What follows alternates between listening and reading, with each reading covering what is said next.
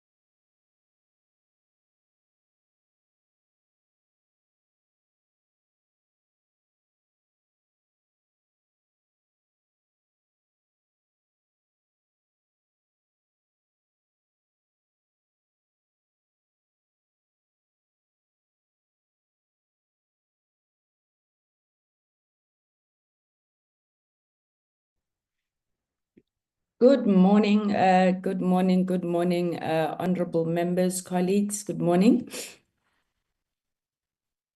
Good morning, Chairperson. Thank you, Hajira. You always come. Good morning.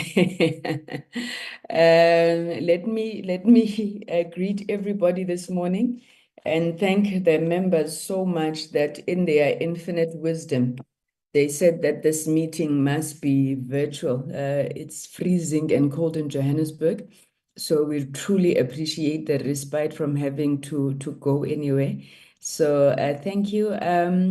We are meeting this morning as a continuation, but I suppose also a new meeting, given the fact that we have a new agenda for today. I'm going to ask the Secretariat to put up the notice of the meeting. And while we do that, can I get the Secretariat to please confirm that we have a quorum to proceed, as well as any apologies? Good morning, Chairperson. We have a quorum to proceed. Apologies so far, Chairperson. The Deputy Minister has apologized. The Minister has apologized for the morning session, and there is an indication that the Minister might come at 2 o'clock. We'll keep you updated, Chair. And then there's one member who is serving another committee, that's Mr. Satoli. Thank you, Chairperson. Thank you very much. Okay, just on the issue of Honorable Sitole, can I check if the Secretariat has done the work or is in the process of doing the work that was requested yesterday as it relates to the program and members who are serving on other committees? Chairperson, we have not done that yet. We'll sit later today. I'll send a message to everyone. Thanks, Chair. Thank you so much. And then may I just check from the side of the department if we have any apologies, maybe from any of the entities, because we've got quite a long list of them today. Is there anybody we should not be expecting? Is the DG here, Hajira? I'll have a quick look, but Zaytun is here, Chair, if you can just check with her. Zaytun? Good morning, Chair. Good morning, everyone. I have just messaged the DG now. I didn't get an indication that she's not attending. I've messaged her now to log on. And I didn't get any notification from any entity that they're not going to attend. Thank you. Thank you so much. And then may I check, is the chairperson of the Film and Publications Board present with us? Yes, Chair. Your beautiful face, Mum Corsair. Oh, I thought you were still just checking marking the register.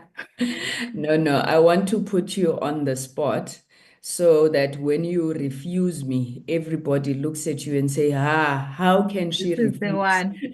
She's the No, one. it's better that you are putting on the spot now rather than at the end of the day yesterday after a long day of waiting. So you are that's exactly why I wanted to apologize, Chair. and to make a request. If you reject this request, we will understand. But to make a request, the SABC has requested to leave, I think quite early in the day. Apparently, when they were having meetings last week, they had requested that today they would present first, which was how the agenda was structured, until we had to make the change. Would you be vehemently, violently opposed if we took the SABC presentation and then you immediately after? I feel the twisting of the hand, and because I do get along with the chair of SABC, and he has to make up with a lot of airtime for the entity. So on that note, I will graciously allow him to go ahead. Thank you. Thank you, Chairperson. I love a woman who can pull a good deal there. I think the chair of the SABC has heard. Okay, honorable members, so the agenda is before us. We have that proposed change with the SABC presenting, but I must say to the SABC that you will still have to remain though, because we had agreed on 30-minute presentations, 1-hour discussion, so we're not going to be able to break that up. We'll take the SABC first, followed by the Film and Publications Board. I do have a request from the chairperson, interim chairperson of SITA, that they may be running late due to another engagement. So if they are not here after the FPB, we'll take Sentech, break for 15 minutes, come back for discussions, and then go into the rest of the program as outlined with NEMISA, USAF, and BBI. Honorable members, if that is okay with you, may I please have a mover for the adoption of the minutes? Not minutes, sorry, of the agenda. Chairperson, I move. Thank you. Honorable Shongwe moves. I'm not sure who was seconding. Subrati, Honorable Subrati, seconds, Chair. Thank you. Thank you so much, Honorable Subrati. So that with that agenda now adopted. Members, just to recap, yesterday we would have received the presentation from the department on the repurposing of SITA, the department on its own corporate plan, as well as the corporate plan of ICASA. There were a number of issues there that we had raised, which we said we would require the department to give us responses in writing to those issues prior to us adopting the budget vote. So we're very clear what we are adopting. I think amongst the main concerns that you would have had were also issues around a lack of focus, or at least a demonstration of focus by the department on the issue of the legislative reforms in particular, maybe let me say legislative policy and regulatory. There's still no clarity around, you know, what is this thing, the extent of the work that is being done around ECA. Perhaps the department should also consider working on that in chapters and really just having, creating that certainty from the industry that this issue is moving.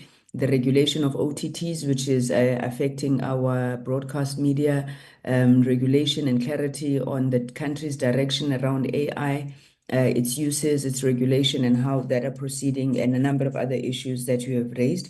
We have asked that the content advisors put those in writing to the minister before the end of this week, and that will be shared with the members to ensure that we're aligned. Has the DG now joined? Because I want, and please, honorable souls, please let's not do this again. If there are burning issues and they are not responded to, time permitting, I will ask for follow-ups, but if there's no time permitting, it's really difficult to come back to issues. But if the DG is here or the chairperson of ICASA is here, the issue that was left over from Honorable Souls around employment equity in your plans, can I have a sense if we have either the DG or ICASA to respond? Good morning, Chair. Yes, I am. Chair, I'm going to request the DDG administration, Mr. Justice Lebabo, to respond. But safe to say that we do have the target. It was indicated in our presentation yesterday. May I request DDG Lebago? DDG, you can come in.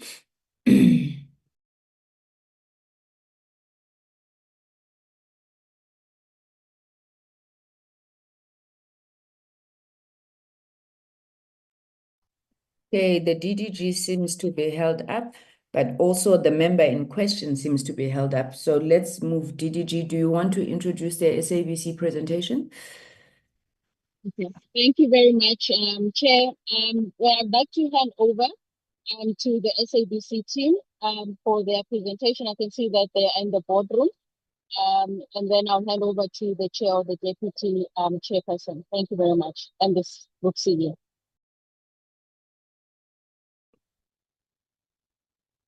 Colleagues, Good SABC, morning, you're on the Chair. platform. Thank you. Yes, good morning, Chair and honorable members, DG, CEO of SABC, CFO, and colleagues in the platform. I will just do a brief introduction of the presentation, and then I'll hand over to the CEO and the CFO to take you through the detailed presentation. And I think I should also thank the Chair of FPB for allowing us the opportunity to come first.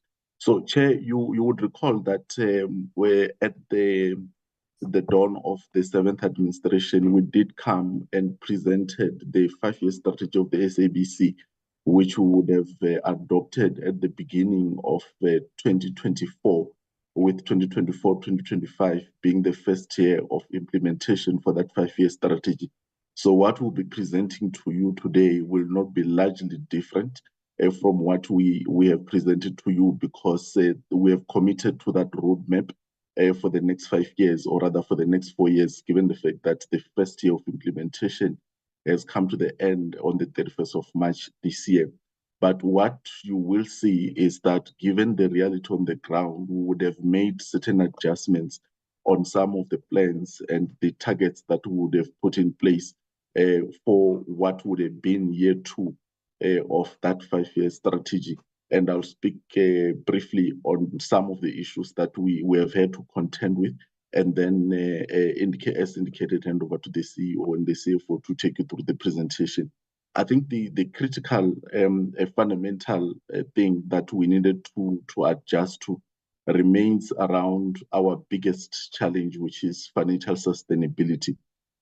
Chair, when we developed this strategy in 2024, 2025, or rather in 2023, 2024, in preparation for adoption and implementation from 24-25, we also were working with the reality at the time. And one of the critical things was that with the support of the 6th administration, we had made significant inroads in the progress of delivering on the SABC bill.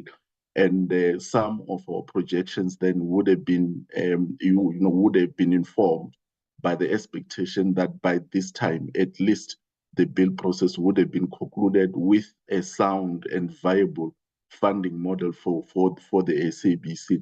Obviously, we all know that life happened, and we are here today still unsure of what is the status or what will be the timeframes for the conclusions of the SABC bill, together with the critical funding model that the SABC desperately requires. So within that context, we have had to make adjustments to the 5-year strategy, which the CEO and the CFO will speak to in some detail when they present.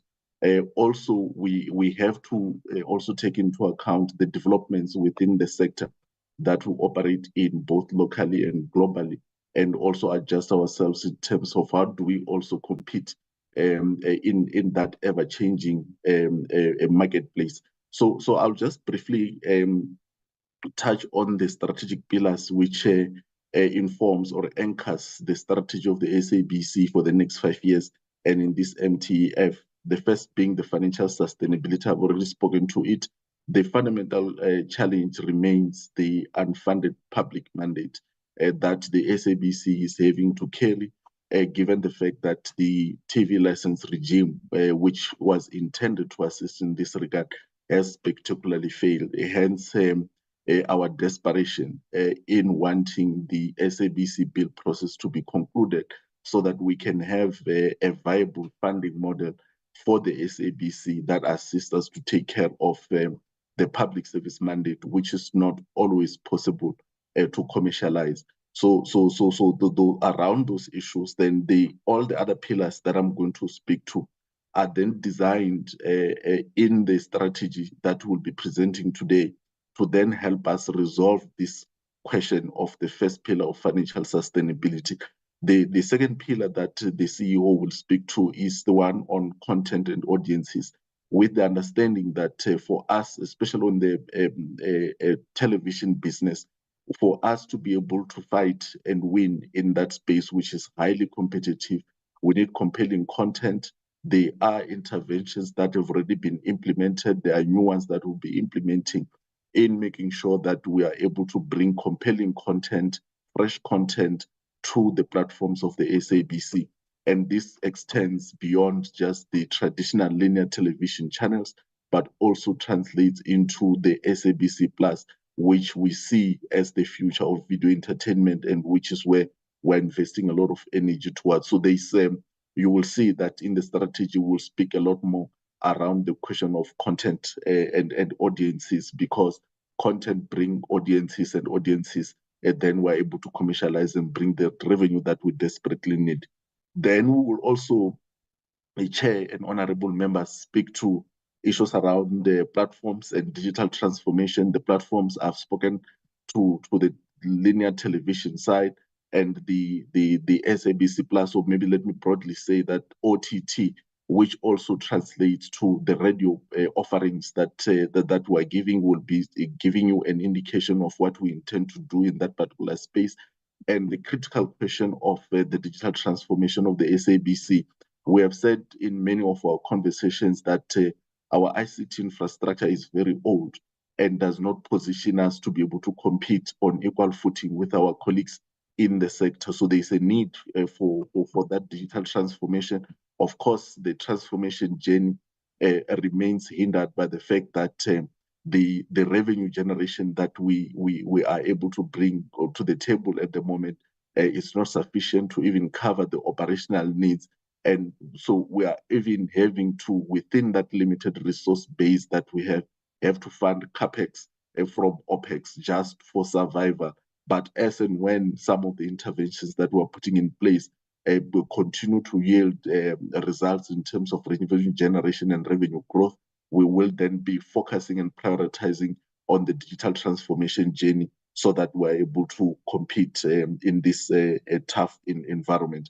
Then, of course, we also are focusing in this strategy on the people, because we believe that our people are the greatest asset that the SABC has. And for us to be able to fulfill our existential mandate, we need to be able to create a conducive working environment for our employees. We need to capacitate them to be able to deliver and stay on par with the industry and the sector, both globally and locally. So there will be a focus in this strategy presentation on our people and the interventions that we're making there to deliver a high-performing culture within the SABC. And then we'll also be engaging you on the research and innovation, understanding that for us to survive and for us to be able to generate the revenue that we need to be investing on research and innovation, so that we are not following the trends, but rather we try and invest beyond the curve and be the leader in the space that we are operating in. So we'll be speaking to some of the interventions and commitments that we will be pursuing in the next financial year from the APP side of things, but broadly in the next 5 years as well, and the 3 years of both the MTF and the MTSF. Then we'll also speak about sound governance, because although we have made significant progress over the years in this area of governance, we believe that it is critical for us to continue that journey, to continue that performance and the discipline, so that in the difficulties that we're experiencing with the funding question of the SABC, where we engage third parties for partnerships or for funding alternatives that are outside of the government funding, they can trust us as a credible partner that they can go to business with. So that remains fundamental. So we will also be making certain commitments there and highlighting the targets that were and the objectives that we will be pursuing in this coming year and the next 4 years of this strategy that we'll be presenting. And lastly, Chair, the CEO and the CFO will speak around issues of strategic partnerships.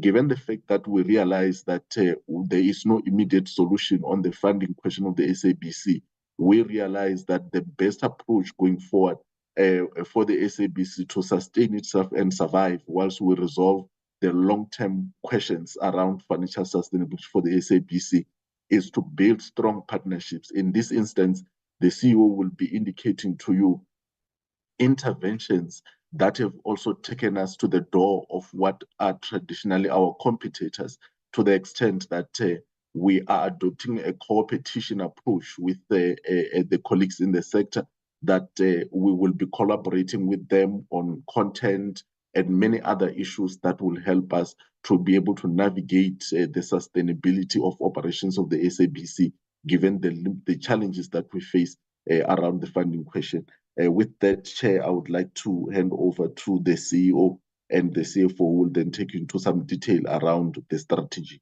as it were. Thank you very much. Thank you, Chairperson. CEO, you have until 9:45, no longer than 9:45, please. Thank you. Good morning, Chair. Good morning, members of the Portfolio Committee, fellow colleagues from the respective entities, to the Chair of the SABC. Thank you for the opportunity for SABC to present the strategy and corporate plan. And as per the Chair, the presentation will be in 2 parts. I will come in to present the overall strategy and corporate plan. And with me, I'm sitting with the acting CFO, who will come in to discuss the financial sustainability pillar. It's a long presentation, Chair, but I take comfort that this has been shared previously with yourselves, and therefore I'm going to take the presentation as read because it's not possible to do justice to it. And before I start, are you able to see the room? No, we can't, ma'am. We can see that you're in the boardroom. Now we can. Thank you. Thank you. Apologies for that. So, Chair, because as you're aware, it's quite a detailed presentation, and one will not be able to go through it with the time given. So I will take that the contents have been thoroughly studied by the members, and I will just speak to them at a high level. And then obviously when we do the Q&A, we can get into the specifics of what the committee would like further clarity on.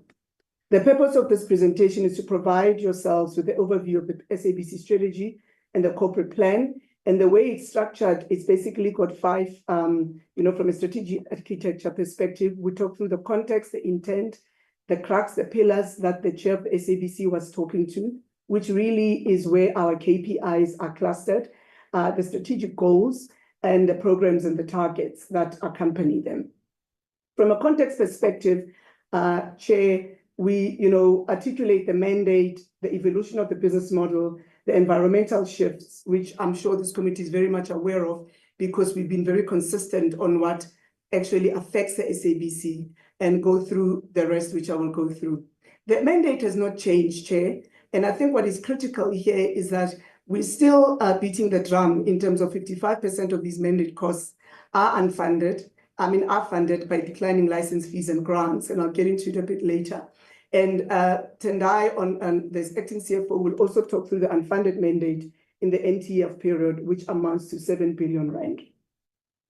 The strategic mandate you're very familiar with, but what we've done this time is that we've unpacked it to really give a key focus on our public interest mandate. And what we're saying is that one of the key things that we've done is that we've exploited our competencies and our capability, whereby we've decided in terms of the audience that we are going to protect and build, which is the mass market. And I think a lot of the time there's a belief that, the mass is not a quality audience, etc. But from an SABC perspective, we believe that, in fact, there is fortune when it comes to the mass market, and it's something that we're going to continue to focus on.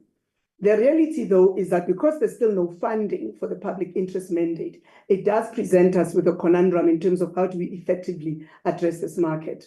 It's also important in terms of the legislation part to say that a year later, after we previously presented the 5-year strategy, is that the SABC bill is further delayed, and therefore that uncertainty really does impact on that enabling environment, whereby as SABC, we are asking for legislation parity.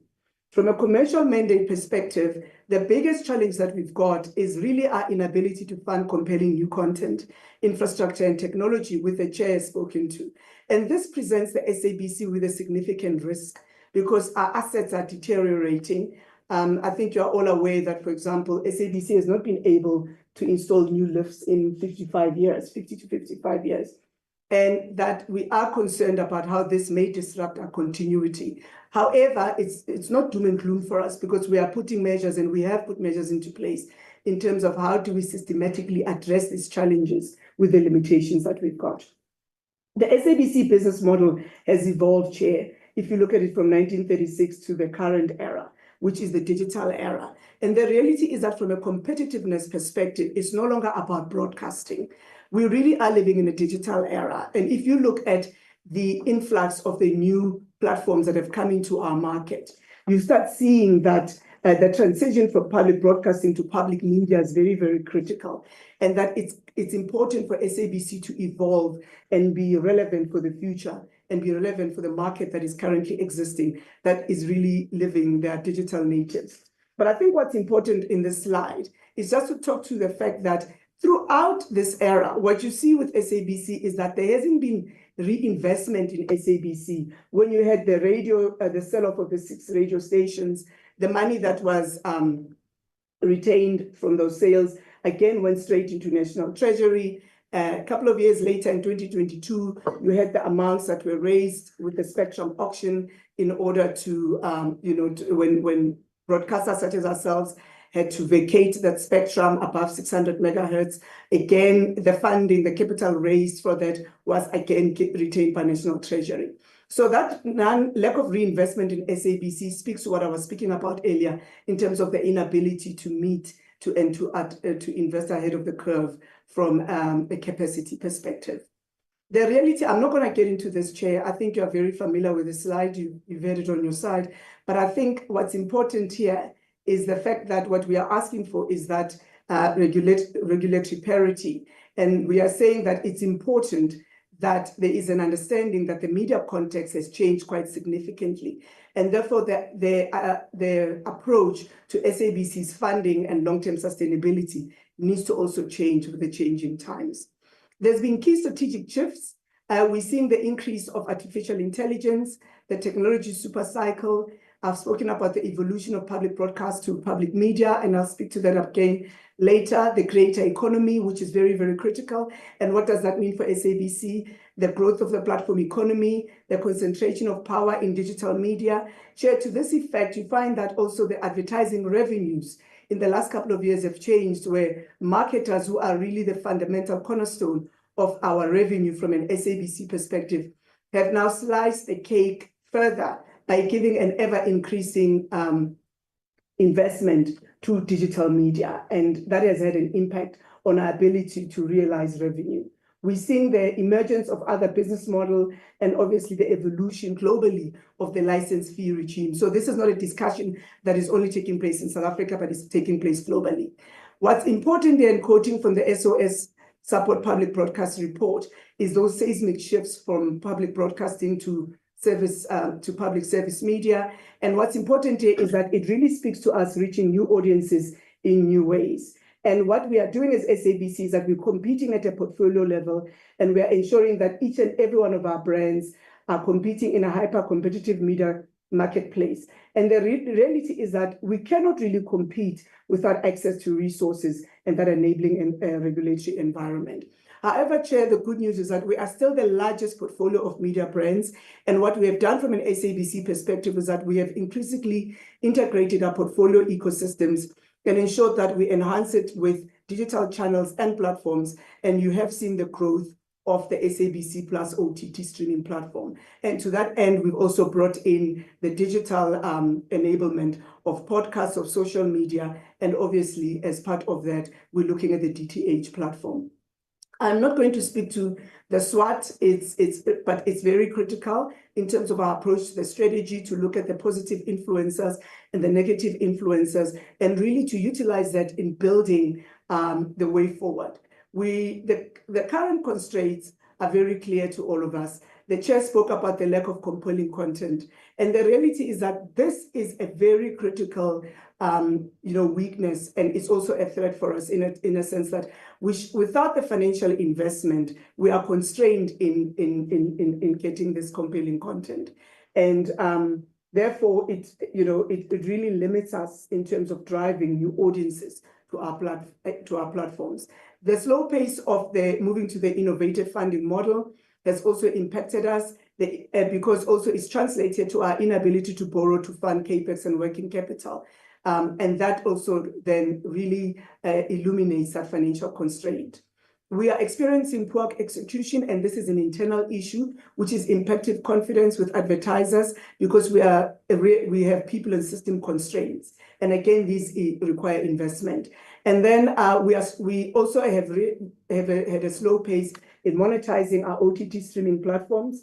And what's important here is that we are looking going forward that SABC Plus is going to be a standalone business unit in its own right with dedicated resources, because to compete in the OTT world, we really have to focus and be more deliberate in how we take this to market and how we monetize this and ensure that we increase our revenue.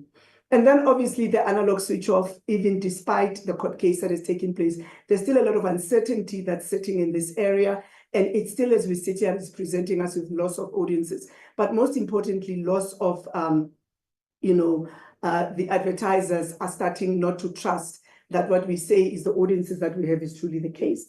The accelerators are very clear for us. I've spoken about unparalleled reach, but we've got a legacy content that we are busy digitizing. Our radio listenership has held its own. We've got loyal audiences, and there's a potential for us to grow this market and increase our revenue share. I spoke earlier about the mass audience. Our people from an SABC perspective are very resilient and very committed in terms of ensuring that the SABC continues to operate and to deliver on its mandate to South Africa's people. Our advertising inventory is very critical because we are able to leverage volume and to undercut competition. However, we are very cautious of the race to the bottom because currently, amongst all of us as broadcasters, we're playing the price cutting game. And at some point, how much can you cut from a zero income? So that's part of the challenges that we have. And therefore, and one of the key things is the large audiences that we have in terms of the data and insights perspective.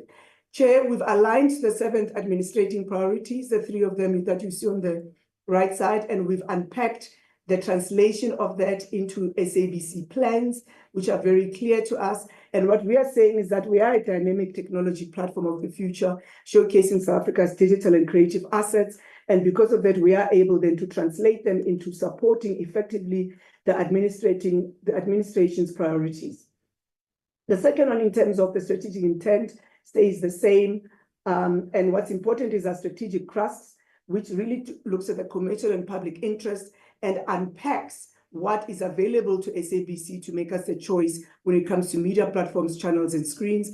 I'm not going to get into it, but this really speaks to everything from the commercial capability to compelling content, all the way to optimizing the radio portfolio. That shows a systematic thought process in terms of the strengths that we've got, the opportunities that we see, and how we leverage those. We've translated those into video entertainment, which really talks about the reality of 2024, but most importantly, the opportunities that are available to us in order to leverage VE, which is still the lion's share of our revenue when it comes to SABC. Radio is very critical, and what we've looked at is how do we enhance our radio income? How do we ensure that we still stay relevant and still ensure that we are a very critical member of the media community, and that we are able to strengthen this and ensure that we do take a leadership position from a radio perspective. Our strategic pillars are still the same. financial stability, which the CFO will speak through, all the way to the strategic partnerships that the chair has spoken to. And the strategic goals based on the strategic pillars have been unpacked. You are in receipt of these slides. I'm not going to go into them. But what this does, it shows you that systematic approach where we translated the strategic, the pillars into those goals. And what it does, it goes then into the programs and the targets. And these are the 10 top strategic programs that we have, that we believe that if we can execute this optimally, SABC will really recover, will be able to achieve our ambitions from a financial perspective for the next MTF process. And we do believe that these 10 are what we're going to be focusing on, everything from the innovative funding model to the digitization of television back catalogue. That is very critical, that back catalogue, because it speaks to that SABC Plus growth. Chair, we know we've seen from the OTT streaming platforms globally that what has occurred is the growth of streaming platform. It's not like the likes of Netflix, Amazon, etc. only make revenue and bring in audiences because of fresh new content. That catalog is very critical. We know that it works. We've seen the growth of SABC Plus on the back of that catalog to a certain extent, and we are going to ensure that we are able to also exploit it, not just for ourselves, but be able then to license it globally to other platform owners that can be able to utilize that content. We have the strategic KPIs that we've unpacked, and everything then that goes through from a systematic perspective, whereby we've translated the pillars into those goals. And out of that, then, in the financial sustainability side, you're seeing the revenue and expenditure targets, the solvency and working capital management target, and our average debtors collection days, which the CFO will speak to. Content and audiences are very critical for us. We're looking again at those national days, which are very important, that are translated into content, and the sports in terms of national interest. Our content continues into goal 3, where we want to be a preferred media enterprise, looking at those audiences and also attracting content creators, becoming the broadcaster of choice, a partner of choice with content creators, which translate into us, again, growing the creative economy and ensuring its sustainability for the future. We want to be a trusted media enterprise, and this is where really our corporate affairs and marketing colleagues play a very critical role in ensuring that a healthy, vibrant SABC is maintained, and that from a brand sentiment, we are a trusted media enterprise in terms of our ecosystem. We also talk through digital transformation in terms of a transport broadcaster, and that's really the implementation of the digital transformation strategy and ensuring that we have a safe, secure digital infrastructure and data, which is very critical. We live in a world where cybersecurity is very, very critical in terms of the sustainability of the organization. But also we live in a very changed geopolitical atmosphere where we have to ensure the credibility and the strength of our controls. In terms of our people, this is very important to us. We've identified the mission critical job families, and this is something that is very important to us. We've even this past financial year executed the employee engagement score, which really is going to serve as a guideline in terms of the opportunities that are available to management for us to ensure that we have a high performing and highly engaged workforce.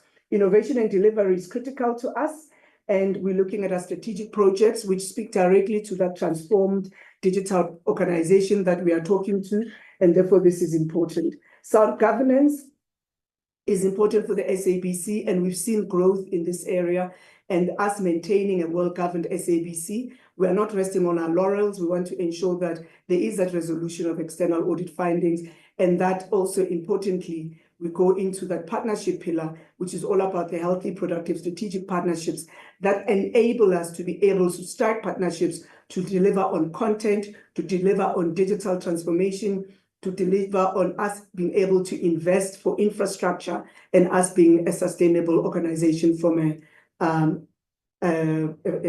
financial perspective. I'm now going to quickly hand over to Tendai, who is going to take us through the financial sustainability.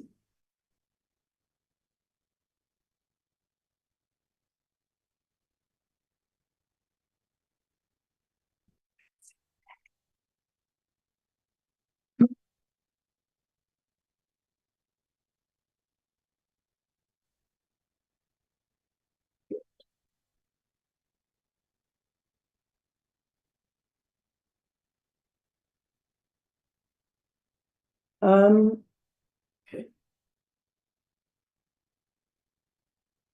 Sure.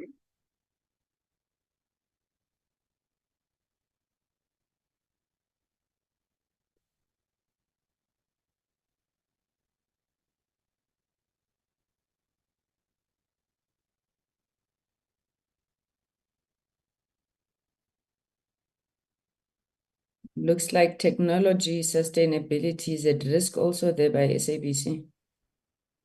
Apologies for that, Chair. Can you see the presentation now? Yes, we can. Thank you. I know I rushed through that. I was trying to take cognizance of the time. Good morning, Chair, honorable members of the committee and other delegates in attendance. With 5 minutes remaining on the time allocated, Chair, I will just quickly highlight our key financial targets and results as contained in our budget. Over the MTF period, our key aim, Chair, is to minimize losses in the next financial period, financial year 2026, and ultimately break even over the remainder of the MTF period. To do that, we recognize in our budget that we need to perform above the market, and we do have initiatives as indicated by the CEO that will implement and have made financial allocations in our budget to invest in those initiatives to ensure that our sales capability does bear fruit. We would also try to manage our key financial risks, as the chair has mentioned earlier on, that the delayed resolution of the SABC bill and the conversations around our public mandate funding does mean that in the medium term, we are still operating in a constrained financial position. To do that, we will engage and exploit partnerships with our content providers. We are also exploring the capital markets to try and raise funding. It has been a slow progress to try and mitigate that financial risks due to the fact that we are currently loss-making and we are as yet not able to secure a guarantee or financial support from the DCDT. As it pertains to the shortfall on the public mandate, it is a request that we have put forward to the department, and I understand that it is a matter that is part of the ongoing conversations within that sphere. Our hope is that it will be able to be resolved or somewhat that the corporation gets some sort of equitable funding. However, we do and we will manage our cost within our budgeted constraints. And the only risk that if we fail to get and raise the funding in the capital markets, even though at this current moment it does look promising, is it will also then impact on the pace and speed that we will be able to execute our strategic initiatives. So there still remains a healthy dosage of risk in that space until we have secured all the funding that we need. There has been success of note already in some of the key partnerships that we are pursuing. And to aid in those efforts, we are also in a position to launch some new television content that we have funded and will be on the air soon. Cash flow remains a key risk, and one of the risks that remains unresolved to date is the issue around the resolution of the long-term debt that we owe Sentech.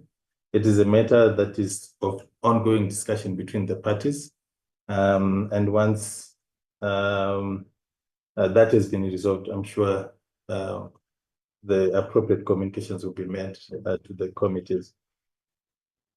You have shared the rest of our presentation, and I'll take it that if there's any engagements that will need to follow from that, it will be part of the Q&A. I take note of where we are with our time allocation, and I will end here, Chair. Thank you. Thank you very much, CFO, acting CFO, CEO, and chairperson. Let's truly appreciate that you stuck with the time. I was not too worried because, as you have said, we've generally seen, most of your corporate plan barring a few points of emphasis that you have made. So thank you very much. I know you're in a rush, but please do bear with us because we need to get through the other presentation so that we have sufficient time for Q&A. May I now invite Menkosi, the Film and Publications Board, for their presentation. We will start recording time when they are ready to start. FPB.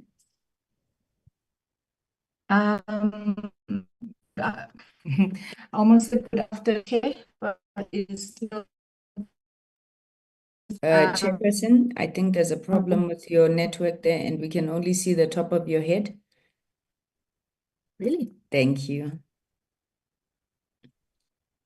Am Good to go. Okay, great. I think it is a sign that I will not take up too much of the time so that I can allow the CEO and the CFO to get into the meat of the presentation. Suffice to say that, like the rest of our colleagues in the industry, we find ourselves almost in a situation of a moving target because of the impact of technology that is ravishing and changing the industry dynamics all around us. And so as regulators, we are not spared from the impact of that. Hence, we find ourselves, operating in challenges where technology is a big issue and therefore requiring a lot of capital investment, which is obviously a challenge.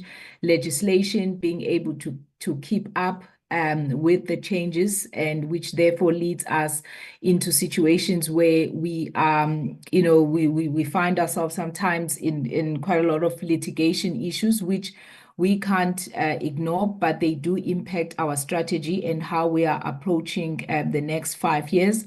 But the CEO is going to take us through details as to how we are responding to all those different dynamics. I hope my internet connection wasn't letting me down and you could still hear me. Acting CEO, over to you, followed by the CFO, and then we'll take on the Q&A.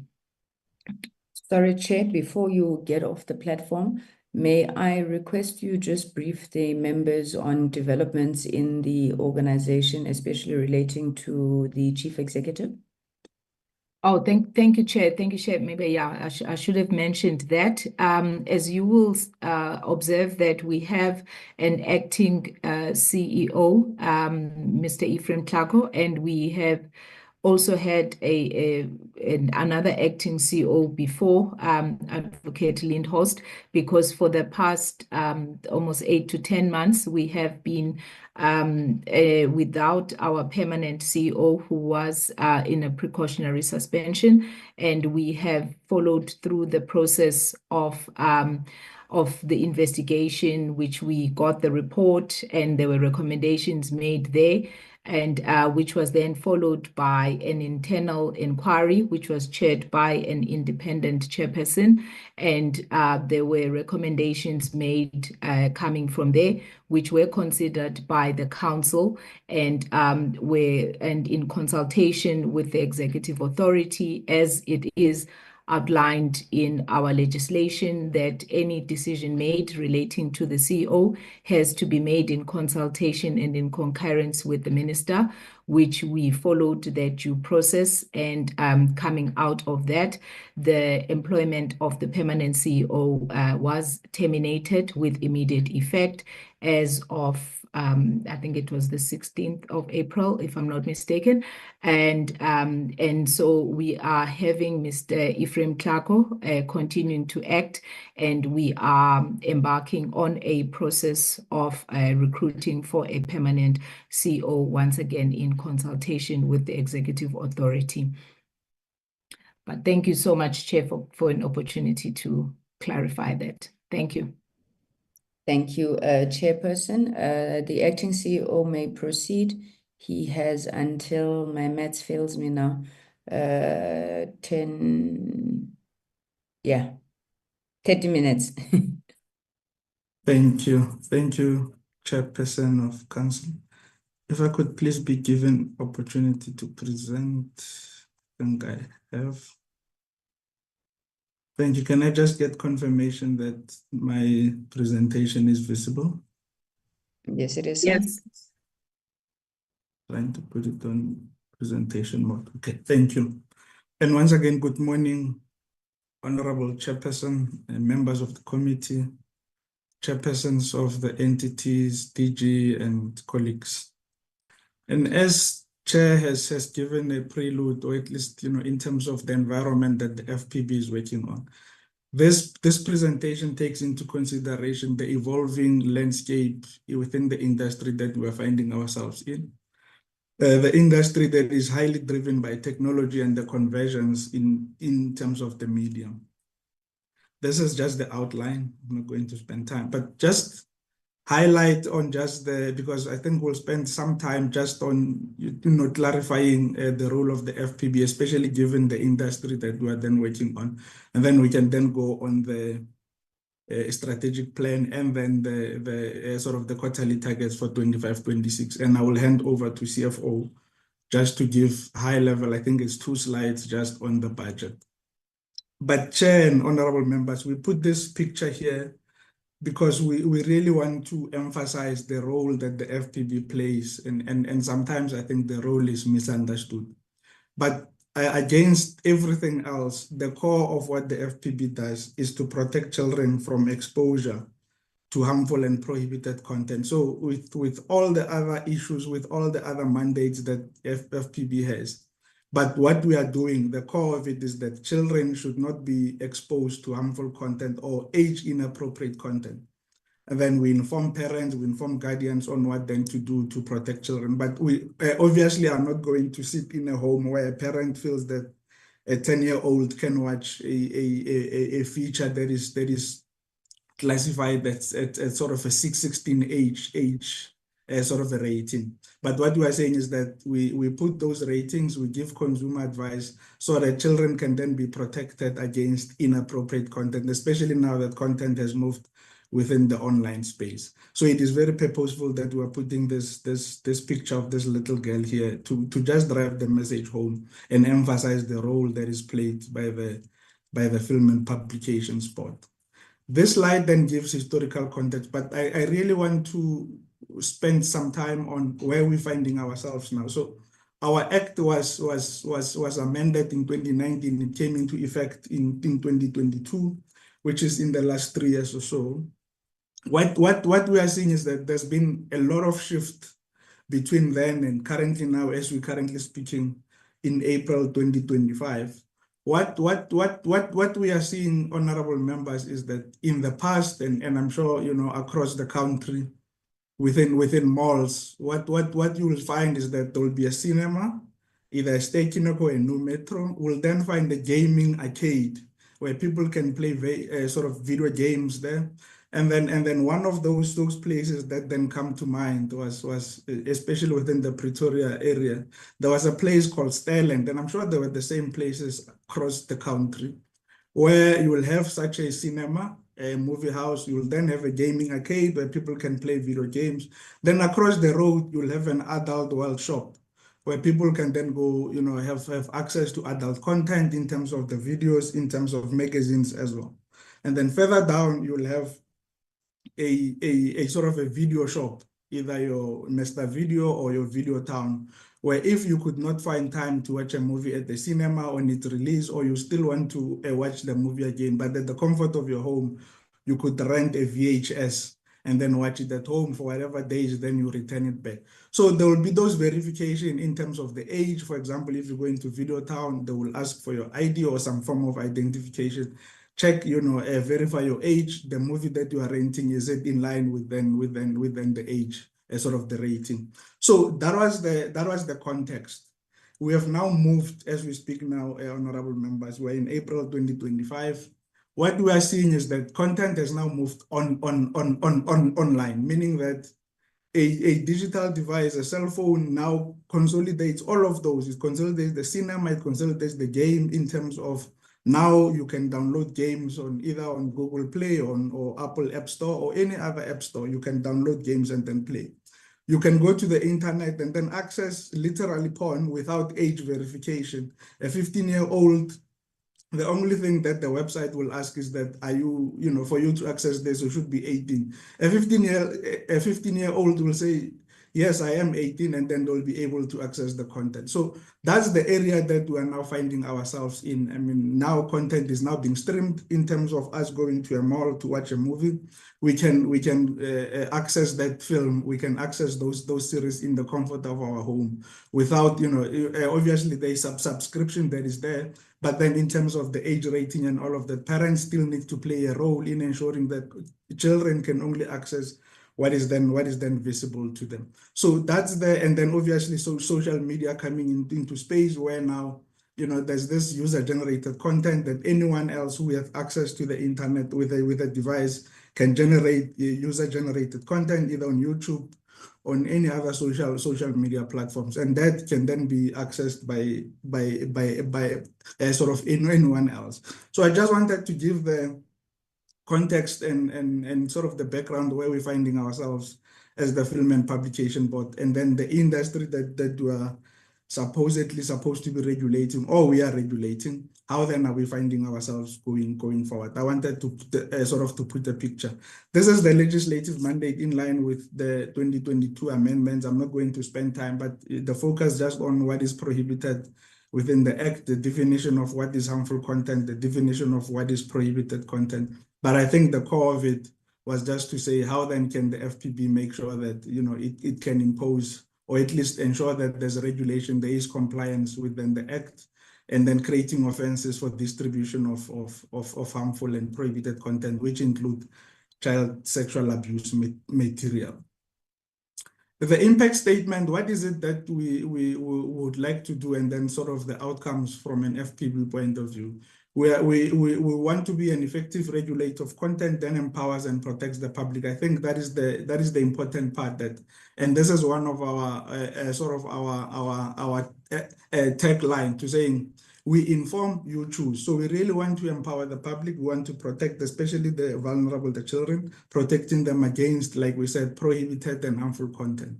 And then in terms of the sort of the outcomes is then we want to be a digitally driven organization. We want to be a financially sustainable organization, given that we are operating in an industry which is multi-billion rand industry. How then do we find ourselves in a sort of such an industry?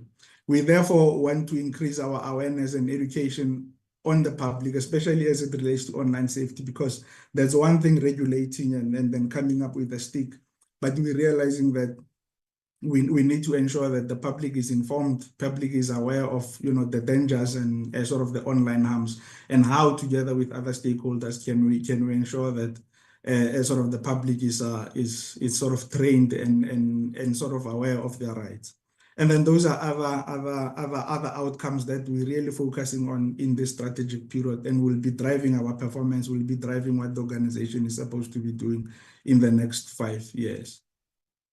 This is just high level in terms of how have you moved since the amendment. I think what stands out is that we're really trying to, and then pushing a lot in terms of sort of putting our role within the online content. Now that we have now moved, how then do we ensure that we're still able to regulate content in an online space? I think there's been some gains there, but as Chair has already said, there's back and forth in terms of the legislation on the Chair, sort of on the litigations. How then do we move forward? Do we move 1 step forward and then we move 2 steps backwards? But I think we've really put our place very clear there.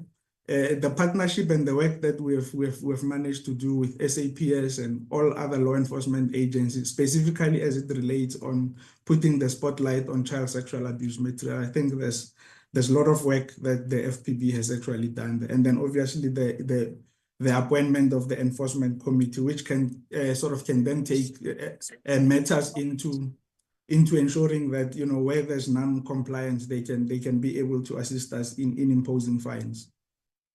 And then now going into the strategic plan and the APP, we obviously followed the sort of the approach to the MTDP, working very closely with the department, aligning whatever work that we'll be doing in the next 5 years and in the 25-26 financial year to sort of the government priorities as outlined in the MTDP. I will now, Chair, move directly into the priorities for the 5-year period, specifically focusing on the desired outcome. So our priorities are then aligned to the desired outcome that I've talked about in the, I think, the sort of the last 2 slides. One of those is just ensuring that we can enable the industry in ensuring that we can process the registration process within a specific period. This is sort of just to enable the industry. We really don't want to be delaying the industry. We can ensure that there is customer service. Second, two, it's on compliance plan. Compliance plan meaning that enforcement, sort of taking sure that there's some compliance action that we are sort of taking, issuing notices where there's non-compliance, where classification decisions are not portrayed, where there's no registration, we can ensure that there's a sort of compliance towards those, monitoring of the online space for any prohibited content. Second to that then is the enforcement plan, where we realize that there's non-compliance. What then do we do? What then is the next step? For example, taking matters to the enforcement committee, ensuring that we can then issue a sort of penalties where we're realizing that there's no sort of compliance. So these are the 3 specifically relating to the compliance monitoring and enforcement outcome. Going forward then, again, in ensuring that there's proper customer service and ensuring that the industry can still function, we're committing to getting classification decisions within a 7-day sort of period. Realizing again that content has now moved to the online space, and then in line with the Amendment Act, online distributors can classify their own content, obviously in line with our classification guidelines. We then train them, we ensure that they're capacitated, and they need to comply to 7 sort of certain conditions in line with the Act. What then do? We then do quality assurance in that content to ensure that there's no loopholes, and then they are indeed classifying according to our classification guideline. So this is one of the targets that we are doing on quality assurance, and then the aim there is to ensure that we can increase our capacity for us to be able to conduct quality assurance to avoid any sort of the leakages and then avoid any complaints that are coming through. The other priority then is on the research to support the FPB mandate. We're realizing that there's a lot of gaps, there's a lot of moving targets, as Chair has said. So research to enable us to stay relevant, to ensure that we can anticipate the changes within the industry. And this is one of the priorities that we have set for ourselves. Online safety, again, becomes one of our key priorities. There's now a program on the implementation on online safety education and awareness. This is us now partnering with all the stakeholders, schools, parents, NGOs, and platform themselves on how best can we go out to the communities and ensure that people are aware of online safety and how to protect themselves against the online harm. So this is one of the sort of the key initiatives that we are prioritizing for the period. Realizing that we operate within a technology-driven space, we now will be implementing our AI strategy, which has been approved by Council. So the implementation cuts across the entire 5 years. I think we are targeting for this financial year to 40%, implementing AI strategy. And the focus there is on just on how then can we do content classification using technology, because in the current sense is that content is still classified where human beings, classifiers sit, watch content, and then based on classifiable, sort of the elements in line with the classification guidelines, then they determine the age rating. We know that there's a number of technology out there that can assist us to do this. So one of the priorities in the AI strategy is how can we classify content using technology. Also in terms of analyzing child sexual abuse material, how then can we enable or sort of make use of technology to assist us in those analysis. Another priority is on the self-generated revenue. We realize that for us to be a self-sustainable organization, we need to find ways for us to have our own in terms of the regulation fees, which can then be able to assist us to run the operation. So this is a target for us as well, for us to make sure that within the 5 years, we are self-sustainable, given that the fiscus can only be able to sort of to assist us to so much. Child sexual abuse material, the work that we're doing around the protected children, this still becomes one of our key focus areas, ensuring that we can assist SAPS, we can assist sort of the prosecuting authority on how best can we then be able to deal with cases relating to child sexual abuse material online. Moving right along now, this is then the breakdown on the quarterly targets, specifically on the targets that I've talked about, and how then do we break it down on online safety awareness and plan, the 100% implementation by Q4, obviously cumulative over the quarters. This is within the program 2. And then within program 3, which is the finance, the target there, it's 15% of self-generated revenue against the total revenue. Where between Q1 and Q3, where it says non-applicable, it doesn't mean that there's no work that is being done. At an operational level, there's work that the CFO and sort of the team will be doing in ensuring that we make sure that by the end of the year, we can then be able to get the 15% that we had prioritized. But there's a lot of work at an operational level that we'll be doing and will definitely be monitoring. But this is the target for the quarter, and I think for the 5-year term, we had given ourselves a 25% target of self-generated revenue. Moving now to program 4 on the implementation of the AI strategy by Q4. Again, it's cumulative by Q4. We are targeting to have 40% of that strategy being implemented. And I've already said what are those priorities. 80% of classification decisions, again, by sort of Q4. We've been doing very well here in terms of the sort of the classification, but we're saying that we need to also make sure that technology can assist us there. And then 7% of quality assurance conducted. Again, lessons learned in terms of the cost, because we really don't want to reinvent the wheel. If we've capacitated online distributors, we make sure that they can be able to classify according to our guidelines, and we're not picking up issues. We really don't want to now reclassify content from those online distributors, but working very closely with them, ensuring that they are capacitated and they know exactly how to apply our classification guidelines, but we still apply the quality assurance on that content. Again, 90% of cases relating to child sexual abuse material. There's a huge increase in the last couple of years from the work that is coming from the SAPS, but we are aware of sort of the demands there. Hence, we are saying technology will also play a huge role in sort of assisting us here, because this is one of the key targets, and this is one of the key, at least impactful work that we are seeing that the FPB is doing. So we'll do whatever it takes for us to be able to achieve this in partnership with obviously all the law enforcement agencies. Research projects, we are aiming for 3 for this year, obviously 1 in each and every quarter, but this will also guide us, like I said, in terms of how do we move forward as an organization. Just, keeping in with the trends and ensuring that we still sort of relevant within the evolving industry. 95% of the applications within the 5 days, I think that's in terms of the customer services.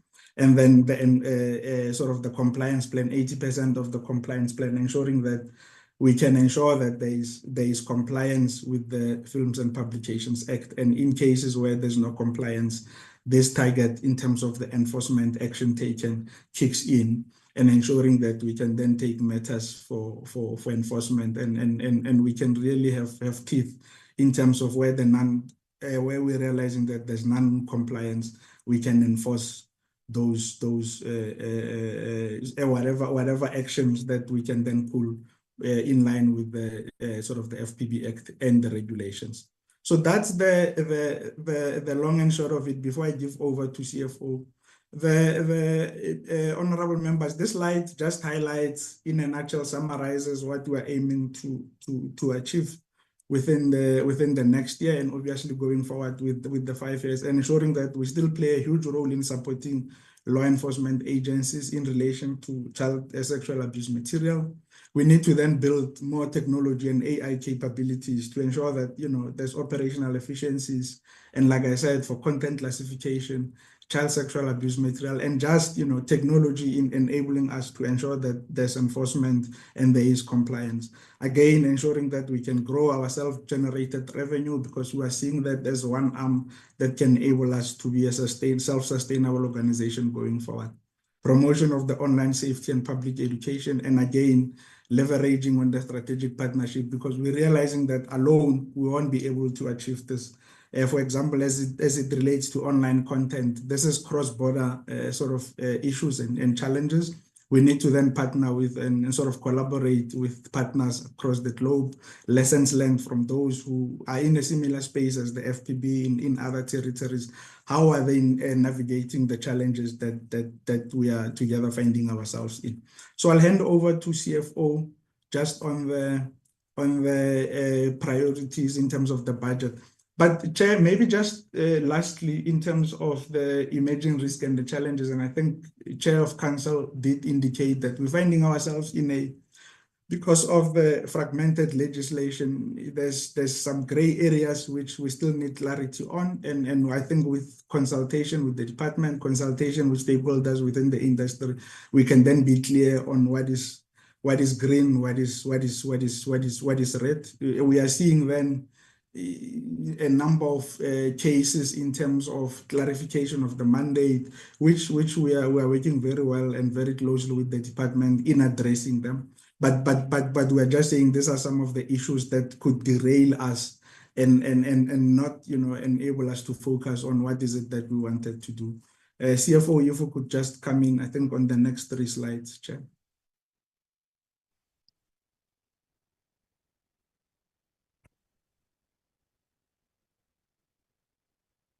Good morning, Chairperson, committee members. So I'm going to start from the source of our revenue over the MTF. So we're getting a grant from the DCDT, which makes up 85% of our revenue. And then the remaining comes from the regulation fees, as indicated. Next slide. The reason why I want us to go into the next slide is because we have a detailed breakdown of the regulation fees.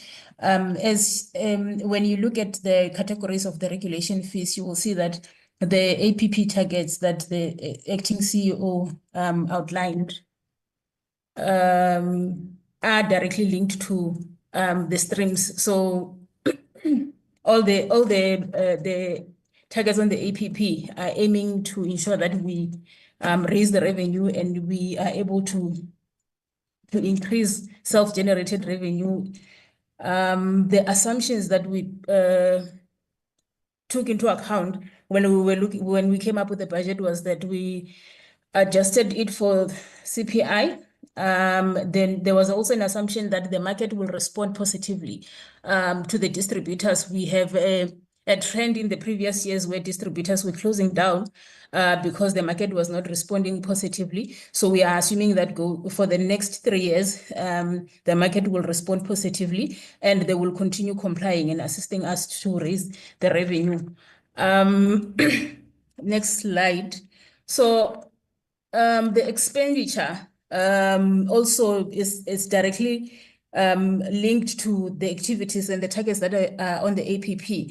If you ask me if the revenue that we are forecasting to receive is sufficient for us to execute the mandate of the FPB, the answer is no. But we were able to stretch the limited budget that we have to cover all the targets that we have on the APP. 84 million goes to the personnel cost. I'm not going to go through all the line item. The slide is very detailed, but I'll just touch into the critical ones. So, and then 84 million goes to personnel, 40 million goes to the administrative, and that is the breakdown that you see just below the administrative. We did make a budget available for the council and committee fees remuneration. Included in there is for the appeals committee whenever there are appeals on the decisions that we've issued, the classification decisions that we've issued. We've also included the enforcement committee fees there to assist us when we take those distributors who are non-compliant to the enforcement committee. We should be able to assist that committee to be effective.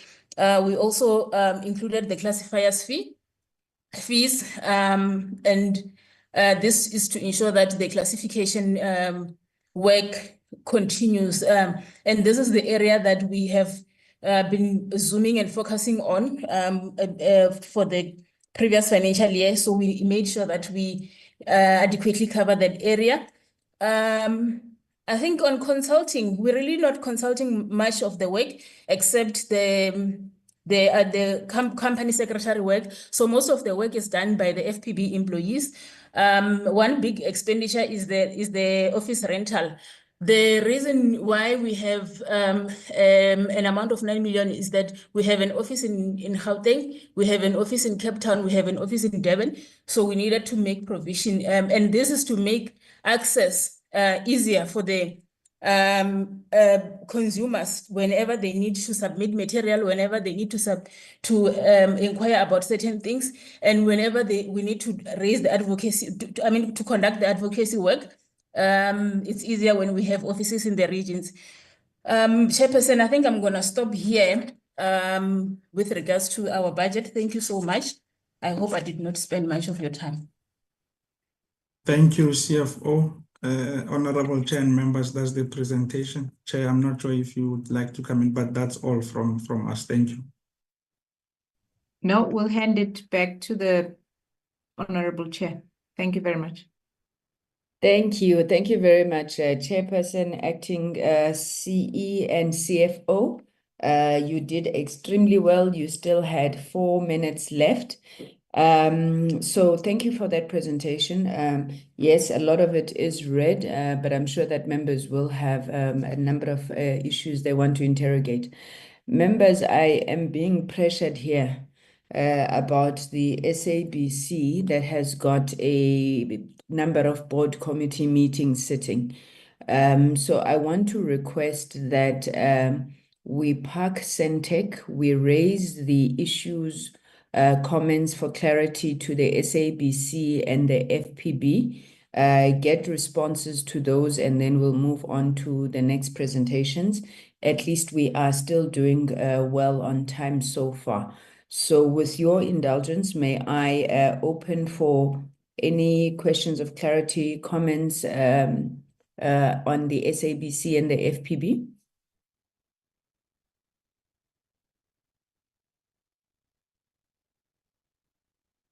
Honorable members, are you still there? Thank you. I see the hand of Honorable Bodlani. I think you can start, Honorable Bodlani, followed by Honorable Subrathi, and Honorable Vilakazi, Honorable Makubele, Honorable Shongwe. Okay, in that order, please, Honorable Bodlani, you may go first. Dumela Chairperson, and to the colleagues in the Chair, it's a long day ahead, and we are fit for purpose, so we'll be fine.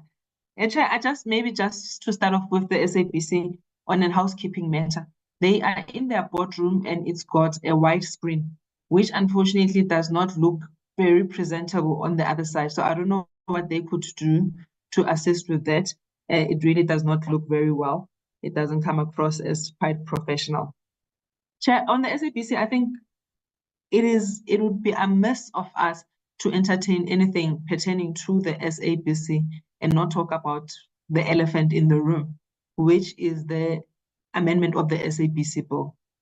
I do note that we have an apology from the minister who is going to be joining us in the afternoon, but I do appreciate that the DG is online And if they could just speak to us in terms of what is happening, what is the latest on the amendment of the SABC bill, and there's issues about where it is and whatnot, but what is the latest? Because it is one thing to come and say we are going to hold the SABC accountable when we do not provide for them a legislation that empowers them to do the work that is necessary. And this is also what the group CEO was speaking to, providing an enabling legislative environment. Where are we in terms of that? Chair, I'm very excited that the SABC remains dedicated to focusing on the mass media market. And I think that means that the SABC understands what its mandate is, and more should be done to really empower the SABC to be able to speak to that mandate, because ultimately that speaks to their ability to retain the numbers in terms of viewerships. When we were at the SABC during our oversight visit, one of the things that came out clearly was the issue of human resources. I would have loved for the SABC to speak to us more about the men and women that carry the SABC. I do appreciate that there wasn't a slide on about human resources, but what I would love for us to zoom in on was what we found when we were at the SABC. We had people who are working in sales, who are the face of the SABC, who go out to the market to sell the SABC, and they were raising issues about how they are being treated, how they are not being incentivized when they do go out to the market to sell what is a very difficult product to sell in the face of the development of television and radio, which is the SABC. How far has the SABC gone to ensure that their salespeople, for example, as a major human resource, are well taken off, that they do get the incentives that they have been promised, that they do get the commissions that they have been promised, just so that they are going out there and really selling the SABC as something that they believe in, as an employer which treats them well, just as an example. Chair, what has come out from the SABC again today is the same as what we heard from ICASA yesterday. And what we heard from ICASA yesterday was that they went on and did the spectrum sale, and the National Treasury did not even cover their overhead costs. They did not even cover the legal costs, the administration of them doing the spectrum sale. Now we are also hearing from the SABC to say when there were sales that were done, no reinvestment was done to the SABC. Hence, today we are speaking about the SABC not being able to maintain infrastructure, for example, get fit-for-purpose equipment for them to be the public broadcaster. It is my suggestion, Chairperson, that in the next term, we should really have a joint portfolio committee meeting with the National Treasury. It has come across over and over in the various meetings that we have had to say there seems to be a gap in terms of how the National Treasury understands the work that the department and the entities within the department should be done. And this then becomes an impediment. And we are going to come back to people that are going to really sit on their hands. ICASA will sit on their hands and not sell the next round of spectrum, because there's really no direct benefit to ICASA if the money just goes directly to other things. So that is my suggestion to the meeting. Chair, I really appreciate the leadership and how they talk about sound governance at the SABC. It is something that we are able to touch and feel. It is something that we are able to see as we engage with the executive as well as the board. So just to really acknowledge that. And the chairperson said he will speak to us about the partnerships that they have gone and gotten out. I really did not get out what that was, because my worry was that he was saying they are even going to go to people that would have traditionally been considered to be their competitors.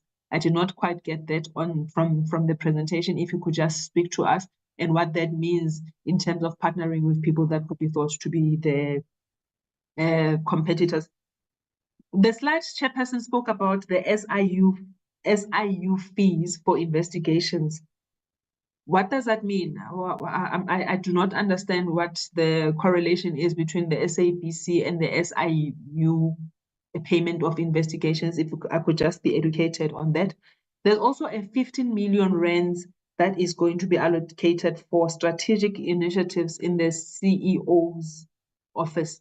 What sort of initiatives are that? What has been the benefit of that previously, if it was budgeted that way? And what oversight is there to ensure that there is great benefit from that large sum that would then be sitting in the CEO's office?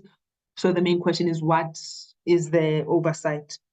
And Chair, again, to remind all of us that the SABC remains technically insolvent, and we should really be doing everything we can to support the SABC so that they do meet their mandate. On the FPB chairperson, my biggest concern, Chair, is the FPB saying they want to get at least 15% of their revenue as self-funded. What is an example of something that they could do to bring in that sort of revenue? Because you also don't want to compromise the work that FPB does because somebody is funding them and they could have an interest. If they could just speak to us to say what sort of places would they go to look for that sort of revenue, what sort of activities would assist in them getting the 15%. And I'm not sure if I understand the online classifiers. Are they not employed by the FPB? How do you relate? Because it sounded like they are an outsourced a resource. If I could just be clarified on that. Chair, the FPB employs about 89 people, including the EXCO and the board, and they have 20 classifiers. Is that sufficient? Because if you are going to then have about only 25% of your workforce being 25% being classifiers, when your core responsibility, your core mandate is classification, how do you do that? And previously, when the FPB had come to Parliament, they told us that the people that would do classifications, for example, they would also need to take off a cooling period because of the type of material that they are exposed to. What impact does this number of classifiers have on the turnaround time? I know you've spoken about 7 working days, but is it possible to increase the number, or do you believe that it is sufficient, the number of classifiers that you already have at 20? And what is the success rate of your hotline? How do you measure the success rate of that hotline? And perhaps what is the cost of having that hotline? How many call center agents do you have? And is it still an effect on what is happening in terms of the work that you do? And are there other resources that you could perhaps employ? Because I don't know if hotlines are still a thing. Are there any other ways that you could get information on the work that you do? And also, you speak about having an enforcement committee. How effective is that? Has that in any way increased the level of fines that you are able to get And yeah, I think that's the question I ask. How effective is the enforcement committee? And is it just only the retired judge, or does the retired judge also have some form of support? And again, what is the cost of that? I will stop there, Chair. Thank you. Thank you very much, Honorable Botlani. Honorable Subrathi. Thank you, Chairperson. Chairperson, can I just confirm that you're able to hear me clearly? We can hear you, although you look like you're in Robben Island, but we can hear you. I'm sampling a new gadget, so I just want to make sure that it's clear. Chairperson, let me welcome both the presentations of SABC and the Film and Publication Board. I'll start off with the SABC first. Chairperson, in considering the strategic mandate in the context of SABC and the evolution of the business model, my first question is, what are some of the considerations made in the holistic review mechanisms? Because, Honorable Chairperson, we must be able to track the growth and change of the SABC. And this is also to ensure that SABC does not merely devise strategies without a proper review of the processes done and any necessary corrective measures that are necessary. There is a concern, Chairperson, that 55% of the mandate cost is funded by declining license fees. And the fact that over 7 billion rands of the mandate is without funds, the question is to understand what mechanisms does SABC have in place to fill this gap and ensure a future sustainable funding program to fund its expansion mechanism. And a third question for SABC with regards to more the first presentation that was done is slide 3 highlights the SWOT analysis, specifically focusing on identifying aging legacy assets as a key weakness. My question here would be, how is this key weakness of legacy assets affecting the competitiveness of SABC? And how does the strat plan take this into consideration when planning for the expansion of the SABC? Now, moving on to the presentation that was done on the financial side, which we had an opportunity to review in greater detail. I have a few questions regarding that day. Firstly, on slide 3, the SABC anticipates a remarkable increase of 29% in revenue in the financial year 2026, propelled by a significant rise in advertising of 21% and an impressive increase, Chairperson, in sponsorships of 55%. Now, in light of the historical challenges and the competitive landscape, what concrete and impactful strategies has the SABC explored to guarantee that these objectives are achieved, particularly in the face of economic obstacles? And next question on the financial presentation is on the very same slide, slide 3. SABC has highlighted that projected expenses are set to increase by as much as 14% in FY 2026, driven by substantial rises in broadcast costs of 35% and professional fees soaring by 86%.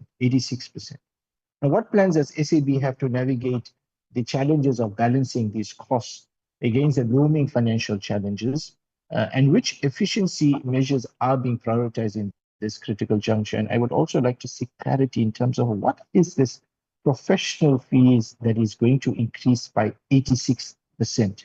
In slide 9, SABC addressing the cost of distribution, SABC points out that any delays in the DTH project could pose serious risks if ASO happens by March this year, or had it happened. Now, what backup plan or framework does SABC have to have in place to tackle the risk of audience decline? And what proactive measures are being implemented for signal management distribution? In slide 22, Chairperson, SABC highlights, and this is an important conversation, highlights that out of 41 sports titles, a mere 6 achieved profitability, hindered by delayed commercialization efforts. Now, what steps will SABC take to fundamentally reshape its content acquisition strategy in sports, particularly ensuring that the rights purchases are strategically aligned with revenue-generating timelines? Related to this, Honorable Chair, there is a very sensitive and crucial issue, especially looking at what is going on in the West and how sports are segmented to different OTT services. I'm trying to ascertain, Chairperson, the level of preparation from SABC to ensure that sports in South Africa do not suffer the same fate of segmentation to a point that our citizens are not able to follow it. So what mitigation strategies in this regard is SABC investigating to safeguard the future of sporting events? Chairperson, I think I'll pause at that point in time and let me move to the film and publication board very, very quickly to capture some of my reflections and thoughts on FPB. Chairperson, let me welcome the presentation by FPB, and I recall, and let me also welcome what seems like an innovation and at least an effort to try and fill the gap of insufficient capacity, particularly in monitoring the quality of the content that's going out. And what I've heard in the presentation is the granting of this self-classification capabilities to various online platforms, and then a system of reviewing the classification. I welcome that, because I think in the last time we met with FPB, it was a very, very critical conversation. I recall I said and I emphasized that FPB is really responsible, have a great moral obligation to South Africans to ensure that our children in particular and the vulnerable are protected from the harm that lays out there in terms of the online platforms that are available. So we welcome that, and we hope that that level of moderation and that level of review of how these classifications take place will be closed. And also we in the last conversation, we spoke about the use of AI as an enabling tool to facilitate that. So we welcome these movements, which I want to acknowledge are in the right direction. Chairperson, given that FPB's strategic priorities, particularly the emphasis on inclusive and poverty reduction, could the FPB elaborate on how the proposed digital transformation initiatives will tangibly contribute to these national goals, especially in terms of measurable job creation, outcomes to marginalized communities? And the second question is, the FPB's budget indicates an 84% reliance on regulation fees, with only 1% from interest and 15% from government grants. Now, what specific actionable strategies are being implemented to reduce dependency on treasury grants, whilst ensuring that increased self-generated revenue does not lead to regulatory capture or undue financial burdens on smaller content creators, particularly those in the informal sector and in the grassroots creative sector? And we noted that FPB operates in a highly litigious environment, and maybe an appropriate question there would be, given the environment that it operates in, what are the practical and tangible steps is the FPB taking to ensure that the rate of these legal cases against them is reduced? And maybe at the back of that is, given the fact that maybe we need to understand, how do they fund all these litigation? Do they have somebody on a retainer, or is the litigation done on a case-by-case basis? And maybe the last question on FPB from my side, Chairperson, would be, with the increasing workload from SAPS on child sexual abuse cases and FPB's admission of inadequate human and financial resources, what specific steps will be taken to address this capacity gap on the FPB side? For instance, has FPB explored partnership with academic institutions for specialized training, or leverage technology, as I mentioned, such as AI, to automate low complexity tasks? And what are the projected cost benefit analysis of such intervention? Chairperson, I'll pause at this point and allow my colleagues to continue the interrogation. Thank you so much, Chairperson, for this opportunity to engage the presentation. Thank you. Thank you very much, Honorable Subrathi. Honorable Makuele.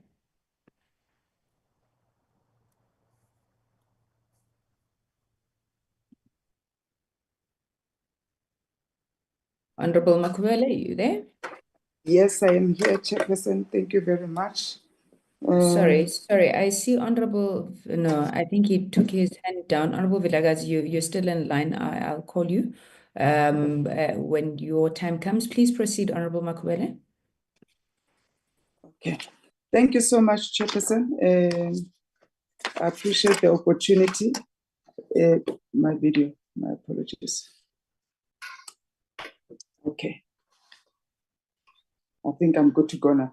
Thank you so much, Chairperson, and good morning to the colleagues. Good morning to the officials, and to, of course, those that are watching us online, our residents.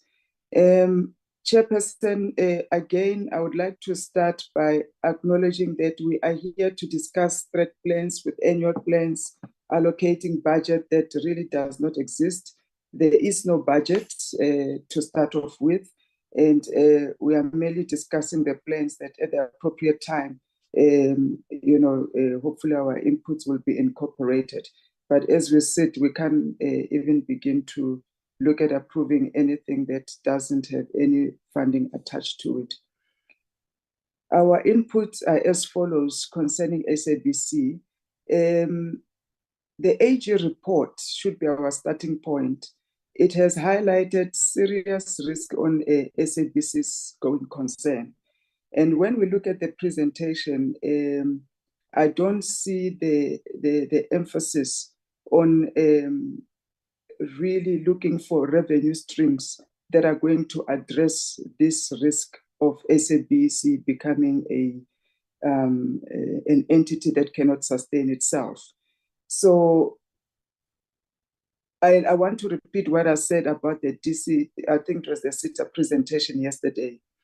It's good and well to have all of these fancy presentations, Chairperson, but on a very, very serious note, sometimes it's good just to give us a two-pager that can tell us this is what our challenges are, this is where we intend to find money, this is how much we have, these are the plans with the clear timelines.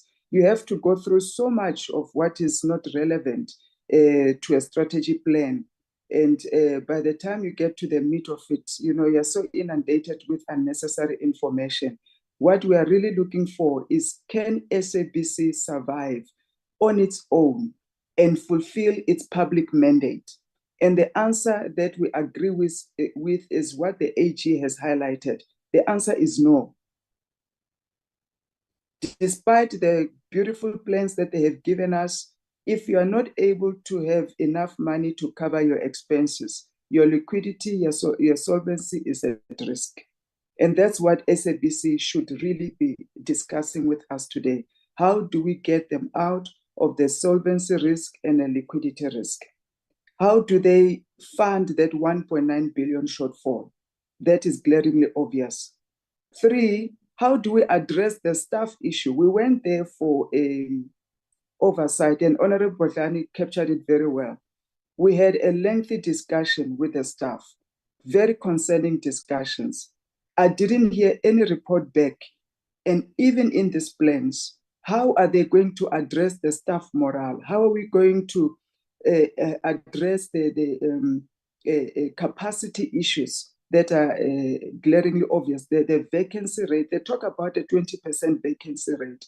And yet there's insufficient funding to fill those critical positions. Then how on earth, honestly, are we going to meet all these projections and the plans with these vacancy rates when we can't fill critical positions, when we've got a budget shortfall, when we don't have alternative revenue sources? And again, we went to, whilst we're at that oversight, they highlighted the issue of content, which for us is so important in terms of revenue generation. And yet the plans are still so vague. It's like we're struggling to grasp how we are going to implement a strategy for compelling content that is going to win the confidence of the audience that we need to generate revenue. Unless we address those critical issues, these plans are going to remain beautiful, colorful presentations, and we can't endorse such plans. We are not going to approve these things without a clear, concrete strategy to address what brings revenue to SABC. The other point that I want to highlight, we missed the analog switch-off deadline, and the DTH direct-to-home solution is also in limbo. What are the plans to address that? Because that does affect the quality of what we give to our audience out there. I spoke about the 20% revenue. Let me leave that. We all know that SABC got the unqualified audit, which is a good step forward, but it doesn't mean all is well. We're still highly indebted. There's still a lot that needs to be done in terms of the governance internally. And from what I see on the anti-fraud and corruption strategy, although it lacks also some specificity on really how it's going to be implemented, but you rely excessively on whistleblowing and internal audits, you know, despite knowing that there are governance failures still that needs to be addressed. How else do we curb corruption and stop the outflow of money? If whistleblowers don't come forth, then what is the plan, you know, to look into this? Are there no other systems in place that are able to detect and prevent corrupt activities within the entity. This is important for the entity that is bleeding money, that is highly indebted, that is struggling to secure credible and sustainable revenue generating activities and clients at the moment. What is the plan to address the 1.9 billion shortfall in funding for the capital expenditure projects? I didn't get that very clearly. And while you address that, tell us how you are planning to address the liquidity and the solvency risks that I've already spoken about. On the content, Chairperson, we know that there's heavy reliance on this reruns and old content, which has its audience, and it does evoke some, what you call those nostalgia, those feelings that people go back to SABC for. But the reality is that our demographics of the country is youth-based, and we are not able to cash in on the dividend of our demographic on the youth base as SABC. So we need more compelling content that may not be the legacy content and the reruns. What is the clear path to that? And Honorable Bodani asked about partnerships. We're hoping to also get more on those that you told us about before, that you'll be establishing partnership for content generation. Even in our meeting with your staff, we had some brilliant ideas around content generation, using the content that you have, not bleeding money, giving it out to private sector as well, where you don't have as much benefits as the private sector is able to derive from your own IP. And I didn't hear any feedback concerning that specifically. So would like to engage more on that content generation. And can you also let us know why you failed to meet the target for commissioning local content, and what is being done specifically to support South Africa's creative industries? There's a lot of talent. Daily we get complaints around local artists not given an opportunity, and etc. And sadly, some of them we're losing a lot of talent. And due to unemployment, due to lack of opportunities, yet we've got a public broadcaster that has such a vast platform that could be utilizing this this talent and their content. What is the plan to increase that footprint? Can you also give us the status of your digital transformation strategy that you spoke of? And what in that strategy is funded, what is not funded, so that we know at this stage what is really possible. Would like to have a plan that is realistic, that we know that we can attach some numbers to it, and therefore we know that when you go back, you will implement it.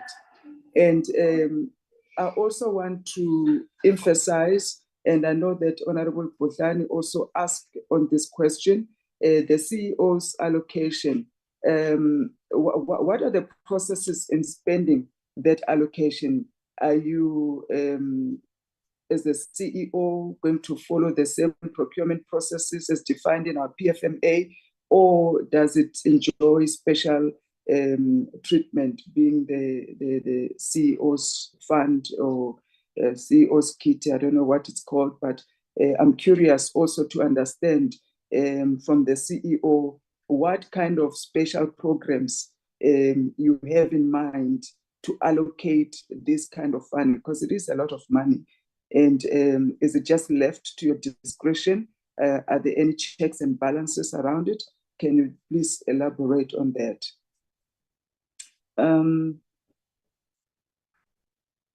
This was asked, so I'm not going to repeat what I have here around the fraud, corruption, the employees. Let me see what I have left.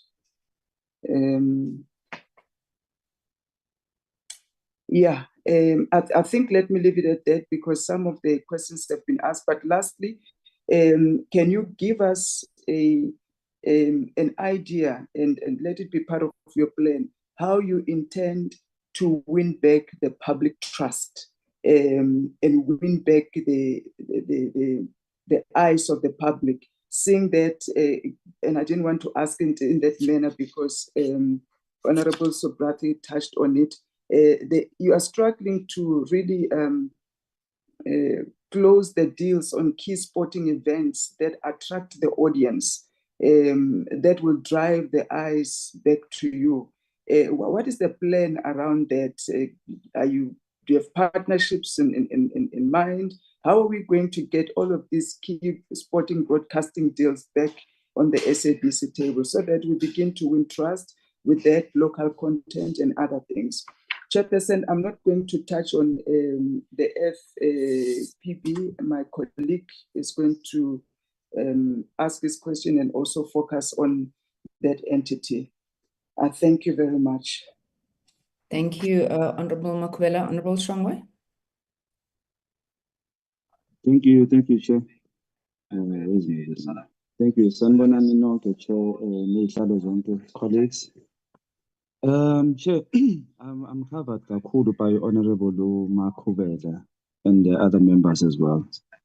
I would just like to ask on the SABC because the focus now is that as I welcome their report and their distinction, the worrisome issue is that SABC is trying to pull as much as it can over Pambil, and I appreciate the fact that whenever they come on board, they give us something positive and they give us something to look forward to. They always bring something new. The previous leader of SABC, be it there were controversies and all that, he did South Africa very well. He gave South Africa a gift that is now growing very, very well. And we should acknowledge that, Chair. And this is the only time I feel like SABC is driving in that direction where it's delivering for its people and most importantly, South Africans. Ubaba Hlawudi has once said and then mandated through the policies ukuthi SABC should mandate ukuthi South African music should take priority, and all radio stations and all TVs and all that, they must focus on putting more content here in South Africa. Indeed, here we are reaping our rewards from those policies. Look at Amapiano. Now out of South Africa, for the first time that our music is taken serious, other than the times when they were about Miriam Makeba and the ladies' meet and all that. But now Amapiano are able to be booked out of South Africa to make revenue out of their talent because of that decision taken by the former leader. Now, Chair, I've been targeted by a religious sector, indigenous Kakul, where they complain about the content indigenous churches is not played with the South African broadcast channel, which is SABC.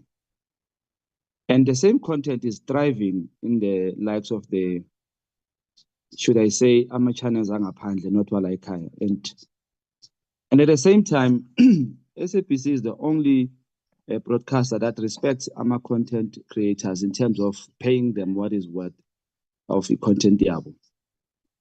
You find the multi-choice, they are exploiting our content developers. And because of stranded Babo Chair, they'll end up taking whatever they get for their content, even if it doesn't cover the cost of the production. But SABC at least has that sense of respecting them. So I'd like to ask CEO pertaining that issue, the board that is apparently that is the one that overlooks at the content, indigenous gospel content. Why are they rejecting so much content that is indigenous? We don't see Apostles, we don't see Oshembe, we don't see Amazion, we don't see ZCC, but we constantly see the American system of Konza, which is the charismatic churches. Some Hindus there and there.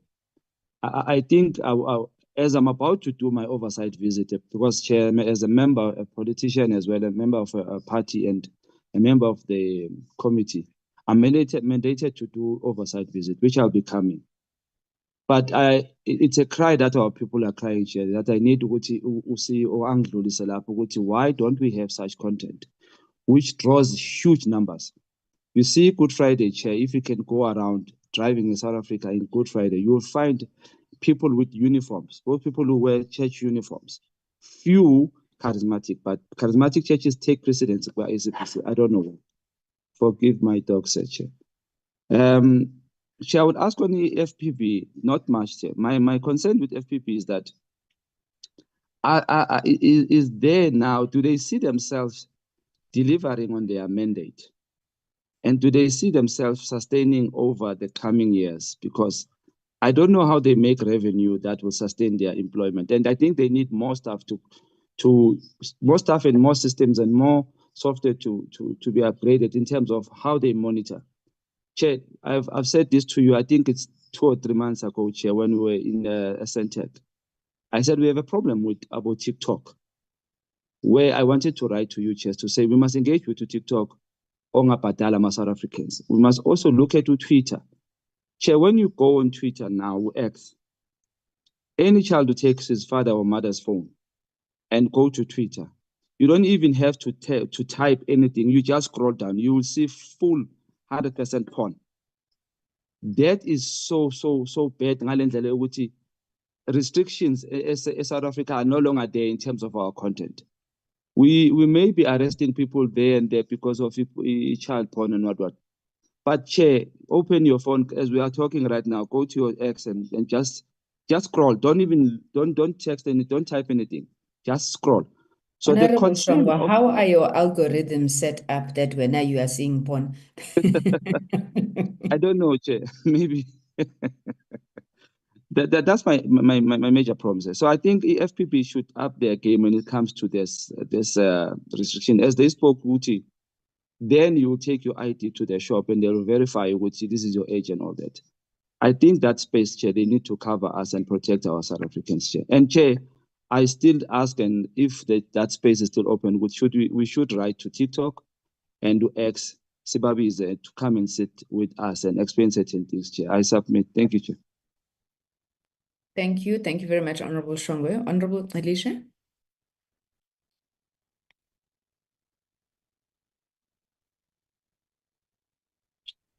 Thank you very much, Chairperson. Just excuse me, I'm sorry. I am in another committee meeting, but I've just stepped out, Chairperson. And it's no disrespect, Chair, that I don't have my video on, because now I'm sitting outside just to engage on this issue. Chairperson, the plan, I'll start with the SABC. The plan mentions that government doesn't really want to pay for the SABC's public service role. So I think I want to understand, Chairperson, how will the SABC then convince them to change their minds, especially since it's 7 billion rand short, right? And also, Chair, since the SABC has only made profit of I think I read that since the SABC has only made profit of 2 of the 19 years, what exactly is it planning to do to save the money or make money in other ways apart from relying on TV licenses? Because I think there's a challenge there anyway. SABC Plus wants to get 31 million users, but we've got like big streaming platforms like Netflix and Showmax that are already leading the market. So I think I want to understand, Chair, what is it that SABC is going to differ, like free data or more local content to stand out, to ensure that it draws people in, because we know how well Showmax and Netflix are doing. And also digitizing old shows, Chair, and archiving them takes a lot of time and money. Also want want them maybe to explain to us how they will manage to do that while also needing to upgrade important things like, their outside broadcast vans. And I think the TV success depends on having great content. And I think we spoke about this when we were talking to them. But the challenge with SABC is that it doesn't have big budget, I think, to ensure, that they've got the top content. So I just want to understand, maybe they can explain to us, how will they then team up with independent producers instead of making is there a plan to even team up with independent producers instead of trying to make everything themselves? And another thing, Che, I think radio is still doing well. But the truth is that younger people are switching to podcasts.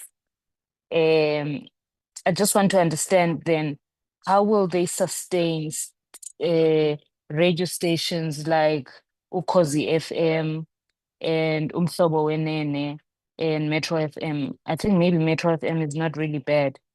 To make sure that stations like Ukhozi FM and Umhlobo Wenene, they stay relevant to keep their audience, to retain their audience and not losing them to podcasts.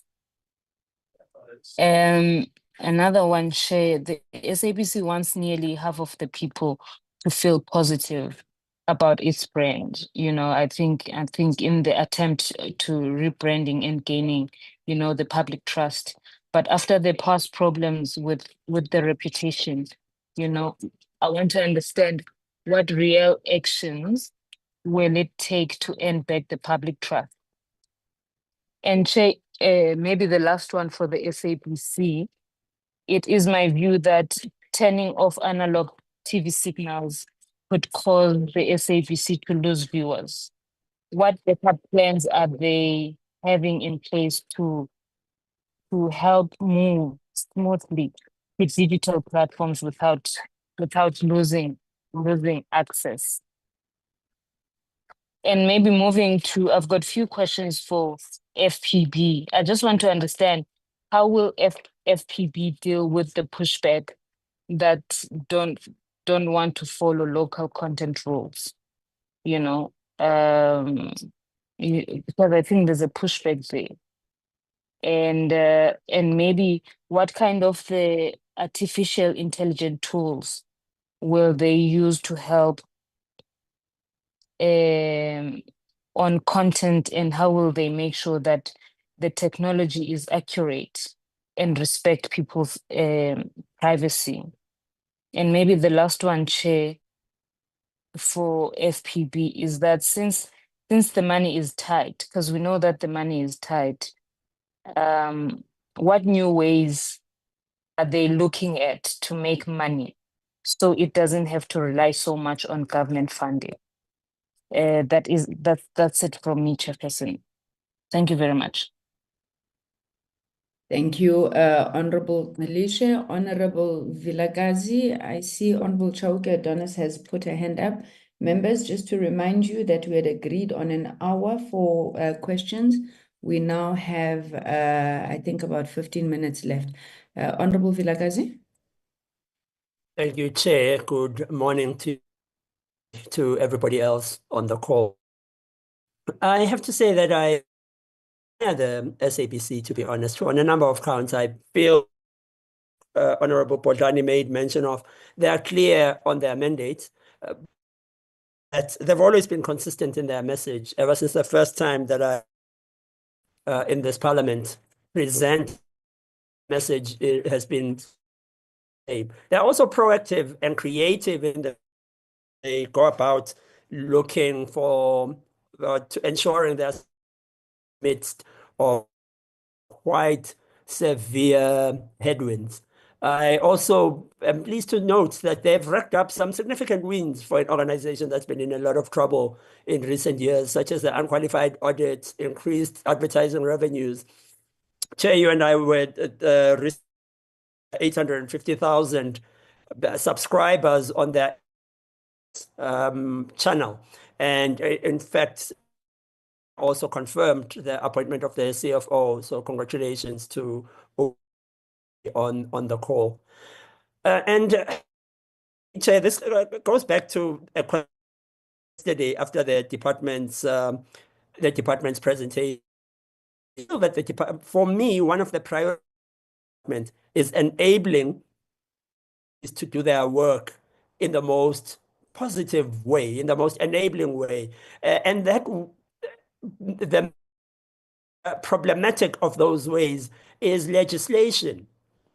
And I think that but we are hearing nothing about the department prioritizing legislation as something that it really seeks to address the term of this budget period that we are talking about.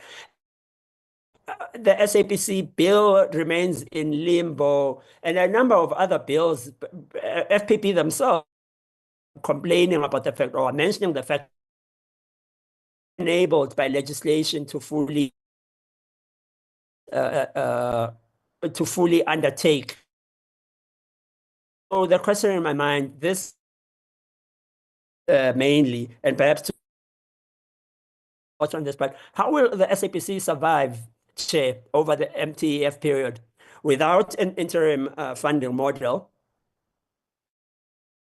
The SABC bill. How are we expecting them to survive, really? I concur with Honorable Potlani, and we've discussed this a number of times on this committee, Chair, and I hope that it will be we invite the national as a committee on how they manage these entities. We see revenue being entities, whether it's the universal funds from spectrum sale, and then also just the constant cutting, not even funding the public man at a very low extent. How are these entities to prejudge the National Treasury? I do think, though, Chair, that we just need to invite them for a conversation so that from there. We were recently, just earlier in the week, on a huge story in social media on X within the. I want to know from the CFO, what are the plans maintenance, because it's true facing aspect of the. Honorable Vilakazi, your sound is terrible. Hey, we were able to hear bits and pieces. Maybe I really don't like turning off videos, but let's turn it off and see if there'll be an improvement in sound. Okay, Chair, to finish off after Honorable, I can see what the issue is. Thank you. Thank you, Honorable Vilakazi. Honorable Chauke Adonis.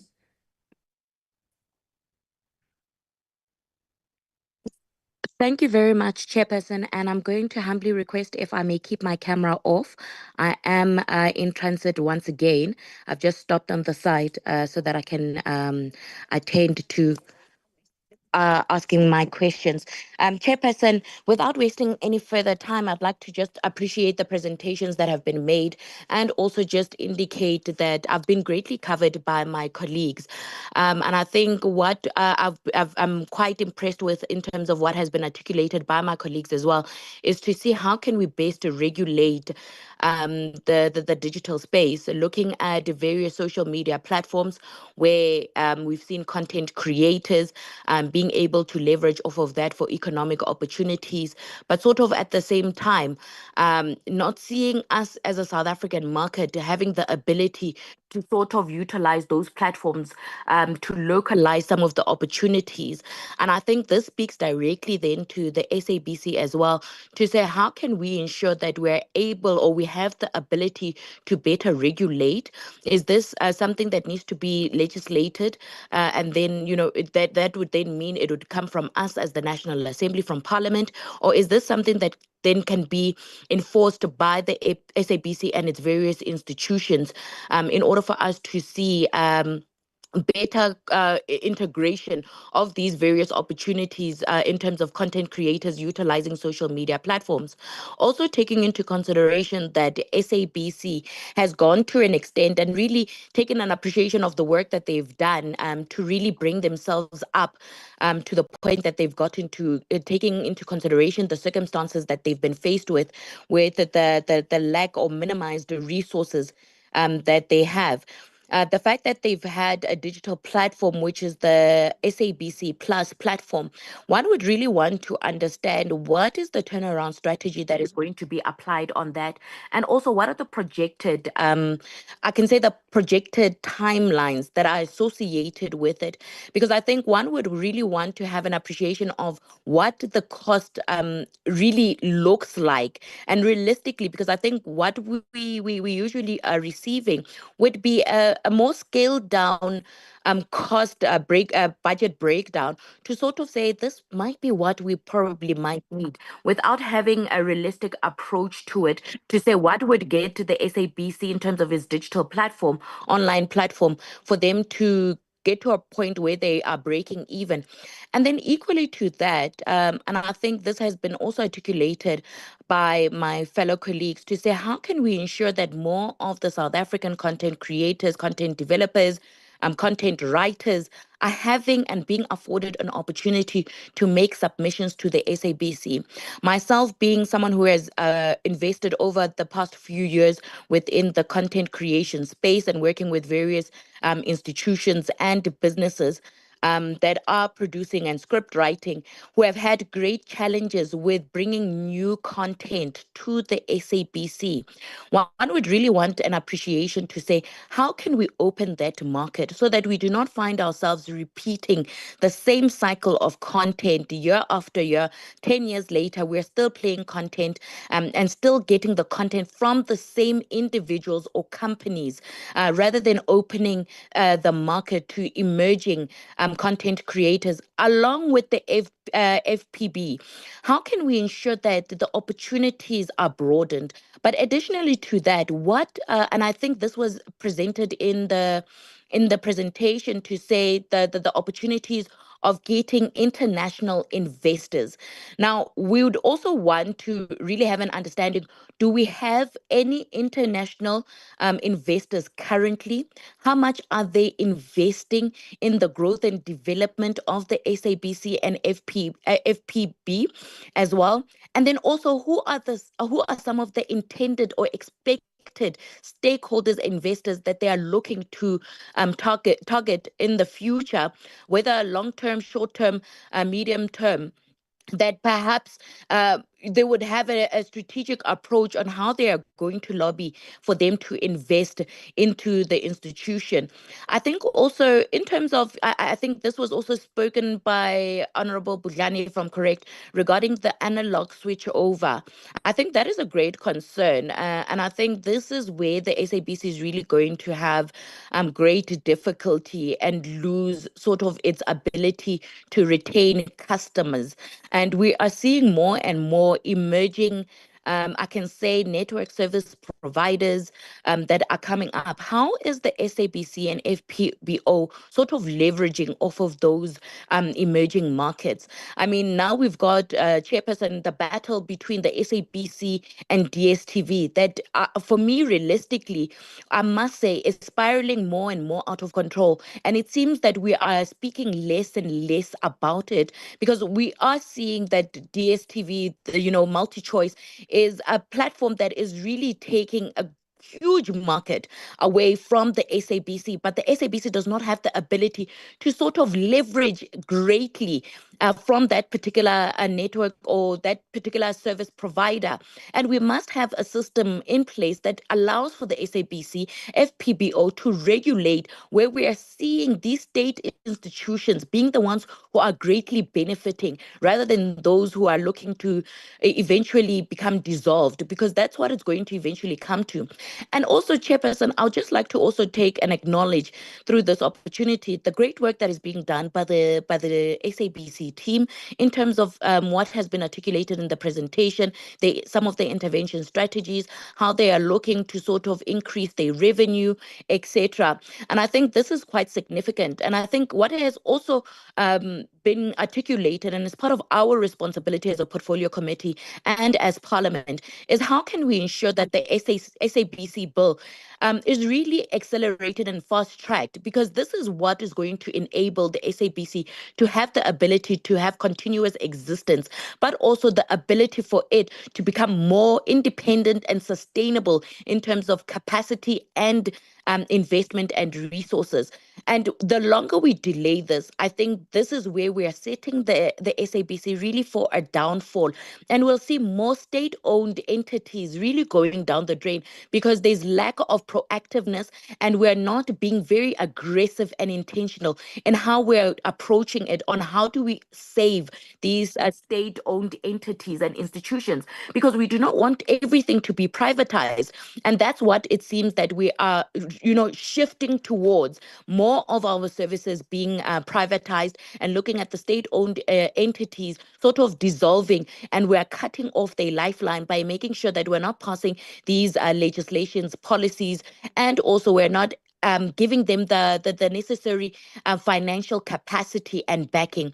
Chairperson, lastly, in terms of how the FPB and also the SABC do they call out, I think it's equally important. And I think lots of South Africans are quite creative. We've got a great or a huge pool of script writers, of content creators, and we've seen this being showcased on social media platforms such as your TikTok.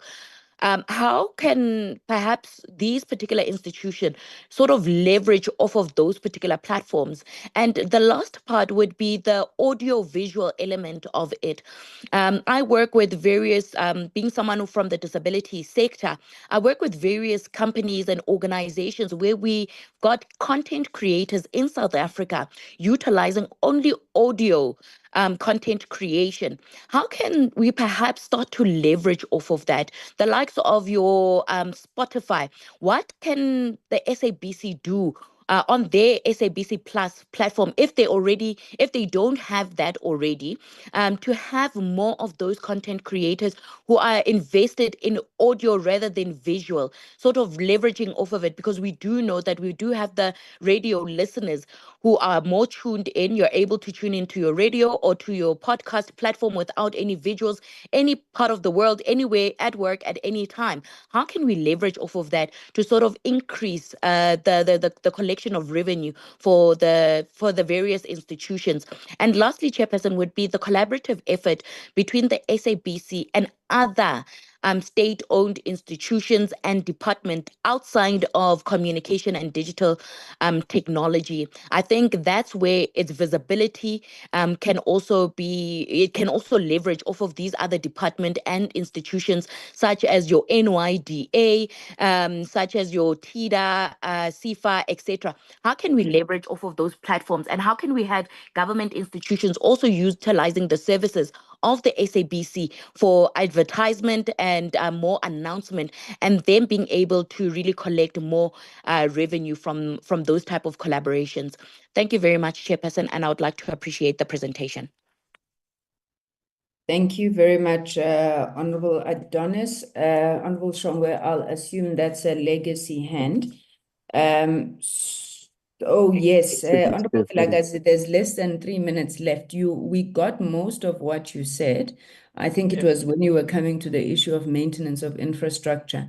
So I'll give you an opportunity to wrap up, because you're only giving me 2 minutes now to raise my questions. Okay. Thank you, Chair. Just going on to the FPB. In fact, just to finish off with the SABC, they mentioned something about raising funding in capital markets. That just stood out for me, but I didn't quite understand what it was. Just a word on what exactly that is. In regard to the Film and Publications Board, when do we anticipate the conclusion of the CEO appointment process? When do we anticipate that a CEO will be appointed? And then this also, Chair, goes again to the DCDT, in my view. The CEO spoke of fragmented legislation, which doesn't assist the organization in any way. Honorable Podlani asks about capacity within the organization, and I can attest to that. In my oversight in Durban, I found that very few officials manage a huge geographic area, which includes the province as well as parts of the Eastern Cape province, which is highly limited capacity. I noticed they plan on one research report per quarter. I wonder, is that realistic? And I'm just wondering about what type of research reports these are. How are they selected? I would have anticipated that they might take a bit of time. But what kind of reports are these that you can have 4 of them in a year? And then also, Chair, this is more really just of interest to me. I know that in the US, for example, there's been a distinct link made between the number of mass shootings, such as in schools and in other settings, and online content, such as gaming, movies, music. I wonder, is there any such link in our environment between the high level of GBVF and the online harms or the online content that that we consume and that children end up consuming as well? Has there been any link that the FPB has seen? Thank you, Chair. Thank you. Thank you very much. We have come to the end of the time allocated for questions. I then won't ask any questions except to ask that as you respond, DG, can you just on the SABC bill, when the minister wanted to withdraw it from Parliament in November of last year, he had indicated that he would have a new bill ready by March. I want to assume that he has not been sitting on his laurels since that time, and to find out in terms of the process, why is it that the minister cannot then submit to cabinet his request to withdraw the bill together with the new bill, which I'm sure should be ready by now. Similarly, on the funding model, because it's April, you know, so wherever that bill is, the work that is being done just to ensure that it is resolved as speedily as possible. I want to, okay, I spoke on the funding model. I also want to link that to the SAASO, which has been raised in this meeting a number of times. It is a month later almost since the department was interdicted from switching off the analog signal. So where are we on the analog signal?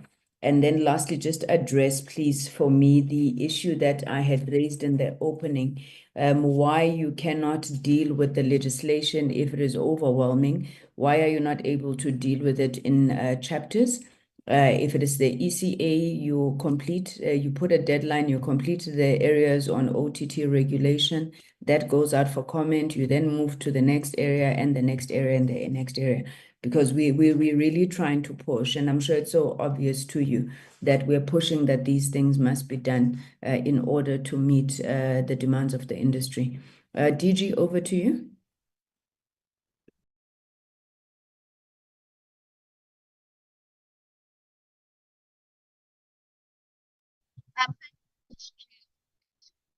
There was only one question that was posed to the department on the SABC bill. I will request to defer that question. The reason is that it's still within the office of the minister and cabinet. We will get further detail to clarify the issue. With that, I'd like to hand over to the SABC. Sorry, DG, your sound is bad. So we can't hear you properly. I heard you requesting a deferment. Can we be specific, a deferment to where? Because to when? The SABC is very clear here telling us that, in fact, I've got a lot of time for the SABC, and what broke my heart is a SABC that lists amongst its weaknesses an indifferent shareholder in government. So defer and to when? When are we getting a response, and when is this bill being moved one way or the other? Thank you, Chair. I'm not aware where exactly the bill is at the moment. And hence I was just saying, I know that the minister was at an engagement this morning.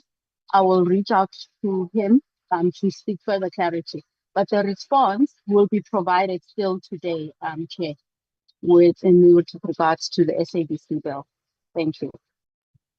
Thank you. Honorable Bodlani, I'll entertain you because I know you don't usually do this. Yes, ma'am? Chair, I'm really worried with the response that we're getting from the DG. The DG is the administrative head of the department. And with the SABC bill having gone back and forth, there should be a readily available answer. So, Chair, just to say, I do not accept the explanation that the answer will come later in the day, and especially because I don't remember us getting the written feedbacks that we are always requesting from the department. But I just wanted to register that, Chair, it is unacceptable to not have a readily available answer at this point. Thank you, Honorable Bodlani. Honorable Makuela? Chairperson, may I also echo the sentiments of Honorable Badlani, because these meetings were set up long ago. They knew we are coming for this important sitting, and that has to be first in mind. And it has to be, in my opinion, the one thing that the department is chasing almost daily for the sustenance of this entity. So it cannot be accepted that we get that answer later in the day, 2 hours, 3 hours. Why couldn't it have been done yesterday? Knowing that we are sitting to deal with SABC today. I think it's a very lame response, and we demand more respect than that. We take our time to come here to listen, to give input. They must also take the time to prepare for us, knowing what is hot in our mind, what is key priority, not only in our minds, but in the nation's priority as well. SABC is a key national interest state entity, and we can't treat it in this manner. Thank you. Thank you, honorable members. DG, I think you have heard the members and their concerns around this issue. May we request that while we are going through the responses from the SABC as well as the FPB, the DG seeks to get us a more acceptable response with regards to the SABC bill. Because you were already handing over to the entities, I will continue with that. Can I invite the chair of the SABC? Yeah, thank you once again, Chair and honorable members. There was quite a bit that was put our way by the honorable members, but there were also a lot of, call it reflexive conversations and inputs that we'll take into account. I will attempt to attend to some of the questions that the members have raised, which I can speak to from the board's vantage point. And then I will then hand over to the CEO and the CFO to speak to some of the issues that they can assist from the broader operational perspective of the SABC. So I think from Honorable Bodlani, there is a lot of issues that have been raised. I think the SABC bill issue and a number of other observations that have been made and commendations in certain instances. There were, I think, 2 issues that I would want to clarify. So the one aspect that Honorable Bodlani raised was around the issue I spoke about of co-opetition, where we are seeking partnerships with a certain organization that traditionally would be viewed as a competition for the SABC. Just to give an example, when the portfolio committee visited the SABC, you would have seen that there was also a presentation that was made by Prime Media, who is a broadcasting house, on the slate of content that they've been able to provide for the SABC to assist us in addressing the question of compelling content, the need for fresh and compelling content, given our own limitations in terms of availability of capital to invest on new content. Those type of partnerships are extending to including, amongst others, MultiChoice. We're also having conversations with them around where we can collaborate in terms of content sharing, also including streaming platforms like View, Netflix, and everybody else. So that is the context within which I was making the point around, adopting a business unusual approach from an SABC point of view to say that how do we innovate and find ways to make sure that the SABC is able to sustain itself given the current financial challenges that we're faced with. I hope that clarifies. Then the second aspect was from Honorable Bodlani, which I would want to speak to, was the issue around the SIU fees, clarity. So here we're just speaking to the fact that when the president authorizes investigations by the SIU, although the SIU is a state entity, as it were, they still bill us. So they apply the same model that the AGSA, for example, would apply. Whilst they conduct investigation, they bill us for all the hours and for all the investigative work that they've done, and we have to pay them for the work that they do. So that reference there to the SIU fees would speak to that. And then I think lastly, there was an issue which I think also Honorable Makwele also raised later on around the funding or the funds that are located within the CEO's office. The CEO will speak maybe to the issues around the projects that are intended to be executed from there. But I can say that the spending of any of the budgets across the SABC, including the CEO's office, are subjected to the same policies of the SABC and the regulations, the PFMA and so forth. And the board exercises oversight over that expenditure program across the board through its various committees and the main board as the various committees report. I think from Honorable Bodlani, those are the issues that I thought we needed to respond to. Then from Honorable Subrathi, the first issue was around the review of the SABC model.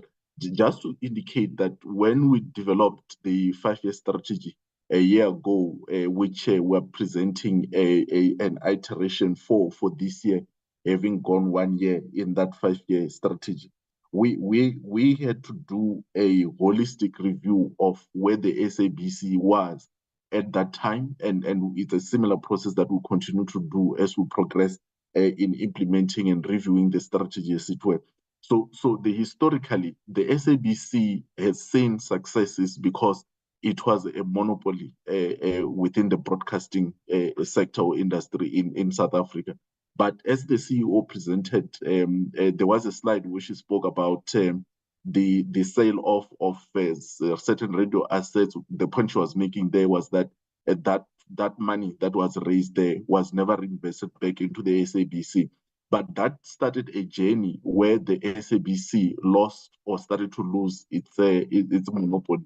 And the same goes, if you follow that slide, you will see the entrance of Mnet or multi-choice into the television side of things, and then you carry on with it, streamers and everybody else comes on board. So we have had to revisit the SABC business model in acknowledging that we're no longer a monopoly, but equally, at some point, the TV license regime system did work to a particular degree, but it has continuously declined over time. That also necessitates our rethink about how do we run a sustainable organization from a financing point of view. And what we're presenting to you today takes that into account, and there has been those modifications insofar as the business model of the SABC, equally including its operating model, has been adopted and is intended to be implemented going forward. Then I think the issue of the unfunded mandate has been canvassed in many ways. How are we intending to plug the gap? Everything else that we're doing, that we're speaking about, we're trying to grow as much as possible the revenue, all the assets that we have from the radio side, trying to reclaim the lost market share from the television side of things. All those interventions are intended to at least reduce the gap of that unfunded mandate. And I think at this point, I will also speak to the point that Honorable Makwele raised around the going concern question, and that we did not really clarify or speak to it. The reality, and I'm being frank here, Chair and honorable members, the reality is that the market share that the SABC has and what we believe to be a realistic clawback in getting back what we have lost to the competitors that I've spoken to, who have entered the market and so forth over time.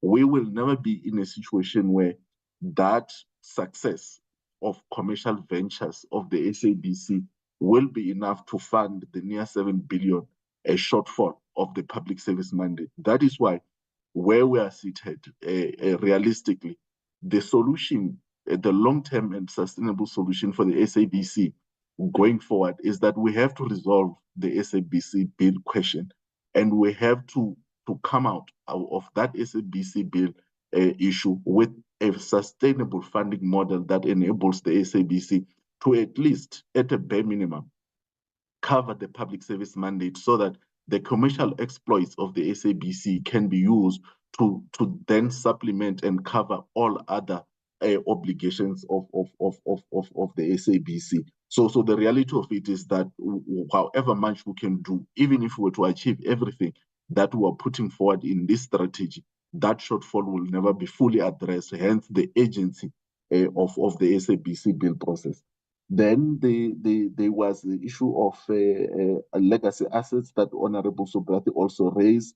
How is this being managed? Like we said, we don't have the capex to fund this. So what we're trying to do to plug the gap and to keep the SABC to be on air, we are literally utilizing operational budgets to try and plug here and there so that the ship can keep moving. But also what we're doing is that part of the strategic partnerships that we spoke about and the issue that was raised, I think, by I think Honorable, I can't remember if it was Honorable Chauke, I'll see when I get there, around it was Honorable Lagas, around the raising, capital raising in the capital markets. So what we're also doing is to seek strategic partnerships where we can even look at triple Ps, public-private partnerships where we can, be able to fund the modernization of some of the assets, and we run those assets as profit centers, and we're able to repay back or at least give a return on investment on those strategic partners that will work with us, whether it's DFIs within the public sector space or it's the banks, the private banks. Those are some of the exploration that we're looking at, given our realities that we don't have the funding and the revenue generation struggles continues. The public service mandate continues to be underfunded and so forth. So that's what we're speaking about there. I think I'll ask the CEO and the CFO maybe to briefly speak to the strategies to ensure that we achieve the targeted revenue incrementals that we've put forward on the strategy insofar as advertising revenue and sponsorship is concerned, and the strategies around management of the expenditure program, which is projected to grow by about 14%. On the issue of the mitigation on the ASO, which I think other honorable members also raised later on, after Honorable Subrathi has raised it.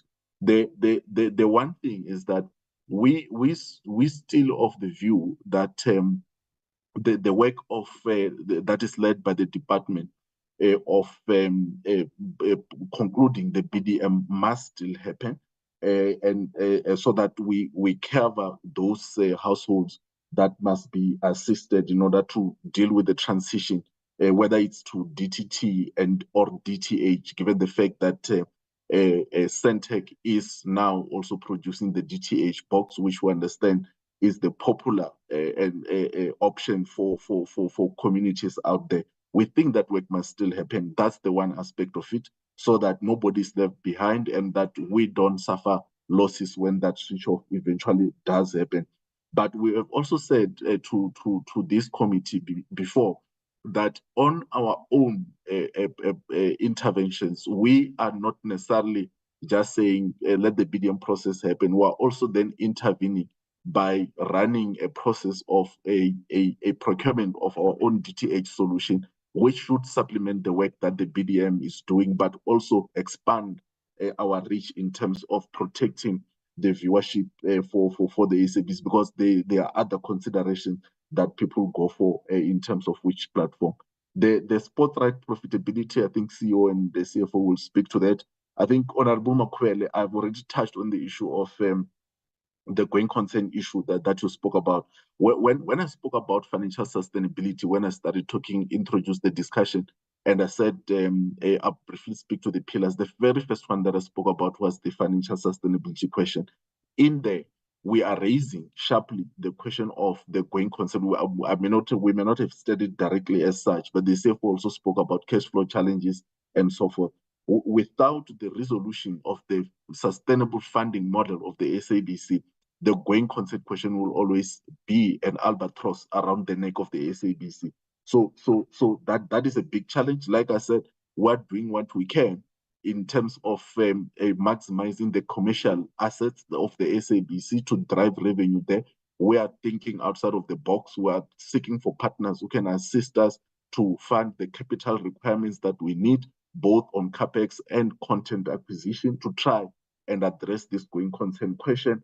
But like I said, whatever we can do there, I don't think it will ever be sufficient to fully cover this until the SABC bill question and the funding model is fully resolved.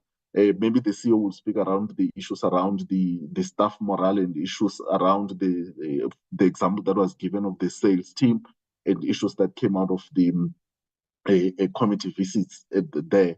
The issue of clarity on content acquisition, I think I've attempted to respond to it when I was speaking to the earlier questions that have been raised by Honorable Suprathi and Honorable Bodlani, that there is a clear content acquisition strategy, which is about us, using the limited resources that we have to acquire content directly or commission content. And then secondly, to supplement that limited resources, we're entering into partnerships like with the Prime Media, View, MultiChoice, and everybody else that I've spoken about. Some of these, we have structured them in a revenue share model, a type of an approach, but there is a detailed strategy around those particular issues. The issues around ASO and DTH, I think I've spoken to because it was also raised by Honorable Suprathi there. The plans on the over $1 billion shortfall on CapEx, I think I've also spoken to it, that in the interim, whilst we are not getting any funding from elsewhere, we are looking at this potential triple piece to try and fund the CapEx requirement, specifically on the digitization and digital transformation strategy journey that we're embarking on. The issue of anti-corruption, I think the CFO and the CEO can speak a little bit more around what other interventions are there beyond the whistleblowing platform that we're relying on.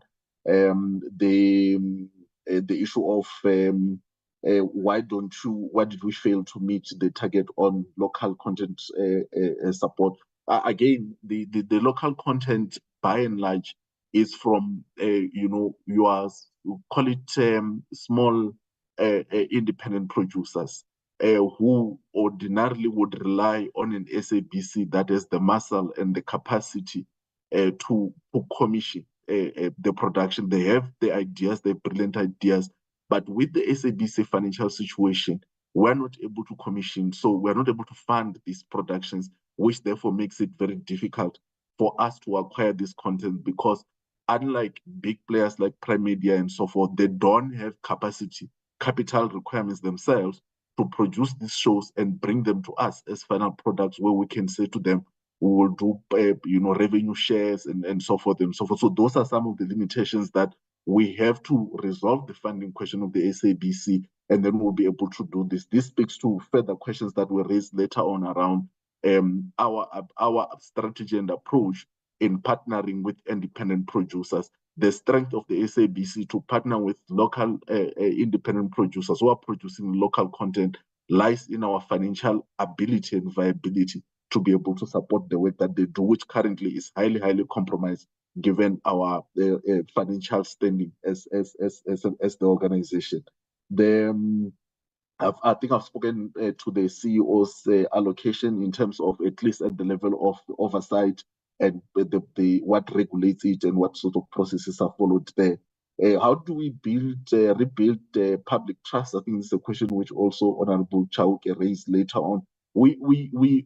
I think from a governance point of view, to a large degree, we have been re-earning back the trust of society. I think we have been major scandal free for a couple of years now, to the extent that people believe that from a governance point of view, something good is being done. All these interventions that I'm speaking about of, going out there, partnering with content producers so that we can give compelling and relevant content to our viewers is also part of a broader strategy, which, amongst other things, its return on investment is the public trust. Excuse me, Chair, that we regain back from the public. And then I will move on to Honorable Shongwe. The lack of content on indigenous churches, not on SABC channels. I think those are some of the things that we take back as feedback and will reflect and see how we better support and create more space for local content.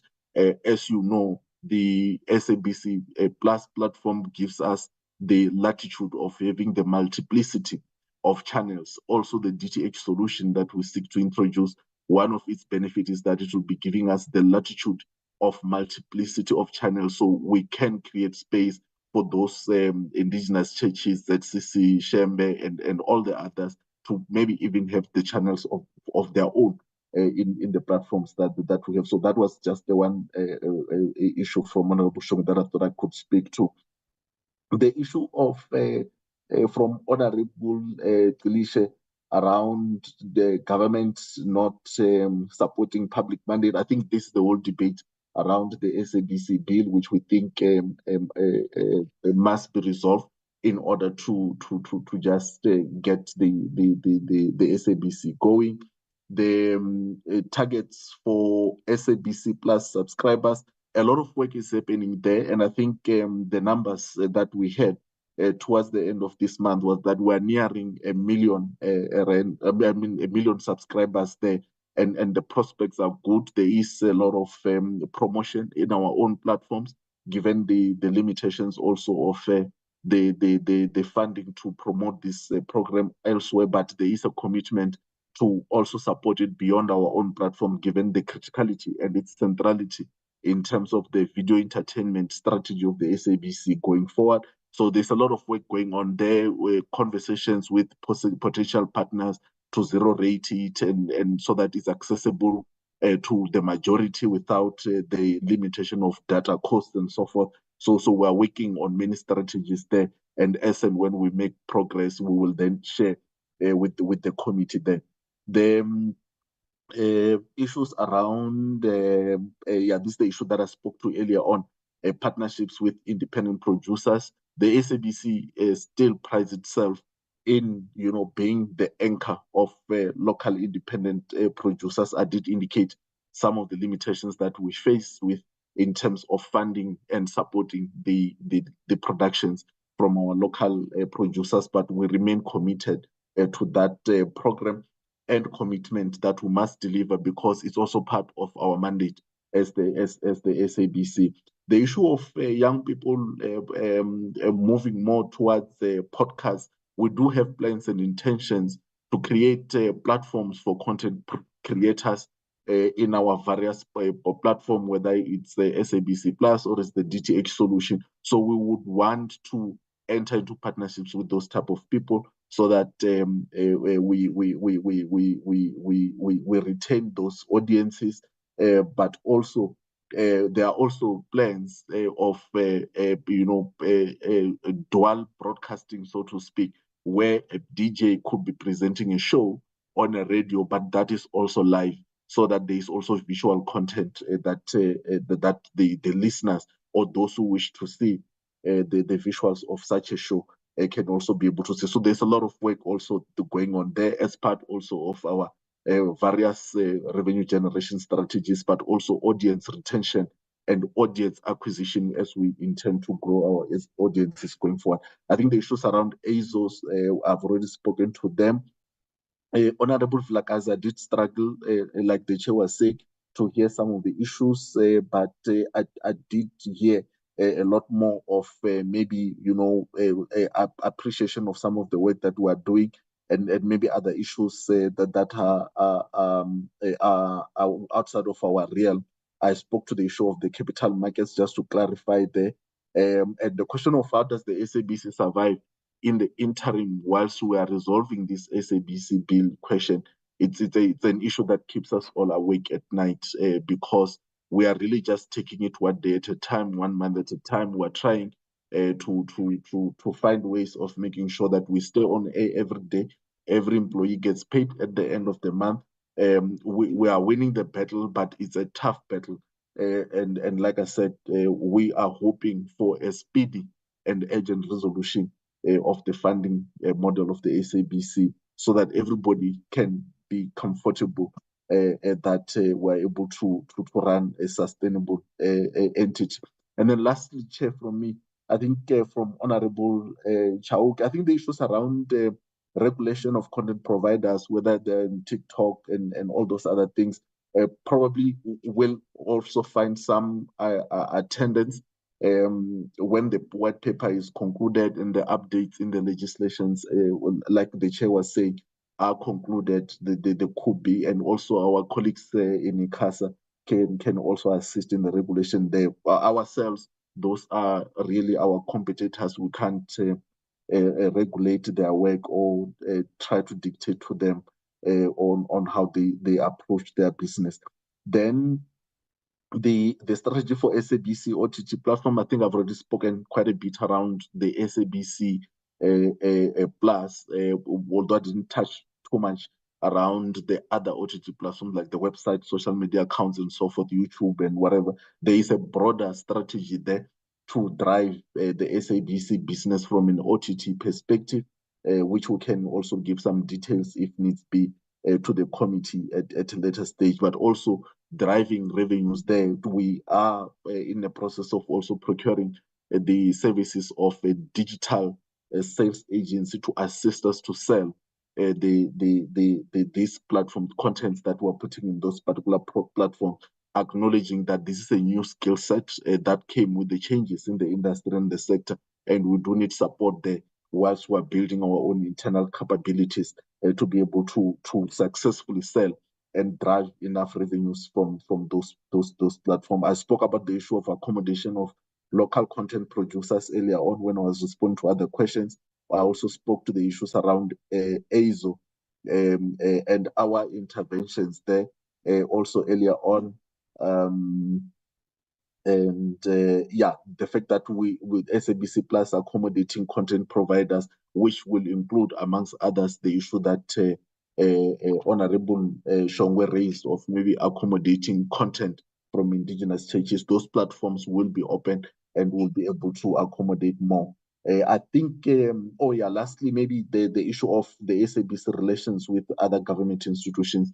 We are deliberately trying to implement a strategy where we engage the various ministries and the various departments to collaborate and work with the SABC and to utilize the SABC as the broadcasting partner of choice, so that whilst we are not getting direct funding from the government or from the fiscus through the allocations of National Treasury, we can leverage at least the budgets that are allocated to all government departments and the budgets that other state-owned entities have in terms of them spending with us, and that can indirectly assist us to fund this unfunded mandate. So I think, Chair, I will leave it here and just maybe ask quickly the CEO and the CFO to just touch on what I would have missed. Thank you, Chair. CEO.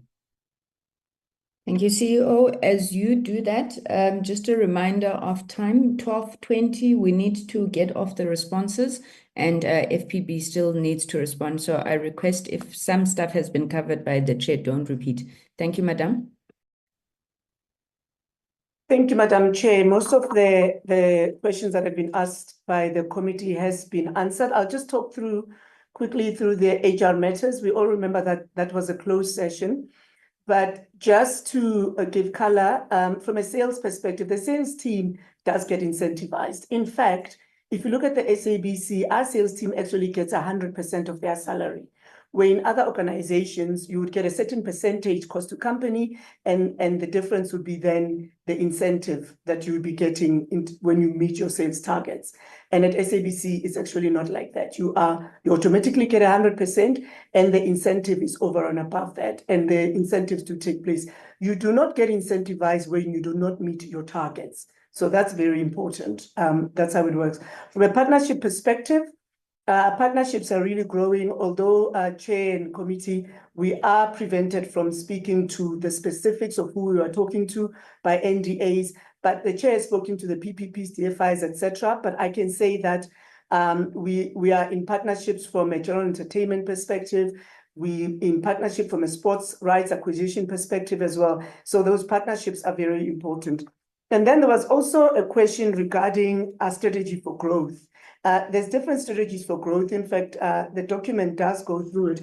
But importantly, what we've done as well is that we've looked at different ways in terms of how do you grow your advertising and sponsorships. It's important to remind the members that from a revenue perspective, SABC actually gets 83% of our revenue income from advertising and sponsorships, 13% from TV license, and 3% from the government grant. So the lion's share is that 83%.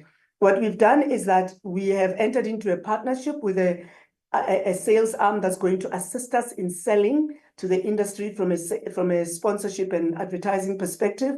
We're also entering in the process, going through a procurement process to acquire a digital sales partner, because this is a specialist skill that we don't have at SABC, therefore we're looking for a partner for that. And then we're also going into other third-party partnerships. We've got partnerships, obviously we've spoken to some of the prime media content we've got, but there's other broadcasters. The Chair spoke about co-opetition when it comes to that. And from a rights acquisition perspective, Chair, it's a very complex matter when it comes to rights acquisition. But I think it's very critical for me to say that SABC doesn't struggle to attract audiences. In fact, we do have audiences. The issue here is the funding of the acquisition of rights. It's one of the most expensive exercises, not just for the SABC, but for any broadcaster. In South Africa, for example, 60% of funding for sports bodies comes from broadcasting. And therefore, it's a very highly competitive space whereby that money is required for them to stay sustainable. So we're finding ways in which, how can we afford that? If you look at some broadcasters in South Africa and globally, they can afford to pay for broadcasting rights because they have annuity income in the form of subscriber fees, which SABC does not have. So those subscription fees are what allows them to be able to acquire those broadcast rights. And sometimes those broadcast rights, the rights holders want to give them exclusively. So you find that there's that, then we are forced to go and sub-license, or sometimes we can't even access those rights because they are just too expensive. There is no way that we can monetize them and get the return on that investment just by selling advertising and sponsorships in for example, a 90 or 80-minute match. So that's a very important one. But also we recognize that from an SABC Plus perspective, the growth has also been driven in terms of new registrations. It gets driven by sports events that we've seen. And then the retention of those audiences gets driven by general entertainment in terms of going in on a daily basis to watch your content of choice. So that's a very critical one. I think that was the only ones that were outstanding. And then there was the issue about the trust metrics. And I think it's important for me to say, if we look at these research that SABC has done, and in fact, also third-party reports, if we look at a net promoter score, it sits above 60%. If we look at on our brand health score, it's also way above 60%. And our CSAT score sits above 80%. So those are the metrics that we have where we are tracking trust and sentiment when it comes to SABC. There's all sorts of other ways, obviously, from a third-party perspective that can be done, but that's a proprietary research that we've got, that we've established as a base and that we will use as a KPI for ensuring that we continue to grow in those metrics. Team, is there something I might have left out?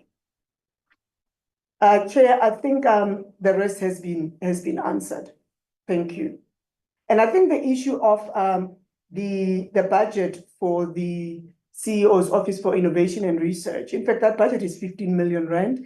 And as per the chair, it's not at CEO's discretion. There's a proper strategy that comes with it. It gets approved going through the, in terms of the governance processes.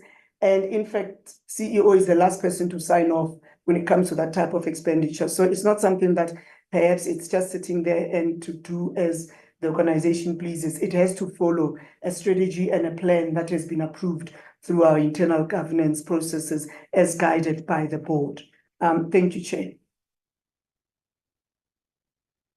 Thank you. Thank you very much to the SABC. May I then move over to the Film and Publications Board?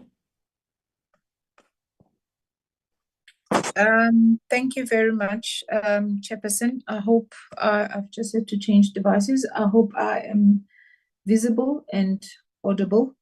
Can you confirm? Yes, you are, Madam. All right, thank you very much. I will just run through a lot of the questions quickly, and CEO, you can, for the sake of time, come in where I have not covered the issues. I think starting from the top, I think the issue of self-generated revenue and the targets being set at 15%, it is definitely an ambitious target. We've been in situations before where it was a challenge for us to meet that. However, we've instituted a revised strategy, and we are going to also be sourcing additional support in order to help us to come up with a realistic strategy as to how we're going to get to that number without compromising, obviously, our regulatory independence in any way. So I just want to assure Honorable Bodlani on that it is about making sure that we are increasing that revenue based on what legislation empowers us to get. And so it is very much tightening our collection strategy and making sure that there is compliance. And I think the issue of the number of classifiers, I think a couple of other honorable members did raise it. It is about balancing technology with human intervention. And I think Honorable Subrathi also mentioned the fact that we, as much as possible, want to take this away from human being involved because of the sensitivity of the content, and as much as possible use AI, use technology, also because of volumes. So it is not a question that we need to increase the number of classifiers from 20 to 40 to 50, because the reality is that no matter how much we increase, we probably would never be able to get through all the content that we need to get through. So we are very much balancing getting technology into the picture, as well as also some of the points mentioned by Honorable Subrathi around self-classification and so on. So that is how we are dealing with that issue. I'll let management respond on the issue of the numbers that have come through the enforcement committee. And definitely, I think also the point raised around the reliance on Treasury, I think I've spoken to that it definitely is a concern for us that we want to increase self-generated revenue, and we have a strategy. And operationally, as the council, we're also holding management accountable and oversight. We have clear oversight of the tangible steps that they have put in place as to how we are going to monitor that. I think the issue of managing the litigious nature of our industry is something that is of great concern for us, obviously, as council, because we want to manage how we use our resources. We do not want to just use our limited resources as an entity in being involved in litigation that is not necessary, albeit there may well be situations where it is unavoidable because legislation needs to be, there needs to be certainty at that point. But we are looking at some of the litigation matters that are before us, looking at it, taking into account how do we make sure that we do not compromise the mandate of the entity, whilst at the same time coming up with solutions with the relevant parties in the industry, solutions that are going to take the industry forward, and solutions that are taking into account that FPB does have authority to regulate, but at the same time, not, no one wants to spend money being embroiled in court matters. So there are discussions behind the scenes that we are looking to have in that regard. I think the issue of management can take the issue of the relationships we have with the Twitters and the other platforms around takedowns and the strategic partnerships to help us to address some of the issues that were raised by Honorable Shongwe as to what his algorithms are getting him to view. And I think the last issue I've talked about the industry pushbacks and how we are using AI. We do have an AI strategy that management has presented to the board, which we have approved, albeit we remain obviously concerned around the capital investment that will be required to make it a reality, but we will be monitoring it over the 3-year period.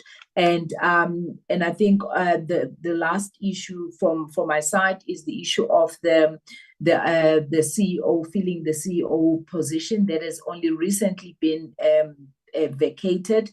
Honorable Vilakazi, it was only confirmed, the termination was only about a week ago, and so before then we could not have commenced with the process. We are going to be commencing with the process now. We have a council meeting coming up before the end of the month where we are going to be looking at the proposed a job spec, as well as setting out timelines, which we are going to be presenting to the executive authority, because the process needs to be done in consultation and in concurrence with them. But it is certainly top priority for us to stabilize the leadership of the organization. On that note, Acting CEO, I've tried to really cover quite a lot of the issues. Please just focus on those areas that are operational so that we can hand back to the chair of the committee. Thank you. Thank you, Chair. So I'll touch on Honorable Bodlane's question on the hotline. So our hotline it's online, honorable member. It's more on WhatsApp group that can then be shared, where then complaints can then be logged on it. It's also on our website. There's a portal where complaints can then be lodged. In terms of how effective is it, we've had about 34 complaints in the last year or so, and these are the complaints that we have dealt with. We don't have specific people handling it, which are externally to FPB. So the complaints manager, child protection officers, and officials within the online monitoring team are managing it, which is roughly about 6 to 7 people who are specifically dedicated and dealing with those complaints within the sort of the hotline. In terms of the enforcement committee, quickly again on Honorable Bodlane, we have 5 members of the committee supporting the retired judge. They have about 15 days to issue a decision in terms of the enforcement rules. And we've not had a lot of cases, I must admit, and this is because of, we need to do a lot in ensuring that we are tightening our sort of compliance capability for us to have watertight cases to the enforcement committee. Hence, one of our priorities is that enforcement and compliance plan, to making sure that the cases that are being referred to them are watertight, and there's a high possibility that we are going to win. So we've had about 2 cases. There's one upcoming now that the committee will then be dealing with. And then, yes, then the enforcement committee can obviously impose fines. They can revoke the license agreement, and they can refer matters to NPA for prosecution. And Honorable Subrathi, on how then our AI and digitization strategy support government strategic objective. So we see ourselves playing a huge role on digital skills and just ensuring that online safety. So we see ourselves playing a huge role there, working with other entities within the portfolio and beyond, specifically on how best can we empower community on how to protect themselves online, how to build digital skills, specifically as it relates to media literacy. And then capacity on analysis of child sexual abuse material in line with the AI strategy. We have now, working on a specific tool that will then assist us rather than just us relying on human beings and child protection officers analyzing material. There's a technology that we are acquiring that will assist us to be able to do that for us. Honorable Shongo, I think most of the issues Chair has already touched on it, but it's on how then do we work with social media platforms. It's more on complaints that are being lodged. So public can then lodge complaints on any harmful or prohibited content they're picking up on social media. And section 18E is very clear on how then we need to deal with public complaints coming through from the online space. And we then have the powers to issue takedown notices where content is harmful or prohibited. But we're relying mostly on the complaints that are coming through. But there's that proactive compliance monitoring as well, where we're picking up content in line with 18E and in line with the takedown notices. We can then take those out. Honorable Trilisha on AI tools deployed and ensuring that we're respecting privacy.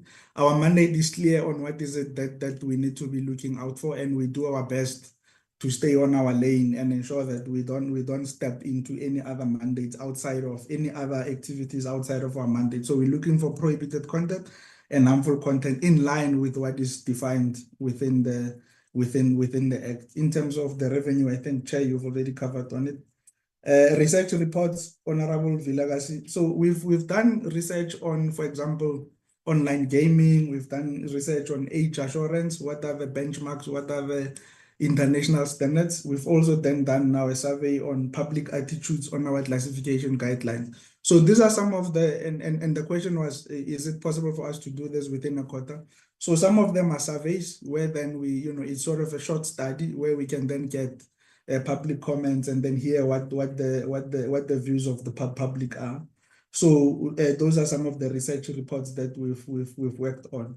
In terms of correlation between violent, violence online and sort of behavior within the community, indeed we are seeing correlation because kids are now acting out what they are picking up and sort of the example you were giving about the US where there's mass shootings.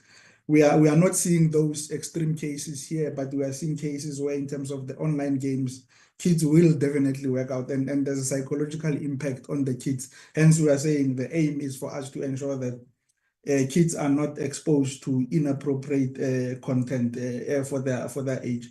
Honorable Chauke Adonis, I think we've already touched on the issues around social media as I was answering Honorable Shongwe's questions. I think, Honorable Chair, those were the quick ones that I wanted to touch on. Thank you. Thank you. Thank you very much to the CEOs and the chairpersons for those responses. Can we go back to the DG?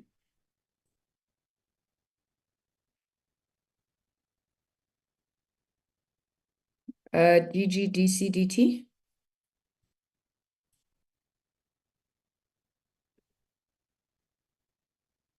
Good afternoon, Honorable Chairperson and honorable members. I would like to convey an apology for the time being for the DG. Unfortunately, she was multi-booked and is therefore multitasking. She is addressing a conference right now, but will rejoin this meeting as soon as she is finished. Apologies, Chairperson. Thank you. On the issues that the members had raised about the meeting with National Treasury, let me just say that on the 4th of June, we have scheduled a joint portfolio committee with the Appropriations Standing Committee. And on the agenda, there is obviously issues around the funding of the SABC, the Post Office, as well as ICASA. We're expecting both the department as well as the National Treasury to be present in that meeting. So that cry of the members has been accommodated in the program. I also want to say in our next meeting, we are requesting Parliamentary Legal Services to come and address our portfolio committee on the process towards private members' bills as well as committee members' bills. I think this disrespect that we have just been shown by this department on this platform really reinforces the need for us as a committee to be able to exercise our legislative mandate, and where the sector needs intervention, it is our responsibility to do so. So I will leave it there and thank the SABC and the FPB for their participation. They are welcome to stay or go. It's truly up to them.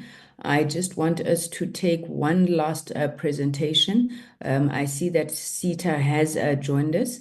That presentation will take us to just before 1 o'clock. Then at 1 o'clock, we will break for lunch and resume in about 30 minutes from that time. So Chairperson of SITA, please do take the platform.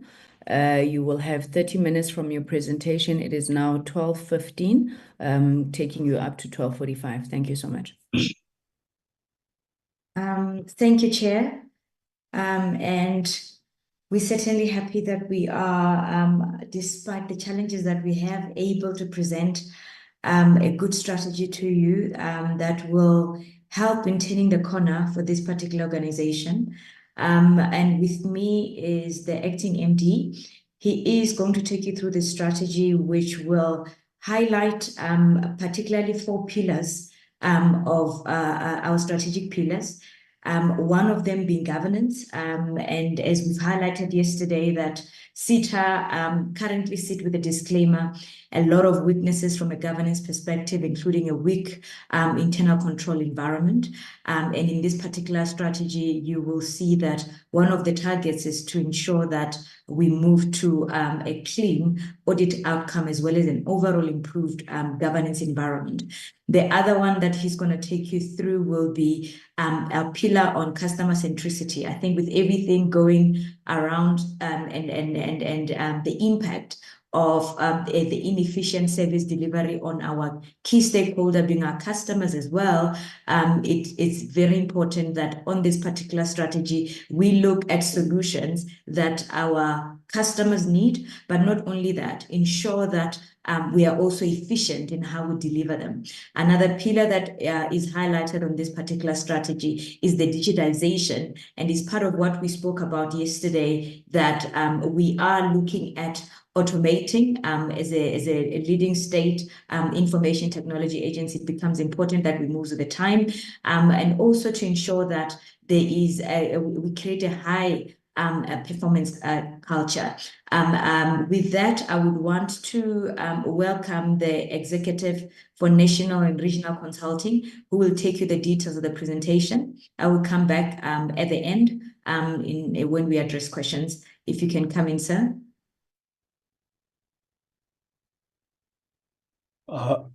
Thank you very much, Chairperson. I hope that my video is visible. It's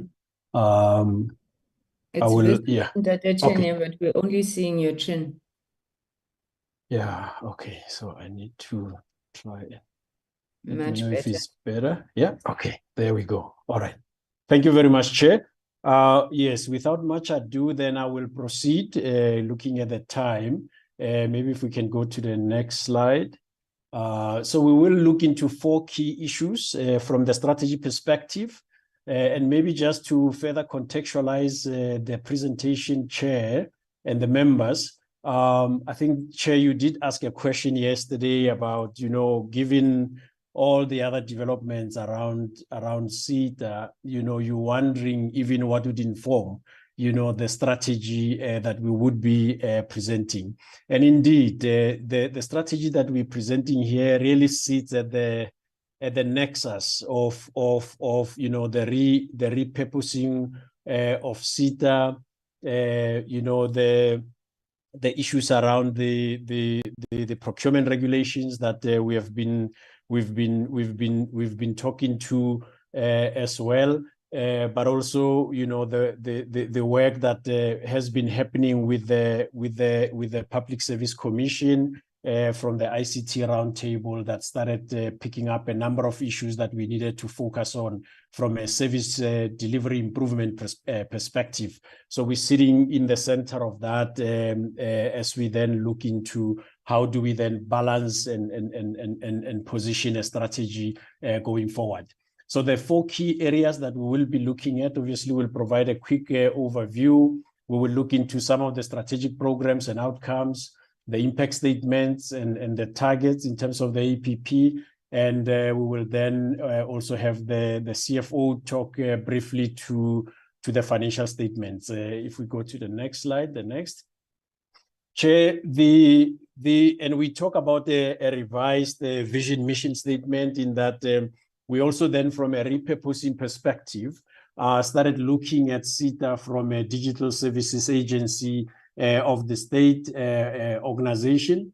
And so we started looking into how do we then revise and review our vision and mission statements when the values that we aspire to remain intact in terms of issues around customer centricity, which is very central to the work that we do. How do we bring about innovation, you know, integrity, agility, collaboration and empathy. If we go to the next slide.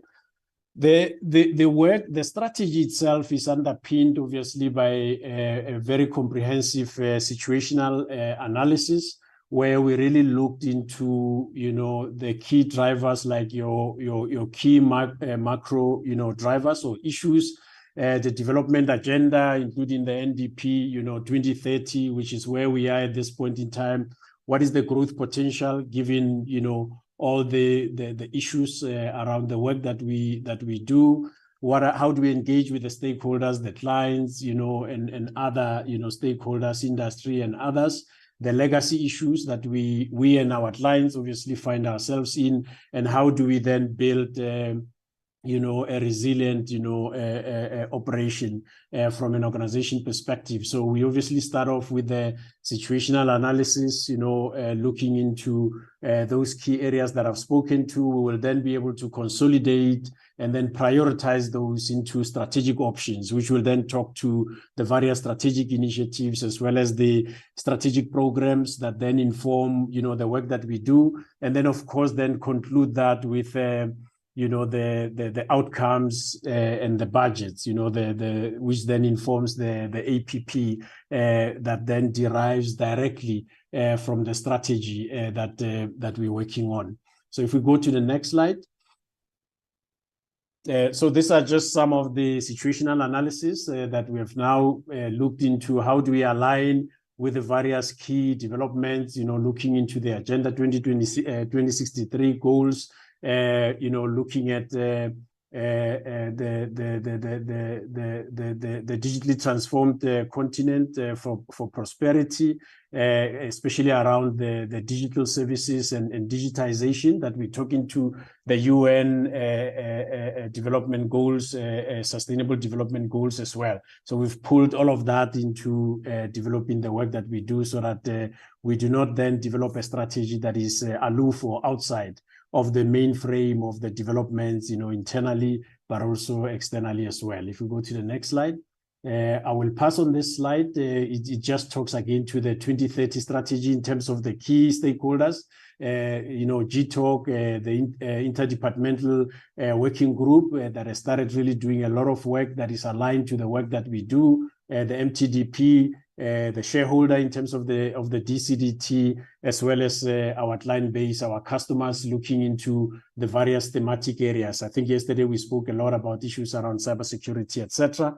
So if we then come to the next slide, that looks into how then the vision or strategy 2030 is then embedded and aligned to the DCDT priorities, to the MTDP in particular, those priorities, inclusive growth and job creation that we've been talking about from yesterday and today, and then also reducing poverty and tackling high cost of living, as well as building a capable and ethical and developmental state, and of course looking into the Vision 2030 through the NDP goals in terms of those 5 key areas that we are all aware of. Next.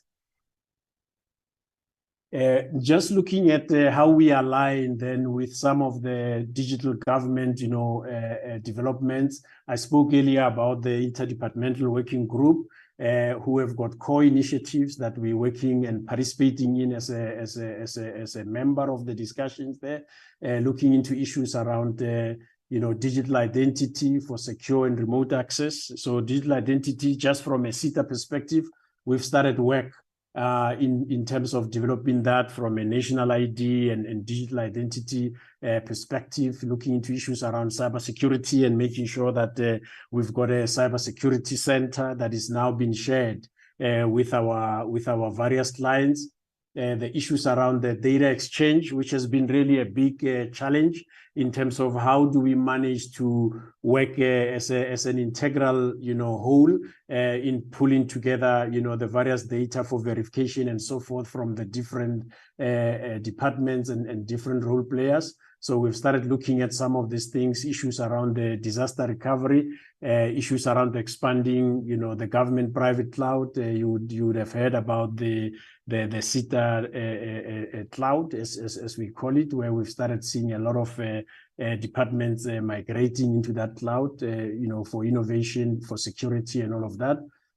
Number 3, on the IDWG, looking at the digital payments. We're busy now looking into the issue of how do we implement a digital payment platform that then will make sure that we can facilitate, digital payment systems and processes. There's the issue around the trusted digital channels from the IDWG perspective. And we are doing the super app that colleagues might have heard about, where we're really looking into aggregating all the various e-services that we spoke about yesterday and putting them into an accessible, mobile application platform that they can be easily accessible, as well as the various digital platforms that we're working on. Those are the alignments in terms of the IDWG core initiatives that are happening next, where we now begin to look into how do we align to GTalk as a very key stakeholder and partner to the work that we do. GTalk has got 4 key goals and objectives that they are looking at, which is really anchored on empowering, citizens digitally. And again, that's where we look into issues around, effective partnerships and innovation, especially with SMMEs. How do we make sure we've got the broadband connectivity? As we were saying yesterday, that becomes very crucial in making sure that the citizens can consume digital services and have access. How do we modernize the networks? We started with the work around the software-defined networks and so forth. Moving into the second element, which is looking into digital services, prioritizing seamless integrated government platforms. Again, the super app that I was talking about, and then the various digital platforms that I will touch on further down in the presentation to indicate what we've put in place to make sure that we enable consumption of digital services. Number 3, on the GTalk side, achieving operational excellence. We've started looking into that. Like I said, issues around the ICT Disaster Recovery Center for government. Just to make sure that we can recover, issues around the cloud services that we provide, the cybersecurity, as well as the network modernization. There was the issue about how do we bring about innovative technologies, Internet of Things, IoT, data, artificial intelligence. We've started now work on establishing the government AI agent, as well as various development of government artificial intelligence use cases that we will be able to touch on some of those as we proceed with the presentation next. We also then have clustered our our clients or segmenting them in terms of either the high spenders in terms of budgets, but also more strategic partners that provide obviously services that impact the citizenry. So you will see there obviously the South African Police Service being one of our biggest actually client in terms of the various services that they provision within the security cluster, the DoD itself, Home Affairs, all of those in the security cluster, and then of course the various provinces as well, the presidency in terms of the criticality of the role of that apex customer, and then of course from a social cluster perspective, the work that we do with education. I touched on something yesterday around what we're doing in the education space. Health is very, very important as well. And in terms of our client base, looking into various national departments in totality, the provincial governments moving into the local government, even though local government and the state-owned entities are outside of the SITA mandate, but we have had a lot of requests for services in those spaces. Today, the consumption in that space looks into things like your government framework agreements that then ensure that there's discount mechanisms, as government consumes, making sure that there is that benefit of economics of scale. But we're now moving into provisioning services in that space, especially within the local government space, making sure that we can digitalize, most of their processes to make sure that the service provision is more efficient in that space. So we can move to the next slide. This then further unpacks the various elements that talk to the digital capabilities that are not there or are insufficient. And so it just goes through the various pillars in terms of the customer-centric transformation, digital infrastructure, and I think all of this will be unpacked in the subsequent slides. So I will move over for the sake of time. Maybe this slide is important because that talks to our 2030 strategic posture. As you know, this strategy covers the period 2025 to 2030. And really the focus here, as I say, this is the crux of what we are talking about. The focus here is to say, how do we then transition SITA from the SEs, the current state, where today we are more of a prime systems integrator, and really moving more into SITA now as a digital services agency.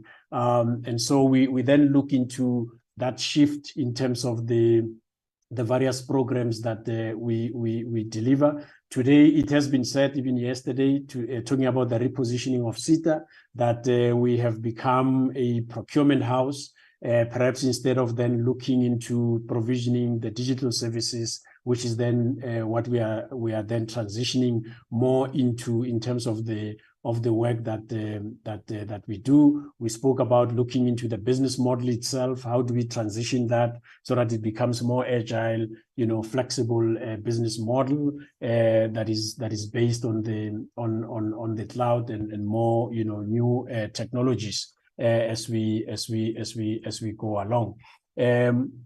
We've also looked into a number of assumptions that will then inform that transitioning process.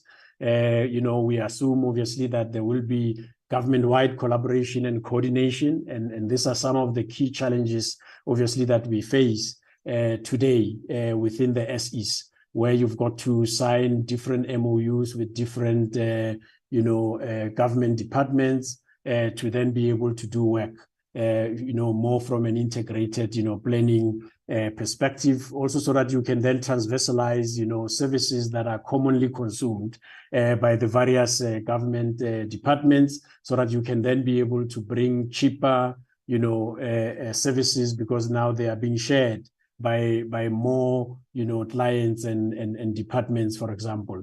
We've also assuming that, of course, we then are able to have a digital advisory, stakeholder management perspective, that there are digital transformation capabilities. And we know that today, even within our client environments, the challenges are around capabilities around digital transformation, not only from SITA as a service provider, but from the clients themselves in terms of their own internal capability, because they're also sitting with a lot of legacy systems, amongst others, inadequate skill base, and so on. Access to digital skills, which is what I've just been talking about. So I will not go through all the assumptions. And of course, then that should then lend us into a benefit space where we can then be able to accelerate digital transformation, do legacy modernization, which is the work that I started. I've spoken earlier about modernizing the networks through the software-defined networks and all the various things that we do. But central to it, as we talk about digital government, the whole concept of digital government is being able to look into the citizen, not so much as the client as a department, at the national level or provincial or local government or SOC, but rather to say, how do we benefit, how do we touch a South African on the ground, be it, somebody that has got to get services at the Department of Home Affairs that is queuing there. How do we make life easier for that individual, a student, a learner, in a school environment, and so on and so forth. So it's all about citizen experiences. So how do we make sure we improve the citizen experiences? How do we become more transparent? How do we improve customer loyalty, brand reputation, operations, how do we scale our service provision? How in the process then are we able to also then grow the revenue, because we have to be sustainable financially as an entity. Next.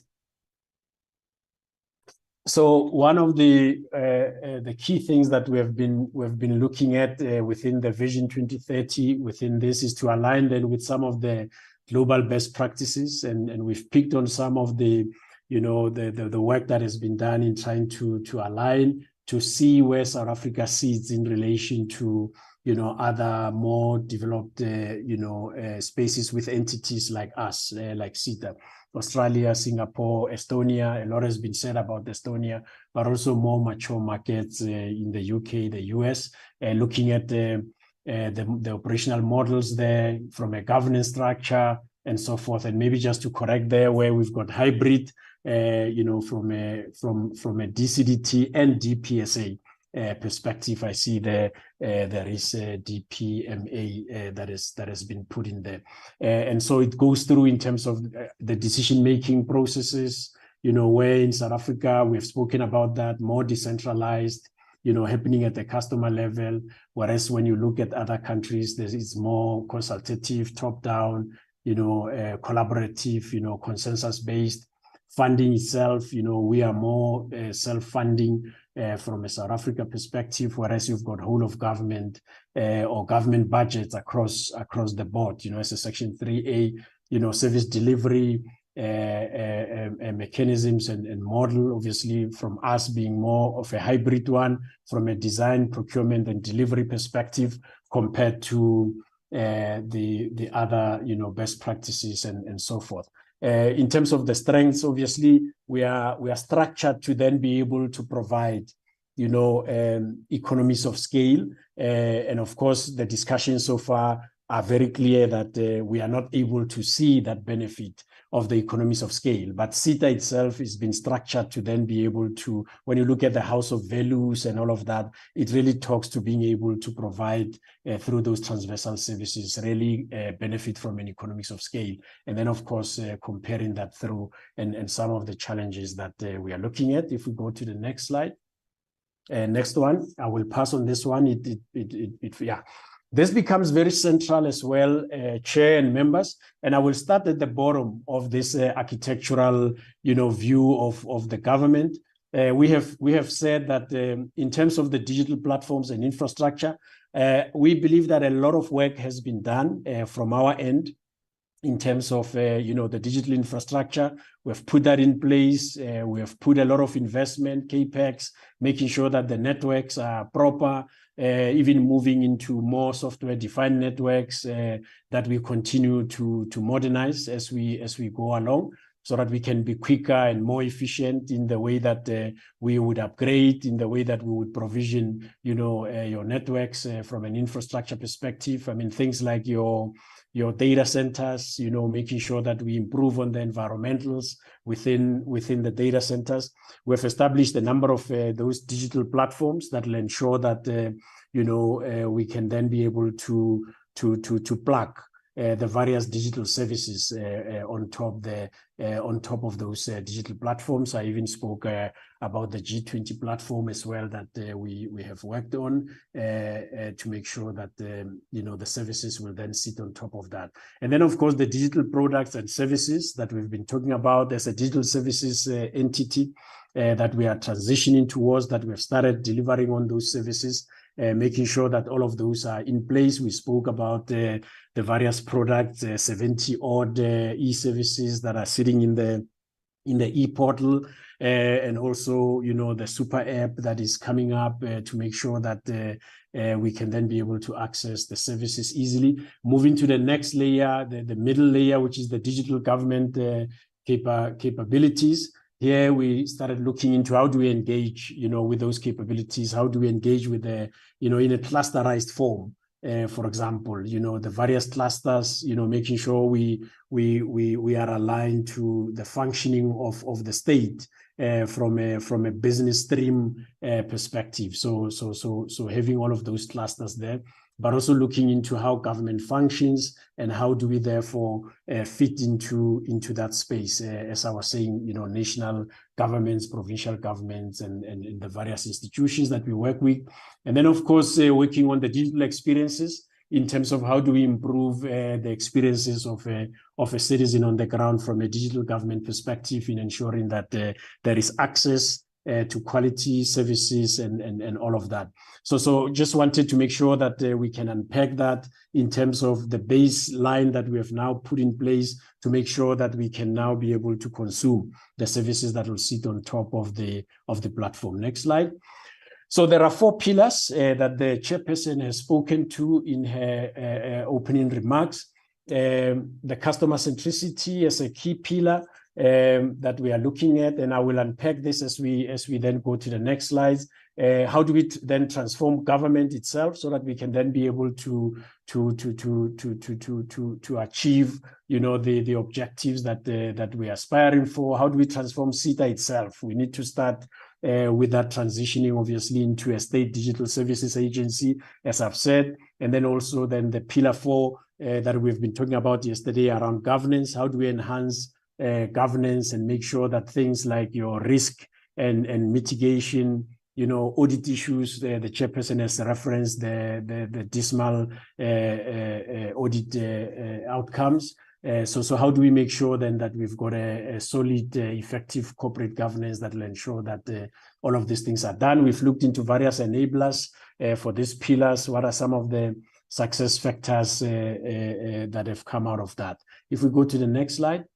So here we go deeper into each of these pillars to say, for customer centricity, for example, we've started a program that we started with the Office of the Public Service Commission to say, how do we then look into service delivery improvements as SITA, coming out of the ICT roundtable that I think happened about 2 years ago. And we started developing those programs and making sure that every year we work on, specific initiatives that will ensure that we improve on service delivery. Issues around how do we personalize our customers, and I've spoken about customer segmentation earlier on. How do we embed ourselves into those customer journeys? How do we make sure we understand the South African Police Service and make sure that we've got capable people that will understand policing, the developments within the policing space, digital policing strategies, and all of that, the best practices, so that when we engage, we can then be able to work with the SABS or defense or any of our customers in a way that it really enhances their mandate and the objectives that they drive. You know, how do we ensure that we retain our customers, you know, through our service level agreements, business agreements, to make sure that year on year we don't lose, you know, the customers, and we've seen some improvements in that space. How do we provision digital advisory and consulting services, which is really saying, how do we engage with our clients in a way that your Deloitte and your Ernst & Youngs and all your traditional, you know, consulting firms do, so that we are a thought leader in the way that we would engage, you know, with the CIOs, you know, with the business of government. How do we enhance our brand and reputation, understanding that we're coming on the back foot, given all the other historical issues and perhaps even current issues that have been happening? How do we make sure that we then build beyond that? And then, of course, transforming government. I will not go into the details, but one of the key issues that have been raised yesterday and today was the research and innovation, or research and development capability and capacity. We have built that. We have brought people from the Innovation Hub who are now running our research and innovation within SITA to make sure that, you know, modern technologies, innovation, artificial intelligence, and other, you know, modern technology that we've been talking about, that we are then able to also then overlay some of our processes and projects, you know, or initiatives, so that we can then be able to deliver services, you know, efficiently, more cost effectively as well. You have 2 minutes left. You have 2 minutes left, Ngatanjay. Okay, thanks, Chair. And then, of course, how do we transform SITA itself in terms of the processes, the procurement reforms, you know, the marketplace, and all of the areas that we've spoken about, and governance also that I've touched. If we go to the next slide.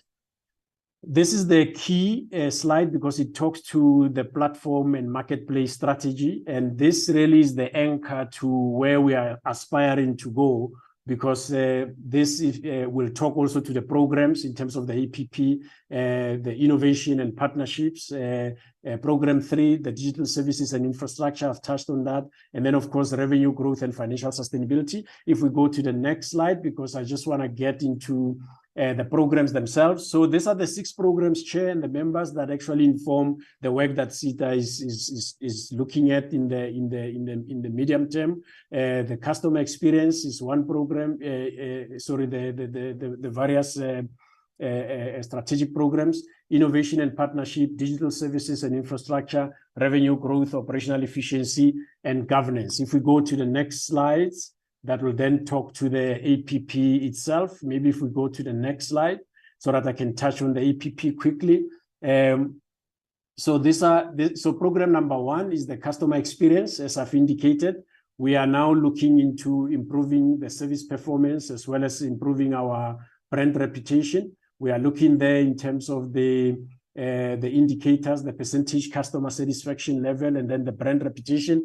We are looking at achieving 60% of the customer satisfaction for this financial year. In the 2 years ago, we were sitting at about 56%, and we are looking at obviously moving from there year on year. We can see there from 60% of customer, and then of course 44% of the brand reputation. I will not go into the quarterly outlay of that. Let's go to the next program, which is innovation and partnerships. Here we're looking into the various innovative products and services that they will then be able to pilot. It's a new indicator, as we have indicated, that then transitions us into a digital services entity. And then looking at the government artificial intelligence agents that are developed is a new indicator as well. We will then be able to develop those in this 25-26 financial year. And then, of course, the various partnerships, innovative partnerships that are coming through that.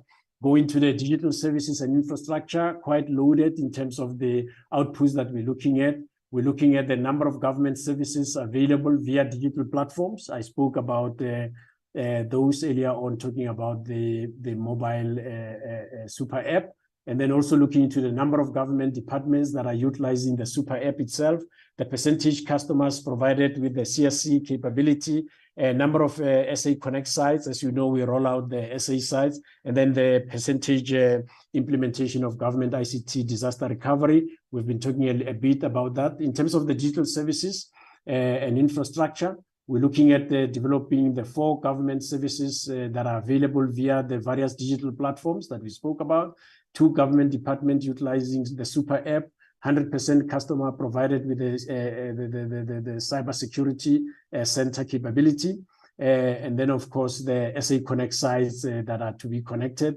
And then, of course, implementation of the disaster recovery for 100%. If we go to the next program number 5 is the revenue and growth. We're looking obviously at growing our revenue 10% year on year, our service revenue, and of course achieving 11% of the earnings before interest, tax, depreciation and amortization, EBITDA.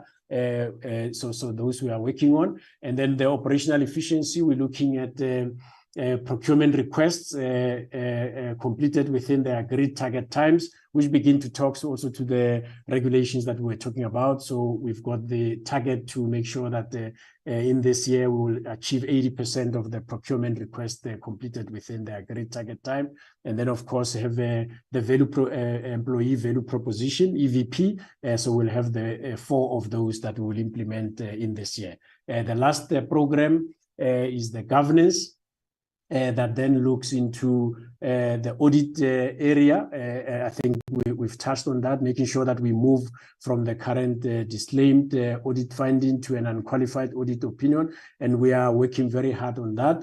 And then, of course, the percentage implementation of the mitigation for strategic risk register, which has been held at the baseline at 79.5, and then moving through. And then maybe the CEO can just run through quickly the budgets. I think it will take him 2 minutes or so just to talk about the budget projections. CFO, if you want to come in to maybe just quickly talk through the budgets.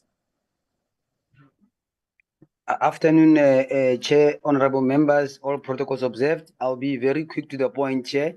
On the budget for over the medium-term period, we are looking at 25-26, estimating about 8.3 billion rand, and we are projecting that will grow to about 10.4 billion rand. And over that period, we are projecting to have a gross margin of about 30% across the 3 financial years, which we're expecting will fund our operating expenses of about 1.9 in 25-26, and then over 27-28, which will increase to 2.4 billion rand. And looking at the bottom line, we are then obviously estimating about 515 million rand, growing to 73 million rand. And I think the main purpose of that number looks quite significant, but the main objective is to generate enough funds to be able to fund the investment program that we are looking at. I think, Chair, the next slide just talks to the statement of financial position. I don't think we need to waste any time on this one. The next slide, it's looking at our budgeted cash flow, and the only number I wish to highlight is the planned spending of about 1 billion rand in 26-27, and 1 billion in 25-26, and then another 1 billion rand in 26-27, which will then taper off to about 800 and lower down the coming years, and mainly because we are then planning to move to a partnership model where we use as and when you consume type of basis. I think that's why I can end the presentation on the budget, Chair. Thank you. Yeah, thanks, CFO. I think, yes, that will then be the end of our presentation, Chair. I don't know if perhaps the chairperson of the board wants to come in. Thanks. Thank you. I think that will be all from our side, Chair. We'll hand over to you. Thank you. Thank you very much, Chairperson. We allowed that extra 5 minutes because we understand that you need some tender loving care after all of the battering that you took from Scopa today. Let's stop here for now, colleagues. I think let's take a lunch break. We will resume at 13:30, which is 1:30. We will take Sentech. Sorry, I'm not sure of the order, but we'll start with Sentech, followed by NEMISA, followed by USAASA, And I think let's take BBI so that we can then go into discussions the rest of the afternoon. So if we start at 13:30 and all entities, please do adhere to the 30-minute time limit. It means that by 15:30, all presentations must be done, and we will then reserve the remaining time for questions and answers. Thank you very much, colleagues. See you at 13:30.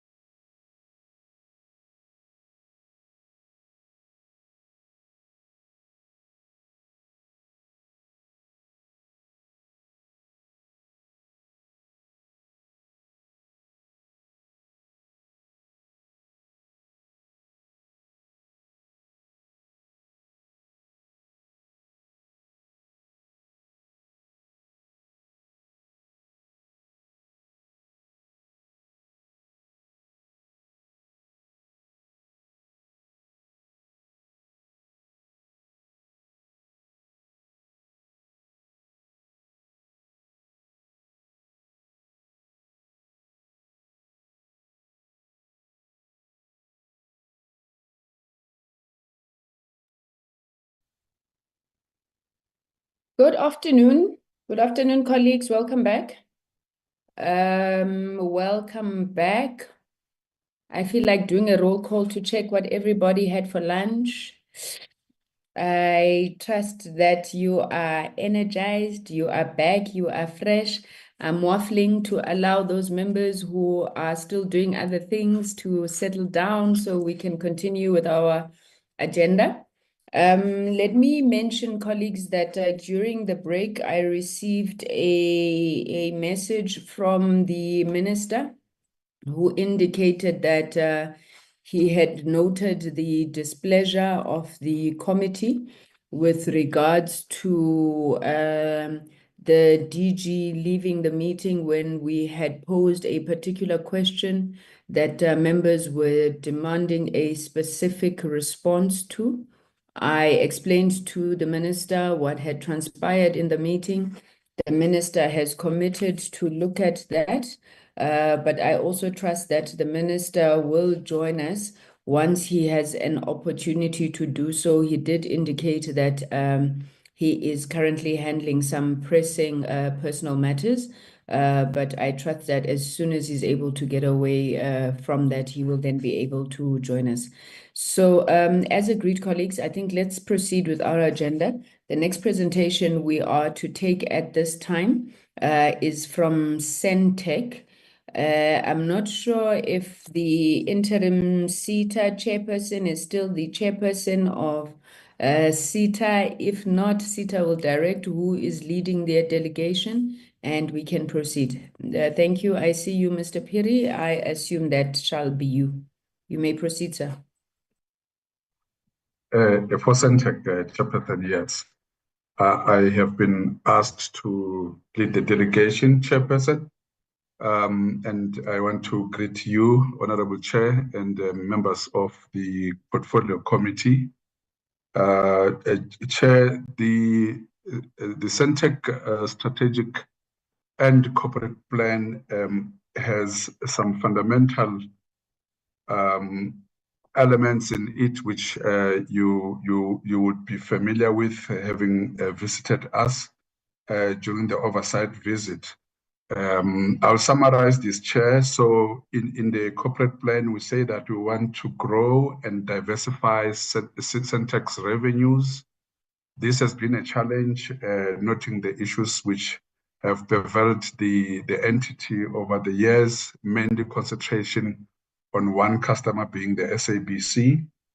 We also want to optimize and ensure that we have a reliable infrastructure, digital infrastructure, because Sentech is actually a digital infrastructure company. So using our strategic towers location to also offer not only just signal distribution, but moving into broadband space. Innovative and digitized sustainable Sentech. So that speaks to how we ensure that the entity becomes relevant in the digital era, in the 4IR era, to ensure that we are also sustainable, not only for our revenues, but also running a business that is actually sticking to good governance, good corporate citizen, and ensuring that the staff is actually employed in an environment that is conducive, that is looking at even the principles of King 4, as it were. Chairperson, the rest of the presentation will be done by our CEO, acting CEO, that is Mr. Deshope, who will also hand over to the CFO to look at the financial plan for the next 3 years. I wanted to also say, Chair, that this document has run through all the processes, was approved by the board. We received the concurrence of the department and the ministry, and in that we have aligned with the priorities of the current administration. Mr. Deshope, I hand over to you, sir. Thank you very much, Director Piri. Greetings to you, Chairperson of the Portfolio Committee and honorable members of the Portfolio Committee. Chair, I hope you can see our presentation. We can see you, CEO, but not the presentation. Okay, let me try to share once again. And let me check, am I still referring to you as acting CEO? Yes, Chair, I am still acting CEO There's of no Sentech. movement on any appointments at Sentech. All right, you may proceed, acting CEO. Yes, thank you, Chair. We may be having limitations in terms of the sharing rights. Can the admin colleagues assist us there? Please give the sharing rights to myself and Risane Rasikinya. I have given you rights, Mr. Smith. Okay, give also our CFO. We'll try to share once more.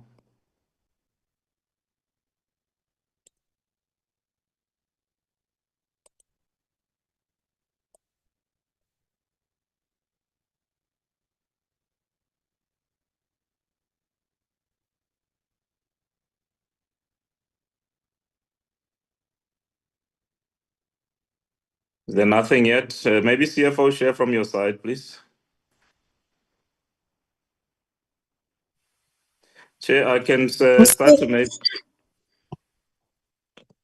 I can start to lay I the also can't context. share. Yeah, there must be a problem with the sharing rights then.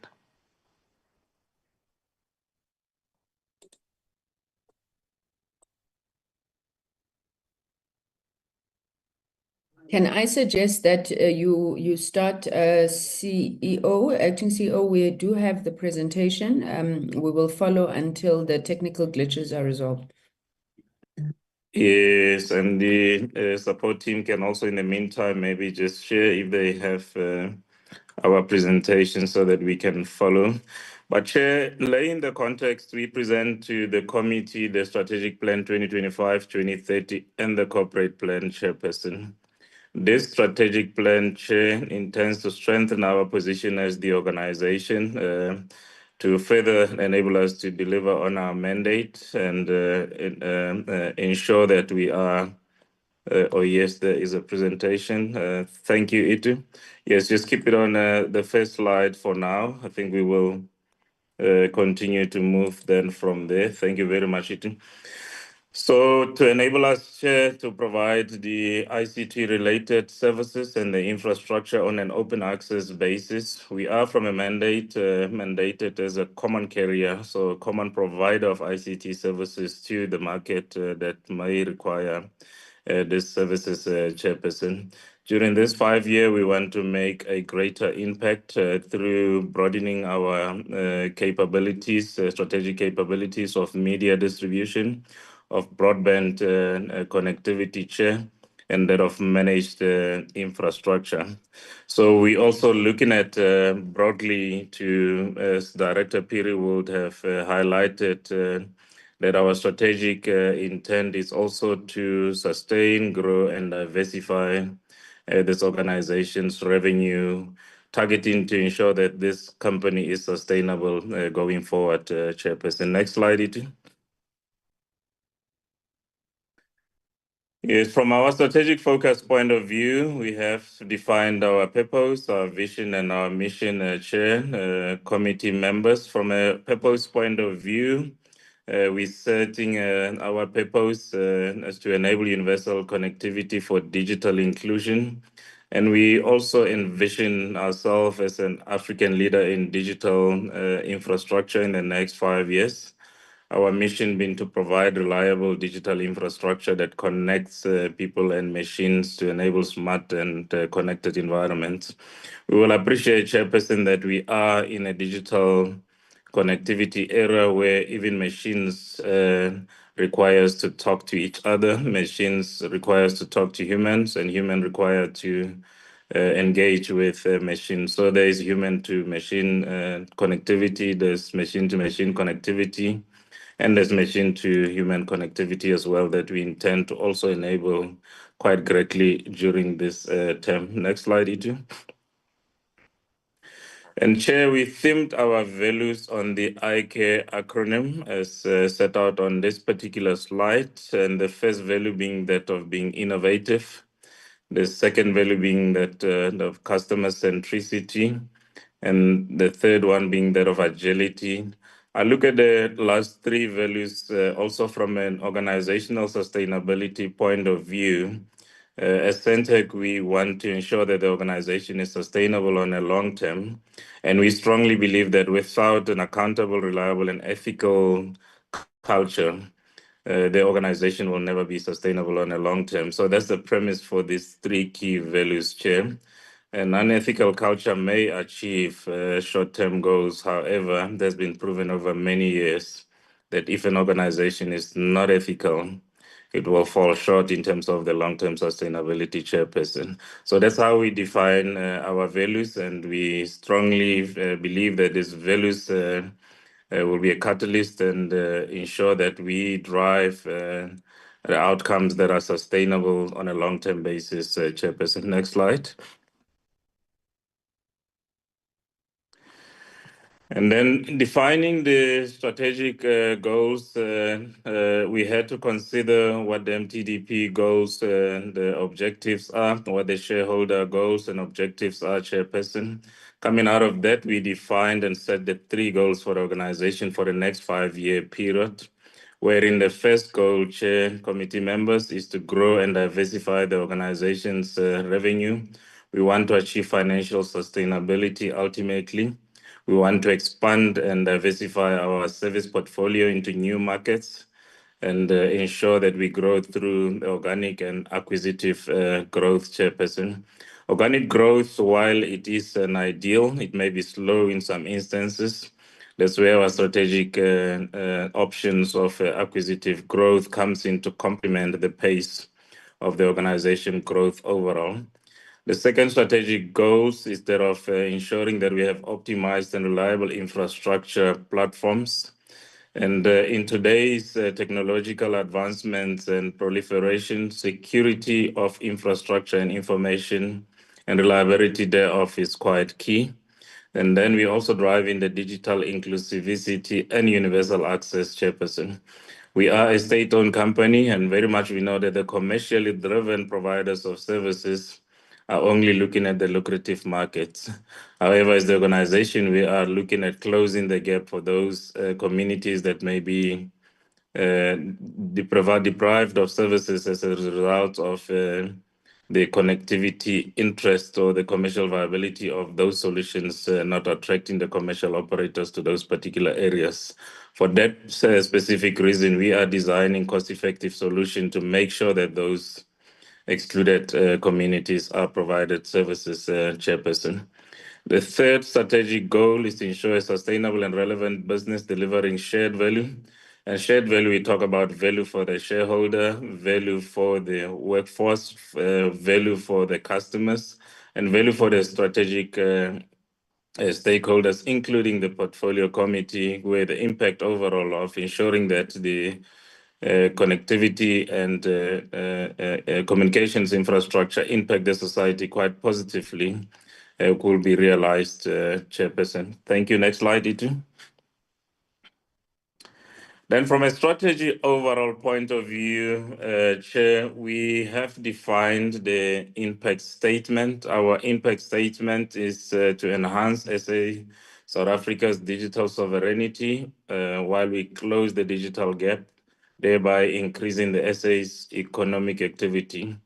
Chair, we're living in a very interesting era where self-reliance is also, as a state, becoming a quite key defense strategy. Therefore, also with the growing tensions and division, geopolitical, we do position ourselves to work with the other local partners to ensure that the country is self-sufficient as far as the ICT infrastructure is concerned. And also economic activities, it is our second, from a mandate point of view, though we are commercial, we also have a developmental responsibility.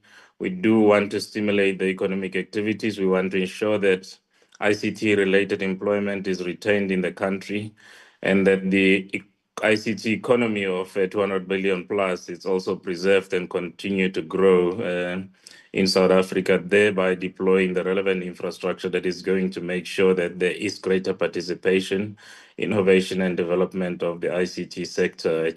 So long term, that's the impact that we want to make. It's sovereignty orientated, it's bridging the digital divide, it's ensuring that there is economic activity as well. We've also set the outcomes, what we want to see at the end of 5 years, Chair, committee members. So from the outcomes point of view, the first one is that of financial sustainability. We will deem ourselves successful at the end of the 5 year when this organization is financially sustainable. Chairperson, when this organization has enabled digital inclusivity and universal access across various platforms, media, broadband, and managed infrastructure. And then we will also like to achieve a thriving digital sector and ecosystem, chairs, thereby just enabling the sector by providing the foundational infrastructure that other providers can leverage to ensure that the sector and its economy thrives going forward. We also want to be a sustainable and trusted brand, long-term basis. We also want to attain reliable and secure infrastructure, as I will have reflected. We'll continue to be a learning-driven and innovative organization, Chair committee members, during this period. And to deliver on our strategy, Chair committee members, we've anchored our strategy on the 5 pillars. This is now the theme of today. I've seen also the other organization presenting along the pillars. Our strategy is anchored around 5 pillars. The first one being a future fit organization, Chair committee member, where we're referring to our ability to adapt and evolve to meet future challenges through capable workforce, agile processes, and leveraging technology and data-driven insight to take the organization to the next level, Chair. We have a transition, Chair, to position our organization and to evaluate it around the ESG principles, Chairperson, where every step and the actions that we take has to consider the environment that we work within. We want to preserve the environment for future generation, and our activities should consider also the social and governance. So we want to be a good citizen wherever we operate, consider the social or socioeconomic requirements of our society, contribute quite positively there. But quite critical is the governance of this organization, Chair. As you would have seen that the highlights in the past, particularly the SOE, there would have been great concerns around governance. So with the ESG approach, focusing on environmental, social, and governance principle, we want to ensure that there is good corporate governance of the organization that takes into consideration the environment and the socioeconomic requirements of our society. Customer centricity remains quite key for us as the organization. Without our customers, we will not be sustainable, Chair, committee members. We therefore want to deliver a superior customer and user experience across all platforms, media distribution platforms, broadband platforms, and managed infrastructure platforms as well. The 4th pillar is that pillar of creativity and innovation. Chair committee members, an organization that does not reinvent and recreate itself will render itself irrelevant very quickly.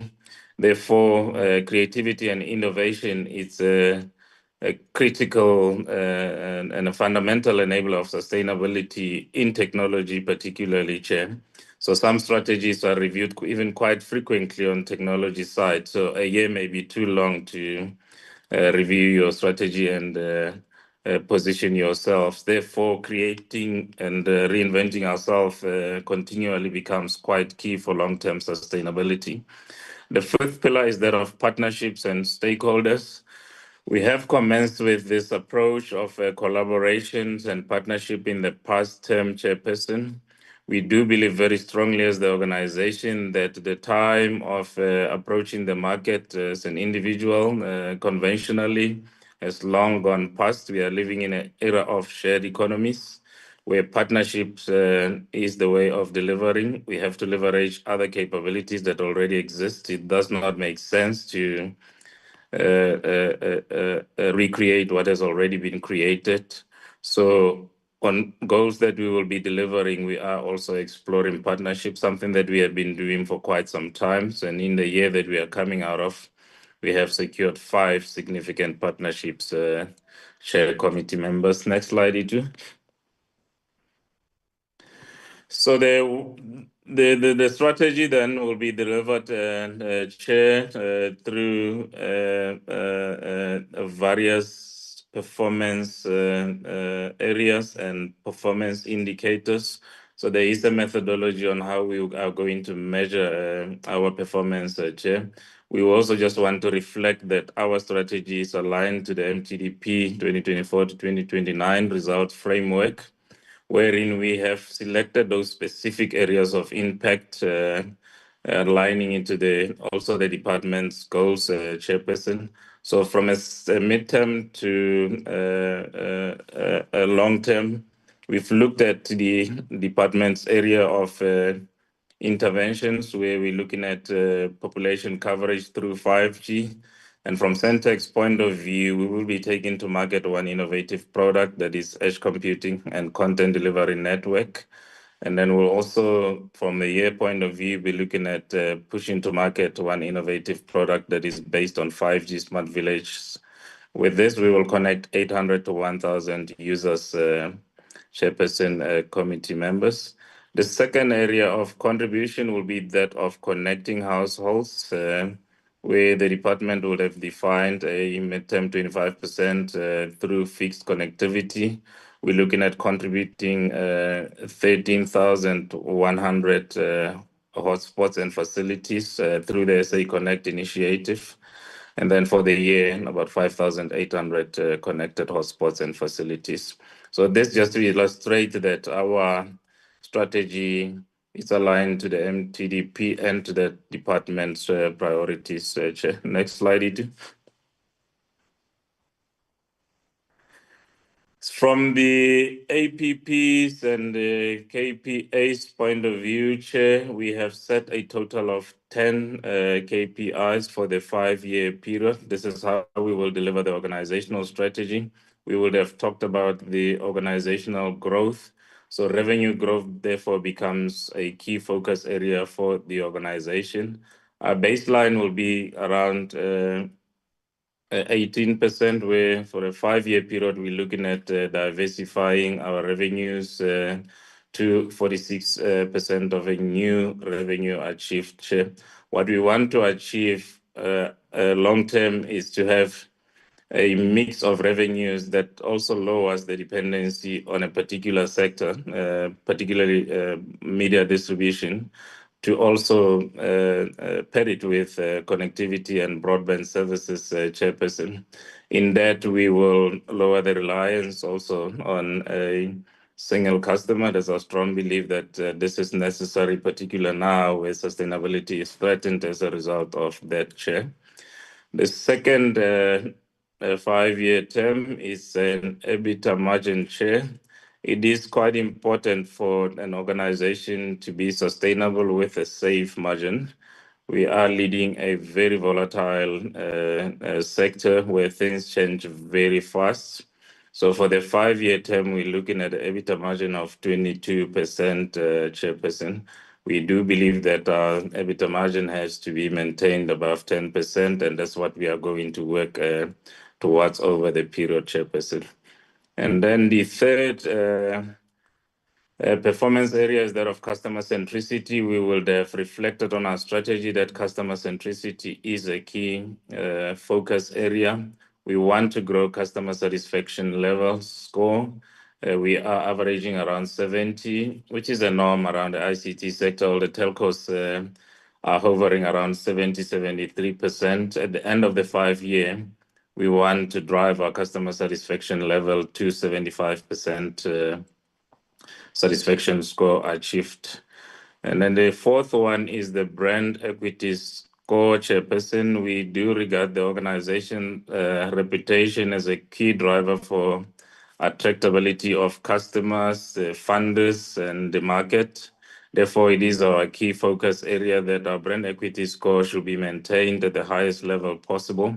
Every little thing that we do has to consider our reputation and ensure that the reputation of this organization and the brand score is kept as high as possible. So for the 5-year period, we are looking at maintaining the score between 76 and 80%, Chair. Good governance, as we have reflected in our strategy, is also a key pillar for our success, Chair. So we will, for the 5-year period, target to maintain clean audit for every year. It's a target that we are deliberate about. We set it in annual performance plans to make sure that governance is also intrinsic in every step that we take, Chairperson. And the second part of customer centricity is to ensure that the services that we have contracted and the service level agreements that we have with our customers are adhered to through the network availability metrics there. We're looking at achieving a 99.5 on the 5-year period. You may be looking at where we are right now and questioning why does it look like it is going down. We are going to have a broader broadband network over time, whose SLAs and the contracts that we are signing are slightly below those of media. So 99% is an average contracting of the SLA around those particular services.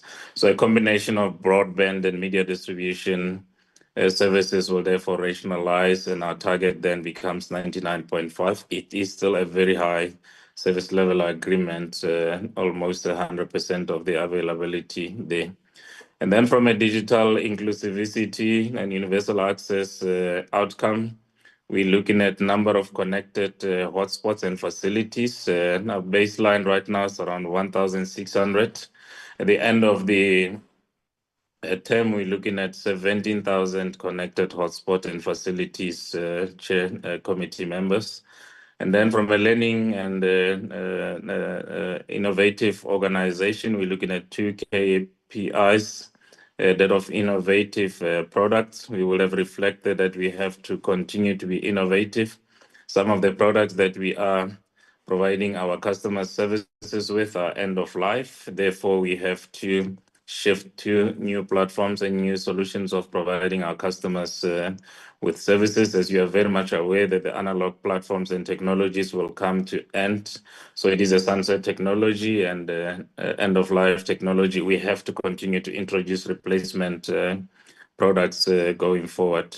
So we're looking at the end of the term, 7 innovative products implemented, Chair. And then data maturity, data management and artificial intelligence is going to be a catalyst for success and will enable efficiency in operations of organizations and also in some instances ability to draw revenues from those AI-enabled solutions. Therefore, as the organization, we are targeting to grow our data maturity levels from 1 to 5. With this, we believe we will achieve a greater organizational operation efficiency. There will also be an opportunity to commercialize some of the solutions that we would have developed as part of the data maturity journey, Chair. And one of the biggest strategic shifts in this particular 5-year period, Chair, is the establishment of the SA communication satellite, Chair. It is a new target completely, and it's a journey of about 6 to 7 years to launch. At the end of this term, we want to be ready to launch the satellite, the SA communication satellite, to enable South Africa to be self-reliant as far as the space technology and the capabilities of satellite are concerned. This is quite essential. Therefore, we are deliberate around it, and we want to get the organization and the country to own its satellite. It is also a growth initiative for the organization. We want to diversify our revenues through satellite technology. Satellite economy is quite a lucrative market and economy on its own. most entities draw a lot of revenues from that. So it is also a diversification and a sustainability focus area. Next slide, Itu.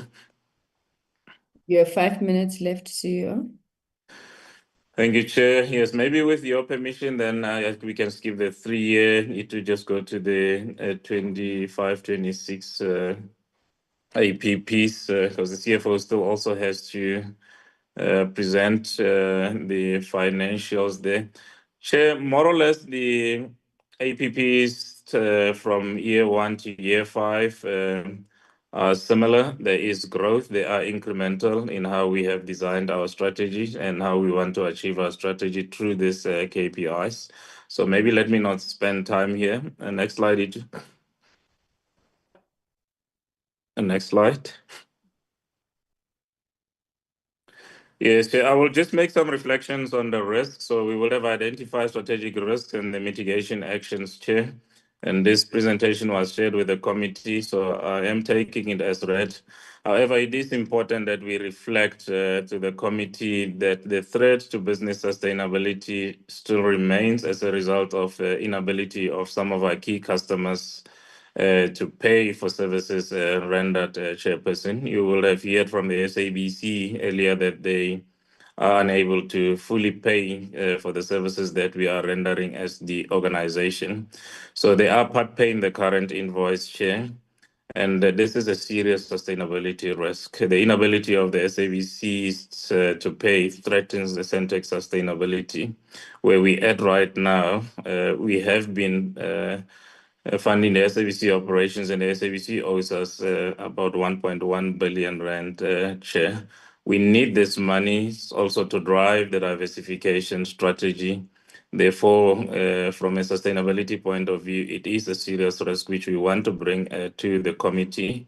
We are engaged with the SABC, but where things are right now, Chair, we are at the point where we are actually not able to continue to provide services to the SABC without a full payment, Chairperson.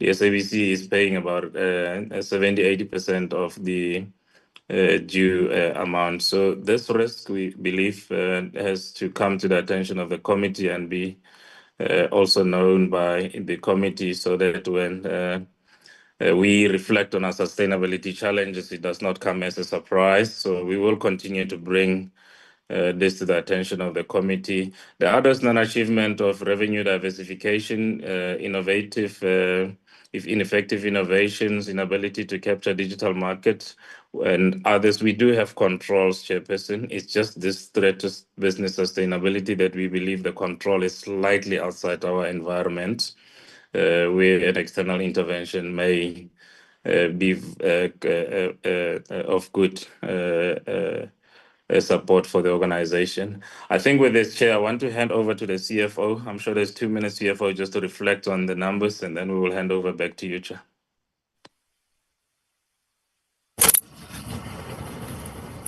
Good afternoon, Honorable Chair and honorable members and everyone on the call.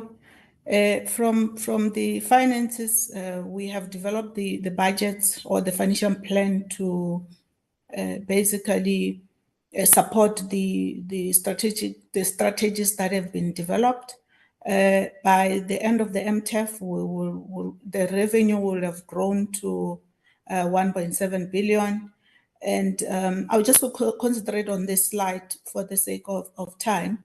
The 1.7 billion will get there through combination of a few things. One-off revenues, specifically for the set-top boxes orders that we have received from USAASA.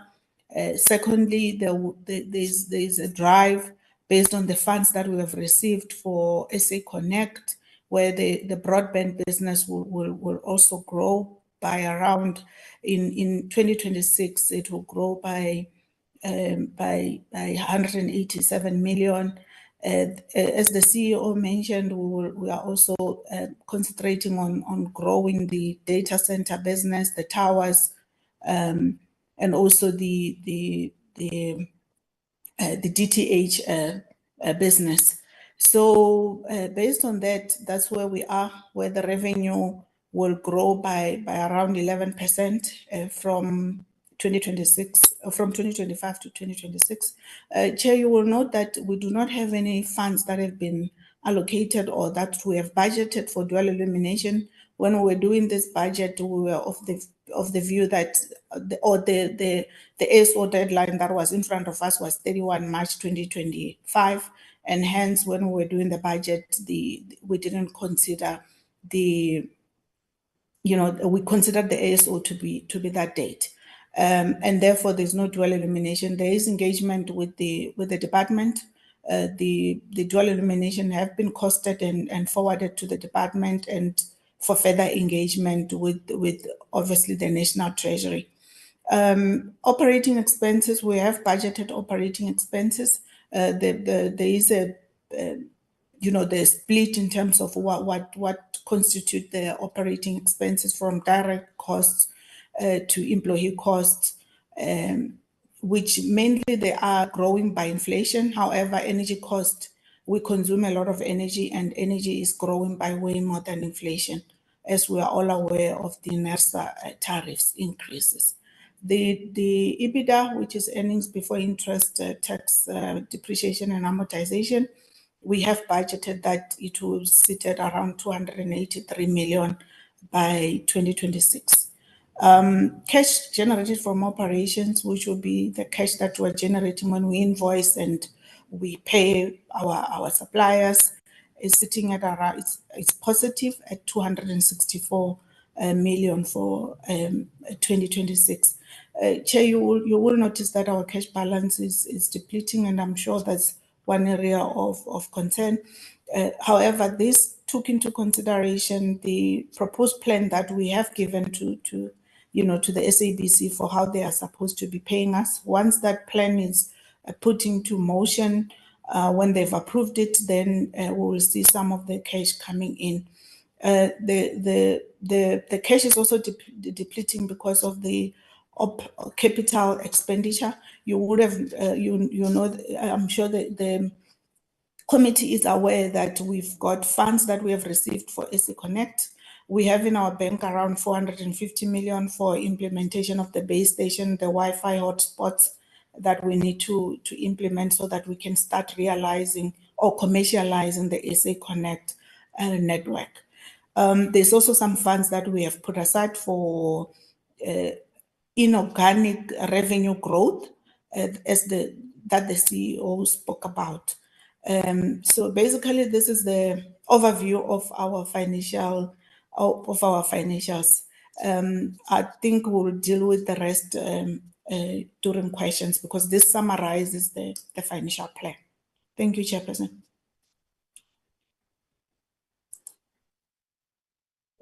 Thank you. Thank you very much, colleagues. Apologies, you were a bit rushed at the end there. We just really need to get through all the presentations so we can get to engagement. So can I please invite the next entity being NEMISA? NEMISA, the time is 14:10. You have until 14:40. Chairperson, good afternoon. I just want to joke that perhaps Ms. Sali should consider a straw draw to determine the place on the presentation log, especially after the marathon of the 25th of March, Chair. Yeah, good luck with that, eh? You may proceed, Mr. Adendorf. I also hope, Chair, that given our track record of optimal time usage, even though we are still thorough, we can always, as we always do, we wish to give you some time back, Chair. Chairperson, my name is Lionel Adendorf. I am the chairperson of the board of NEMISA. I wish to recognize you, Chair, and the members of the PC on Communications and Digital Technologies. I also wish to recognize the DG and DDGs of the Department of Communication and Digital Technologies, as well as the chairperson, CEOs and CFOs of the SABC, FPB, SITA, Sentech, USAASA, USAF, and BBI. NEMISA takes our accountability towards the public very serious and always appreciates the excellent and diligent work done by this committee. Chair, as you know, South Africa has more than 20 million young people, of which more than 40% of that is not in employment, education, or training. On top of that, as a direct result of the many years of exclusion of the majority from economic opportunities and access to highly specialized skills, the digital divide is also growing. But while there is a lack of available ICT skills, we continue to see outsourcing and offshoring of digital jobs. To address some of the above, NEMISA aligns and contributes to 3 key priorities outlined in the MTDP, namely inclusive growth and job creation, reducing poverty and tackling high cost of living, and building a capable and ethical developmental state. Conscious of the fact that the AI market in South Africa is estimated to be worth around $3 billion last year and is expected to grow to triple by 2030. Both NEMISA's strategy and APP are based on a situation analysis of the digital skills that are in demand, and this includes big data, artificial intelligence, cloud computing, cybersecurity, and software development.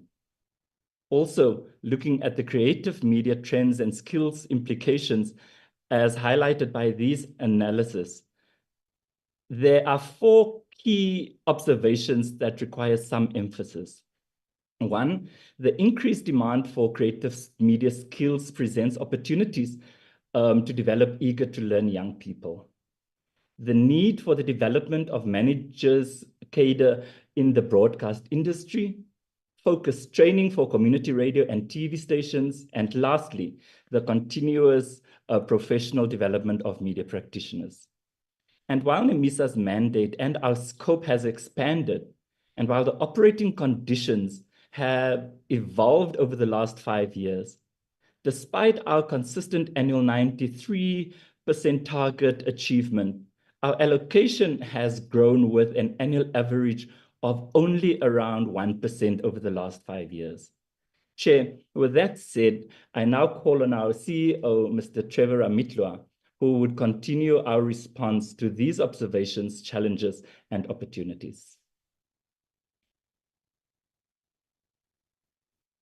Thank you, Chairperson, and good morning to members of the committee, the honorable members. Good afternoon, sorry, and good afternoon to the chairpersons of the board, as well as colleagues from various other entities. Chair, in terms of 2025-2030 strategic outcomes for NEMISA, we are looking at the first one being a digitally transformed and well-governed organization, which is the first pillar. The second one being sustaining an integrated ecosystem to build a skilled society. And with this, we would like to see an ecosystem being highly effective instead of just NEMISA individually trying to achieve its goals. Then outcome number 3 is about the skills for the economy. This is the core of what we do, Chairperson, which will focus on now delivering the actual skills or skills development initiatives. Outcome 4 is about applied innovation and research outcomes. So this will see us being involved in some innovation activities, including research. And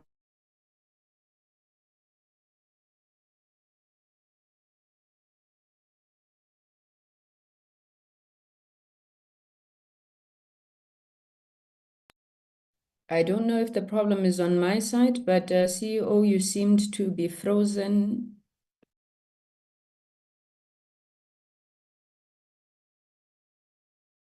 given that might be connectivity issues, is it okay, Chair? Yes, it's fine now. Thank you. Thank you. Thank you very much, Chair. So outcome number 5 is about ensuring that we measure the impact. We aggregate the data around what we've done year on year, and then we measure the impact to see if the training programs that we deliver are taking us in the direction that we would like to see. In terms of the 5-year targets per outcome, starting with the digitally transformed and well-governed organization. The first one is us ensuring that we adopt a digital maturity model. This model will serve as a framework that will help us to have an architecture in place for digital transformation and digitizing NEMISA. And we would like to see ourselves at the end of the term having achieved the maximum level of that model. And we are in the process of adopting the model in the first year, and then we will be doing a baseline assessment and taking it from there. The second one is about percentage of NEMISA workforce reskilled and upskilled. We're looking at the end of the term, 100% of identified employees reskilled and upskilled in line with the skills gap that would have been conducted, skills gap analysis that would have been conducted. The third one is percentage of audit action plans implemented. We would like to see 100% of audit action plans implemented at the end of the term. And the last one in this area is percentage of board evaluation action plans implemented. Here we recognize that we do board evaluations, but what about the action plans that come out of that? So we would like to see 100% of those action plans being implemented. In the second outcome, which is integrated ecosystem contributing to building a skilled society, we would like to increase the number of value-adding partnerships. And at the end of the term, we would like to see 30 signed memorandums of agreement and partnership performance reports that will measure if those partnerships are working for us, because we believe that we will not be able to carry out this mandate alone or as an individual organization, but rather that we build an ecosystem of partnerships that can complement each other. Also, we would like to assess that ecosystem continuously to identify weaknesses and strengths and more work that could be done, or if there's a need to identify new partnerships, that we do so in a very scientific manner to ensure that the ecosystem is functional, is fully functional. In terms of outcome number 3, which is skills for economy, we starting with digital literacy. We would like to ensure that we drive digital literacy, and the trainings are aimed at training up to 340,000 people at the end of the term. And here we will be targeting the unemployed, we will be targeting the teachers, we will be targeting learners in schools as well, and various other segments of customers that we intend to deliver to, including even in the universities, as well as TVET colleges and community colleges. Second one is number of people trained in digital entrepreneurship to support MSME development. These are medium, small, and micro enterprises. We intended to do 50,350 by the end of the term. And in the main, we would like these enterprises to adopt digital tools and to adopt e-commerce in their practices, and thereafter enabling them to transform digitally. The third one is number of learners trained in creative media short courses. We intend to train up to 3,400, and the aim is to increase this further, even further, given the partnerships that we will develop as well, because we believe that this area presents a lot of opportunities. Also, number of learners trained in creative media learnerships. These are 1 year or 1 year, 6 months programs. We intend to train up to 600 learners in this, and these are in areas including animation, interactive media. They also include radio production as well as television and film production. A number of learners trained in emerging technologies that cover what Chairperson touched on earlier, that include data science, cybersecurity, artificial intelligence, and others. We aim to train 10,000 young people. The number has slightly reduced given compared to the baseline there, even though we've within the budget, but we believe that with the partnerships that we are creating, we will be able to achieve way more than this. And in terms of number of learners trained in technician training programs, this includes the likes of your cell phone repairs, broadband installations, and others. We intend to increase this to 800. Our baseline is 350. We believe that we can take this way higher, especially if there are partnerships that will come on board as well, which we'll be actively pursuing in the town. And the next one is number of learning products implemented in the learning management system. This is an online platform. So it's content that we develop from time to time. So we are aiming to develop at least 20 learning products around it. And the last one being the number of initiatives to support learners to transition from learning to other opportunities, including earning opportunities. This is a new target which I'd like to highlight in particular, in that we realize that as part of our strategy, we should deliberately aim to help young people or those that we train to have pathways towards opportunities. So we intend to implement 10 initiatives by the end of the term. This would include the likes of your work integrated learning, learnerships, the likes of your freelancing opportunities or gig economy opportunities, job opportunities being for full-time jobs, and so forth, including entrepreneurial opportunities.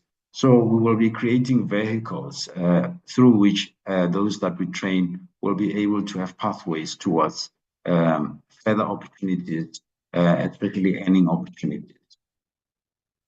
And in terms of the next outcome, which is improved applied research and innovation, we're looking at implementing datathons, 5 datathons. These are your hackathons, where young people are brought together, they're given problems to hack, and they come up with innovations. But this time around, we're calling them datathons, as they will be using data, big data, to analyze that, to unravel that, and eventually come up with technology solutions that can address the problems that they would have identified. We would like to assist our beneficiaries to build portfolios, because in this sector, you need to showcase experience or portfolios of what you've done before you get into next opportunities. So we would like to help them in this way, but also to help them to develop solutions that can either be taken to market or that can, bring about partnerships for them to be able to gain access to either job opportunities or entrepreneurial opportunities. Then we aim also to have digital skills roundtables. We will have 2 in a year, and therefore we will end up with 10. And we will identify key topics, including labor market system-related topics that has to do with unlocking opportunities for those that we train so that they can gain those opportunities.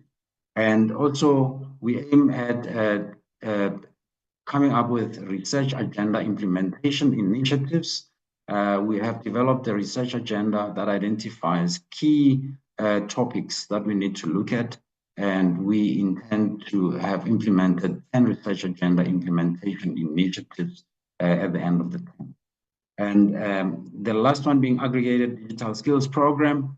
Here we want to do monitoring and evaluation reports of our programs. We want to do 20 of those, which means we will do 4 a year, 1 per quarter, and that resulting into 20 M&E reports produced at the end. And also we will have an annual impact assessment carried out. And in terms of the annual performance plan, it just delves a level lower into just this financial year. The indicators are similar. It's just that it touches on this particular year alone. And if you look at digitally transformed and well-governed organization, that maturity framework that or maturity model that I mentioned, we would like to have that model adopted and a baseline assessment conducted. And then in terms of the next one, it's percentage of identified employees reskilled and upskilled in line with the training plan. We would like to train 100% of those that would have been identified, and percentage of audit action plans implemented, 90% of that, and number of board evaluation performed and action plans developed is what we will be doing in the this financial year. Also, in the next one, number of value-adding partnerships, we're looking at 5. Number of consolidated partnership performance reports, we're looking at 4, 1 per quarter. And number of partnership ecosystem assessment, we will do 1 in this year. And in the next program, which is program 3, Skills for Economy, we will number of learners trained in creative media short courses, we will train 650, and those in learnerships will train 100, and training programs reviewed, existing training programs reviewed, we will look at 2, and those that are trained in digital literacy will train 60,000, and people trained in digital entrepreneurship to support small businesses will do 12,000, and number of learners trained in emerging technologies or digital technologies, we're looking at 1,000. These are high-end emerging technology skills that I mentioned earlier, and number of learners trained in technician programs, we're looking at 200. And usually these end up setting up their own small businesses, including cell phone repairs. And number of learning content products developed, we will produce 4, and approved post-learning transition plan. We would like to have that in place, but also that we implement the annual plan and develop a report as well on that. And in terms of improved applied research and innovation, we'll do 1 datathon, which will be done in all the 9 provinces. And also we'll have roundtables. We will have 1, and number of advocacy and awareness campaigns, we'll have 2, and number of research agenda implementation initiatives, we will have 2. And in the last one, we will have, in terms of monitoring and evaluation reports, we will do 4, 1 per quarter, and we will do 1 impact assessment report produced. In terms of our key risks, I'll not go into each and every one of them. I just would like to highlight the issue of the first one, which is about failure to stay updated with creative media digital skills gaps and ICT technology trends. And hence, it is so important to do a review of training programs, develop new training programs, but also undertake research to identify trends so that we are able to develop to implement training in programs that are in demand, so that we are more demand-led. And also, I would like to touch on the last one, which has to do with inadequate recognition of NEMISA brand, products, service offerings as a catalytic organization for national digital skills development by its customers. So we have a marketing, we will be implementing a marketing and communication strategy and an action plan in this term. And we will be driving at introducing NEMISA in multiple platforms, including SABC. We have started discussions with SABC to start really marketing NEMISA and getting as many people to know about this, including social media platforms, the likes of your TikTok and others. So that's the work that we will be doing in this term, Chair. And in terms of the resource allocation for this particular year, 25-26, we expecting to be allocated 96,961, and we will be allocating 43 million to administration. That includes overheads, salaries, including the likes of your capex and so forth. And in terms of the other amount will be placed in program 3, which is your skills for economy, which is 53 million. And that amounts to 96 million. And I'd like to thank you for the opportunity. We will be taking questions. Thank you, Chair. Thank you so much, Chairperson. Thank you so much, CEO. Chair, I want to emphasize just one thing from the excellent presentation that Mr. Ramitwa did, and that is what he has presented. They are all exclusive NEMISA initiatives, and that does not include our partnerships and our collaboration with others, Chair, those that we continue to pursue and those that we currently have. And this is what we are presenting to you.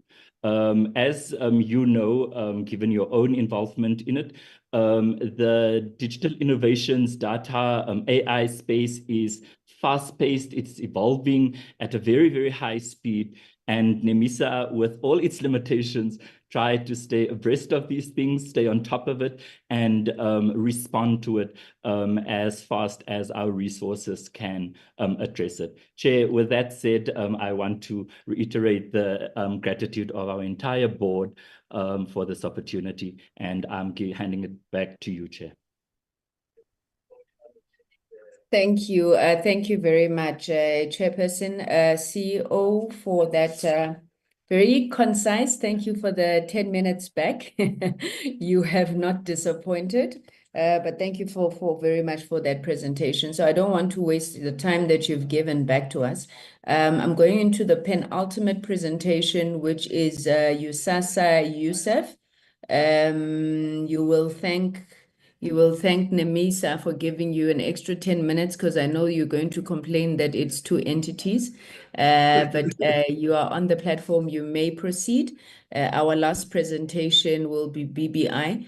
I do know that it was said in jest by Mr. Adendorf, but I think we do need to consider in the next meetings to actually allow some of these institutions to go first. You're always at the tail end.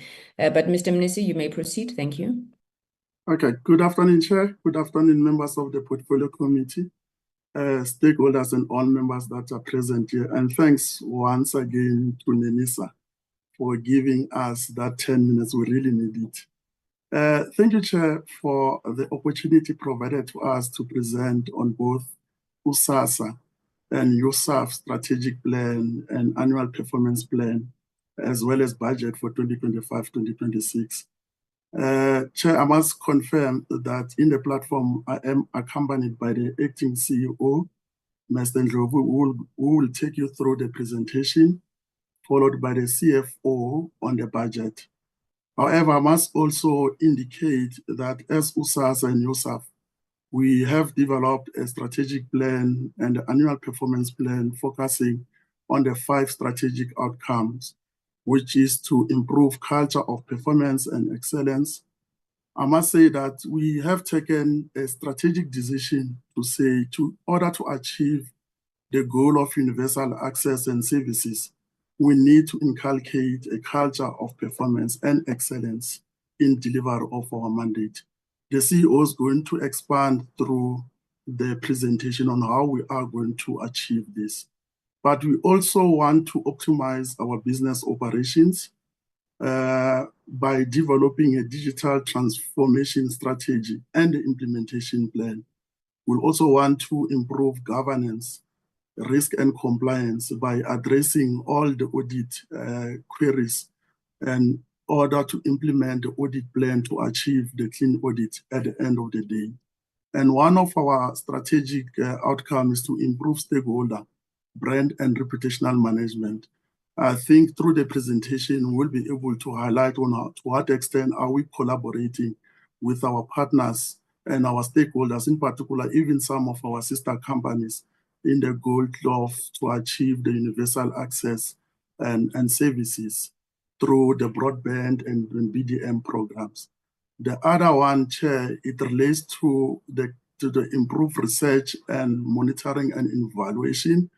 This is solely done, Chair, to give effect to our mandate, which is set out in the Electronic Communications Act, which is to conduct research in order to keep ourselves abreast of the development in the ICT sector, Chair. Without further ado, Chair, I would want to just hand over to the acting CEO just to take you through the presentation within the limited time provided to us. Thank you.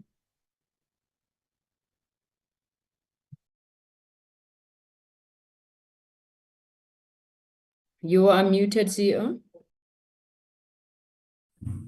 Thank you very much, Chair. Thank you very much. I'd like to greet all the portfolio committee members, the chairperson, and all the CEOs and board members in the meeting. I'll say thank you very much. All protocol observed. I will try also to do a miracle and also keep to the time. I'm not sure if I'll save, but I'll short share that I'll stay within time, because for me it's very much key that we go into the details in the new USAASA that we are building with the current board and the support of the CDT.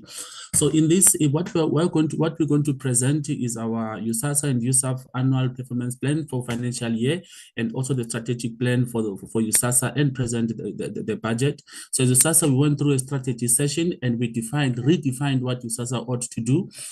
We look at what is it that USAASA has been doing well that we need to continue doing. What is it that USAASA has been doing badly that we need to stop doing, and what is it that we need to do from now on going forward. So we'll present the USAASA and USAF corporate plan and the annual performance plan and the budget in that regard, and the CFO is going to come to assist on a second at the last part of the presentation.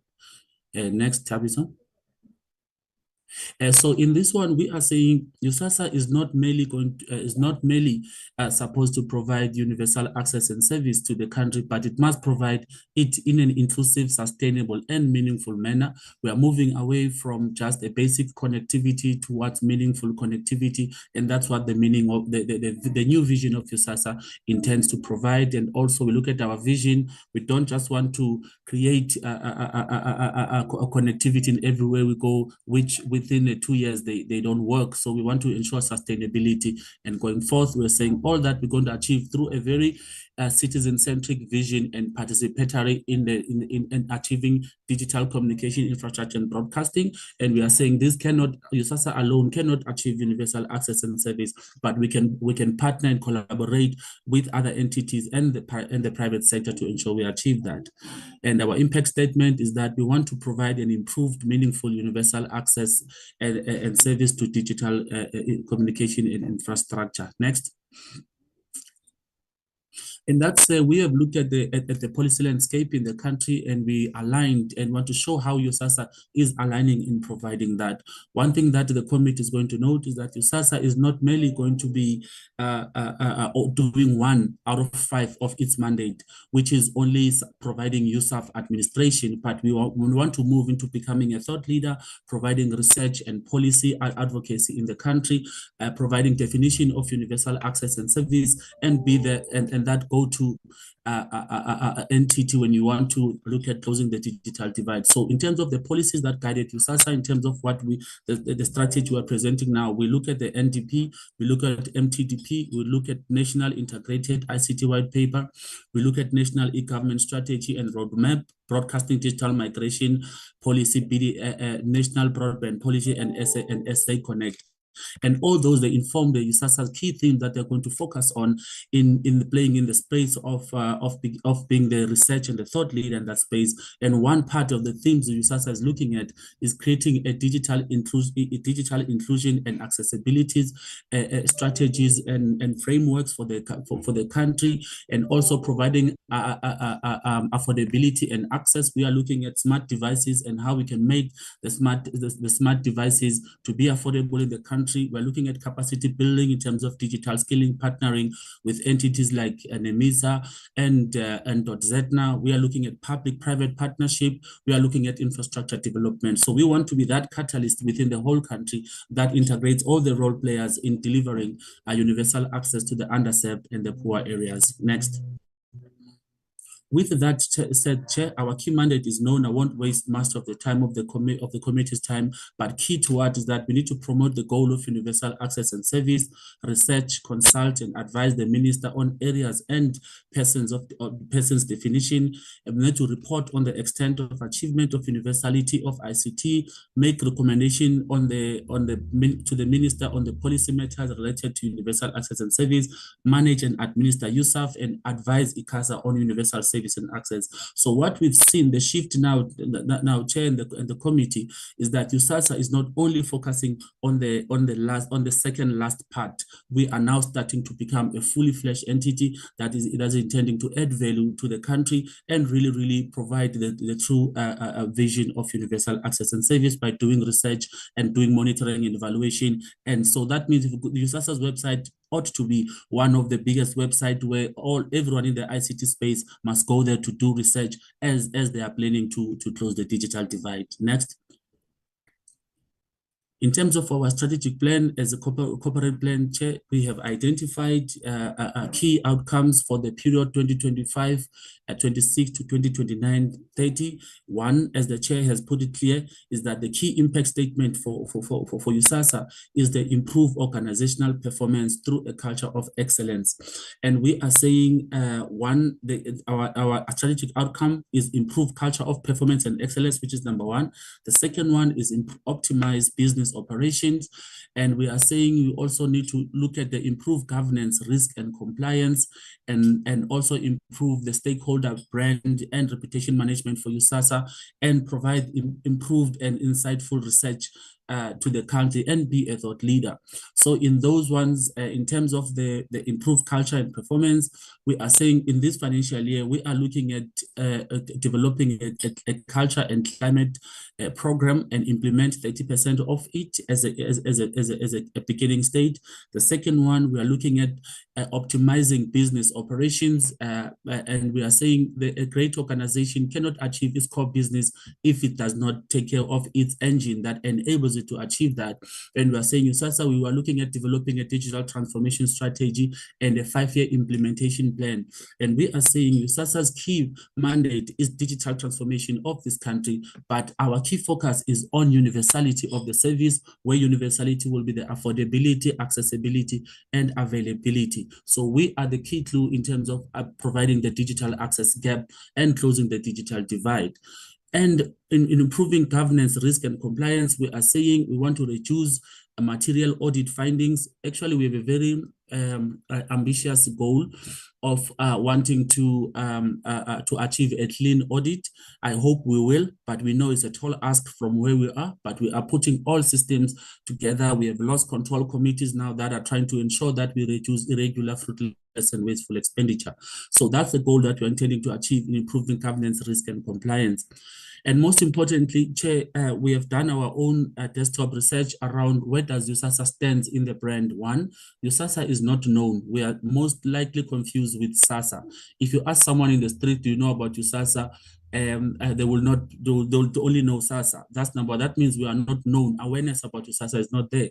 What USAASA does, even within the same ICT sector, is known only here and there. And thirdly, we have a very bad brand and reputation. If you go to the media, check USAASA, you'll find a lot of scandals, a lot of bad things that are said about USAASA. But we are saying we want to turn the tide, Chair, and make USAASA one of those respected organizations with a good branding and reputation approach through our stakeholder management, through how well we deliver what we need to do, and sound governance of USAF itself as a key resource and scarce resource that is there to support the underserved and the marginalized. So we are saying in that we want to build a stakeholder management and brand strategy for USAASA that will reposition USAASA as that player that it ought to do.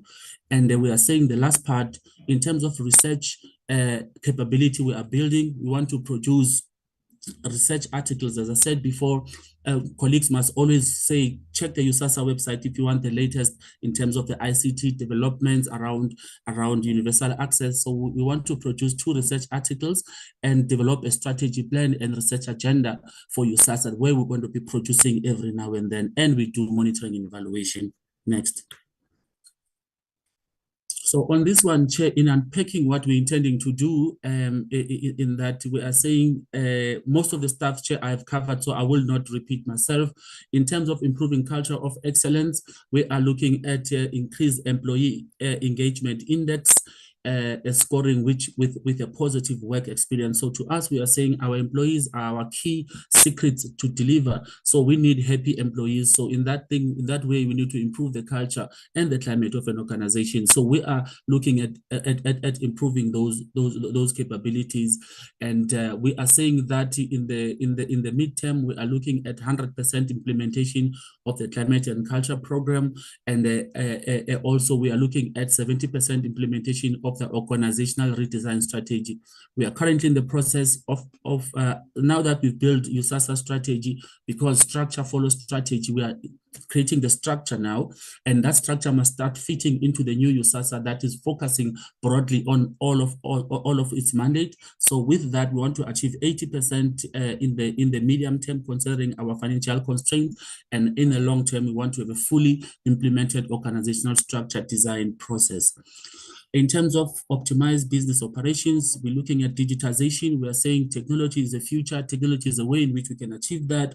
We are looking at how then we can start infusing the emerging technologies like artificial intelligence, blockchain, IoT, in terms of what USAASA does. How do we identify underserviced areas? The AI, the data, the machine learning can assist us in identifying the moving targets around that, because the areas that are underserved 2 years ago might not be underserved now. And people who were indigent 2 years ago might not be indigent now. So you need a tool that is wise enough to adjust into the data, into the changes in that. So we are looking at using digital transformation to achieve that, and data as our tool in our journey there.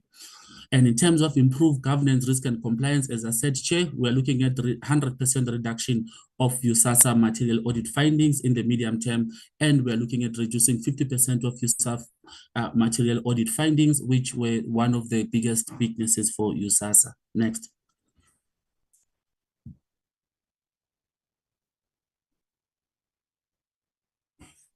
Have you already clicked next? Okay, that was quick. Okay, thank you. I didn't see it switch. So basically, we are saying, Chair, in terms of our strategy, we are looking at improving the stakeholder and brand management. And this one I won't dwell much, Chair. I've already explained in that summarized version there. We are intending to improve the brand of USAASA. When someone thinks of the brand USAASA, he must associate that brand with reliability, with sound governance, with exemplary organization. You know, it must be associated with all the great emotions that USAASA ought to do, because those are the values we intend to live by.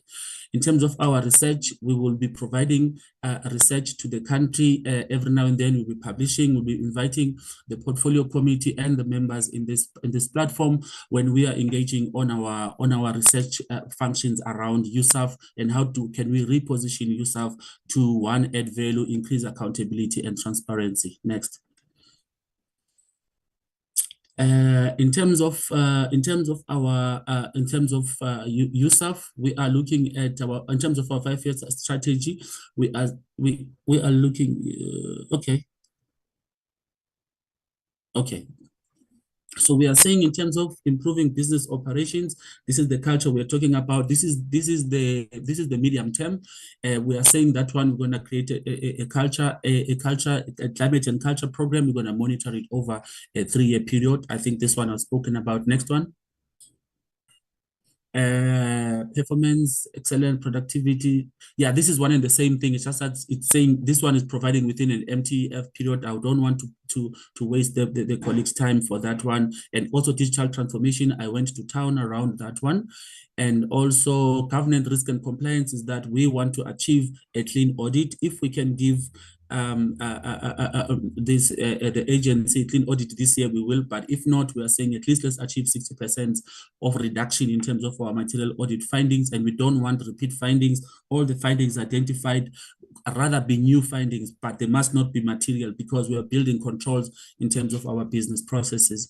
So, Chair, I'm not going to dwell on this one. Maybe we can move on to the next one. Yeah, the branding issue also, let me pass, but it's just that the difference is that is within a period of 3 years. That's where the difference is. And also this one, in terms of research, I think I went to town on that. Yeah, I think it's the same.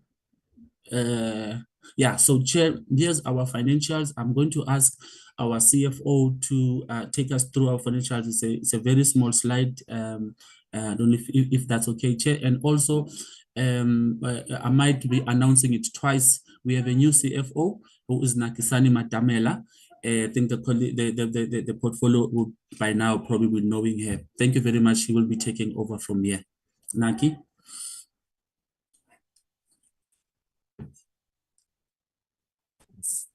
Will be taking us through the financial statement. The annual budget for USAASA. So the allocation that we received in the 24-25 financial year with the budget cut was 81,685,000. We have our allocation for our envisioned allocation for 25-26 is 85,344,000, of which we have budgeted for a deficit in line with our request because of the budget cuts that we experience, and how our aim is then to try and cover as much expenditure as possible. So we'll be budgeting for a deficit in the current financial year. And then our transfer that we expect to receive for 26-27 is 89,254,000, with the expectation of us receiving 93 million. In the 2027-2028, our expectation in the upcoming years then is that our income statement would have stabilized, and we will not then be requesting to budget for a surplus or a deficit. That is all. Thank you. Proud of you. Yeah. Thank you very much, colleagues, and I can hand over back to you, Chair. Thank you.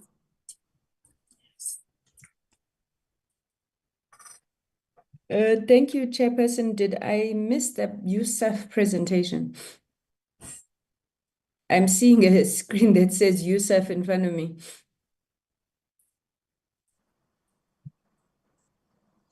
Chair, no, when he was presenting on both USAF and USAASA. Okay, all right. Thank you very much for that presentation. I think I must have definitely missed something around the presentation, but I do appreciate the presentation. I'm sure the members are following that. And again, thank you for completing before your allocated time. We have one last presentation, which is broadband infraco. May I please invite BBI onto the platform? Chair, apologies, if I may. Naki Sadi from USAASA, CFO. Yes, we did miss the presentation on the USAF budget. Yeah, so if we can request to just go back and present the slide for the USAF budget.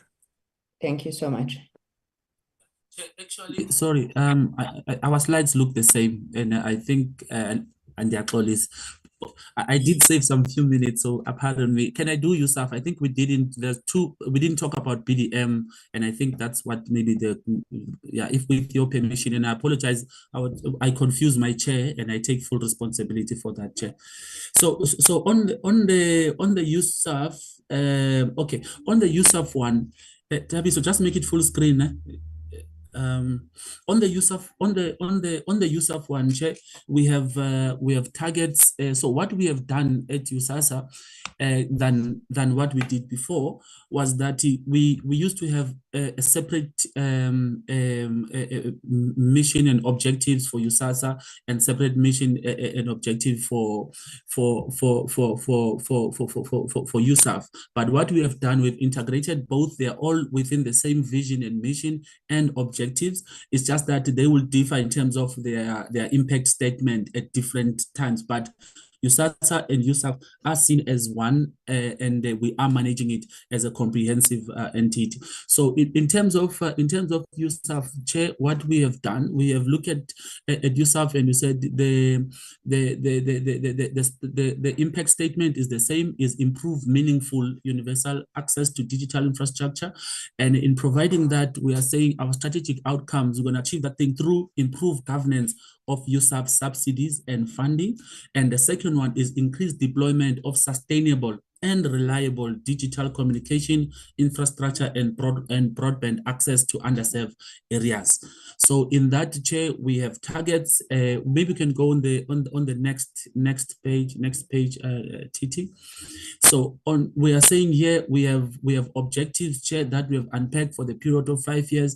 We are saying on the improved governance of USAF subsidies and funding, our key outcome is that we want we want to implement it percentage spent in line with the broad BDM funding model. So we are checking the expenditure because that is a fund that we are managing. And the second one is a compliance to the USAF funding manual. So what is groundbreaking here, Chair, is that we had USAF, we manage USAF. However, we did not have a manual or procedure manual that defines how USAF ought to be managed, and how do we ensure that we increase accountability and transparency on the management of the fund. And the criteria was not published. So it created a challenge around the telcos who are contributing to the USAF fund to say, we want to know how do we choose areas, how do we make decisions around who's funded, who's not funded, and how that is done. So we went to a stage where we want to develop a manual, one, and number two, we want to manage the spending in that. So that, Chair, we are saying in the midterm, and around the expenditure, we are looking at 24% cumulative expenditure in line with BDM model. And secondly, we want to implement 100% of USAF funding manual, which we would have defined for USAASA. Within the period of 5 years, that will be 100% implemented. That is that. On the increased deployment of the broadcasting infrastructure, this is more of the broadband part of it. So we are saying here we want to determine the number of underserved areas with access to digital communication infrastructure and broadband services. And we're also saying we want to monitor the connectivity uptime on all funded sites. So we don't just want sites to be connected, but they are underperforming. Sometimes the network is down. Sometimes there are issues. We are saying we want to monitor that and ensure that quality is achieved. So in that, Chair, we are saying in the medium term, we are looking at 22 under service areas connected and sustained according to USAF sustainability model. So we don't want to fund a place after 2 years that place has become a white elephant, but we are saying it must build in sustainability within that, and within the period of 5 years, we must have covered 26 under service areas following the district development model. On monitoring part, we are saying we want to monitor 80% uptime of connectivity on all funded sites. So we are saying it to SASA, once connected, always connected. We must at least reach 80% of network connectivity uptime at each and every site where USASA has connected. So those are the key areas that we are looking at in making sure that USASA delivered what it ought to deliver. Next one. So in terms of our APP, Chair, we are saying in the medium term is exactly what I presented. In the medium term, we are saying we want 100% compliance with the BDM funding model on all of them. That means if we funded the rollout of BDM, and most importantly the current development in terms of the ASO date and the relatively longer period of implementing this, is very much important that we manage the USAF funding around the broadcasting digital migration. And we are saying wherever that that funds are used, we need to manage the expenditure, and each and every point it must comply with a set standard. Next. And also this is the sound governance of USAF, and we are saying the BDM installations must be in line with the approved funding model, and this is where we are working with Sentech to ensure that the implementation and the set-top box installation and the final closure of the analog when you move to digital, and the dual illumination are well managed. So we are saying, we are checking that expenditure, and we are saying at the first year we're looking at 22% spent in line with broadcasting digital migration model, and it's going to grow cumulatively all throughout the 3 years going forward. Next. Okay, on this one, this is what I was talking about, that we are to ensure that we manage USAF well. We need to develop a manual that we are going to be measured against as USAASA by our stakeholders. So in that manual, we're intending to build that manual and submit to the board for approval in this financial year. And we're going to start engaging the industry in terms of its contents and how we can better refine it. And then we can also present to the portfolio should there be a need. But our goal is to strengthen the management of the fund itself, which is the USAF funding in this regard. Next. The increased deployment, we are saying within the period of 3 years, we should have identified and connected about two under-service areas per financial year. We need to be able to do that. So that means within a period of 5 years, we will be having 10 underserved areas identified and connected, and this one and sustained. So we don't just connect and dump, but we also then we support for a period of 2 years. So if you calculate it like this, the 2 sites you connect, you'll still be servicing them while you are connecting new sites going forward. So that needs then a proper planning, and we are saying it to SASA. That's what we are intending to do, Chair. Next. And then we have identified our weaknesses, that we are not too good, or we need to strengthen monitoring and evaluation since we're implementing with the partners. And we are saying on this one, we want to monitor the percentage connectivity uptime. And we're saying the networks that are connected, they need to be available 80% of the time, and they need to be fully functional. And we are saying for the next period, for the period of 3 years, we are targeting 80% uptime in all the areas that we're working on. So, Chair, on this one, I'd like to then request my CFO to come into the USAF funding part of it. Thank you. Thank you, CE. I think the major point to highlight here is that this is the funding as it has been budgeted for. However, on BDM from 2026-27, there is no funding that is allocated in our current budgets, as there was an anticipation of the ASO on 31st of March 2025. So we're looking at an NTEP budget that is subject to revision, and discussions are still being had between us and the department in terms of what the figures need to be moving forward. And also, just to give context to the broadband infrastructure and connectivity budgeted figures, if you look at 24-25 and 25-26, the budget is quite high compared to what we have in 26-27 and 27-28. And that is because of a retention of funds that was granted in the financial year 23-24, which was then split between the 2 years that I have referred to. That is all on the presentation of USAF budget. Thank you. Thank you very much, CFO. Chair, back to my chair. Well, thank you very much, colleagues, and thank you, Chair of the Portfolio Committee, and our apologies once more for missing USAF. That's the end of our presentation, Chair. Thank you. Thank you. Thank you very much, Chairperson. You made me feel bad there as if I was asleep. I assure you, we're wide awake. Let's take the last presentation then, which is broadband in Frako. BBI, you've got until 15:35. Please do stick to that timing so that at least we'll have sufficient time for engagements. Thank you once again to USAASA, the Chair, the Acting CEO, and the CFO. BBI? Thank you, Chairperson, and good afternoon to yourself, honorable members, colleagues from various entities, and thank you for the opportunity to present the 2025 to 2030 5-year plan as well as APP. So our presentation covers the strategic direction as well as the performance plan, operational priorities, as well as the budget that aim to guide BBI over the next 5 years. I'm going to cover the performance overview as well as the organizational mandate. Thereafter, hand over to the CEO to take us through the rest of the presentation.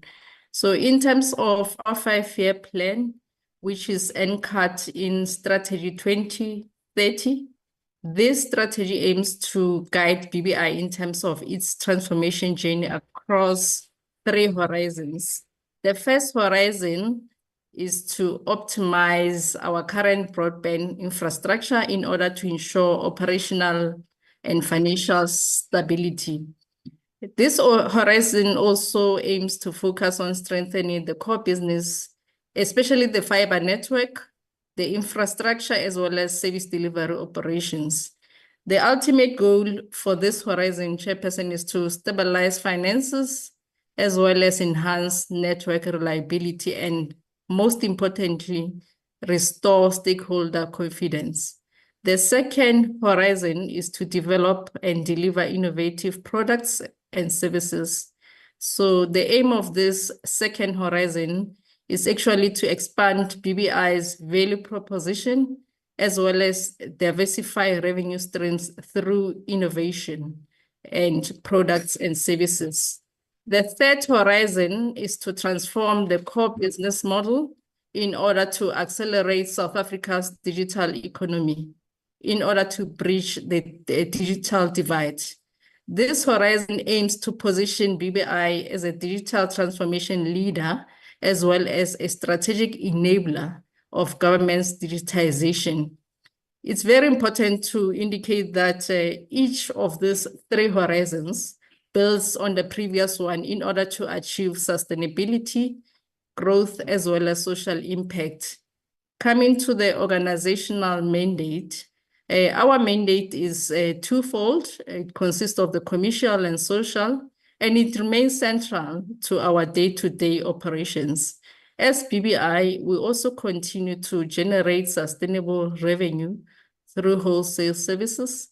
We also continue to expand affordable broadband access to underserved communities. And lastly, we empower SMMEs and contribute to socio-economic transformation, which talks to our social mandate. However, as the company, we face serious challenges like any other entity within the same portfolio.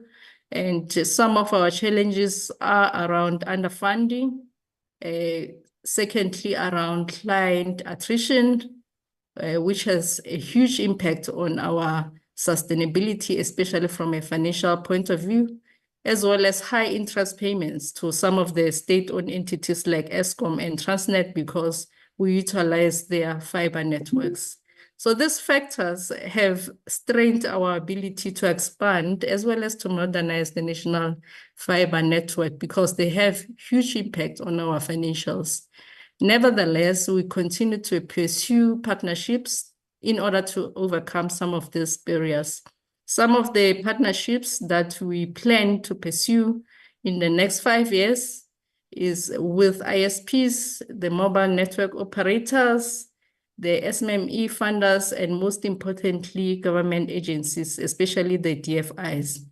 So in terms of our 5-year plan, it's also anchored around certain focus areas that include expanding our national fiber network, as well as forming strategic partnerships locally and internationally. I spoke about partnerships with entities like ISPs and government agencies. It also focuses on strengthening support for SMMEs and Black-owned enterprises, as this is crucial for our social mandate aspect. It also focuses on commercializing broadband services for financial sustainability because we need to be financially sustainable. And lastly, it focuses on improving network stability and rural reach because this is also part of our mandate. So in terms of our annual performance plan, it outlines KPIs, and the KPIs include job creation, most importantly, because it talks to priorities of the national government. It also includes youth empowerment, enterprise development, as well as maintaining our BBE level.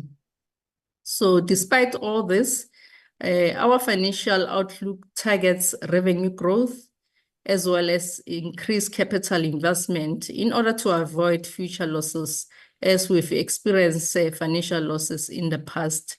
So as the company chair and honorable members, we are committed to becoming a preferred government partner for digital transformation, as well as a catalyst for inclusive growth in the ICT sector, because we see ourselves playing a crucial role in this space. So I will now hand over to the CEO to take us through the rest of the presentation. Thank you, Chair.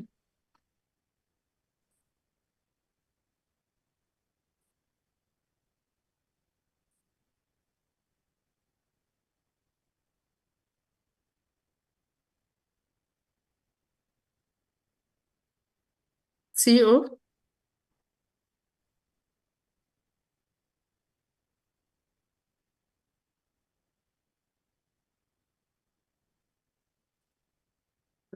Mr. Zoa?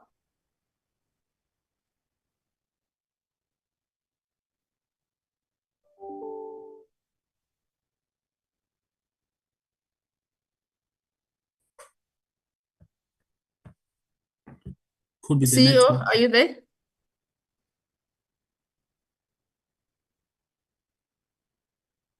Could be the network. He was here. Yeah, Mr. Zoa, because he's sharing a screen, please unmute and proceed with the presentation.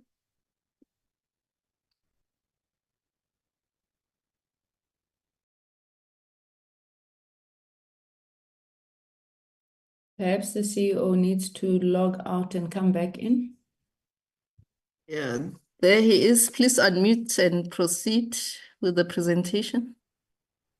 Mr. Zoa, you are muted. You are talking to yourself. Apologies, Chair.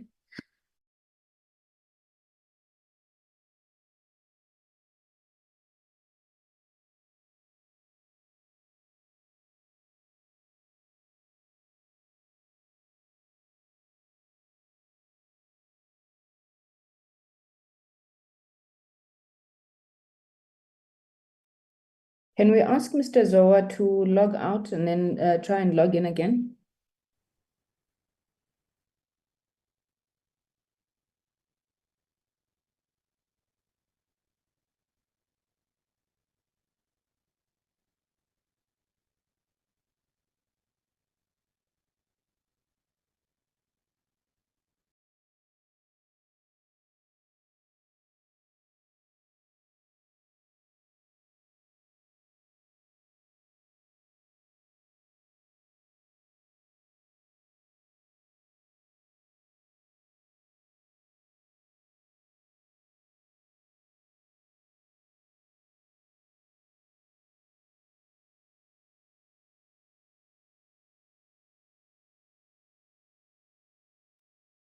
Chairperson, assuming that he is having a problem, do you have your CFO on the platform? Maybe we could start with your financials.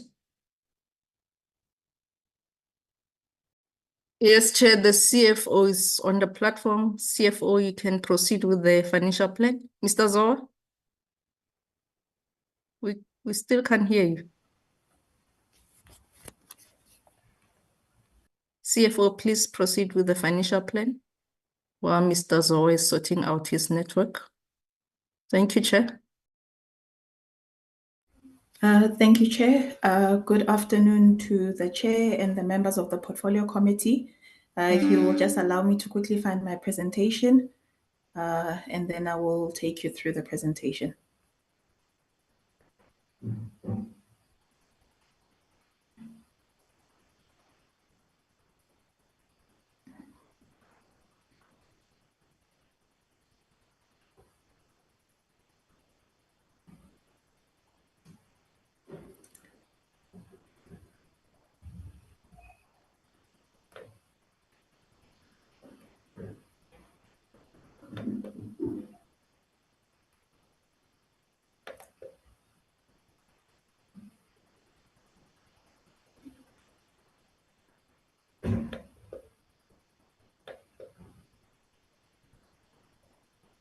Sorry, Chair, if you can please indicate if you can see my screen. Yes, we can, ma'am. Yes. Chair, I'll be taking the members through our budget for the next financial or for the next 5 years. Chair, as the chair has indicated, the key focus over the next 5 years is to ensure that we grow our revenue in order for us to be able to become a more sustainable organization into the future. Chair, you will see that our revenue is budgeted for the next financial year is currently sitting at 533 million, and over the 5-year period it grows up to 900 million. And the focus as an organization is really to develop or to increase our revenue, and this is envisaged that it will be achieved through the commercialization of the SA Connect, as well as the retention of our already existing customers, but also the diversification just in terms of the innovation, in terms of projects, in terms of new products that will be brought into the market in order for us to be able to expand on our customer base. So that is why we are seeing this increase from the 533 right up until the 899. Chair, you will see that from a cost of sales perspective, our cost of sales mainly is really of a fixed nature, and it's mostly made up of costs such as the fiber leases, the fiber maintenance costs, as well as co-location. And all of those contracts, they are mostly contracted contracts, and obviously from a budgeting perspective, the increases are based on what we have contractually. And as we are increasing our revenue, then we start seeing an improvement from a GP perspective right up until the 5-year period. Then, Chair, you will see that also from an OPEX perspective, our OPEX generally is increasing from an inflationary basis across the 5-year period. But also included in our OPEX is our employee costs, which basically has also been increased by the living adjustment, which has been taken into account. But also, Chair, we do have certain exceptions in terms of the inflationary increases, such as our maintenance costs, where in 2026 we will be seeing an increase in our maintenance costs because of the catch-up maintenance that we are doing on our network, which in the previous years had not been done. But as we go into the 5-year period, then it will stabilize so that our OPEX basically just increase from an inflationary basis. Chair, you will see that as we continue to focus on our growth in our revenue, we will start seeing an improvement in our bottom line, where when we go from 2029 right up until 2030 and going forward, then we do start seeing a profit from a bottom line. Chair, then if we look at our statement of financial position, you will see that our assets are increasing, and that is also based on the capex investment that we are planning for the current financial year, so that we can be able to improve our network, so that we can also be able to expand on our customer base. But Chair, you will see that I think from a liability perspective, our liabilities are still high. And part of the main reason for that was on the overdue debt that we are catching up on between TFR and Eskom, where we are trying to catch up on all of that debt so that we can be able to be fully up to date and pay up to that. And then our equity position starts improving in the latter years of the budget, where we then seeing an improvement from our income statement from a profitability perspective. Sorry, I don't think your slide is moving, CFO. We're still on your performance, and you on statement of financial position, I think. Yes. Please can you see the movement now? No, ma'am. Okay, I'm gonna stop sharing and reshare again.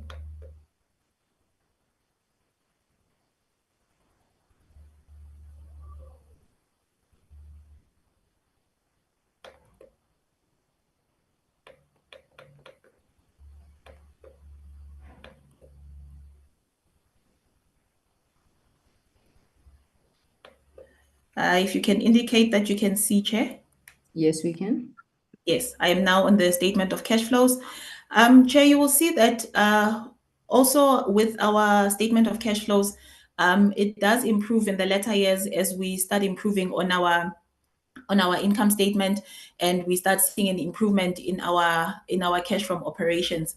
But I think also with the investment that we continue doing on the network, there will be some funding that is spent on there so that we improve our network in order for us to be able to in order for us to be able to grow our revenue base.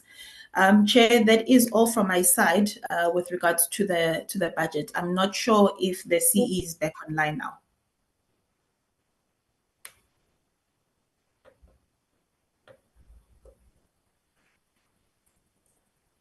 Thank you, Chair.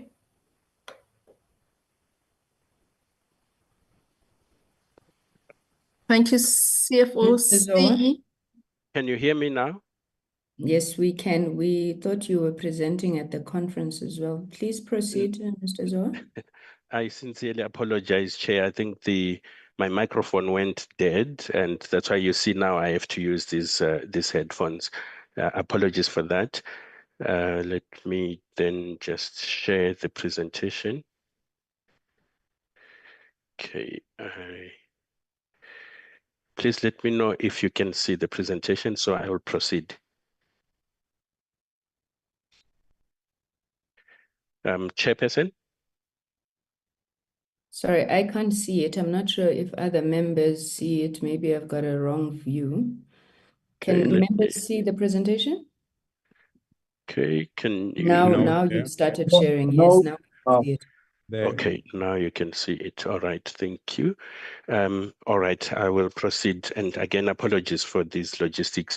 I will proceed from where the chairperson left, and also our CFO. And good afternoon again, chairperson, honorable members, and representatives from other organizations. The operating environment, I think our chairperson has laid out the key factors that are affecting ourselves, whether it's our stakeholders, whether it's the environment and so on. But I'll continue, especially in terms of the consumer environment where we are operating in. We are seeing a huge uptake of Internet of Things, big data and monetization of that data. We talk every day about artificial intelligence and cloud technology. So these are the areas that, from a BBI perspective, we are gearing ourselves to be ready to provide. I think the key part, if you were listening to the first part of the introduction, where we have a social mandate, is that as we speak about these things, which are advancing civilization, advancing consumerism, and so on, we should not leave out those that are not connected at this stage. And we know that upwards of 9 million of households are not connected at this stage. And this is where BBI, latching together on the advancement of technology, would want to make sure that these services are also available to those that are underserviced. And this is the environment that we work in. We see that in the environment, we have got your TV, your Netflix, Prime Video. We've got all these gadgets that make it impossible not to operate on a data stream. You need a lot of data for you to be able to consume what we have. And if you look at the consumers that are consuming most of the material that is there, you will notice that it's mostly in the urban areas, in the peri-urban areas, and the underserviced areas have long been lost and forgotten, not by design, but by virtue of the fact that the people that are operating the networks, the people that have got the spectrum, they want to make money for their shareholders and so on. It is their mandate, and there's nothing wrong with that. But it becomes incumbent upon us and upon the state-owned companies that are working in this space to be able to live up to providing everybody a level playing field in terms of digital connectivity. We see there's increased demand for higher speeds, new fiber networks, and rapid growth of fiber to the home, 5G, and all these are rapidly growing in the urban areas. The rural and underserviced areas there's still a lot of work to be done. We have seen, for example, in the environment that we operate, that there's been a significant market consolidation, with billions of rands being spent in consolidations and providing more services, fiber to the home, fiber network operators, and so on. And you can be guaranteed that for the most part, these consolidations are not serving those underserviced areas for better or for worse. We have seen the acquisitions of different companies amongst themselves and so on in order to. And again, there is nothing wrong with that if the commercial market is working to provide profitability and so on. What becomes key is that the historically disadvantaged groups and the underserviced areas will get somebody that cares about them and will cater for them.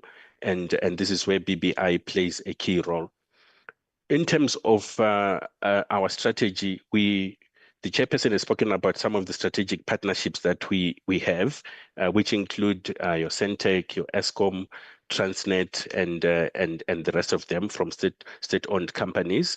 We also work closely with SITA, with USAASA, as part of the implementing agents for some of their projects, with .ZEDNA and NEMISA. Wherever we roll out services, we work hand in glove with them in order to provide meaningful connectivity that can be utilized by those entities. We also partner with the private sector. We have the likes of Google and the mobile network operators and so on our network, which allows us to be able to be commercially sustainable. Up to now, the members of parliament would know that BBI has never been capitalized in any form since its inception, except for the one in 2010, which is 15 years ago. But we have managed to survive because we have been able to go into the private sector and provide basic services and so on.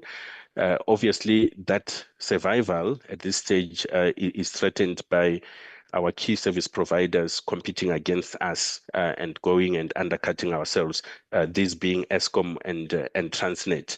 I think this was a discussion also that was taken up yesterday, and maybe we'll go into detail on another day. So the focus areas then for these strategic outcomes is we have to have, number one, right at the bottom, a strengthened financial position for growth and sustainability. And you will see that out of the key areas of the APPs, this is one of the first ones. We would like to be in an independent financial position, and we are doing everything possible to work on that. We want an organization that is able to deliver upon its mandate, both the commercial and the social mandate. And we would like also to have an increased base to achieve customer fulfillment via state-of-the-art infrastructure. In other words, we do not want to remain being commodity suppliers, just providing basic connection between A and B, but we would like to have products and services that are innovative enough to make us remain relevant going into the future. I was talking earlier on about the Internet of Things and AI and all that. BBI intends to play in all those areas and would like to be the preferred government partner of government in ensuring that services are being delivered. From previous discussions and presentations, the honorable members would have realized that SITA plays a critical role in providing connectivity to government offices and government entities where key services are required, whether it's your home affairs and so on. But a lot of the times when those services are being consumed, they are consumed by somebody who is sitting at home. So if you provide connectivity at a government home affairs or at a government office or at a SASA office and so on, that is the first part, which is quite essential. But you also want somebody who is sitting at home to be able to log in and be able to book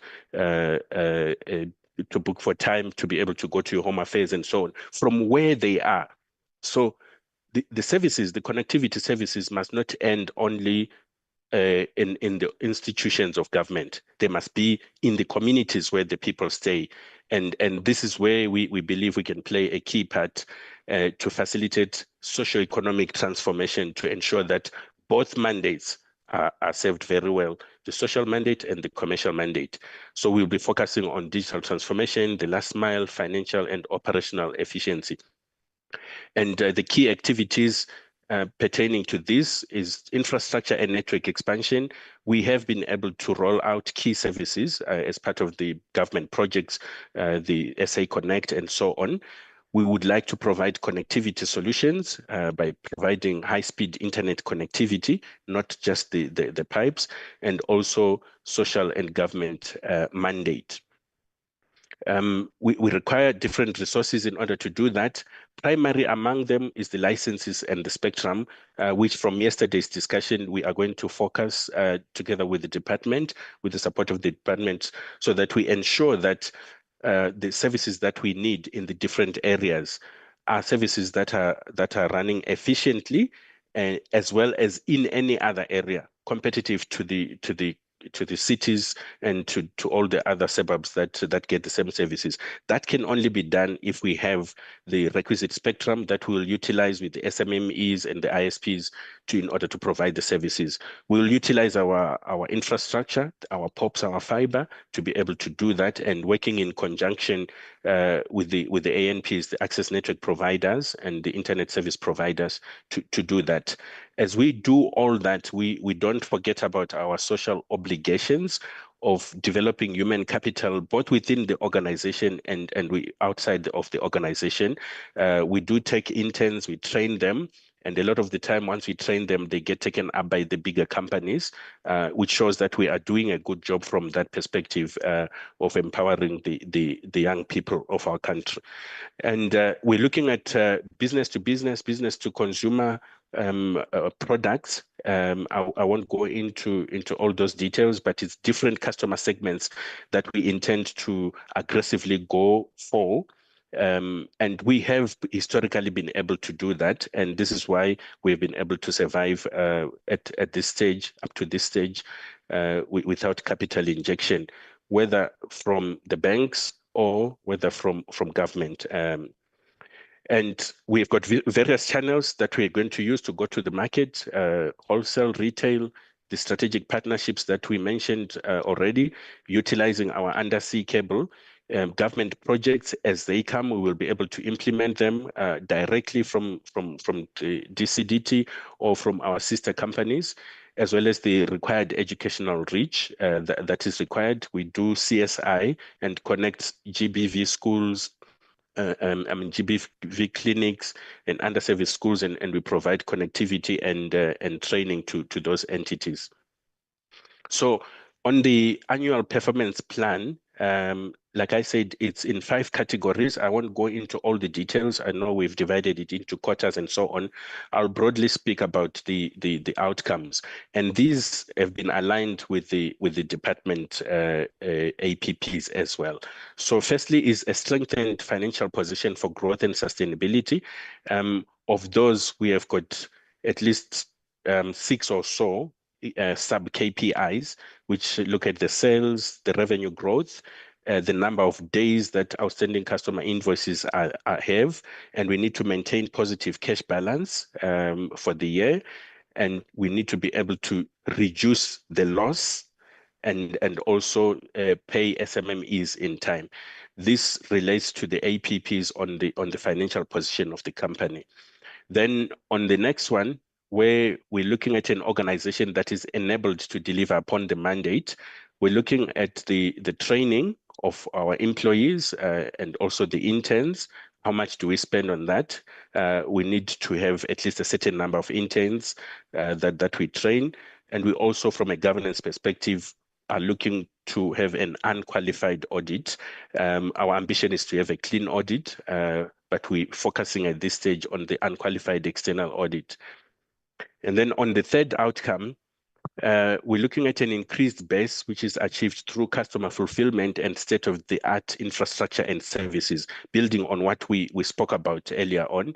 There, we measure the performance of the network and how we are able to act as soon as the network is down for any reason, whether it is load shedding, whether it is vandalism, whether it is theft, or any of the above. We measure how we react to the network, And we also measure ourselves on the projects that increase connectivity in the underserviced areas, the number of kilometers of fiber that we build, as well as the penalty that we pay if we don't meet particular targets for our clients. That is to be at a certain particular threshold, not more than 1% of the gross revenue. We're also looking on number 4 on being the preferred partner of government in enabling digital transformation, which is increasing the number of SA Connect sites.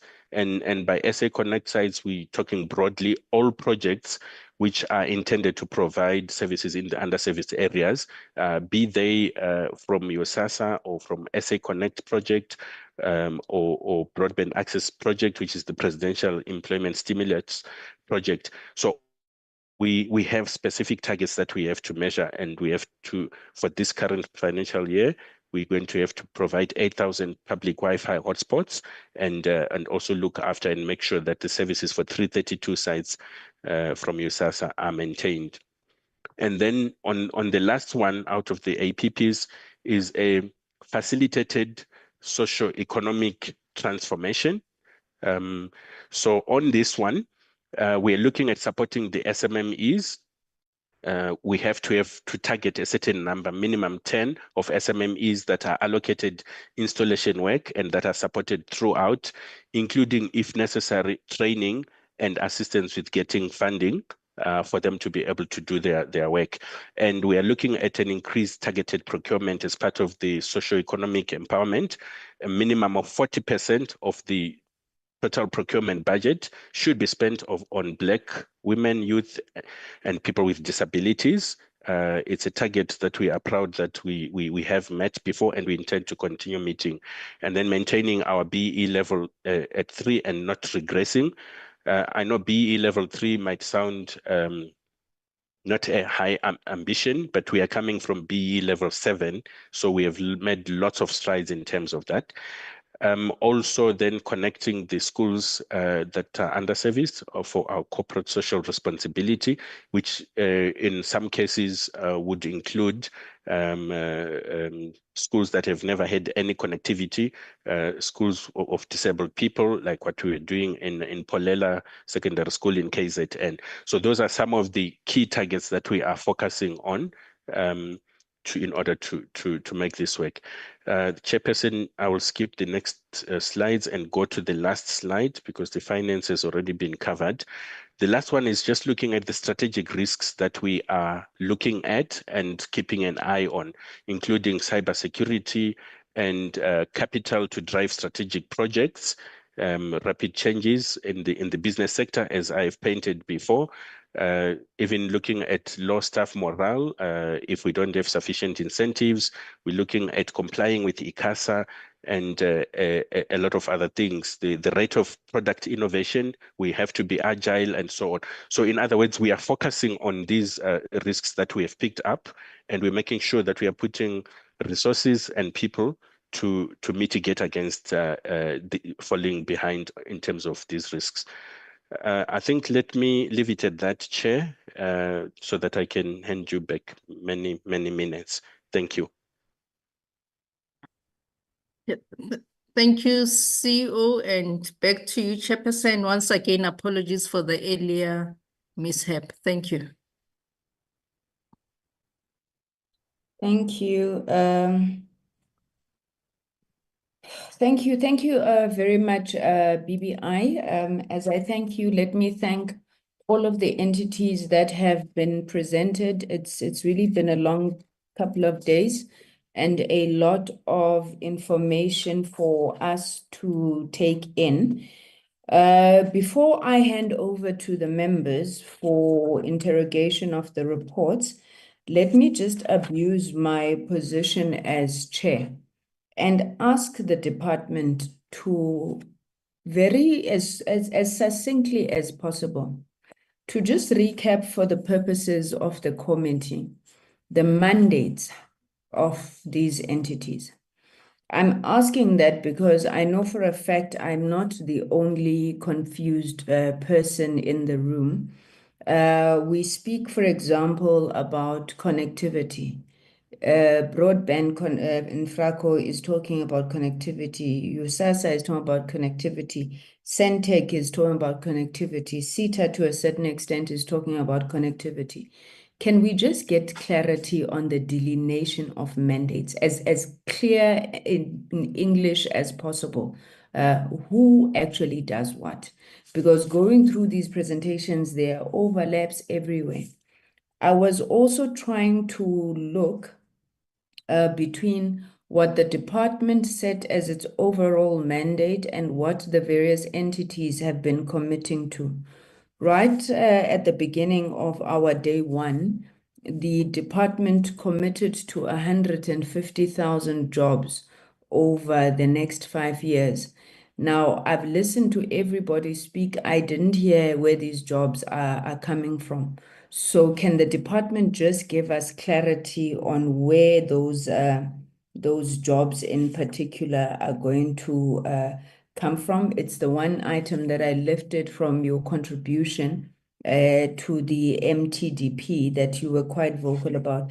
I have many questions, like I'm sure all of our members do, the honorable members.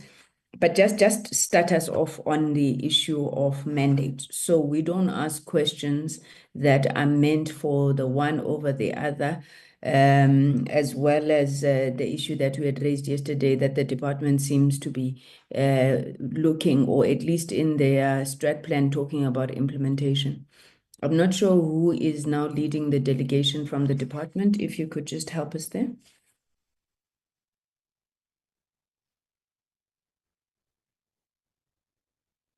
DDG Shelembe, I'm not sure who's in the room. I'm back. Good afternoon, Chair. Good afternoon. Thank you very much, Chair. Just a very quick one, you just said on the mandate, and I wanted to underscore. Sorry, DG, before you respond to that, I wasn't aware that you were back. Could you please respond to the issues that happened earlier on this afternoon? I mean, this morning.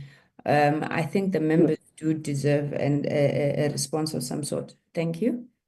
Okay, thank you very much. And I want to apologize for that. I think there were a couple of questions from the morning session, which I would also be able to address. And the issue with regards to, I think, Chair, you made mention of the SATA, or the Southern African Telecoms Association conference, which the minister, in fact, the deputy minister, but he fell ill. And then I was requested to go and step in there. With regards to, perhaps, let me start at the back with your last question. On the mandate itself, you're quite correct, Chair. That was part of then the observation that we had in the National ICT White Paper with regards to the overlaps in the various mandates. So you have the mandate of the Sentech as well as the BBI, and also then even further the work that is being done, which then USAASA stepped in, which they do have in law, is as far as then identifying the underserved or unconnected areas, and therefore finding and providing the solutions as far as then providing connectivity in those. That is then the reason, honorable members, as I said in the ICT white paper, when we then talk about part of the policy review and addressing streamlining our mandates, we are then looking at the State Digital Infrastructure Company, which then merges Sentech and BBI and our portfolio as part of the first phase. The second phase of it is then to then say we need to aggregate all of government's ICT infrastructure, because again, you're going to find a situation where other government departments would spend some time and resources as in the areas what we call as non-ICT variants, whether you're looking at your Transnet, your ESCOM, if you're looking at their SANRAL, etc. And we therefore need to ensure that we streamline all that and government is able to provide a single source and identified a single entity to drive this the digital infrastructure program. That's why we're establishing the State Digital Infrastructure Company. Similarly, we then the same ICT White Paper 2016 makes a recommendation as far as to say we need to also relook in as far as the role and the mandate of USAASA, as I indicated that it also does cross over in as far as its work, but not to lose the essence with regards to the USAF and the need, obviously, to have the fund and to also then ensure that that fund assists in as far as closing the digital gap. So as such, we then looking at the de-establishment of USAASA as it is being recommended, and the work had already commenced. I will respond on the second question that was asked about the legislation reviews. And so the recommendation was then to say we de-establish USAASA, but then the USAF needs to be repurposed, and it's now called a Digital Development Fund. So all the expansion in terms of its scope says that it needs to look at issues related to how do you support innovation in the country, supporting SMMEs, supporting also other initiatives as part of then the digital infrastructure ecosystem. And that is then the purpose of then the establishment now or the repurposing of USAF to the Digital Development Fund. And then the last was then the repurposing of SITA, as we discussed extensively yesterday, honorable members. Part of then the the repurposing of SITA is then for it also to transform to a state digital ICT services company that really would look at a vast area of work and not just to focus on your procurement. Amongst those is obviously looking at issues related to innovation, research, and R&D, looking at issues of the cybersecurity, the digital transformation agenda of the country, and obviously ensuring an interoperable network and systems within government and a secured platform. So that is also then the what was then illustrated in the honorable members. I just want perhaps then it links to the question that was asked earlier about what are we doing with regards to the legislation and the legislation roadmap and where we're at.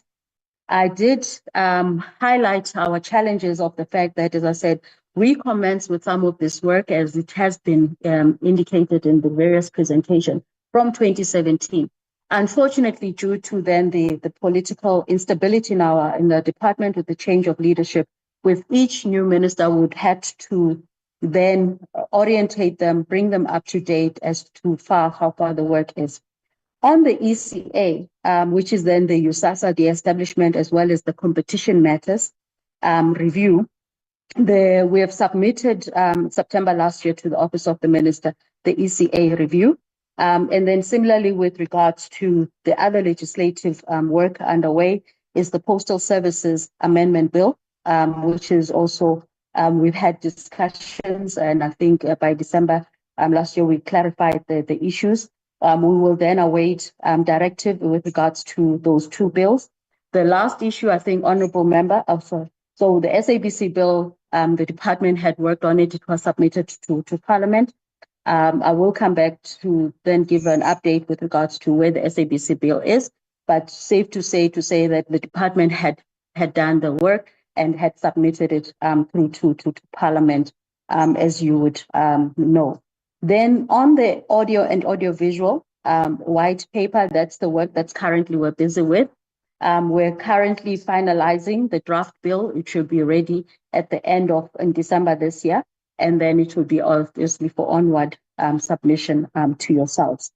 The other pieces of legislation that we have passed, obviously, is the amendment of the SAPO bill, as well as the Post Bank Amendment Bill, which was also passed, and we appreciate the Parliament's due diligence in ensuring that we're able to pass those particular bills. We have worked on then the rapid deployment policy guidelines, and where then we were also the rethink and thinking was to whether we need to come up with then a new bill, which we call the digital transformation, responding onto the era, or as Honorable, I understand we have had this discussion of whether or not we would then look at chapter by chapter amendment of the ECA and maybe then the ECT Act. With regards to the SABC bill, where it stands at the moment, the bill, as you know, was withdrawn from Parliament. It is sitting in Cabinet. The issue there requires the Cabinet decision and directive on the matter. So the SABC bill is before Cabinet. And with regards to the issue of the funding model, the department is working to then procure the services of an advisory to assist then to come up with various options as far as then the SABC funding model. We have gone through the SCM, coming up with the draft terms of reference, and we are hoping therefore that we would go out in terms of the tender or call for applications to assist the department in that regard. The last issue, if I recall, that was then asked was with regards to the analog switch off, and where are we with regards to that? We have studied the judgment, the outcome of the case, which was then taken the e-media and parties against the minister and the government. As you would know, it called for therefore not to suspend the switch off of the analog switch off until further. That is only part one. So that was just the interdict in terms of part A.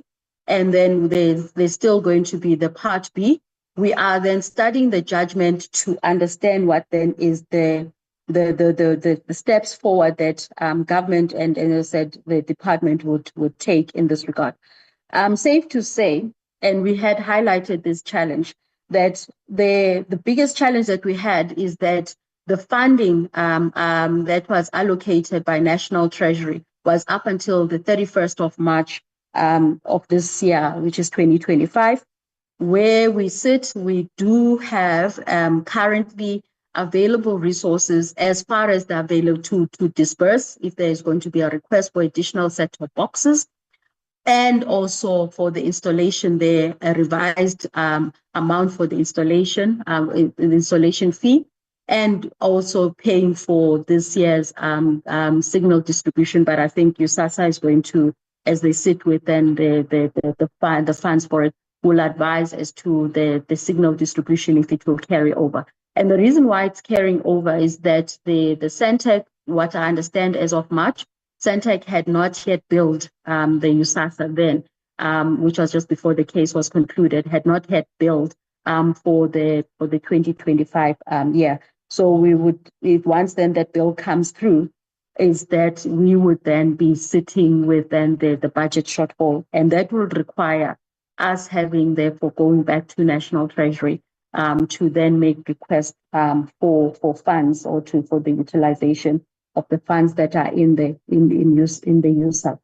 The challenge with regards to the funds on the USAF is then the question to say, do we fund digital migration, or do we fund connectivity, which is going to be key for when we're driving the digital transformation agenda of the country, as well as obviously related items. We're now also looking at another new project, but we're going to be working with industry, which is related to affordable devices. So as you would see that there are a lot of requirements and strains in terms of priorities, and it would require a sit and to then look at the reprioritization of the available budgets. Honorable Chair and honorable members, I hope I have responded to the questions that were asked to the department earlier. Oh, sorry, your last question, Chair. 150,000 jobs over the 5 years. These 150,000 jobs, sorry, my apologies, are in the Digital Economy Master Plan.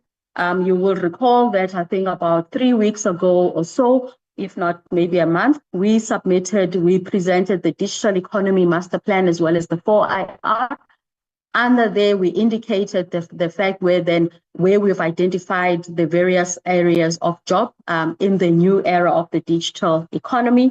And these relate to obviously the platform sector, as well as then looking at the digitization and solutions. So those 150,000 jobs relate to some of it, about 20,000, is how do you upskill and reskill people, as you heard from NEMISA, and then obviously place them in meaningful work. And then the others relate to the platform economy or platform services that's coming there, working with then the sector. Thank you, Chair. I think those are the questions that were posed. Thank you very much, DG. Honorable members, can I then open up for engagement on the reports of SITA, Sentech, NEMISA, USAASA, and BBI? I see Honorable Makubele. Yeah, just beg your indulgence, Chairperson. Chair, can we kindly take just a 5 to 10 minutes break, please? We've been sitting listening to presentations. I also just want to register a concern, Chairperson. I know we are racing against time, but we really don't want this to be a tick box exercise. It's a very important process. We've absorbed so much. Literally, I'm exhausted as I'm sitting here, even from yesterday. And now we've got an hour before 5 because I must leave just before 5. You know, we've got an hour to deal with our contributions, which I know might take longer, and then responses. Just not enough time. And appealing to you, if there is perhaps another time that we can deal thoroughly with this and get proper responses, etc., maybe we consider that. Yeah, instead of trying to race through it, and then we really don't get much value out of these important interactions. Thank you, Chair. Thank you. I don't think there would be any opposition, honorable members, to taking a 10-minute break, and we reconvene at 4:05, 16:05. If we can do that. I had noted, thank you, Honorable Subrathe, Honorable Makubele, who was followed by Honorable Elisha, Honorable Subrathe, Honorable Matafa, but we'll take names again. Thank you so much. 16:05.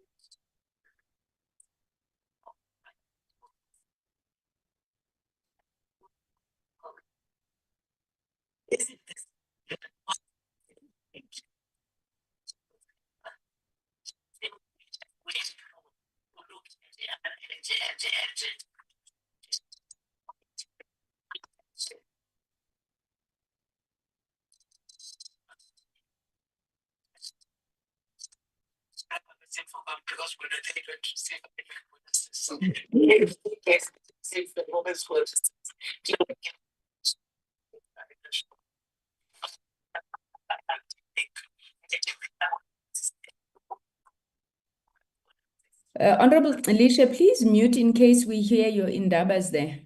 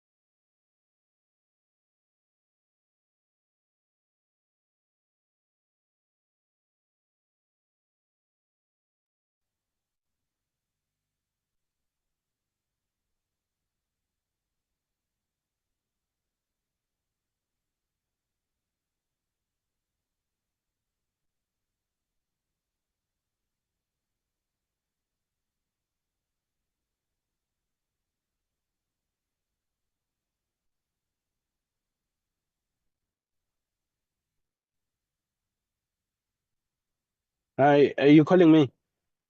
I wasn't. Oh, it's ringing on my laptop. All right, sorry about that. It's fine. All right, sure. Okay, bye.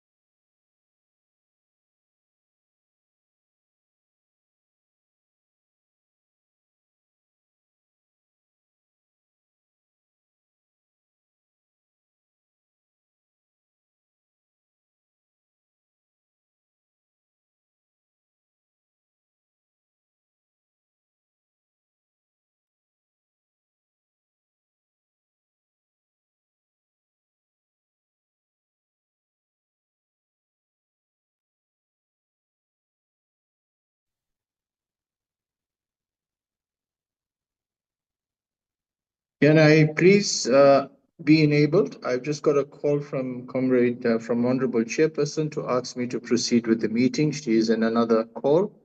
Can I be given the rights for video, please?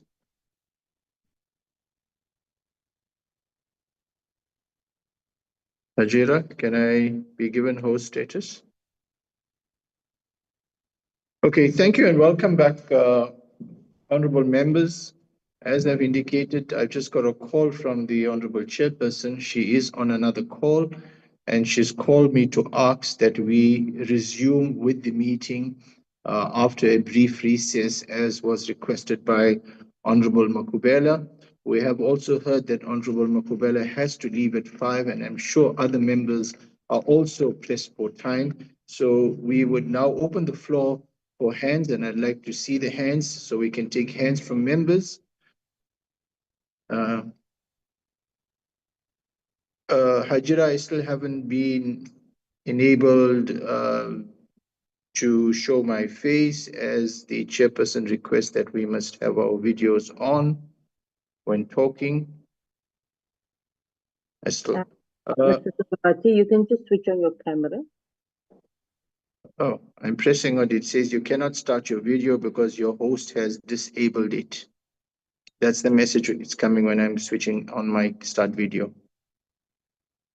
Let me see what I can do, Mr. Supapati. Okay, so in the meantime, let's just look at hands. I'll recognize Honorable Matafa. I did see your hand up earlier, Honorable Velakazi, and we'll take more hands as we proceed. Honorable Matafa, I recognize you, sir. Thank you very much, Chair. Good afternoon to you, Chair, and all the guests on the platform and honorable members. Chair, let me start by appreciating the presentations that were made by all entities. Very impressive strategic plans and very good indicators to support those particular plans. Just a general comment will be a concern as to why such brilliant plans in most cases are not implemented. And I think maybe it's something that everyone that presented here must take away in terms of whether do we need to strengthen our monitoring and evaluation so that we are able to see quite early whether are we still on track to be able to achieve the strategic plans and its targets as presented. Because I'm looking at SITA, for example, looking at the concerns that many departments are raising and the strategy presented in terms of its repurposing, I believe, Chair, that there is light at the end of the tunnel. But my question to SITA will be related to issue of legacy systems. Because if you look at many departments, they always lament about the outdated systems that are not able to carry the requirements of today as required for them to be able to benefit from the efficiencies that are required. So my question to SITA would be, what is it that is stalling modernization of government systems? And does the strategy speak to modernization, firstly starting with SITA? Is SITA modernized to a level that it can assist all departments to be able to modernize as well? I know they speak about capacity in terms of storage and speed of these particular systems. So for me, that will be the first question that I will ask. But also, Chair, I still with SITA, what needs to be done to fix SITA? If we're given an option or an opportunity just to state only 3 top issues that will put SITA on the bend, what would they be?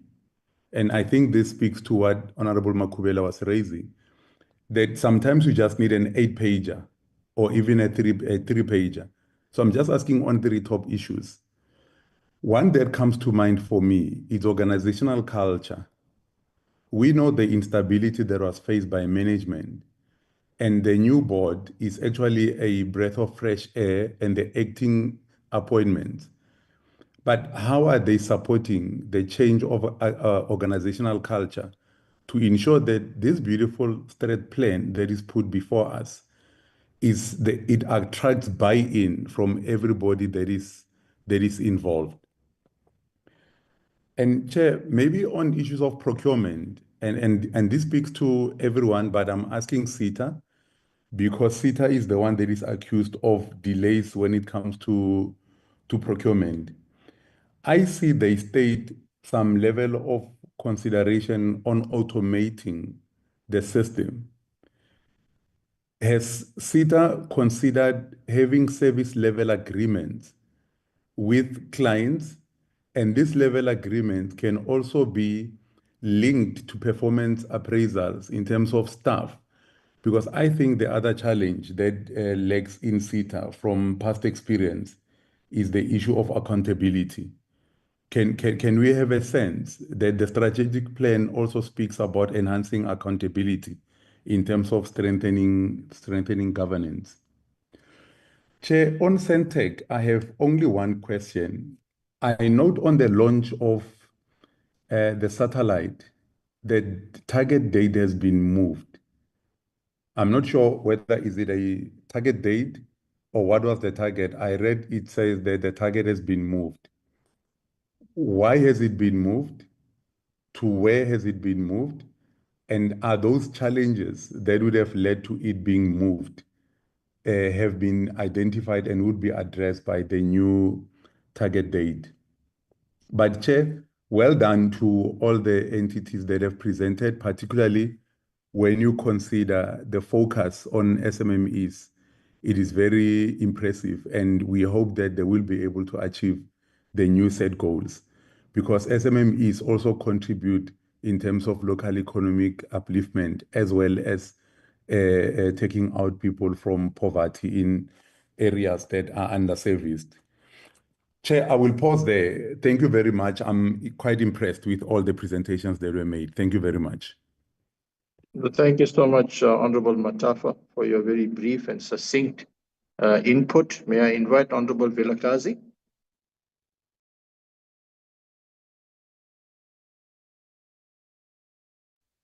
Thank you very much, Acting Chair. Good afternoon, colleagues. For me, if I start with SITA, I just want to say that it was quite an involved presentation, and it's quite clear that a lot of thinking has gone into it. But I couldn't help feeling a level of frustration, because I was not able to see how the presentation spoke to immediate actions to address what, in my view, and I think in the view of the committee, is a clear and present existential threat for SITA. The organization is under threat from all corners. It is its reputation is in the gutter. A big discussion we had yesterday is the regulations that the minister is putting in place for departments and other entities, state entities, to bypass SITA pretty much.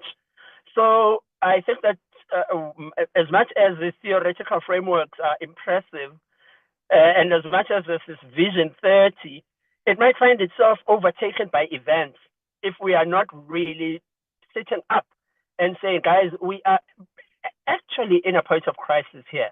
How do we get ourselves out of it in the most speedy way, which would involve identifying the danger and working on a plan to get out of it? And so before I get ahead of myself, I would just say that for me, I appreciated the plans and goals, but I feel like the clients of SITA are not seeing this. And in fact, we are hearing that they are lobbying the minister to bypass SITA. And in fact, I saw that the projected income was increasing, but my fear is that in reality, that income is going to decrease unless there is a drastic change within SITA. And so I found myself asking the question, is SITA really aware of the magnitude of the threat that it faces to its existence? And that's more a rhetorical question maybe, and one though that I would put forward for consideration by SITA. But one that I would really love an answer to is, what is the biggest risk and that SITA feels that it faces, and what would it say is its most impactful first step in addressing that risk? Another question for SITA is, what is its approach to solving this precarious state that it is in? My view is that SITA is engaging in a process to do this internal alignment, etc. But it seems that it's going to be losing customers in the meantime, and I don't know if the plan is that SITA is fine with that. It'll come back, once it's an aligned and well-oriented organization, or should it rather focus first on what are the key complaints of its customers, and then fix those and do the internal alignment as it goes along? And so, for example, the presentation touched on customer experience, and it also recognized the importance of citizens here. So my question for SITA is, recognizing then that you see the importance of your customers, both in terms of the departments as well as the South African citizen, what are you doing to change perceptions, the highly negative perceptions about SITA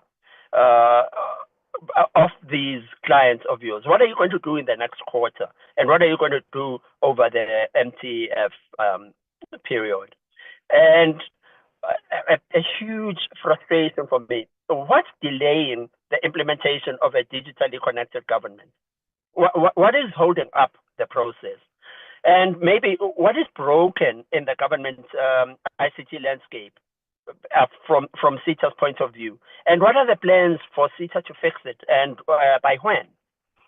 SITA, what would it take for you to, say, automate the parliament precinct or the parliamentary villages or the union buildings? These, to me, I feel are some of the big issues, but that could provide quick gains, quick and significant gains that SITA could just focus on, hone in on them, and deliver them successfully, and start to lift itself out of this really negative cloud of perception that it operates under. My view is that the organization is planning to do a whole lot of things at the same time, but perhaps what it might focus on is what are these quick wins that we can do, or how can we serve our most crucial, our most critical customers better now, serve them well, and show everybody else how effective we are. But that's my view. I'd love to hear how SITA itself thinks of, on this and how it intends to get itself out of this quagmire. In regard to Sentech, I just fear that with SABC as its main customer, and when we did the oversight visit, we saw machines there, servers, etc., that had now been decommissioned because the likes of eMedia were no longer using Sentech for their signal distribution needs. And so my question is there really sustainability for Sentech outside of the SABC? And I know that Sentech speaks quite a lot, strongly about its sustainability. Where does the sustainability lie in real terms outside of the SABC? I also noted that strategic goal number 2 was optimized and reliable infrastructure platforms. So are you looking at moving beyond just beyond signal distribution? And in fact, on that note, I note that you've said that you want to be innovative, reinvent yourselves to stay relevant. I fear, though, that there's also the danger of scope creep, of vision creep, and confusion even in the vision, but also meddling and duplication and confusion with other entities. And in my mind, I'm wondering, how is installing broadband in the SA Connect project, or installing set-top boxes for USAASA in line with Sentech's corporate plan? How does that align with Sentech's vision? And then moving on to USAASA, I had a chuckle to myself here when the acting CEO said bad things are happening at SITA. I had images of, at USAASA, I had images of Donald Trump, but hopefully you were saying about the fact that you want to improve the public perception. So let's hope that happens. We wouldn't like you being targeted by the American president. And I was also pleased to hear that you are looking at a broader scope in terms of the universal access than might have been the case perhaps up to now. You are looking at broadening this scope to include research and thought leadership, as well as strategic partnerships. I wish you well with that. The question, of course, remains: what use is it for USAASA to look to strengthen itself in these ways when the DG speaks about rationalization, and part of that rationalization includes doing away with USAASA? And in fact, perhaps this is for the DG, I didn't see anything about the rationalization in any of the plans up to now. What is anticipated to be the movement in regard to that project between now and the end of this budgetary period in regard to rationalizing entities, and what are we doing about it at this point? USAASA, I once tried to get hold actually of the acting CE. I wasn't able to get in touch with him because he was in a board meeting, I was informed. Called again the following week, and again I was informed he's in a board meeting, which got me worried, to be honest, about the frequency of board meetings. How frequently, I'm asking the CE here, how frequently are board meetings held at USAASA? And are you certain that there isn't the danger of board overreach into operational matters, perhaps? And then, of course, there's also always the danger of too many claims for board meetings. Perhaps the board, I don't know if that's the case here. I'm just worried about hearing too many board meetings taking place, because it seems that maybe the organization might not be structured properly insofar as far as governance goes. And then you spoke about the digitization strategy and use of data. How far are you with this? And it always bothers me with our entities that we're only hearing now about digitization strategies that are still to be implemented. I mean, how far are we into 4IR, etc.? But how far is the digitization and use of data strategies? My big gripe with USAASA, we heard about a budget deficit. How do you budget for a deficit? How? Okay, maybe let me ask, how are you going to fund the deficit? Are you going to go to the bank? How are you going to fund it? Otherwise, if you are budgeting for a deficit, then what you are saying is that around December, January, or whenever before the end of the term, you're going to run out of money. And then what? What are you going to do? My view is that best practice would be you squeeze your expenditure within the means, so that you never budget for a deficit, because then there's no need for a budget in that case. A budget is meant to be, how do you spend money that you have, unless you know you're going to get extra money from somewhere else. And then in regard to BBI, we learned a few months ago that you were technically insolvent, which was one of the issues in the merger with Sentech. What is the situation now? And then, of course, the chair took the words out of my mouth at the time, or I wasn't going to speak at the time, but it was exactly my thought. So what are the differences in the mandates of these entities? And the DG has given a kind of broad overview, but I'm still in the dark largely around. So before we get to the State Digital Infrastructure Agency or company, what are the distinct responsibilities and mandates of each of the entities as distinct from each other and not stepping on each other's toes? So I would still love to hear about what we'll be doing now in the lead up to the formation of the Digital Infrastructure Company. Thank you, Chair. Thank you, Honorable Vilakazi. Thank you so much for that contribution. Can I request your indulgences to invite Honorable Mahubela first? Because Honorable Mahubela did indicate she has a hard rise at 5. We'll recognize Honorable Mahubela first. Thank you. Thank you, Chairperson. Just beg your indulgence. Let's just out of my space. Thank you so much. I will start with SITA.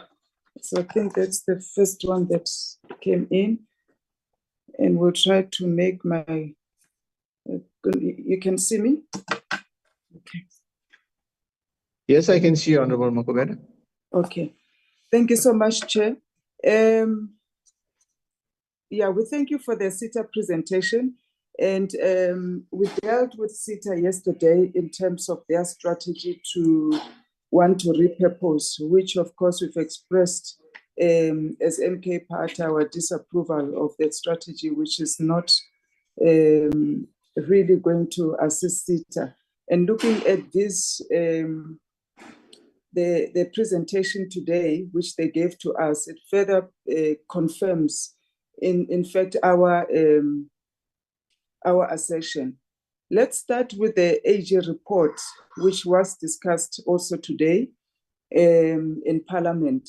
The AG has highlighted critical issues that SITA needs to address, and we don't see them talking about them in terms of actionable solutions in this strategic plan. One is that irregular expenditure. Of course, there was a decrease, but we still have about 112 million of irregular expenditure. That tells us that the processes, the governance processes are still compromised.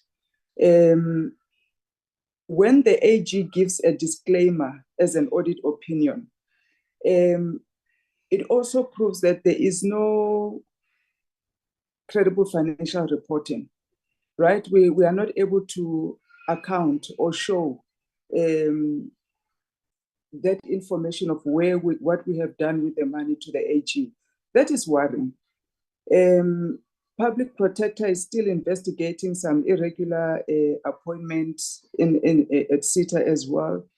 And AG also highlights 60% of vacancy rate. I think anyone who has run a business, chairperson, will let you know that in order for you to transition to a different point in business, whether you want to rebrand yourself or bring in new products, etc., you must have mastered what you are doing currently. Clearly, SITA, as it sits here, has not mastered what it is doing currently, but yet it wants to evolve to something else. And for us, that is really running away from one problem, hoping that you're going to fix it by your rebranding or calling yourself something else. If you can't master the little that you're supposed to do now, and you want to have a transition that is based on a number of assumptions that they listed in their presentation, I counted those assumptions. It's about 11 assumptions that this transition or repurposing is based on. Things like they want collaborations with government. They assume they're going to get MOUs with government departments. I mean, government departments, as we sit here, have not committed to SITA based on the performance of SITA, the historical performance of SITA. And I'm not sure which government department is going to now, based on all of this, in the hope that when they are called something else, the attitude will change, but we still have the same instability in the leadership, which AG has reported. We highlighted that again yesterday. And overall compliance of SITA is problematic. How do you get government departments to trust you with their money? And one of the things that SITA keeps repeating, which I really disagree with, you call yourself self-funding. And therefore, there is no, in our view, consciousness of you are dealing with taxpayers' money and that you are self-funded. But you are self-funded dealing with government departments because that's your market. The clientele that you've showed us today, it's all government departments. So whether you are directly or indirectly, you are funded by government. And for us, that is very big. And it requires huge accountability. And it requires that before we take any dramatic steps in terms of repurposing, we have to thoroughly interrogate this and consider whether this is going to yield any fruit or just to create another expenditure. Two, they talk about how they lack cohesion in policy framework. There's lack of political will in the current SITA, lack of customer commitment, limited engagements with industry. Yet going into the new repurposed vehicle, we don't see how that is addressed. You just have 11 assumptions that you base your transition on, but you're not also addressing what you have identified yourself as challenges and how being a new entity is going to mitigate those challenges. The report speaks of customer centricity and digital transformation. Beautiful, beautiful names. Customer centricity is not a name to describe SITA at this moment because the customers are not happy. We look at the historical challenges of poor customer service because of outdated infrastructure, etc. How do we then master customer centricity here? Not tomorrow, not in some plan. How do we change what we're doing now to be customer centric? And that to us didn't come out. We don't know what are the plans to address that customer centric goal. And there are also buzzwords that have been used and you rely on them a lot. You want this citizen super app, AI driven governance. It does very little to inspire our confidence because you have not demonstrated historically that you can deliver on some of these basic mandates and they actually work and assist you to generate income. It's one thing when you come and say, we have done this super app, it is working, etc. But for us to go to the next level so that we increase our revenue by X, we are going to go into this model. But now we have to base everything on assumptions, somebody's imagination that, if we play our dice well with this thing, somewhere we're going to hit a 6-6 and it's going to work. That's the feeling that we are getting with this transition. So where do we generate the funding for this business case? I don't know. Then they talk about 4 pillars that are underpinning their strategy. Again, it's that customer centricity, transformation of government and transform SITA as well, and governance as one of their key pillars. And if SITA was to honestly rate themselves currently on those 4 pillars out of 10, I don't think we are going to hit 50%. On all your 4 pillars, if you're honest in doing a performance assessment on where you are currently. Since 1999, which pillar, just give me one of those pillars that SITA has really excelled in, the pillars that you have given us, the underpin your strategy. So those are the things that really, they don't give us confidence.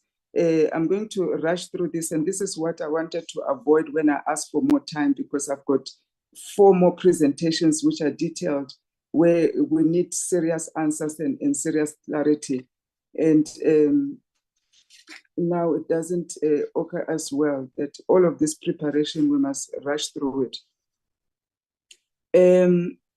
Let's talk about this. I will skip. We raised a lot of these things yesterday as well. The skills, the vacancy rate.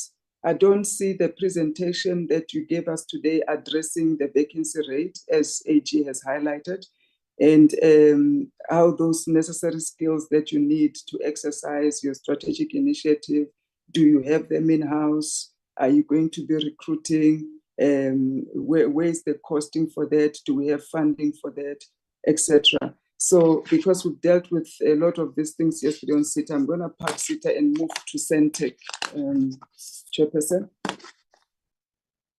Sentech, they raise their challenges. They have challenges in diversifying their revenue. And of course, the key risk that they have is SABC. I think you've raised that very sharply on that 1.1 billion, I think, that they owe you. And one of your ambitions is to move into the broadband space using your towers. I'm not going to repeat the question that the chair asked, and I think our honorable member, where is the delineation of mandates? Because it seems we're overlapping. What concerns me the most, and I asked these questions to ICASA yesterday, when they gave us their SWOT analysis, they said we are in a stage where the gap the digital gap is widening. We are not closing the digital divide. Yet we've got about 4 or 5 entities in this department dealing with the same issue of closing the digital divide, all of them with separate budgets, different teams, doing something somewhere in South Africa on the ground. Yet we are not meeting this basic mandate, which is the mandate of the department. I would love to understand really upon whose head does this fall? And if we don't meet this digital, closing this digital divide, whose head rolls? Which entity and whose head rolls? Because all of them seems to be working towards the same goal. Of course, they all connect at the department, but really, who has the mandate? We look at your revenue projections, Sentech, they rely on these new growth streams that have not been defined. You are doubling your revenue from 2025, 2026, yet we don't have detailed explanation of which stream actually are you relying on to be able to double your revenue. Then you've got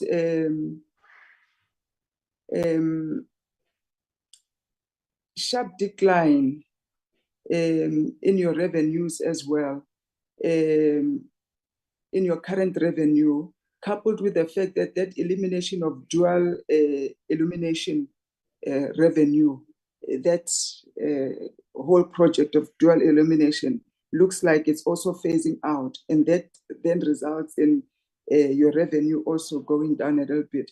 I didn't get a sense of a contingency plan, you know, in terms of how you're going to cover that revenue that seems it will be lost over a period of time.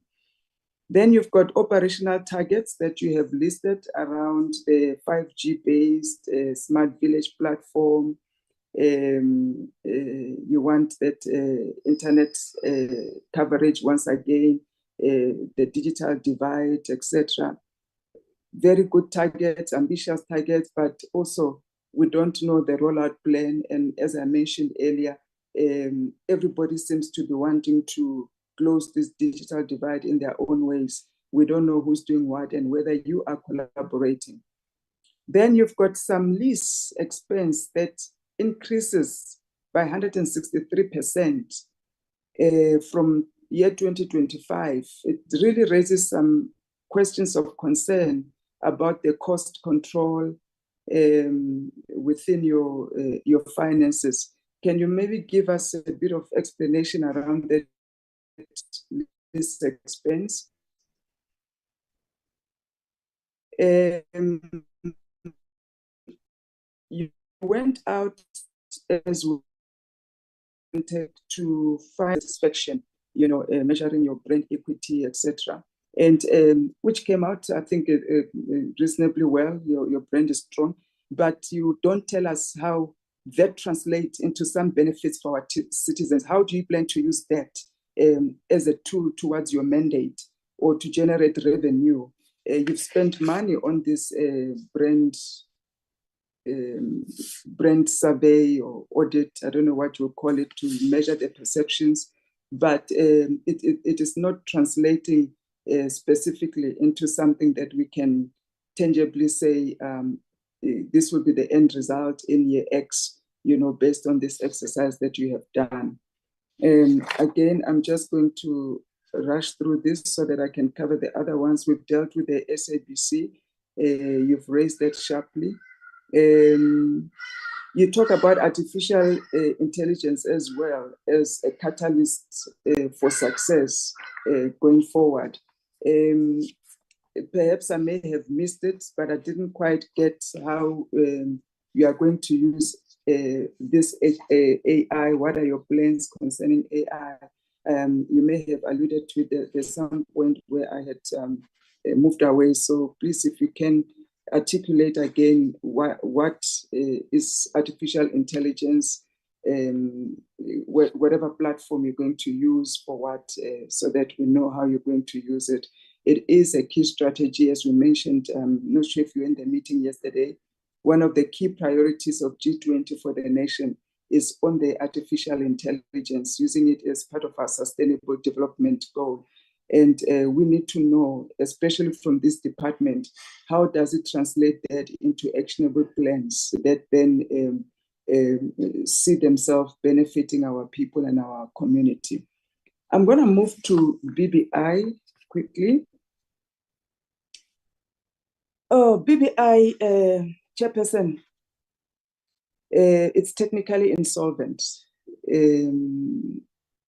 I can see their presentation, as I always say, my honorable member agreed with me today. Beautiful colors, things are flying, nice numbers, but the reality is that you are technically insolvent and you've made serious losses, and meaning that you are not able to meet your short-term obligations. You don't have assets that will cover your long-term debts as well. How are you going to deal with your liquidity ratio? You know, that has to be our concern, our immediate concern, before we can talk about ambitions that require more capital for growth. You know, how do we resolve this? SA Connect was launched as a flagship project in 2013. You were busy with that project. It's also somewhere along the line, it's not done. I didn't see in the presentation clearly the plans to complete the phase 2 of SA Connect. Did we complete successfully phase 1? What is happening, you know, because you are struggling to provide connectivity to your customers. I really think your projections, they also paint some, you know, a grim picture on how we are going to attain sustainability in this entity because of the losses, the kind of debts that you find yourself in. Before we know it, if we don't pay attention to this entity, it is going to become a burden to our taxpayers. And I think we have to pay attention to how we deal with BBI. There are some operational efficiencies that we pick up. Historically, you are not able to meet your performance targets, like your mean time to restore, which is a critical measure, you know, in terms of your client and connectivity, etc. How are we going to fix that? Because without that, we can't satisfy our customers, we can't promise quality of service, and therefore our revenue generation is compromised as well. We've noted, of course, that there are some uncontrollable impacts based on the ESCOM power outages. I don't know if you have a plan to mitigate that at this stage.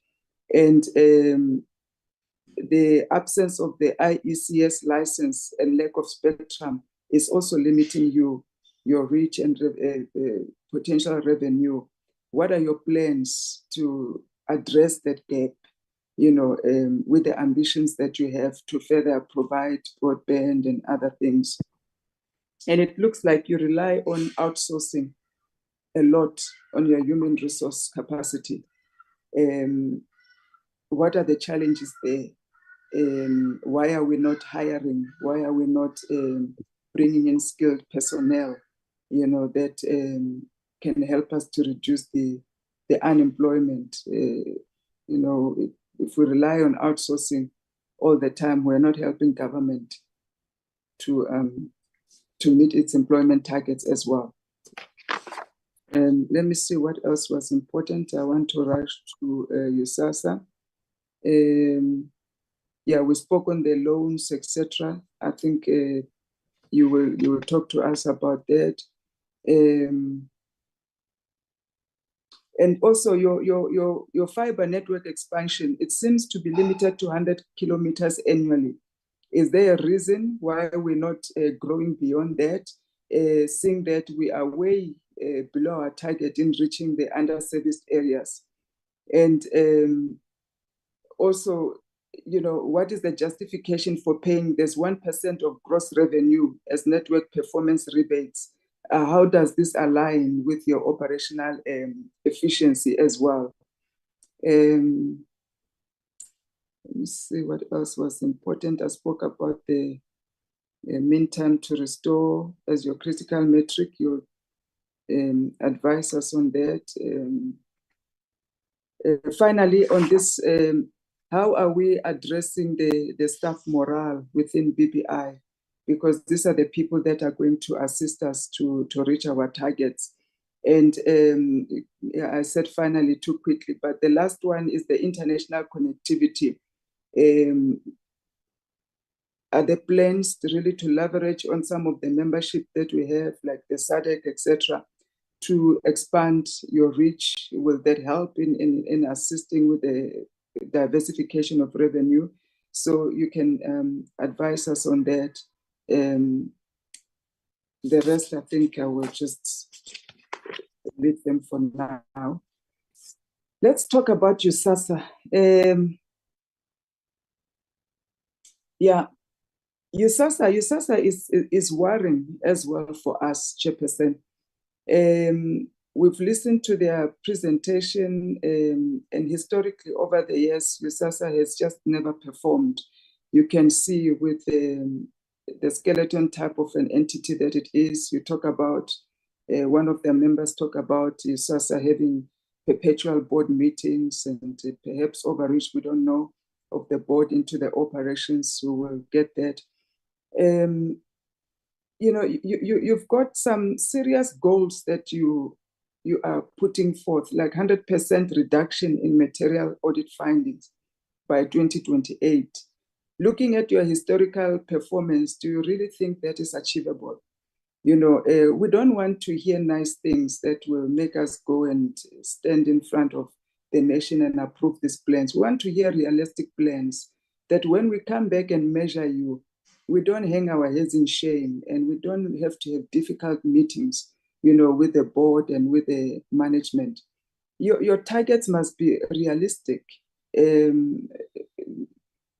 You base a lot of things on new baselines, vague indicators, you know, which they lack historical data. And therefore, I don't know, where did you benchmark them? What is the basis? What are the assumptions that you base this targets? Like you've got some 50% brand management. You want to up your brand equity by 50%. From where I'm sitting in USAASA, and it's a difficult call. And I don't know how you arrived at 50%. There's absence of benchmarking. We can't really assess your initiatives. You know, you've got 50% of stakeholder target as well. I think stakeholder engagement, and also 50% of monitoring activities that are vague. They are new baselines. They're just somewhere there, you know. Yeah, you want to maintain 80% uptime connectivity, and meanwhile, you've got drastic reduction in your broadband infrastructure funding. How do you balance that? You know, it doesn't make sense to me, at least sitting from here, when I read your funding compared to where you want to go, you know, in your targets and how you baseline them. You've got a projected deficit of about 4.4 million, 2025-26, and the USAF one, there's a deficit of about 763 million, which is troubling as well. And again, it doesn't quite match with your ambitious targets. You know, you don't have money, but you want to achieve that in just simple terms. How do we, you know, realistically approve something like that? Then you've got some incremental target of 10% in implementation of your framework and strategy in addressing the digital divide. You know, what troubles me is that closing the digital divide is your key mandate, and you've got just incremental target of 10% in doing your mandate. But brand equity, you've got 50% target. So I'm not sure where you're placing your value and where's your attention as an entity. Share some of this, I think I may have covered. We've got underserviced areas that you're planning to do 2025, 2026. Just 2 underserviced areas. You attempted to tell us about your criteria of selecting these areas. And we're asking ourselves, with this divide that is increasing, and with all that needs to be done urgently to catch up with the world in terms of AI, 4th industrial or 5th industrial revolution, you want to target 2 underserviced areas, 2 in the entire country. That's why I'm asking myself, where's your focus? Where's your priority? Why is that the case? And maybe you can also take us again, why, which 2 areas are they and how did you select them? Because it just doesn't look like there's seriousness in this entity to meet its core mandate, which is really to service the underserviced areas. I was hoping that one of the key things that we're going to see in the next 5 years is really the winding down of USAASA. I don't see it there, but would like to see how we're going to take the assets that are in this entity, plug them somewhere where they can be used productively to benefit the nation. Because USAASA in its current form, just like SITA, cannot perform. And I don't think there's any other thing that anybody can do to make it change its course. We just need to start all over, empower the departments that are doing something like Sentech, see how they can utilize some of this funding to further increase coverage and close the digital divide. And let those that do not want to really work just, perhaps go and join the other departments or go home. Chairperson, we possibly cannot be approving any of these things. Once again, there is no budget to talk of, and I thank you. Thank you, Honorable Mokobela. I think you are certainly living up to the tradition of being the most outspoken of the honorable members here. I think you're taking it for the team, but thank you for very serious input and the thought-provoking insights you've shared with us. And can I recognize Honorable Tanisha, please? I hope you got your pronunciation right, Honorable Tanisha. No, you're doing great, acting chair. It's Thank fine. you so much. Thank you so much. Thank you very much, acting chair, for recognizing me. I think I also just want to start with SITA. And my first question, Chair, is perhaps to find out how will SITA make sure how will they make sure that all government departments actually start using the Citizen Super App and make it work well? Let's say the Super App allows citizens to apply for an ID and to check their social grant status or book a hospital appointment all in one place. And for this to work, it needs SITA in every department, and maybe not every department. So it will need SITA to work with departments like Home Affairs and the Department of Health to connect their systems to the app.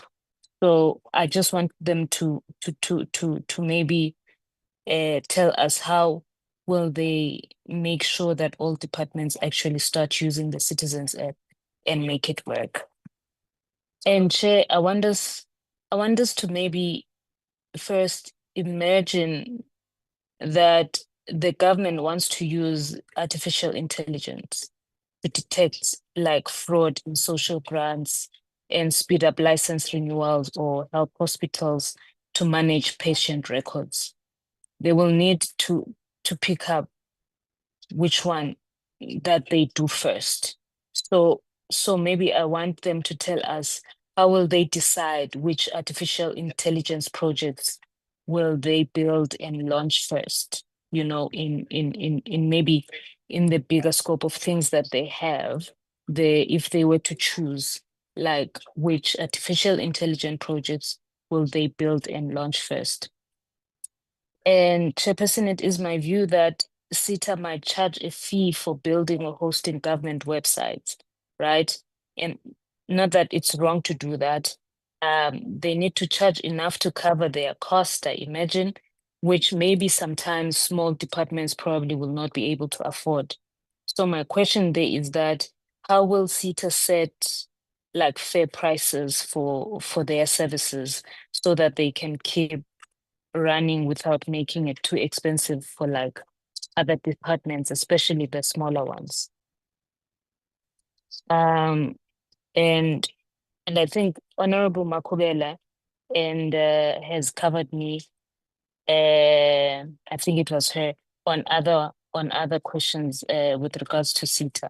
And then if I move to Sentech Chair, I asked myself if Sentech should build a satellite. And I think I raised this with them when we were doing oversights. So I asked myself if Sentech should build a satellite to deliver internet across the country, even in remote areas, or just improve and use the roads that are already there, because they did mention that satellites are expensive. So I don't know if that big investment would make financial sense. So maybe let me ask my question like this. Let me ask Sentech maybe if it's cheaper and smarter to launch its own satellite, or should it just use the internet and network cables that are already on the ground? And maybe another one for Sentech is whether they can still make a healthy profit, even though it has like a high running cost and owes a lot of money. This is how I imagine it. I imagine running a delivery service where you want to earn a big profit, but your fuel cost is high and you still have to pay off loans, right? So I ask this because I wonder if Sentech can hit its money goals without being weighed down by big bills, you know, and probably having to repay some debts. And my other question, Chair, I also just wonder if Sentech can, in realistic terms, if they can be a major player in Africa's internet and tech space, where, because the space we already have like private companies that are already competing hard. So I see it as Sentech wanting to be a top provider of internet service across the country, which is good, but there are already like strong private companies like MTN and maybe Starlink offering like similar services. So I guess my question is, does Sentech really have what it takes to lead the market, or is the competition too tough for them? And I would really appreciate if they can be honest in responding to those questions. And I move to NEMISA Chair. I just want to find out how will NEMISA make sure that the training is useful and up to date, especially because technology changes so quickly. So if they train people to use a particular software today, how do they make sure that it's still relevant as we move forward? So after someone completes like their training or their training with NEMISA, how will they ensure that they get a job and succeed? You know, because it's one thing to want to train people, but are you training people to be good enough for the market and to ensure that those people that you train, they get jobs? And I wonder also And I asked this question in my wondering if NEMISA is working with tech companies just to make sure that the training helps the people get the needed skills. So we've got like companies like Google or Microsoft, do they consult or engage those companies about the skills that they are giving their workers so that they can maybe have the people that they train also getting the same training as those big companies. Maybe for USAASA, Chair. So if people in cities have fast internet, but people in rural schools still do not have a Wi-Fi or computers, I'm wondering if USAASA's plan is really fixing the problem. Are they doing enough to make sure that everyone in South Africa, especially in rural areas, because we always leave out the rural areas, they're always at the tail end of everything that they do. So even when we're doing rollouts, we'll do rollouts or whatever it is that we're doing, we target the cities, which I'm not saying is wrong, and then you move to the township, but the rural areas are always, in my view, just a by the way. So my question is, are they doing enough to make sure that everyone in South Africa, especially in rural areas, have access to these digital services and internet? I find the USAASA's target, I find their targets immeasurable, and I think, in my view, they lack a detailed background, like a detailed breakdown. So if they say to us they will connect, let's say, 500 schools to the internet, they do not explain where the money is going and how the progress will be tracked. I just want that's the view I get, like from their budget, that there's no targets that are measurable, and there's a lack of like detailed background. I don't know if they can respond to that, Chairperson.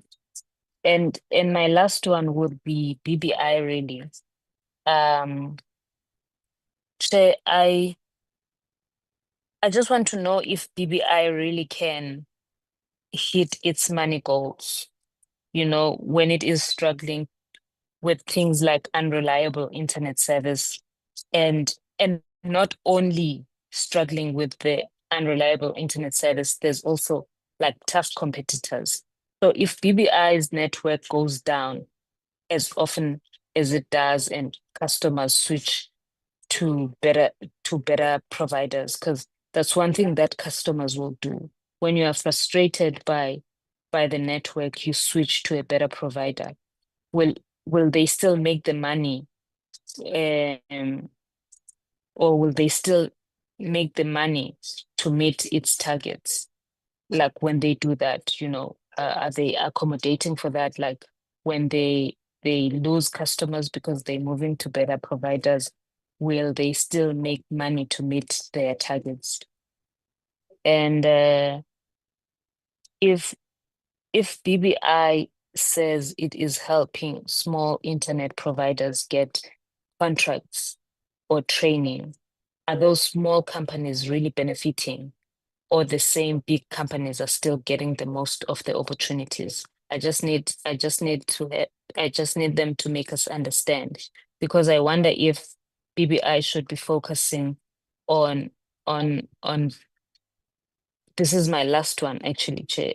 I wonder if BBI should be focusing on big future technology projects, or they should first fix the current problems and services, especially since the money is too tight for them. So I just want them to maybe think on that and tell us if maybe focusing on future big on big future technology projects, or maybe they should fix their current problems and services right now. I think that's all from me, Chairperson. Thank you very much. Thank you, Honorable Tanisha.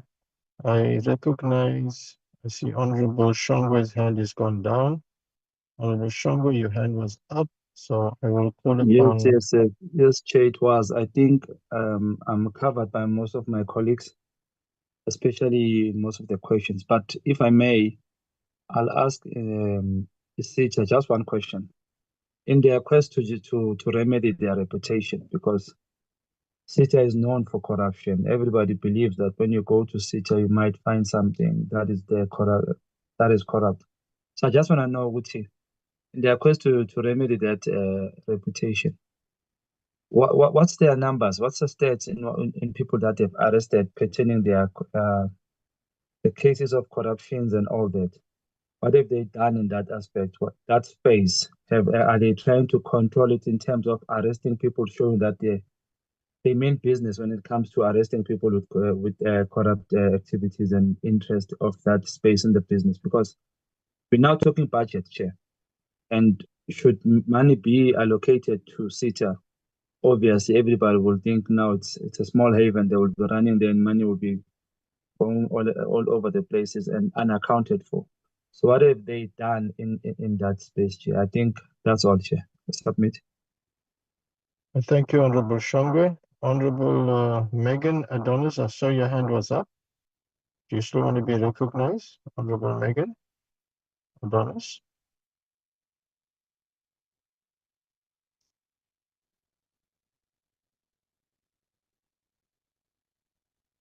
Okay, please, Honorable Megan's hand was up. Honorable members, there's no more hands. I think myself, I've been largely covered by most members, and let me just indicate that Chairperson of the Portfolio Committee, Honorable Kosela Diko, is in the call, but she is also simultaneously attending to some very, very urgent matters that has come up that requires her active participation. So while she is listening in, she cannot continue chairing the meeting, and she's asked me to continue chairing the meeting. Honorable Kosela, Chairperson, can I invite you back and maybe also hand over to you? Thank you. Thank you very much, Honorable Subrathi, for holding the fort there. I don't know if I heard you saying you've been covered, but I wanted to give you an opportunity if there were still issues that you wanted to raise. I've followed most of the discussion, and I must apologize, members. I just got dragged into some urgent parliamentary matter. Honorable Subrathi, are you covered? Chairperson, I'm actually had to leave my sitting place because of safety. I left my PCO. It gets a bit dangerous after 5. So I'm sitting in my car, so my notebook is in my bag, but I think it would be a miss for me if I don't maybe just ask 1 or 2 questions from my recollection. I think firstly would be for SITA. I know SITA has been getting a hammering, and you know we feel for SITA, but the reality of it is, Chairperson, we have to recognize this is the real first time that the full committee is going to approve a budget. And last year we may have approved it with little experience. We are finding our way through as newly elected members for us was for the first time in Parliament, and through a reconfigured or a government of national unity. I think this time each and every one of us, irrespective of our political affiliation, we mean business.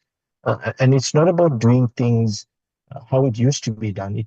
It's about doing things differently so we can move the country forward. I think clearly the sentiments that are coming through, and my sentiments is along the same lines. Really, the country, and we are tired of going through the process of tick box exercising, of just approving budgets for the sake of approving budgets. So maybe SITA needs to talk to us about. We've heard yesterday the minister has spoken about the introduction of regulations, and the minister made a case why he saw that necessary to bring forth regulations. And there's this huge mistrust we've heard from within departments for SITA. So really, SITA, the question for you is, and I think the critical question is can you resurrect yourself? Can you redeem yourself?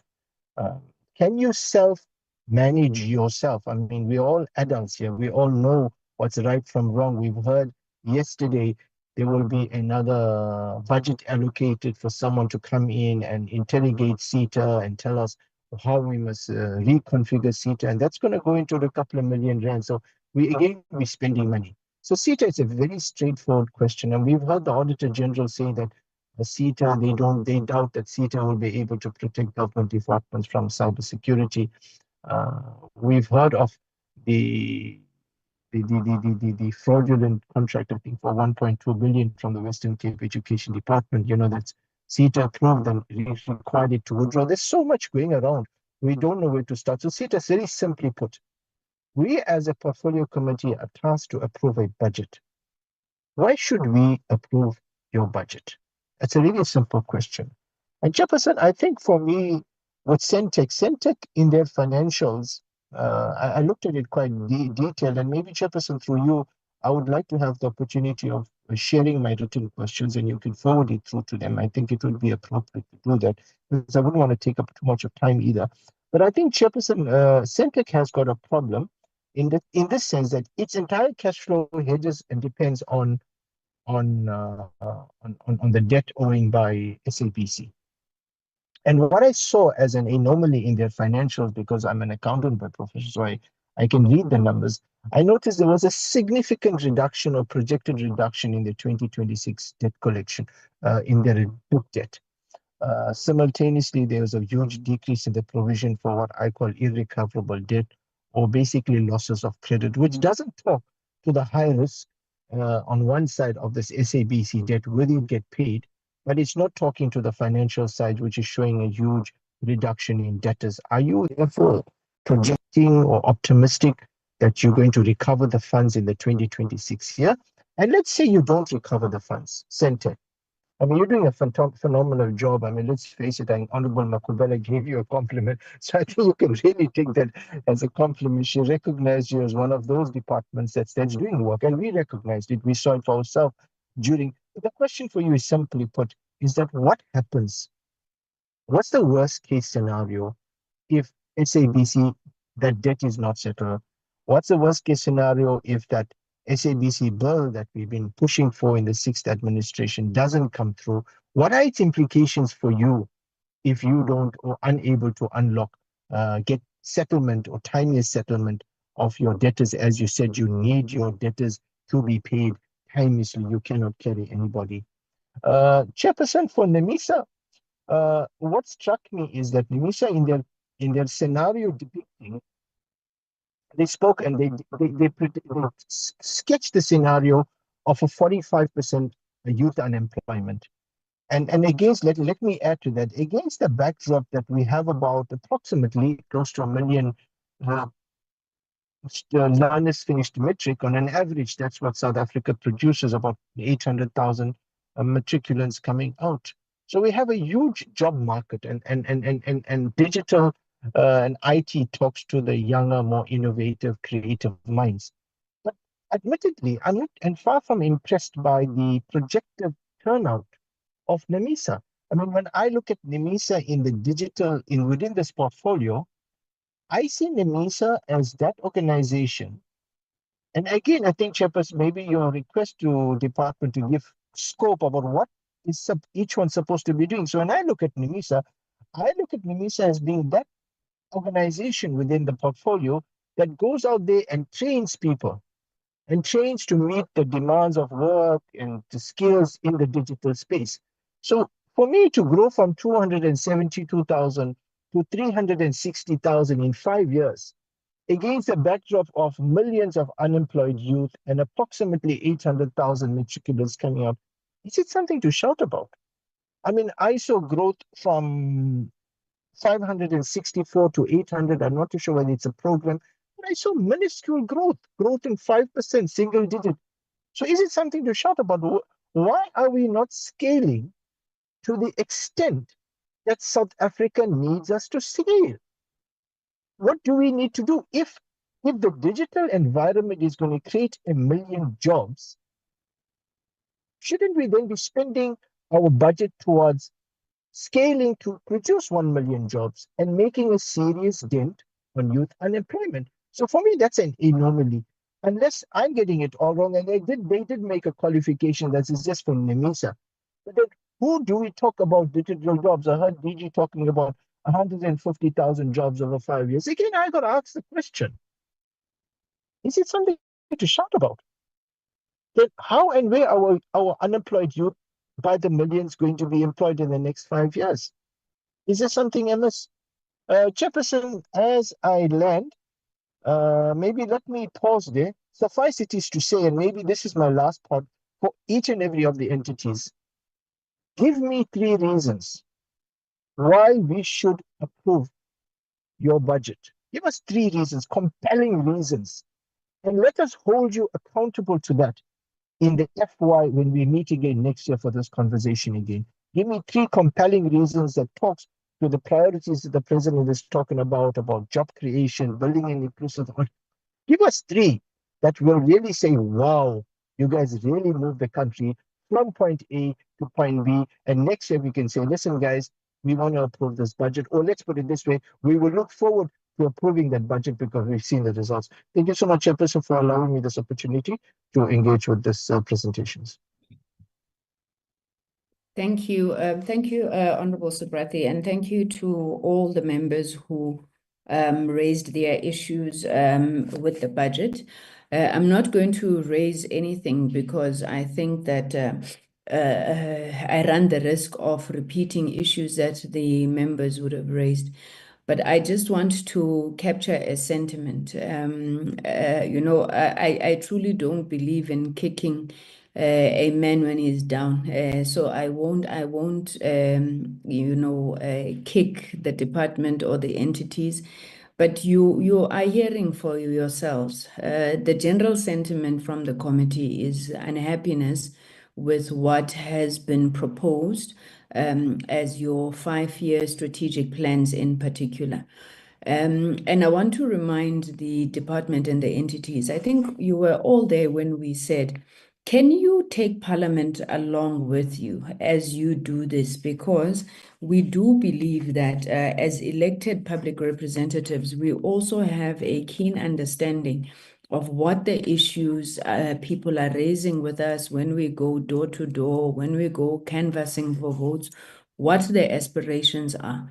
Now, it comes to my mind now, while Parliament is dealing with the issue of passing the national budget, that the biggest problem we have in how the executive for the longest time has conducted itself on these matters was largely because you would have had perhaps a single party in government which knew that regardless of what happens, their budget will pass because of the majority that they hold.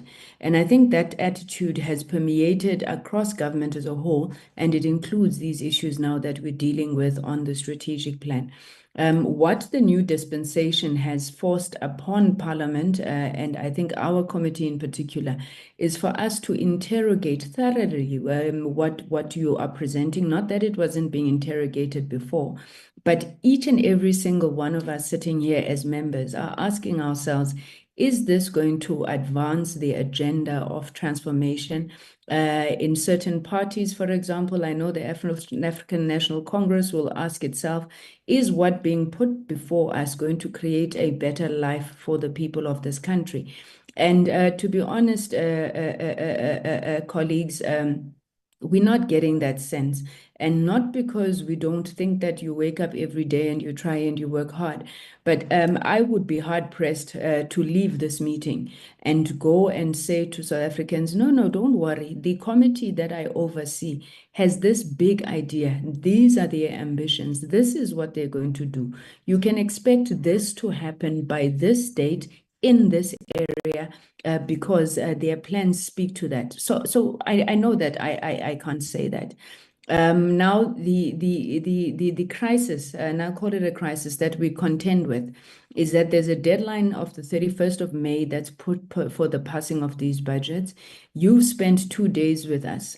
And I would really like to know that all of the things that we have said, do they even make any difference? Or are you going to just walk away from here tell yourselves that, well, that is the plan that you are going to implement. You have gone through your processes and we were just a tick box exercise. Because if that's the case, it means that all of us are generally just wasting our time. Members have not raised any new issues that they have not raised with the department, with the entities since we got into office.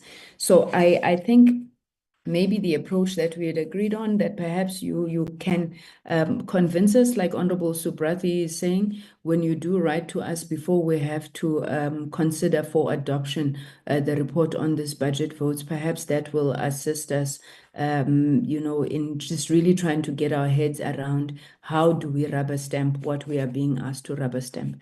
With that being said, could I then hand over to the DG to lead the responses, the comments, if any? Over to you, DG.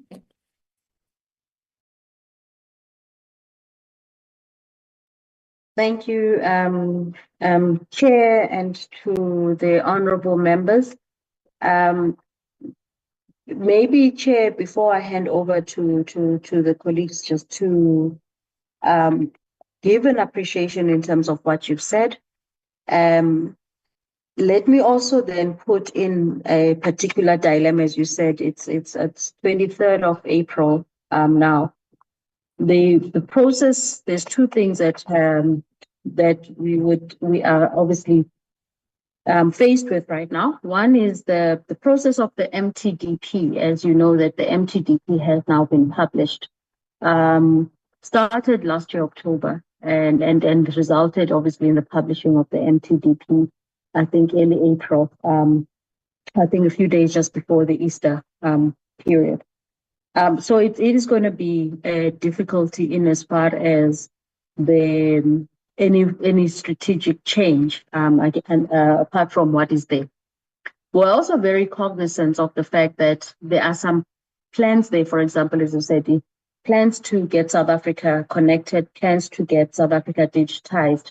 Whilst they're in the 5-year strategic plan, and as I indicated, and we break it down annually, we are intending to try to accelerate that. But our biggest hindrance, and I'm glad that we're having maybe this open, frank point here, our biggest hindrance, Chair, is what we have presented to you. And you would see there is the budget limitations. We've always been the department that is at the last end of scrapping whatever little that is available from National Treasury. We, for example, as we sit right now, we have all intents and purposes of closing the digital gap in the country, in as far as ensuring that every city, every single town, every community, rural and urban, we've got connectivity. And because we have seen the market failures there, our entities are therefore, we've positioned them to be able to drive that. I think Honorable Subrati was talking about even some of the, as you said, and also between Honorable Subrati as well as even Honorable Delisha, was thus asking to say, are we not biting more than we can chew? The fact of the matter is we're not necessarily being overambitious. These are the things inherently that needs to be done. We cannot afford a situation where South Africa remains unconnected, or pockets in our country remains unconnected. And from the market failure, yes, working with ICASA in as far as trying to say, what are then these interventions that we can do? I think the chairperson of ICASA came in to explain, to say, we've given licensees, we've given out the spectrum, we've got the conditions. However, it is very difficult. If then we're going to have a licensees who comes back to say, I've faced the following challenges, or I have not been able to achieve the task and the goals that we have. Ideally, what is there in black and white is then to say you take back or you suspend the license. But that would probably require then a whole litigation, which we've seen in the past. The sector is one of the most litigious ever, and people would then take us to task as it has already been threatened. And I think the chairperson and the CASA colleagues can take you into confidence. of just one of those that we are already seeing as the risk. If you look again, it being restricted by the budget, and you would see in greater detail what we're talking about. We don't even have a contingency budget set aside to say we are able to take them to court. So we would then be hamstrung in as far as trying to see and wait or even threat and whatever not. And we are dealing with the giants out there that are there. Our budget as the entire portfolio from public fiscus in this financial year is just 2 billion. It's a 2 billion, as we said, where we have to transfer to our entities, some of them who are not self-sustainable, as well as then also dealing with issues of operational cost. You can imagine, and I think Honorable Subrati was talking about, yes, NEMISA's mandate is very critical and very key, but NEMISA only gets less than 100 million to say we need to make sure that there's digital training for the entire country and areas, meaningful training in areas of the fourth industrial revolution and for the future of work. And that, as you said, with that amount that they get from the public fiscus is not sufficient. We then rely in terms of the partnerships, but then again, those partnerships, whilst we try to redirect them, it is also difficult at times because then they're going to settle on the soft issues, because from a partner perspective, all that they want to do at times, not all of them, but it could be either a tick box exercise or it's just as how much they can possibly be able to stretch their own pocket. And we do appreciate those partnerships where at least we've been redirecting them in terms of our priorities, and we're seeing those results. So it is very difficult to then say the ambition of saying we want to make sure that we close the entire digital divide. Honorable members, you've seen there are areas still in rural areas where you have not done this. And maybe to go back to even the question that was asked yesterday to say, how have we succeeded or not as far as what we did under the SA Connect Phase 1 and Phase 2. When we started the SA Connect, we presented the requirements again to National Treasury, even at the point where the head of state would have made an announcement to say, I'm going to digitize the entire country, I'm going to connect the entire country. But there is no budget that follows that. And that is the situation even now, as we said, we're talking about the digital transformation. There's not a zero on the allocation for the digital transformation.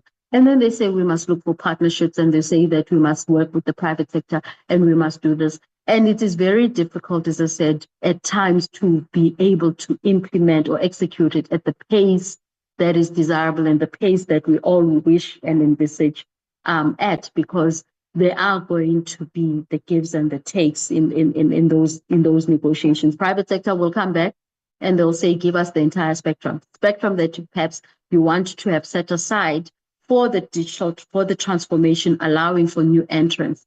And unfortunately, those are then some of the optics that one has to take into consideration. And you have to ask yourself to say, is this something that we can enter into? So it is very difficult. As I said, we're sitting here right now with our ambitious targets and with then a small amount that has been given to us.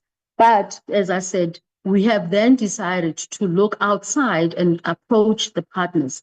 So the BBI, for example, has gone out into the market as far as then the SA Connect project of the last phase of it.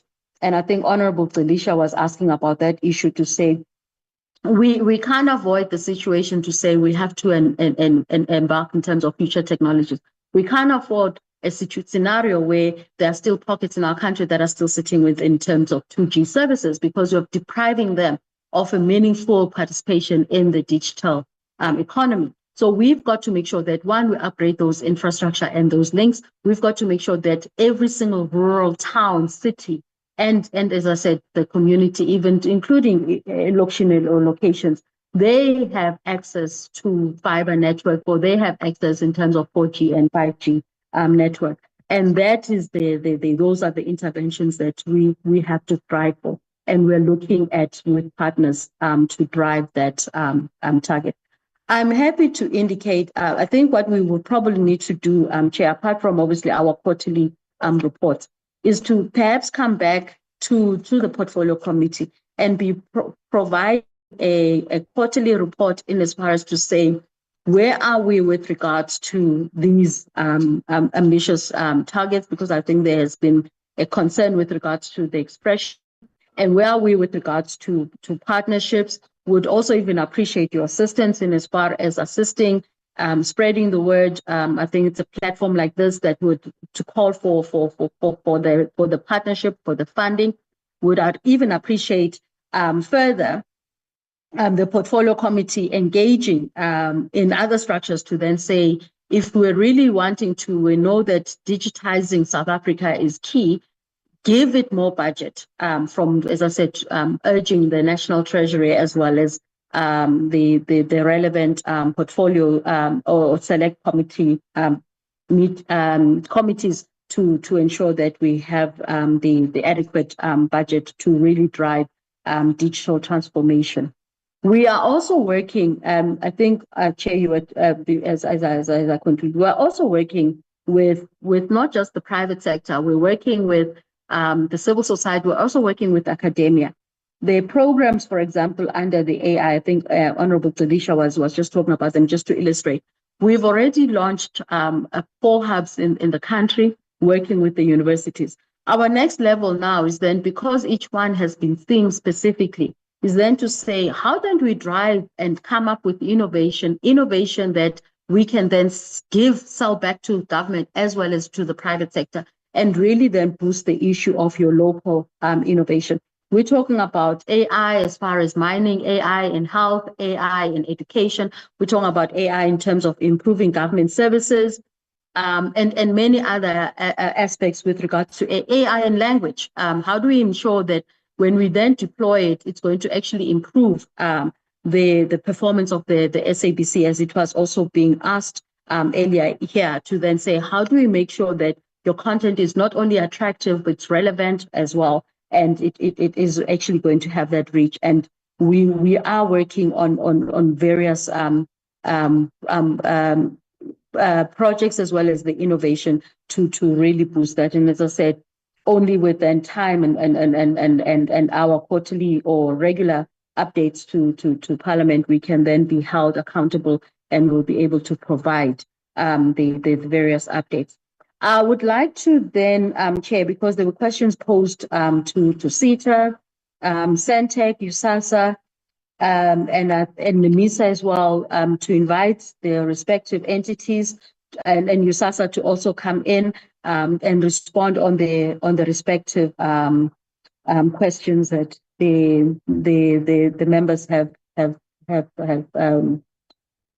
tabled this afternoon. So maybe then starting with SITA, if I can invite SITA, the SITA chair, as well as the executive to Thank respond. you.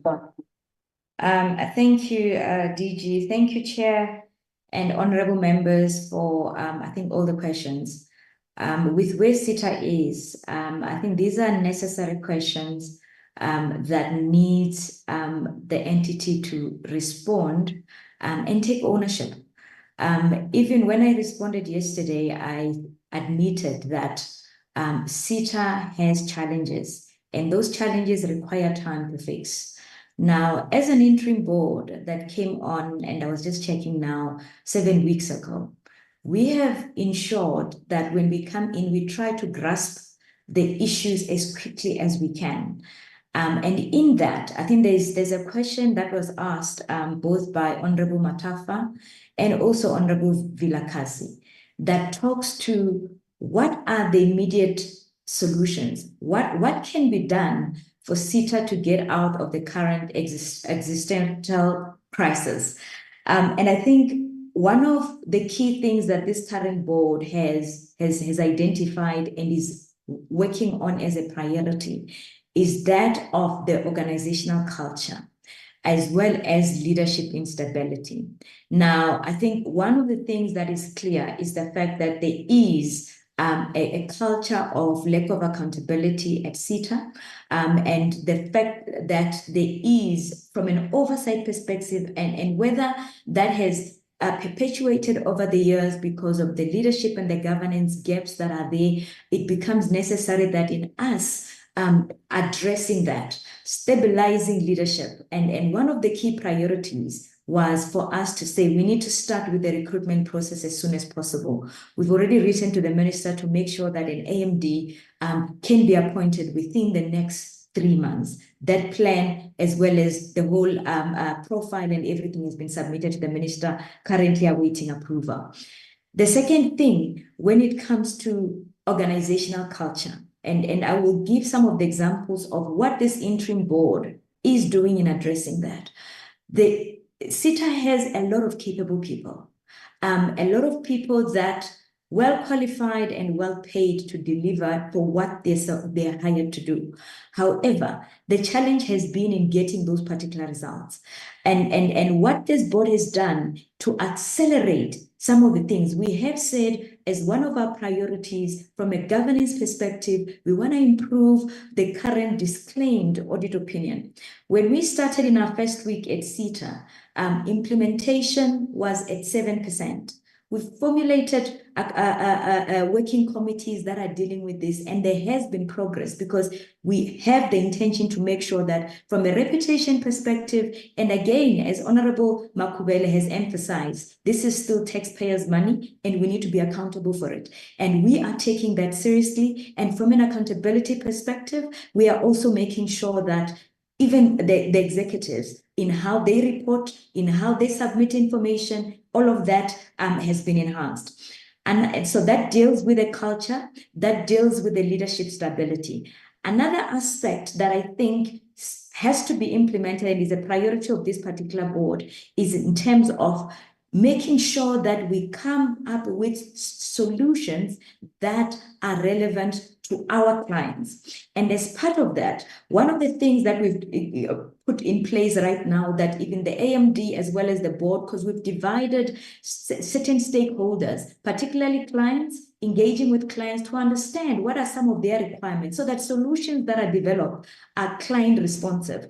Another element that comes up as challenge and communicated as continuously from different stakeholders and different fronts is the fact that some of our services are expensive, not competitive when compared to the market. What we've also prioritized now is to review the pricing structure. There's actually that process had already started. There are tariffs that have been submitted for approval, and all of that is to ensure that we are able to price competitively.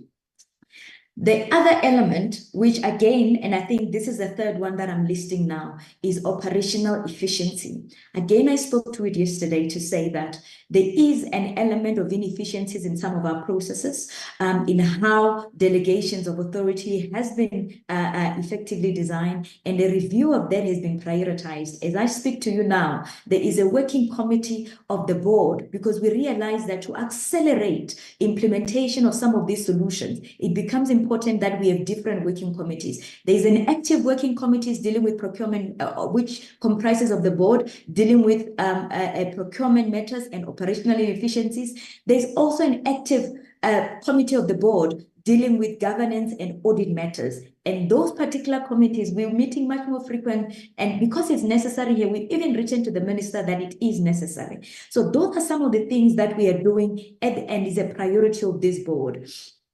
Another thing that I just want to talk to, and it goes to the point that Honorable Matafa raised in terms of legacy systems.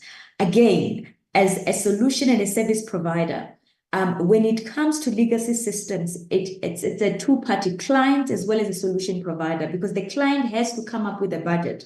The executive that will come after me will talk more to that. But also, SITA has to also start. We need to start thinking creatively of how do we come up and accelerate some of these challenges that clients have when it comes to legacy systems. But I think to that point, the executive of regional consulting and national consulting will talk to it. But I think, Honorable Matafa, the client's budget comes into play in modernizing legacy system. There's also another question that was asked, is SITA modernized? And the answer is no, unfortunately. And it's embarrassing for us to say that because we are a state information technology agency. We should be leading in modernization, but that is not the case. There's a lot of manual processes, even now in the working committees that we're dealing with, whether with audit and with procurement processes, there is a lot of manual processes. And that's why, as one of the pillars that are there is to transform SITA. I know Honorable Makubele said, why do we have those pillars there? Because if we are to mark ourselves today, on the 23rd of April, 2025, we do not even make 50%. We would not pass. And that is true.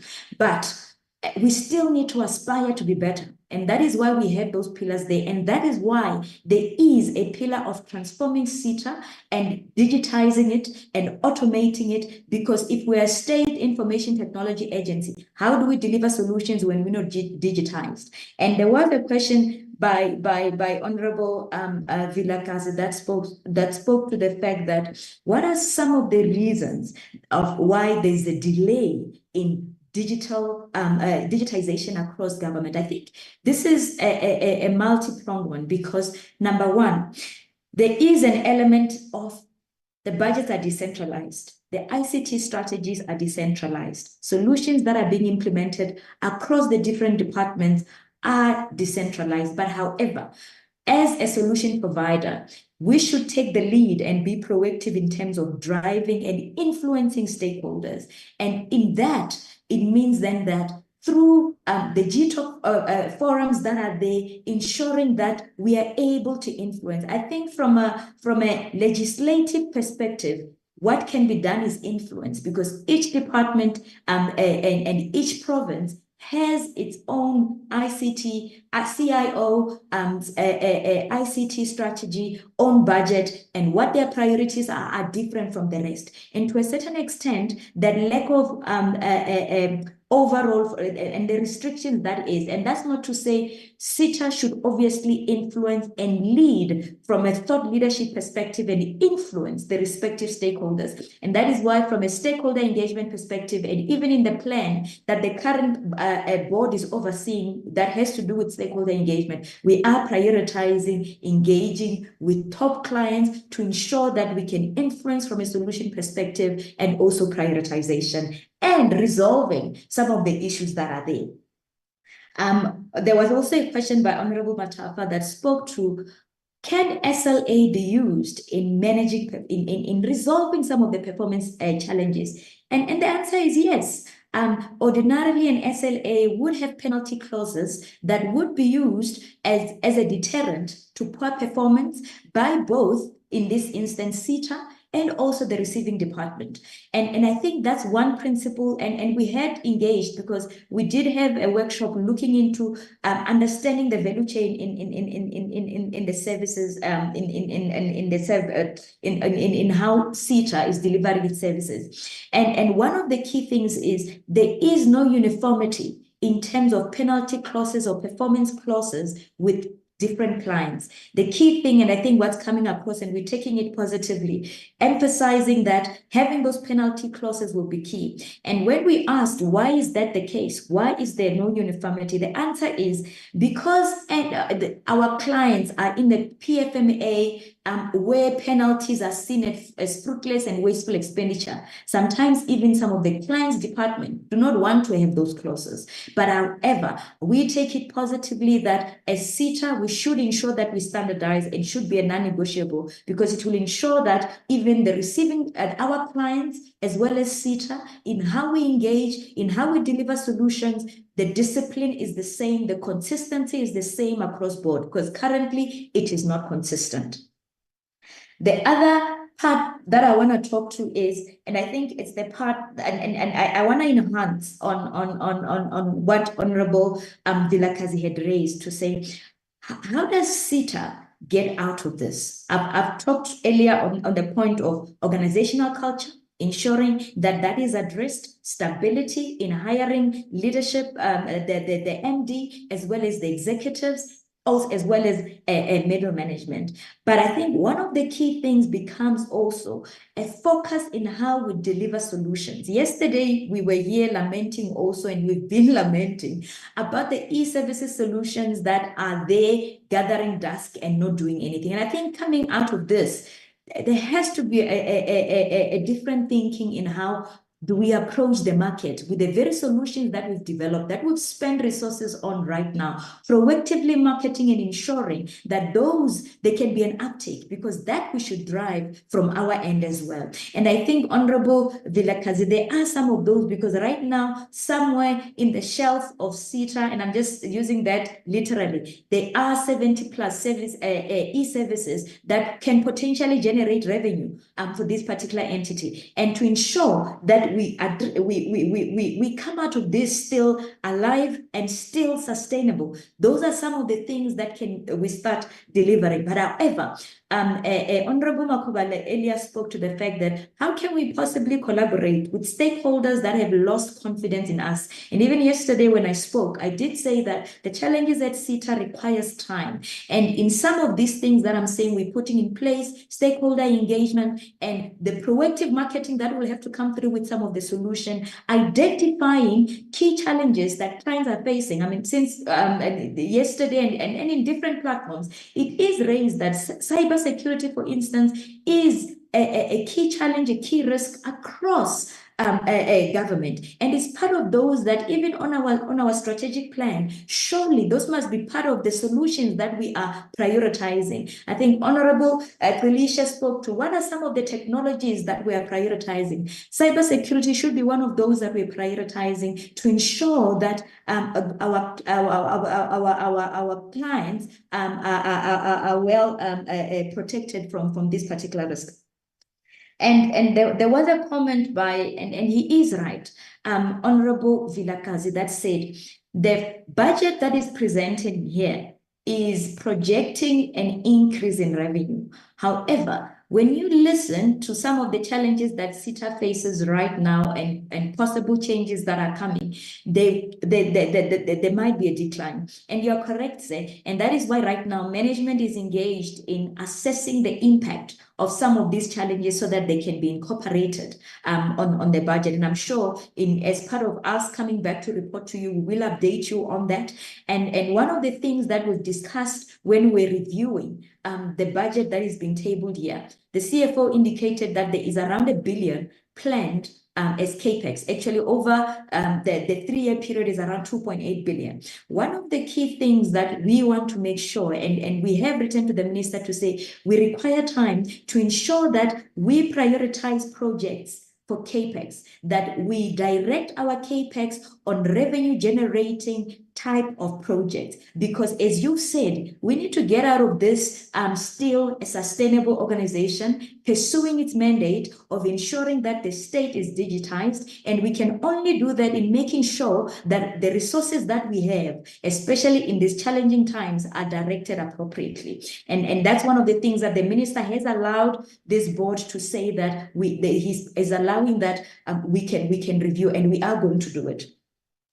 Another element that I just want to talk to is what Honorable Vilakazi has raised. He said, what is the biggest risk? There are many risks that SITA is facing, Honorable Vilakazi. But to your question to say, what is the biggest risk that SITA is facing? I think one, certainly sustainability, the reputational risk that this one has already materialized at SITA. And in us regaining the confidence of our stakeholder, involves the plan that we're currently implementing of stakeholder engagement, the plans that we're currently implementing of ensuring that we can improve turnaround times in our delivery, because to a certain extent, to turn around the image, and that is why I guess some of our stakeholders, it's easy to say anything about state is believable. We want to get to a point where someone has to us tries to say, is it really SITA that you're talking about? And we can only do that when we've made sure that internally our culture, our processes, the solutions we're delivering are correctly priced and fit for purpose. And we are being proactive in how we deliver those solutions. And I think that sustainability, as well as the reputational one, is being mitigated by various measures, Honorable Vilakazi. But I think on the financial sustainability one, I think I spoke to it in the earlier point to say in how we spend the money that you see sitting on that balance sheet and how we direct it will also ensure that we are able to be sustainable into the long term, because those are some of the things that are our key risks. In how we respond to them will be key. The executive is going to talk to the key complaints, but just at a high level, as I've said, some of the key complaints is the fact that our pricing is not competitive, and the fact that some of our solutions are failing the end users. And I guess with this sometimes, and I've already accepted that we are dealing with a review of our pricing structures, making sure that we're able to offer competitive prices. I think on the element of key complaints, there are instances where you do hear that a system is down. Now, I'll give an example of our shareholder, the department, in terms of emails and different elements. And in that, our element of being proactive, because every department has an IT department that is responsible for certain portion of a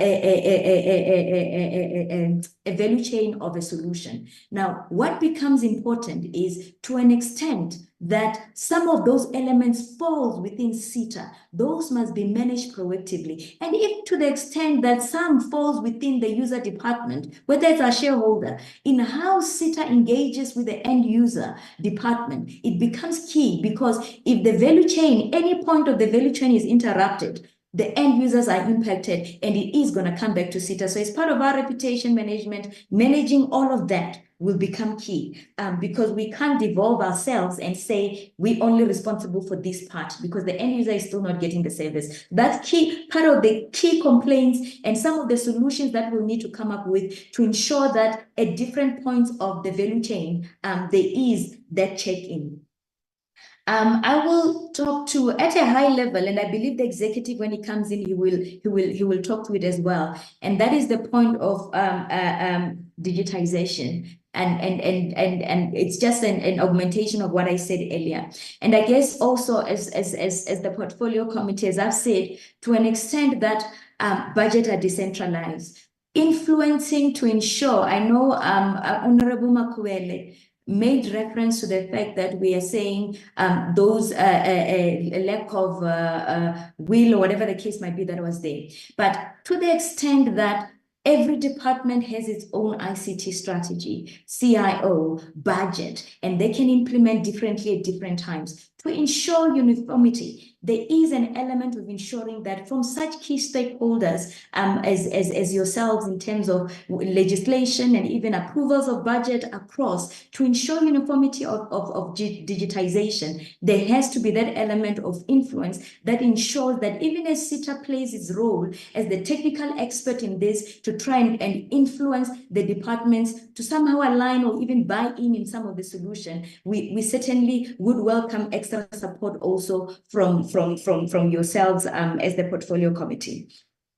The other part that I want to talk to is the question that was raised by Honorable Makuele when she spoke of the AGSA findings. And I think with this particular one, and when we engaged as a board, because we have prioritized engaging with different stakeholders, AGSA is one of those stakeholders that we've engaged with. And an element that has come across, and I suppose as the portfolio committee to be one of those, maybe for this year, we are planning that it will be different. One of the key things, and has been, SITA's audit is always finalized late. By the time the AGSA reports to this committee, the SITA audit report is still outstanding. So, and I hope that from an oversight perspective, we are planning this year to finalize the audit earlier, that from an accountability perspective, and even when we report and implementation of audit findings, taking ownership of that, we can report in time and also report to yourselves in time on the audit outcomes. she was right in terms of the audit opinion that we have is one of the worst. There's nothing below disclaimer. And certainly it's one of those. That's why currently we have a working committee of the board to ensure that we come out of this. One of the key things is concurrently, because unfortunately, the process is starting a bit late because the audit was finalized late. Audit findings had been cleared late, but we are working on ensuring that for this particular year, the audit can also be closed in July, so that from an accountability perspective to the portfolio committee, and we can also report in time. So as she was saying, irregular expenses, same as audit findings and all the other things. Yes, from a consequence management perspective, from a accountability perspective, there has been delay, but it's part of those that are a priority, and we are ensuring that we can work on improving this. Honorable Makubele also spoke to the fact that there is a lack of cohesion. And as I said, I do admit that currently as we sit here, we are not past 50% on those strategic pillars, but we aspire to be. And one of the ways in which we can achieve that is in ensuring that we regain the confidence of the very stakeholders that we're selling solutions to, that we're providing services to, and in that way, enhancing collaboration. That's why in the strategy, we are aspiring and we're working on that. It's not just an aspiration, but we are putting in place plans to ensure that that is realized. And the executive will speak more on that as well. There was also an important point by Honorable Makubele in terms of the skills and the current vacancy rate. As I've said, one of our priorities is to stabilize and ensure that vacancies are also met, are also addressed.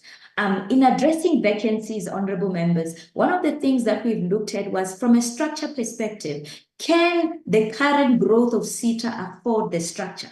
It's a question that we are also addressing, so that when we do come to account and say that these are the vacancy rate, we're talking about vacancies rate that we can afford, not and those are part of what we've asked the minister to say, give us time so that we are able to give precise answers that ensure that in terms of the structure, in terms of the skill set that we have, in terms of how we are responding to that. I think earlier you would have heard automation. Automation automatically brings the part of to what extent will all the employees then be relevant? How are we going to repurpose? And those are some of the engagement and the considerations that we are actively making, and will be accounting to the committee in that particular regard. The skill set as well, ensuring that those that are some of the people that are in the position, because there has been skills audit in certain functions such as procurement that do highlight a certain element of skills gap. How we are responding to that will also be part of that we'll report to you. Another one that I just want to talk to is the element of what Honorable Felicia spoke to in terms of the fair price. You are correct, ma'am, and that's why I said there's already a process that is underway to review the tariffs that SITA applies. And as part of, as outlined in the Act, the approval of those tariffs have to follow certain processes, and that's currently underway. And some of the reviews that I'm talking about that involves cost structures, including even the human capital structure, is part of the reviews that we're doing. And all of that is to make sure that we are competitive in all the solutions that we provide.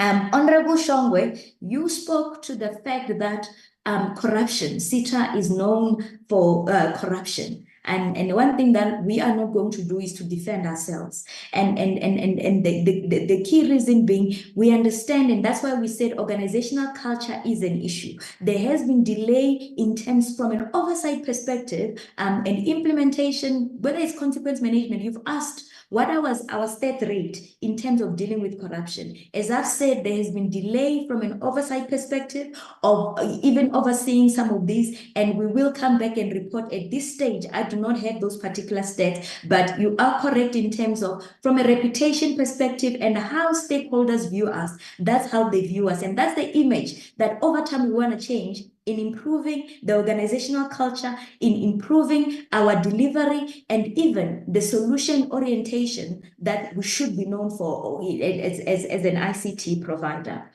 And Honorable Shobrati, you ask an important question, because as you've said, as the portfolio committee, you shouldn't just approve the budget. And you're also saying as SITA, with everything that you're facing, how are you going to resurrect it? I think what you've asked also correlates with what the other members have asked. How are we going to resurrect ourselves? How are we going to make sure that from a sustainability perspective, few years from now, we have come out of this and still, at some stage when I was in the office, I was looking at awards that SITA once won, even in terms of employer of choice, and even in terms of some of the practices that it had. How are we going to make sure that with where we are, in terms of confidence across board, we've lost it? I've already talked to some of those that I've said are priorities, and I believe that Honorable Shobrati, we deserve to be given a chance, and for this particular committee to consider, as I've said, in terms of approving the budget that we have right now. In there is CAPEX that needs to be spent. For an ICT organization, R&D is key. Innovation is key. We can only do that when we spend money. And some of that money has been earmarked in the budget. So approval of the budget that is being tabled before the committee talks to ensuring the long-term sustainability. However, I qualify that this board is still going to do a closer scrutiny on some of those particular CAPEX projects to ensure that from a return perspective, the return are of an acceptable margin. And it's part of the work that the minister has endorsed that we can do. Another element that I believe, Honorable Shobrati, this budget should be considered for approval is the element of, as an ICT provider for the state, in where the government should be in terms of digitization and the role that SITA should play. Yes, we've not played it as successfully, and that's why we are where we are right now. In terms of with what we are aspiring right now and some of the innovations that, if you look on that corporate plan, there's a number of new indicators that have been added, because one of the key complaints in the past have been SITA's strategic plan, or APP, does not talk to how it contributes in terms of being solution driven as an ICT organization. If you look on there, you will see the new indicators that are talking to AI solutions that Honorable Felicia was talking to, that are talking to at least 10 innovations that we must develop. And those innovations should be informed by research that is resolving real challenges that our stakeholders are facing. So in terms of ensuring that even those solutions see a manifestation, and the problems that are have already been identified of legacy systems and all of that modernization, this organization is still relevant in delivering those particular solutions. So I think, Honorable Shobrati, I will say those are some of the reasons that I would put up front to say the budget that we are putting across, again with the qualifier that this board... Chairperson, I know you're tempted to take the time the members took. Resist that temptation, and please conclude. Thank you for that guidance. I will definitely then pause here, and I'm going to invite the executive to come and respond to some of the items that I've already indicated it's going to respond to. Thank you, Chair. Thank you very much, Chairperson. Thank you very much, Chairperson. I think you've pretty much covered all, and I know we're really running behind time. I've got just 5 gaps that I wanted to close very, very briefly. I think from Honorable Matava, there was the issue, amongst others, around the procurement, automation issues. Maybe just to give an update there that we have been working on including some modules into our Oracle system for e-procurement. That will be concluded by the end of Q2.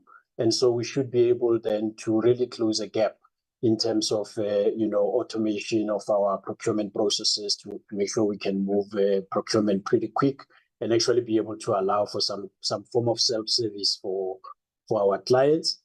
The next issue from Honorable Vilakazi, that is a gap, was also that the chair spoke to, was just about what is the immediate danger. Certainly, I think as the chairperson indicated, client flight is one of those that obviously equals revenue erosion, that equals, sustainability risk or business continuity risk.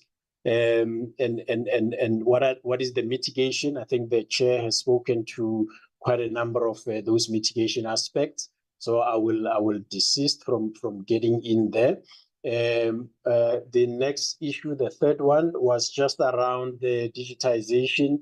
What is delaying digital government, and what are the quick wins as well? So certainly, I think one obviously is the business model itself. As things stand, obviously, these are paid for services that you would then expect that there will be a request or a tasking from a client department for a service. So the decentralized that the chairperson spoke about. But there are things that we are currently doing in partnership with some of our key stakeholders, including, GTOC, DPSA, with DPME, in terms of how do we assist national, provincial, government departments as they load in their organizational strategies, to then say what are then the commensurate ICT strategies that will ensure delivery of the organizational strategies to achieve the APP targets. And that is the work that we've started doing. We've already helped quite a huge number of departments at national and provincial to just make sure that there is that alignment of organizational strategy, ICT strategy to achieve the APP. But also we're doing things like your business process automation and optimization with some of our key clients to help them through, build operational efficiencies once we have automated and optimized the various business processes. So I will leave that as well. Then number 4, quickly, I think it's from Honorable Makubele. You were talking about the transitioning and the transitioning challenge, to say, but why what confidence would we give you that we would then be able to transition into a digital services company from the current sort of prime system integrator organization? I think for us, whereas we talk about repurposing, as an initiative, as a project, but for us also moving into a digital services, company, it's a natural evolution. We have built the base, as I've shown in the presentation, that the digital infrastructure, the digital platforms are in place. And now you need to say, how do I then make sure that I put the services on top of these systems, this backbone, that will then make sure that we can realize a digital government that really focuses on the impact on the citizen. And so it's almost a natural evolution that you would want to move into a space where you then can look into digital services that make an impact. I'll give an example. We do commercial broadband rollout in various provinces, the Western Cape, Eastern Cape, Gauteng. In the Eastern Cape, for example, where we're rolling out at the minimum 100 megs of bandwidth.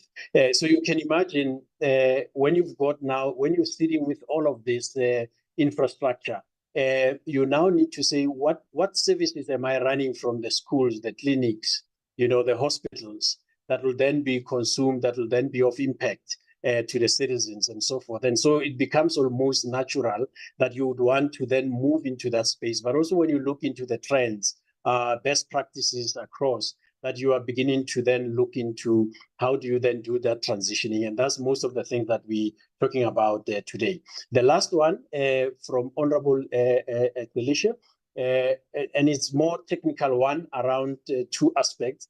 One was about the Citizen Super App. How do we operationalize, the Citizen Super App and really make sure that it gets utilized, right? So the chairperson has already indicated we do have quite tens of e-services already. that are sitting on a platform, on a Windows platform, or on your normal computer, if I simplify it. And now we are putting them on a mobile super app that will make sure that you increase accessibility. But we are also saying that you can even access then the super app through kiosks, in the various communities, in the malls and so on. Those are things that we have started working on to make sure that these services are therefore accessed. And these are your services around, key things, services around, your e-recruitment, for example, where people can then be able to be applying for jobs and all of that. And it becomes very much easy for them then to be able to do that. We will partner with some of our partners like the banking sector, where we would then, co-locate, the super app services onto, say, a banking application that people can then be able to continue to use.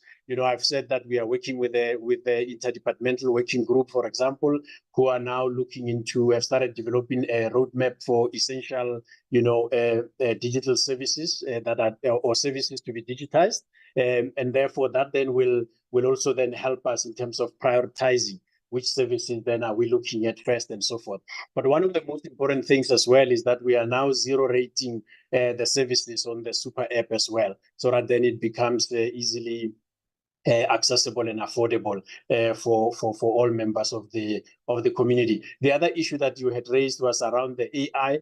What are the use cases? Where are we going to start, and so on.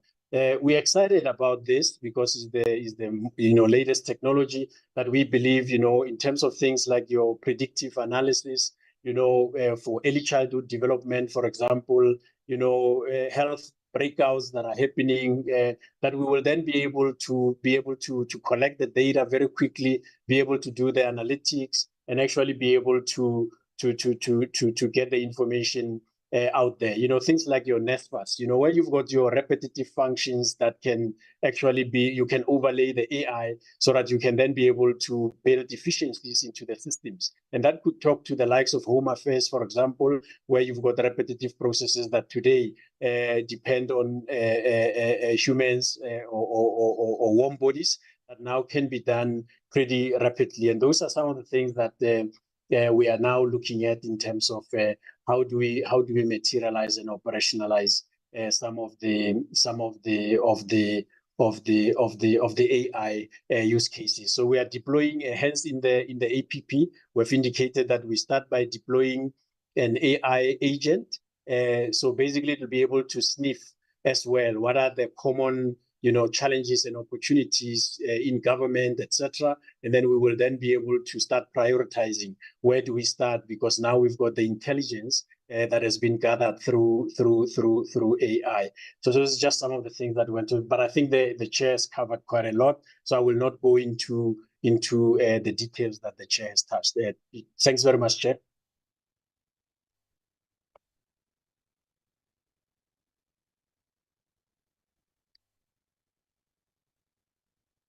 Chairperson, can I assume that is all from SITA? Yes, Chair. I have no further additions in respect of time. Thank you. DG, sorry, can we just gallop through the others? I'm so sorry to do that to the colleagues, but we are way beyond time now. DG, if you could lead, please.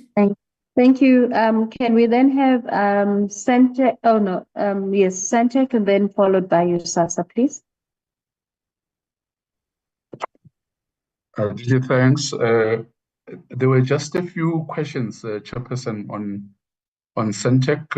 One was around the deferment of the target date as it relates to satellite. I would ask the CEO to address that whole issue of the satellite strategy and how we're looking at bringing that in. That was from Honorable Mutafa. Honorable Vlagazi has a question on where is the area of growth for Sentech, and are we still maintaining the role of a signal distribution? I just want to say on this one quickly that the whole strategy around revenue diversification is to look at multiple revenue streams. It's also to look at taking advantage of new technologies. And Sentech as an infrastructure provider has many avenues that we are actually looking at. And some of those would include, for instance, servicing SMMEs through some of the acquisition strategies that could be in place that the company is looking at in order to grow its broadband business. Part of it is also using the tower business to grow revenue. So there is an opportunity there. Multimedia itself, if you like, OTT platforms, is actually a way in which aggregation can happen there, where multiple service providers or even content producers, for instance, can take advantage of that. So that is another way in which we are looking at growing the revenue base of Sentech, and indeed supporting the signal distribution itself with analog switch off does have a risk in terms of spending, because running the two networks, digital and the analog system, is impacting on the potential. CEO, I think with hindsight on time, Chairperson, I think there was a question really that came from Honorable Saprati on the reduction of our revenues and the collection mechanism, and whether we will be able to collect sufficiently with SABC, as it were, and that CFO can actually also address. CEO, over to you, and CFO quickly. Through you, Chairperson. Thank you very much, Director Piri. Chair, with your permission, can I just flash my video and switch it off? I am already outside my next meeting venue. I had to look for PS, so I'm in the car. But I can. Thank you, Chair. Yes. And in terms of the questions that are raised by the committee, and I will deal with some, and then the CFO will also deal with some. Director Piri has already reflected on some of the questions there. I think that Honorable Matafa's question on whether the satellite target date has moved or not, we can confirm, Honorable Matafa, that the date has not moved, Director Matafa, Honorable Matafa. What we're looking at, a development and establishment and launch of satellites life cycle, it's about 5 to 7 years. That's how long it takes, Honorable Matafa. So what we were saying is that we have included this target in the strategic plan for 2025 to 2030 this time around. There is focus on it. The strategy has gotten the department and the minister's endorsement, and very soon it will be tabled before cabinet for approval.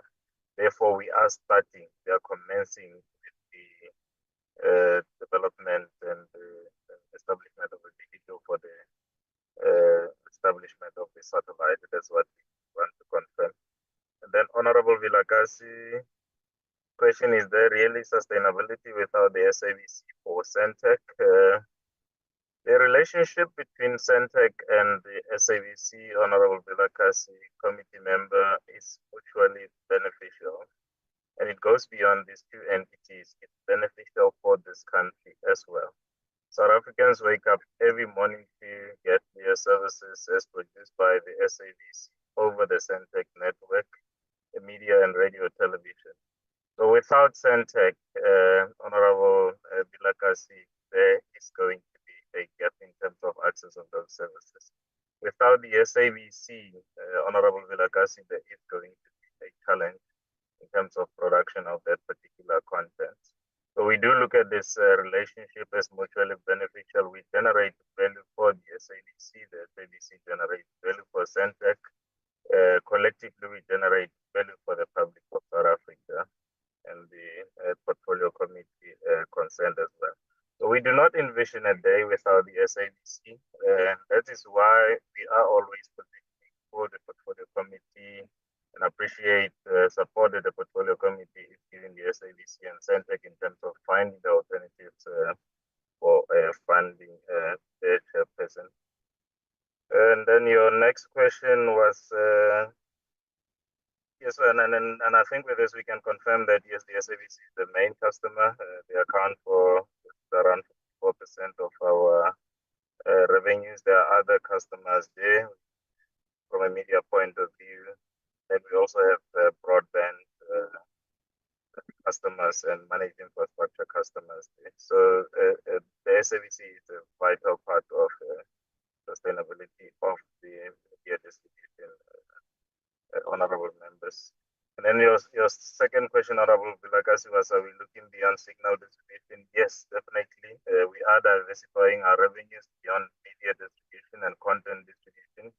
We are looking into broadband, data center, and cloud services, and on a long-term basis, satellite for South Africa as a sustainability and a growth measure. From our strategic capabilities, we are leveraging the assets that we have already invested on in terms of the national distribution network of towers that we already have.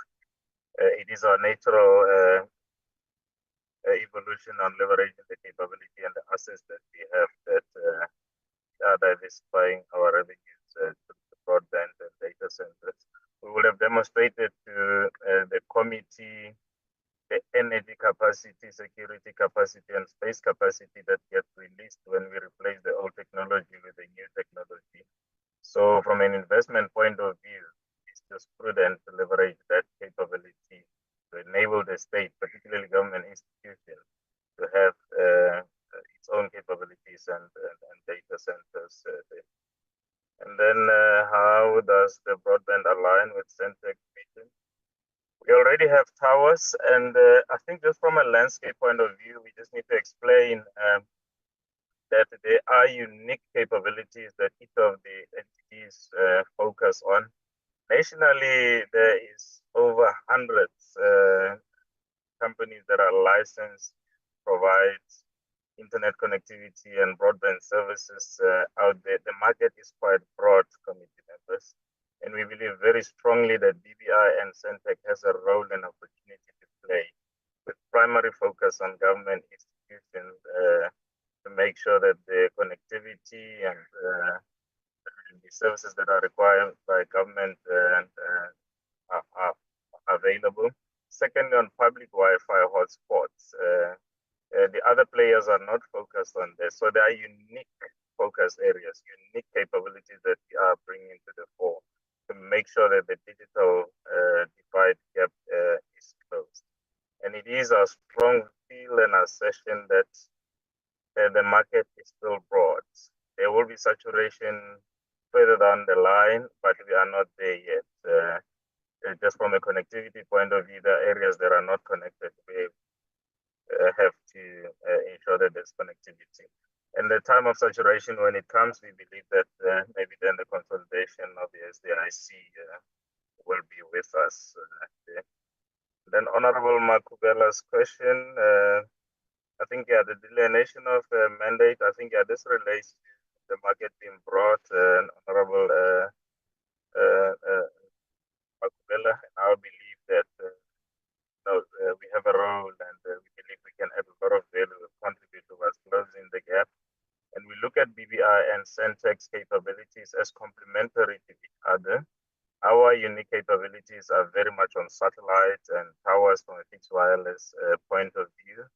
We know that BBI's primary capabilities are very, very much on fiber. We're not focusing on that. We're not going to build a fiber to business capability right now. Focus will be very much limited to fixed wireless and satellite connectivity, very much terrestrial.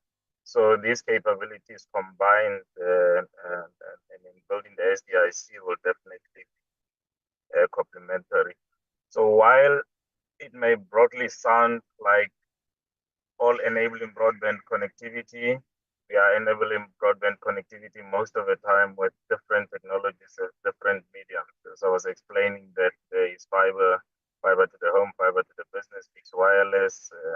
We are predominantly also on media distribution. There is satellite, and then there's cloud services as well.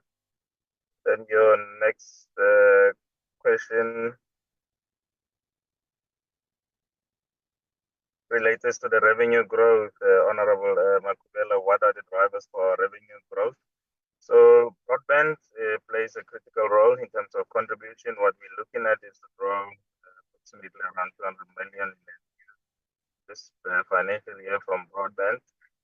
Towers and data centers, about 30 million rand, and then direct to home satellite, about 300 million rand, and then international business around 20 million. I hope that this answers your question directly. This detail is in the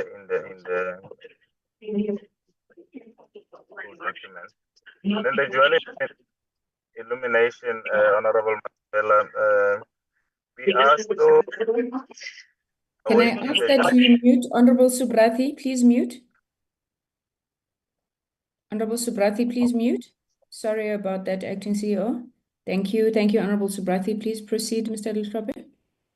Thank you, Chair. So we are currently just in a process of, with regards to dual illumination, Honorable Makubela, we're just in a process of reviewing the judgment, and engagements are underway to map a way forward as far as analog switch off is concerned. We do believe we'll get guidance from the Minister. It's coordinating us in terms of providing inputs to what's finding a solution for this, which will then inform what the new prospective date for analog switch off, or what the reaction to the judgment becomes, which then will inform how we provide for dual illumination going forward. So it is not an item now, but it may be an item subject to the outcome of the current engagements underway. And then the lease expense increase of 163%, our CFO will respond to that. Then you also raised the question as what is the benefit of the brand equity score that is very high. The brand equity score that is high from a reputation point of view, it makes us a preferred provider of services, Honorable Makubela, committee members. It has made life easier for us to be trusted by our customer or prospective customer. I mean, just in there, we do our own due diligence when we have to partner with somebody else. And reputation, governance, integrity of a particular institution before we say yes to a partnership plays a very critical part in the evaluation. We do believe similarly the other entities that want to partner with us will do the same evaluation. And we can confirm that during the year, which we believe came as a result of the good reputation score, we closed partnership with 100 million rand to come with the annual report a little later. And it was not difficult even from us to demonstrate, from both governance and brand and reputation point of view that we are a reputable and a good partner. And then plans for AI, we are looking at AI for operational efficiencies. We want to leverage predictive analytics capabilities to enable predictive maintenance. That's what we are looking at. And then, Honorable Commissioner, should Sentech focus on building a satellite? Indeed, Honorable Commissioner. And I think this is also a strategic initiative for the country, for South Africa. So it needs to be looked at maybe a little bit more broadly than just Sentech's capability. Where we at right now, there is cash outflow to other economies that are providing us satellite capability. Imagine if Sentech alone spends around 300 million rand per annum just on satellite capacity rental. We are aware that at least about 1 billion flows out of the country per annum for satellite-related services. Imagine if that value was contributing towards creation of jobs, skills, and position in this country as a player on satellite space. So it is strategic in nature, from a technological sovereignty, from the strategic capability, from cash outflows, retention, and also from information security point of view. This is something that we believe very strongly that South Africa should have played a long time ago in it. So definitely we do want to get your buy-in, Honorable Felicia and Honorable Committee members, with regards to this strategic initiative for South Africa. And then, can Sentech make healthy profits? Yes. And your question was, can we also be a leader? So I will take this combined. Sentech is already a leader in Africa as far as the media distribution is concerned. As we were reflecting earlier, that South Africans wake up every morning to their radio station of their choice over our networks, and we are doing this on a daily basis, Honorable Commissioner, and we've been doing it successfully. So we're not trying to be competing with the mobile broadband players. We're looking at this unique capabilities of closing the gap locally here and retaining the media distribution capability, as I have reflected earlier. And then Honorable Subrati's question, the SABC debt risk, what is the worst if the SABC does not pay? Yes, I think the SABC from a Sentech point of view account for about 50% of the overall revenue. Obviously, we do want to retain that growth. We want to see a thriving SABC. We are supportive at all times to that vision of a recovered SABC, which will be a win-win situation for Sentech and the SABC and the citizens of this country. The SABC is one of the critical enablers of information dissemination and education out there. So it is a vital part. We are hopeful and that the SABC funding challenge will be resolved quite quickly. We engage with the shareholder jointly with the SABC on this particular matter, with an aspiration that this issue will be resolved, because a failure to do so will be catastrophic for both entities and the citizens of this country, honorable members. And then, yeah, Honorable Zubrati, maybe just on some reflections why. I think from a Sentech point of view, we take a view that media distribution and continued contribution becomes or is vital for informing the citizens of this country. Therefore, also based on technology evolution and the changes that are coming, we have to transition to new technologies, Honorable Subrati. So it is unavoidable that we have to shift new technologies. We have to take the country to the next level and make it a bit more sovereign technologically. And so those key reflections, inclusive of what I said before, I think for me will be the reasons that I'll put forward to the committee to really consider our proposals positively. I'll just ask CFO 1 minute, Chairperson, through your permission to reflect on those two items.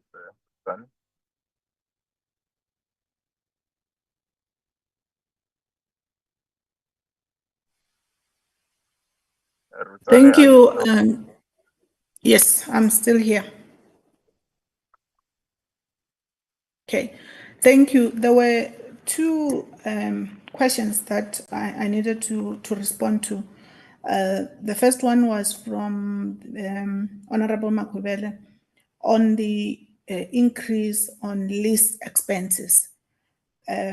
So lease expenses include basically all the operating leases or any other leases that do not qualify for IFRS 16, where you will see the impact of that coming into the income statement via the amortization. So the reason why there is an increase in 2026, it's mainly due to the fact that we have built or we've entered into VSAT connectivity contracts that started towards the end of the financial year, and hence we are budgeting for lease expenses. Out of the 79 million, 52 million relates to VSAT connectivity leasing. Specifically, that is funded by SA Connect. So that's the reason why we have that huge increase in lease expenses. There was also a question on, or just to add to the question that was asked, to say Sentech can it make profit while paying loans? Currently, Sentech does not have any loans, except if we say we've got a liability. It's mainly the finance lease liability that comes in because of the IFRS standards or the accounting standards that we apply. We do not have any loan with any bank. We are self-funding ourselves in terms of the infrastructure, the capex expansion, and also the operations. The question from Honorable Subrati in terms of the anomaly for debt recovery, there's actually no anomaly. I thought I should just mention the fact that when we prepare the budget is sort of like a replica of how we're going to prepare the financial statements, which is then aligned to the accounting standards that we use. So if you look at the trade and other receivables in 2026, that is sitting at 1.1 billion. That is a net amount. We need to consider the provisions. So the actual debt is sitting at around 1.5 billion. But we've done, in terms of the accounting standards, we've then make an assessment of what is expected credit loss or provision sitting at around 367 million. And this was also an increase of around 150 million from the prior year. So out of that 1.5 billion, SABC then owes us 1.182 billion. And there was also an amount that was owed that we wouldn't have fully recovered from USAASA by the time when we were doing the budget. You also asked a question to say, it appears that we are making assumptions that we'll receive everything from SABC. So there've been a long negotiation with the SABC where they gave us a proposed payment plan. And the proposed payment plan was saying, please convert our debt into a long-term debt. The board then did not approve that, or we did not approve that. However, we aligned that proposal to the budget that we have done now. They were going to pay us over a period of 4 years. The first payment was supposed to come end of the 2025 financial year, which was 94 million. That obviously did not come. And then they were going to pay the rest over the remainder of the 3 years up until FY20 or financial year 2028. Also, we also assumed that they were going to pay the shortfall amount of 176 million. You will remember that we said we invoiced them around 67 million. They only pay 51 million. Therefore, this shortfall of 16 million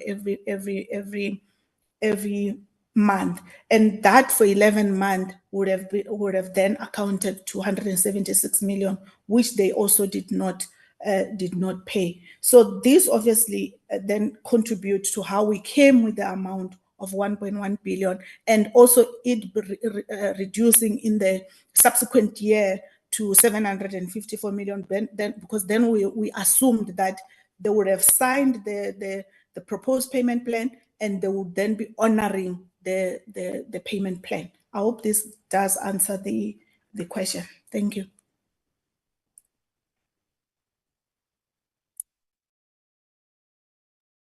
Chairperson, that concludes our session to answer the questions asked by honorable members. Over to you, Chair. Through you, Chair, I'm going to then invite BBI and USAASA, and that will be the conclusion of the list from my side. BBI. Thank you, Chairperson. Can I just apologize that I'm not in a good space to show my video or camera, if that's allowed?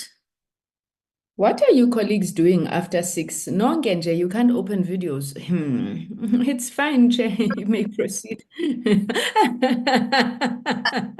He's in the house.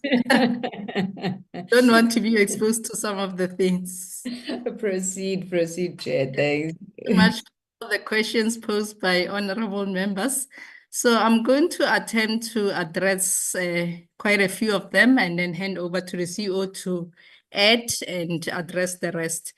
I'm going to start with a long list of questions from Honorable Makubela. The first one she asked was how BBI is addressing liquidity. So in terms of addressing the liquidity problem in BBI, first of all, there is government funding through SA Connect Phase 2 that we received, and that allows BBI to upgrade infrastructure as well as revamp its network. And ultimately, that will improve revenue generation and cash flow. Secondly, BBI has embarked on debt management and recovery through debt renegotiation, which is planned to manage repayment terms as well as interest rates that were incurred, and eventually that will reduce pressure on the short-term cash flow. There's also a revised sales strategy and revenue growth, which has 6 pillars to increase revenue, especially by focusing on the new accounts or new sales as well as business-to-business sales. And lastly, BBI is also planning to introduce cost control and efficiency measures, especially by managing effectively. By focusing on containing operational expenses, especially expenses relating to network. So the second question she posed was how BBI plans to deal with staff morale. There are quite a number of support interventions that were introduced by management. The first one was around talent attraction and retention programs. After the moratorium on hiring has been lifted. So there has been quite a number of retention programs and talent attraction introduced. Upskilling and training, which is normal for most of the entities, is also one of the support interventions, especially towards digital transformation goals. So there has been quite a number of short courses or short learnings introduced to capacitate or upskill staff towards digital transformation journey and ultimately goals. So there's also employee wellness and performance recognition, which has long existed in BBI. It's just to restore confidence in leadership as well as job security. And there's frequent employee engagements through forums such as Women's Forum, as well as employee relations committees that are being used to keep communication open and inclusive to all staff members. The next question she posed was around international connectivity and how BBI plans to leverage on memberships like SADC. So BBI continues to engage in partnerships through SADC, and secondly, through the Southern African Telecommunications Association as stipulated in the corporate plan. And the aim of this engagements is, first of all, just to offer redundant cross-border connectivity as well as facilitate backhaul for some of the countries within the SADC region, as well as enable roaming and regional integration projects. So there's also a plan as stipulated in our 5-year plan that also includes expanding into regional markets, as well as reinforcing international POPs meaning points of presence, in order to offer additional services like IP transit, as well as network as a service, which is a new service offered by most of the entities in the ICT sector. So in other words, with regard to this question, BBI continues to capitalize on our SADC relationship, which is a in order to expand regional connectivity, as well as building additional telecoms corridors in the region. So with regard to the next question around the completion plan around or on SA Connect Phase 2. So it's clearly stipulated in the 5-year plan, as well as the APP. But the execution of SA Connect Phase 2 is tied to specific performance indicators as clearly outlined in our APP. And all the indicators are just focusing on delivering broadband infrastructure as well as socioeconomic outcomes. One of the key KPIs is around increasing SA Connect sites delivered, as well as maintaining those sites. So it's in our APP, it's also in our 5-year plan, as outlined in the corporate plan under the performance information. There was a question around spectrum allocation, as well as ECS license. So with regard to the spectrum allocation, you might have heard from the chairperson of ICASA. We are one of the entities that are actively engaging ICASA in order to secure the high demand spectrum as part of our expansion strategy. So the CEO will talk more or will provide more insight into the progress in relation to engaging with ICASA around spectrum allocation. The ECS license, we are also actively involved in ensuring that we acquire the ECS license. First of all, there is an initiative of acquiring this license from the market, and we've made traction or progress in terms of acquiring this ECS from the market in order to unlock new revenue streams, as well as expanding our services. But there are also short-term workarounds that we've been always embarking on while trying to acquire our own ECS license. The first one was to partner with the ISPs as well as mobile network operators who already have ECS licenses in order to deliver some of the services. We also been long negotiating with Sentech to access or share one of its ECS licenses. Sentech has 2, so we've long been negotiating with them as our sister company to at least give us access or share one of their ECS licenses.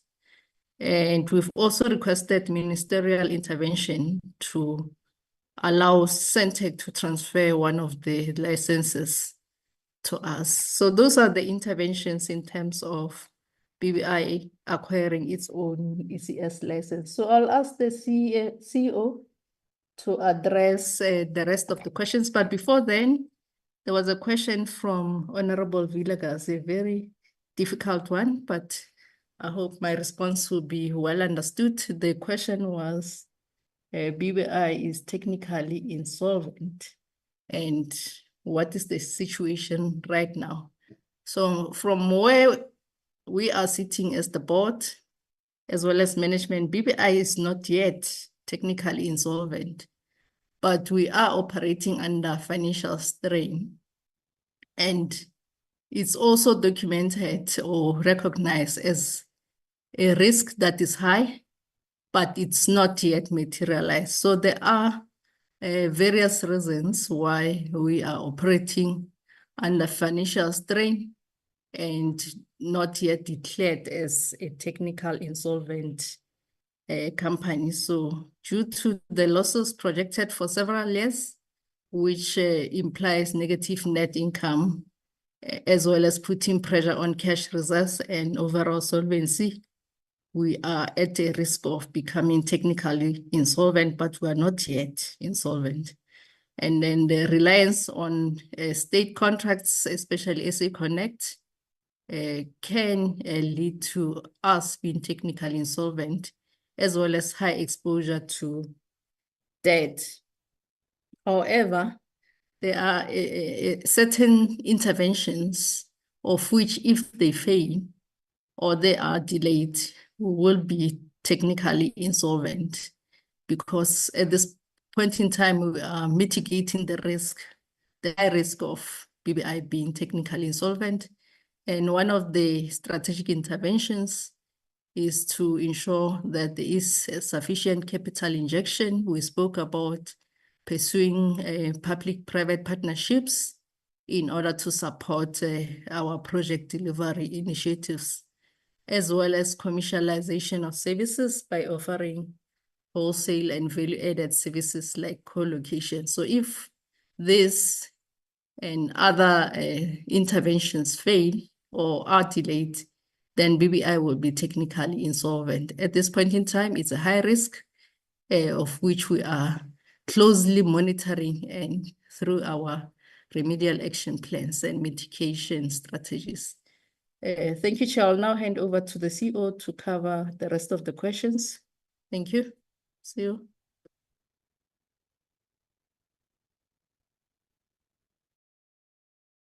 You are muted again. Can you hear me? Yes, please proceed. Thank you. Thank you. All right, I will proceed. So the most of the questions, for especially on the technical insolvency, have been completely dealt with by the chairperson. The next questions are from Honorable Makubela, was talking about BBI's performance in terms of the projects, some of the key projects that have been launched and that we're busy with. We are proud to say that when we were given SA Connect project to roll out, I think it was in 2017, we rolled out successfully all the 713 sites in the 8 districts that we were given. It was a pilot to the NHI. We also were given the opportunity to roll out projects for the Broadband Access Fund, of which we rolled out very successfully. We overperformed in terms of that. We were supposed to roll out 50,000 to connect 50,000 households and 3,000 public Wi-Fi hotspots. We connected more than 53,000 and more than 3,100 public Wi-Fi hotspots, which translated to more than 500,000 people being connected. So we are making quite a mark in terms of that, and we've been very successful. In terms of the SA Connect project, between ourselves and Sentech, we have connected more than 10,000 public Wi-Fi hotspots in the underserviced areas. And that translates to about 1.7 million households. So in terms of bridging the digital divide, I think we are making a huge difference in terms of those projects that we have been given. And then the question also from Honorable Makubela talking about operational inefficiencies, looking at the MTTR. Our MTTR has been within the standard 8 hours, which is nationally governed. And so the only time that it reached almost 8 was when we were disconnected by Eskom over the past year or so. Since then, we have negotiated and we've been reconnected, and we are performing very well, both for the MTTR and the rebates. The rebates are now below 1%, which shows that we are maintaining and looking after our network very well. And that mitigates against a customer churn. We have seen some of our customers coming back, actually, especially when they look at the current performance Major MNOs have placed huge capacity requests from our network, and we have delivered in very short spaces of time. The ECS has been covered by the chair. Then the next question from Honorable Makubele was, why are we relying on outsourcing and why are we not employing permanently? This is more historic than current, Honorable Member, because at the moment we are employing permanently. We were going through a moratorium and cost-cutting measures to allow us to continue being self-sustainable. We have passed through that stage, and in our reports, the quarterly reports and so on, you would see that we have significantly started employing permanently on all the resources. And then the next question was, why are we rolling out only 100 kilometers of fiber? If you look at the actual expansion of our network, it's not 100 kilometers, it's much more than that. What we do when we have a project to implement is that we check who else has got infrastructure, and we leverage on that infrastructure in order not to duplicate and also to reduce the cost of providing those services. The 100 kilometers that we're talking about is where there is nobody at all, and we have to actually dig and lay the fiber and so on. And even when we do that, it has to be self-sustainable from a commercial basis. We have to be able to lay fiber that we can pay for. So we would not be able to willy-nilly go and lay fiber. There has to be a business case behind that. On the 1% of the rebates, we've spoken about that. This is now, if you look at the performance from last year, it has reduced to less than 0.5%. I think it's at 0.3%, showing a huge improvement from the previous years. And then Honorable Tilishe was asking about the poor network, whether BBI can still meet its money goals. I think this has also been answered by the chair in terms of the fact that, number one, the network is not poor anymore. It's being maintained, it's running properly. And number two, we have had clients that are coming back. It was running poor at some stage when we were disconnected, but we have since reached an agreement with Eskom. And that's a different story altogether because that agreement still needs to be revisited. That is the biggest cost factor if you're talking of technical insolvency and so on, between what we pay Eskom and Transnet and what we get out of that. But that is a different discussion altogether.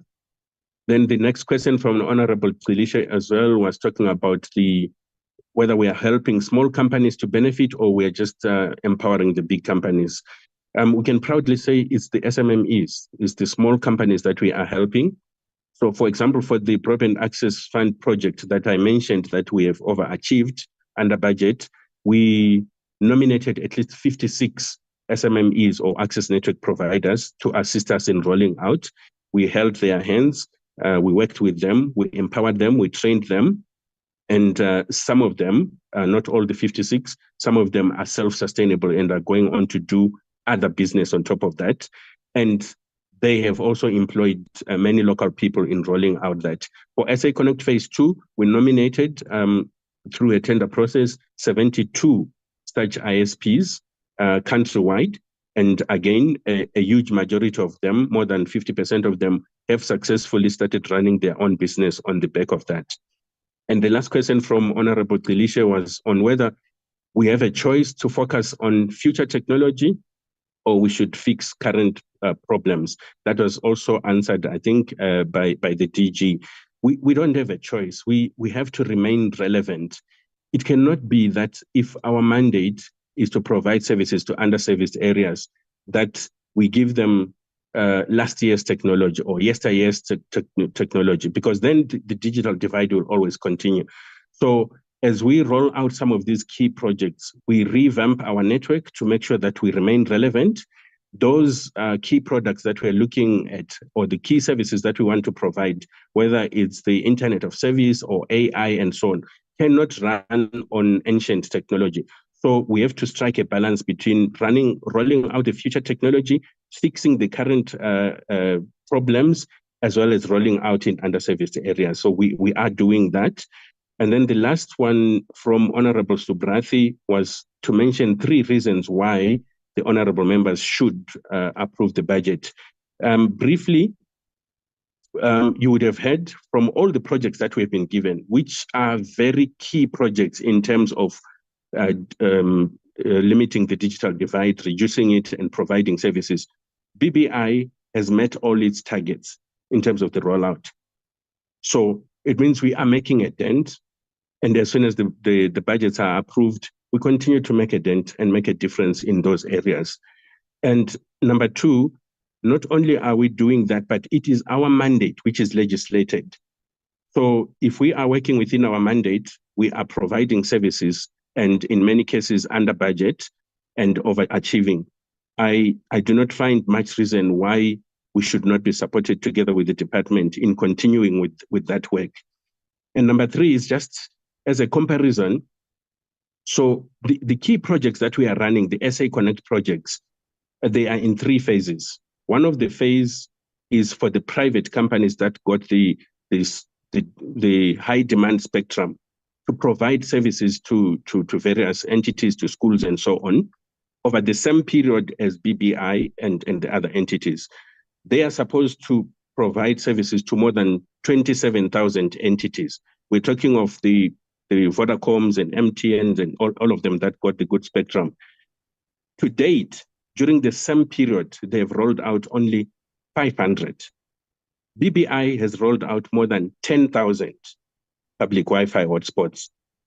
And then I rest my case. Thank you, Chair. Thank you, Chair of the committee. I hope we answered all the questions. Thank you. Thank you, Chairperson BBI. May I, last on our list is USAASA. Thank you very much, Chair. Thank you, DG. I think we received a couple of questions. One relates to the frequency of the board meeting, which I'm going to deal with it. There were other issues that I'm going to ask the CEO to deal with it, like issues pertaining to the budget deficit and vis-a-vis the implementation of our strategic outcome. There was an issue that was also asked, I think, by Honorable Makubele on why do we only increase the deployment of the connectivity to the under-serviced areas by 2.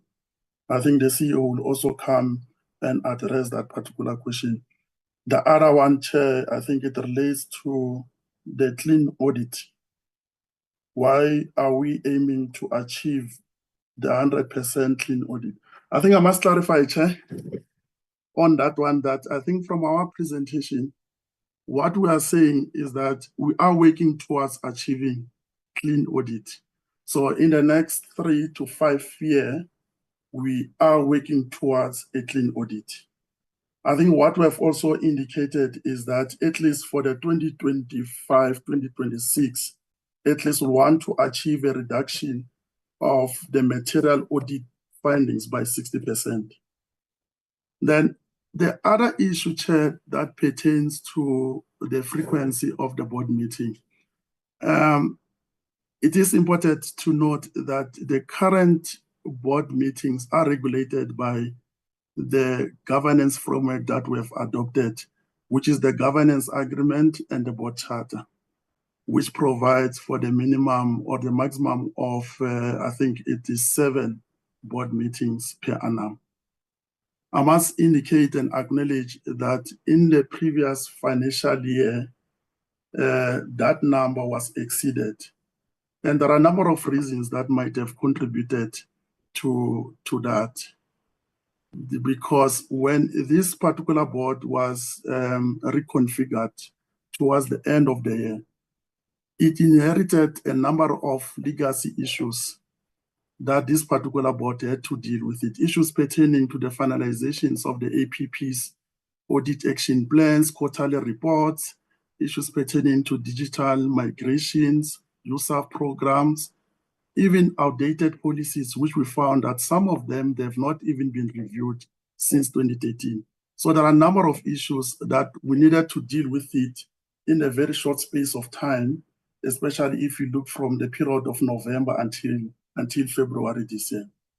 But be it as it may, Chair, we are hoping that in this current financial year, I think would have improved in terms of the number of board meetings. Also, in relation to the fact that we have to put systems in place in consultation with the minister to see to what extent can we mitigate the risk of exceeding the number of board meetings. However, I must also indicate that this board is essentially managing two separate legal entities. So USAASA with its own rights and obligation, and USAF as a separate juristic person.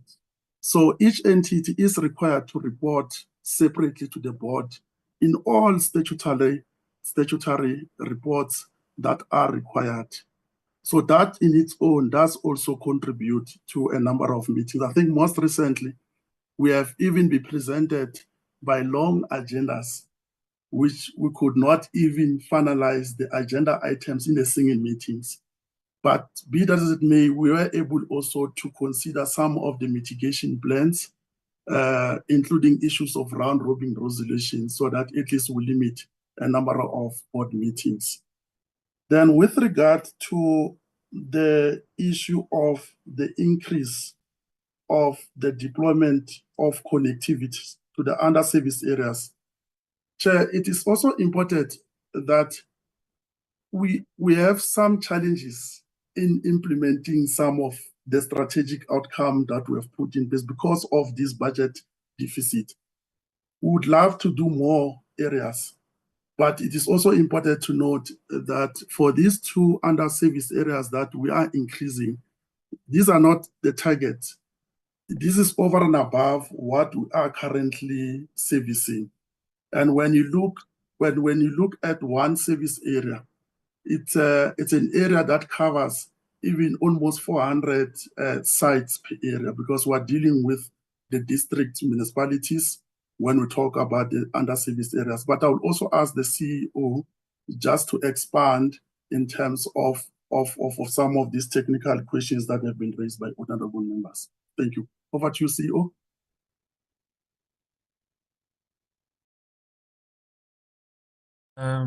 Thank you very much, Chair. You said it well, and you've covered most of the questions, so I will not repeat those. One of the key things that came in the question was that, and justifiably so, was that USAASA has been known to underperform. Yet USAASA now is coming and is setting very ambitious targets that it wants to achieve. It wants to look at how it improves its branding. It's looking at improving in terms of the service delivery and digitization. Maybe on a global scale is that the USAASA, the management that has been put and the board that has been put to lead USAASA now is intending to turn around that organization. Hence, we are putting very ambitious goals around that. For example, the cleaning of the audit outcome and working towards a clean audit, and also looking at increasing the services and the quality of the things that we do. So it's for that reason we want to turn the name USAASA, the brand USAASA, that it's known not to deliver. With the board that we have and management, we're able to turn around USAASA in the third quarter from 40% performance to 83% performance. So we have seen the capability that we can, albeit we have limited resources to do so. But this is the position I wanted to bring, that this is where management is going. We are saying the USAASA that we used to have is not the USAASA that we will have going forward. So basically, that's what I wanted to say. And there is a lot of value that USAASA is bringing. Hence, it's seen in our strategy. We are talking about the issue around digitization of our business process and digital transformation for an organization. Honorable members Bo mentioned that issue, that how we wanted us to expand a bit on the digital transformation, the use of data and AI. We are saying USAASA, we are in the business of creating infrastructure. And there was a question that the chair asked, that whose head is on the block around closing the digital divide. In my view, led by DCDT on the policy level, it is USAASA. because universal service, universal access, it means everyone must have access. So that is closing the digital divide. Maybe coming to the question from the member from Zitolisile, from EFFs, you mentioned issues around, and my apologies if I get your name wrong, ma'am. Sorry, CEO. Yeah. There's no Honorable Sbo here. There's no Olisile, Honorable Vilagazi, Honorable Malaysia. Sorry. My apologies. I forgot the names. My apologies. So that question which was asked to say, why aren't we focusing on the urban areas and we're leaving out the poorest of the poor, and we're focusing on the urban areas? This is the reason why USAASA, there's a need for, there's a value, a unique value proposition that USAASA bring is exactly that thing, which is ensuring that our mandate deals with underserved areas, remote and rural. So we only look at the rural areas and the areas that are under service. So that's how then we're maintaining universal service in that regard. Why are we using digital transformation in AI? USAASA, we are supposed to find innovative ways to close the digital divide in the country. And the digital technologies like data is it is the main engine of digital transformation. So, and then when we plug in AI, we are able, with the limited resources we have, we are able to do more with less. So we'll be starting to see value in implementing the GIS to map the underserved areas, and we use AI and machine learning to determine that. So we are a digitally focused organization, and that's how we are looking at dealing with that. And then on the issues of underserviced areas, the chair has responded on that one. We targeted 2 underserviced areas, but an underserviced areas follows a district development model. For example, we'll be looking at doing Sikukune. Within Sikukune, we have over 400 and 500 sites. We are currently doing a rural area in Sukhumuti, Mompati, Northwest. It has over 300 sites. So it's just that when you call it an underserviced area, the area itself, the span of it is big. So we are doing 2 over and above the ones we are also sustaining. So this is how we are looking at doing that. In terms of, there was a question around the issue of brand equity, that we want to improve our brand equity to 50%, and that seemed to be unrealistic. As far as we are concerned, it is achievable, because the issue of brand equity, it is about perception. And if you put brand management and reputation management, you are able to work around and improve around those things. And one of the means within which you improve the brand, it is those social responsibility function. USAASA, each and every place if you go to Ruth Mumbati, a municipality, or Herikwala in KZN, we adopt a school, a special school. That is another way you are improving your brand, that you are not about just big things, but you're also there for those who are marginalized, those who are disabled. So that's how we are intending to look at that. So within a year, you can change the brand perception if done right. So that's basically, we believe that is definitely achievable. The incremental targets of 10% in terms of the things we need to do, we are looking at our capability. If we look at the broadband budget for USAASA, we don't have an allocation for broadband at USAASA. It's only 50 million, while for broadcasting digital migration, it was about 2.5 billion. So with only 50 million, you can only do what your money can do. But if we can get more, given the USAF strategy we are intending on working on, where we're going to introduce the public-private partnership and collaboration approaches to close to improve the USAF funding and other means, we are seeing a way in which we can achieve more. But that is basically what we're looking at. And then I think, Chair, I've touched on most of them. On the issue of budgeting for deficit, we have been allowed to budget for deficit because we don't get allocation for BDM in this regard. The only thing we ask for a rollover of the funds that we have. So National Treasury allows us to budget for a deficit, and once they allow you to budget for a deficit, you can still make commitments. And when they do the budget rollover, it can be covered in that regard. So that's what we've been able to do as USAASA as far as that is concerned. So, but then you ought to do it with Treasury approval in advance. So I think, Chair, I don't know if I've missed anything, but I think I've covered everything at a high level. And then, okay, there's an issue around USAASA is doing all these things, yet is facing de-establishment. USAASA is working with DCDT. We support the process. However, we have a job right now. There's an entity called USAASA that has a budget, that has citizens that need services, and an ICT sector that need support in terms of the Universal Access Fund. While USAASA still works, maybe that's one of the reasons USAASA was seen not to be performing, is because they were working as if they are being de-established. So we are allowing the policy maker, which is DCDT, to finish off their process. They will guide us what we need to do. But until that is done, we ought to deliver on what the mandate we are supposed to deliver on, and we'll do our best to ensure we deliver for this country, because we are still demanded. Portfolio committee, for example, they need a strategic plan, they need budgeting. We cannot be saying we can't deliver that because we are under de-establishment. Thank you, Chair. Thank you. That's all from our side, Chair. Thank you. Thank you. DG? Thanks. I made a mistake. I omitted the one question from NEMISA. I don't want to pull another 12-hour session for you, but if you would allow NEMISA to please respond. Thank you. Thank you. NEMISA, please respond. We have a hard stop at 19:30, but I would not want to rob you of the opportunity to share your pearls of wisdom with us. Please proceed, Mr. Adendorf. Thank you so much, Chair. NEMISA has actually, DG, apart from the question that you have so diligently and thankfully answered, we have noticed 4 questions. The one was about the usefulness, relevance, importance, and life cycle of software that NEMISA and its partners train its beneficiaries on.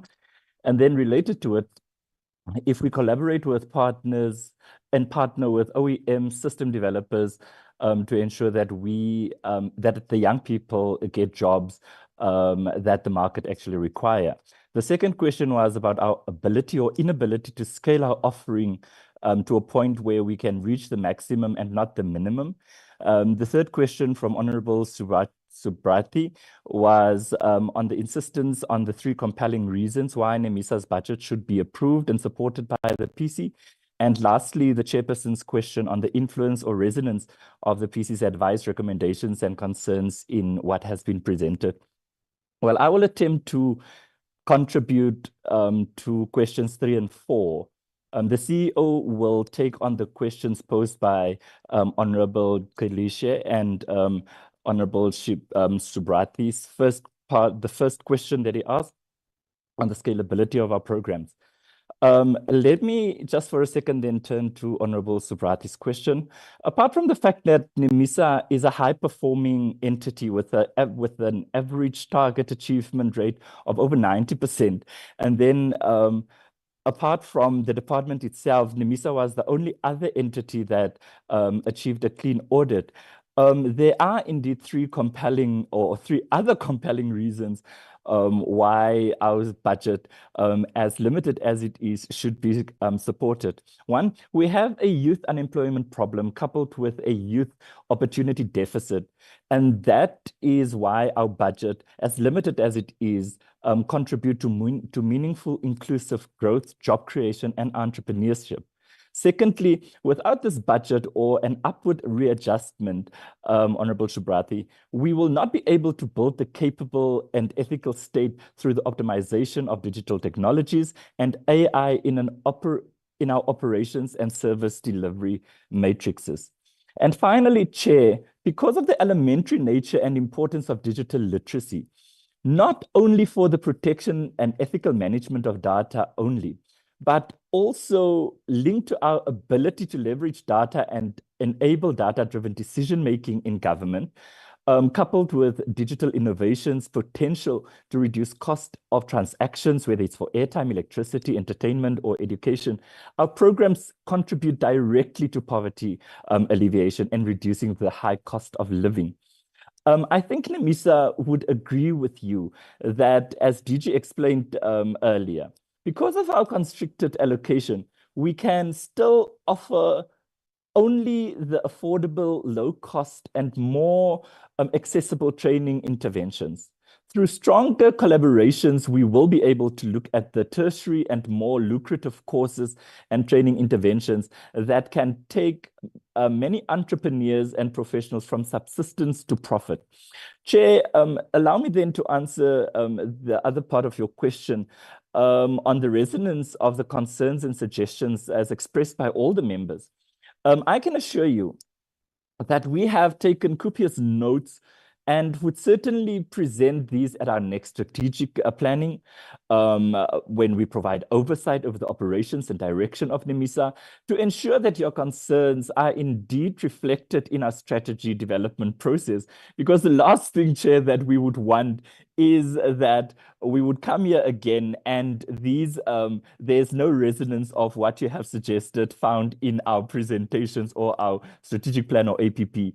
But as I cautioned at the end of our presentation, we hope that we try to illustrate the benefits of our collaborations and we hope that we will be able to illustrate the benefits of our strong collaborations and partnerships when it comes to the scalability and make sure that we introduce our beneficiaries to interventions that have a longer life cycle of which the benefits can be multiplied both horizontally and vertically. And as I said, Chair, that it was only what we plan to do with our limited resources. But we are certain that through these collaborations, we can multiply it. I would allow the CEO to just respond to the first two questions with your permission, Chairperson. Thank you. CEO, you have only 1 minute, please. Thank you, Chair. I will be very quick, Chair.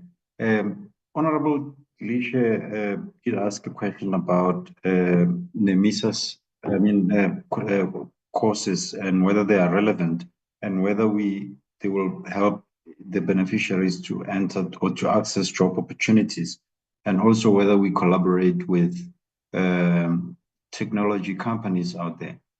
Indeed, we do collaborate with technology companies, all of them, AWS, Microsoft, Cisco, IBM, HP, and so forth. And we are now talking to Huawei as well. And they do offer us or make available their platforms, learning platforms that have latest training materials. We engage with them when we update our training material as well. So we remain relevant. And the critical thing is that we also set targets to introduce new training programs every year, but also review the existing ones. And in closing, to answer Honorable Subrathi's question about the scalability, he mentioned that he saw a baseline of 270,000 something versus 340,000 that we want to achieve at the end of the term. So to clarify for him, it's not about the difference between the two numbers, but the 340,000 will be a new target completely that we are starting from scratch to train the people. And I did mention in the presentation that that is based on the budget that we have. And when we get more partnerships, we will be scaling that up to go over and above what we have put out as it is based on the current available budget chain. So we are aiming to, as and when we get the opportunities to scale up as much as we can, of course, being aware of the dire need for skills by our young people, but the community in general, or the population in general, including workers that require reskilling. Thank you, Chair. Thank you very much. DG, any final words from you? No, thank you, Chair. I think we've exhausted the points. However, there are some that we would want to respond in writing. One of the issues that we'd like to share with you, I think it was a question that was asked by Honorable Souls. He's not here. With regards to the demographics, I've asked for that information. We will also share with you, because it was also mentioned just overall broadly, because we have that information available on the vacancies that we have under our portfolio. There's quite an extensive set of vacancies, and we've also indicated in that information or presentation as to the timeframes that it would in terms of doing the recruitment drive. We want to capacitate, but at the same time also want to create jobs. Thank you, Chair. I think that concludes the presentation from the department and the entities.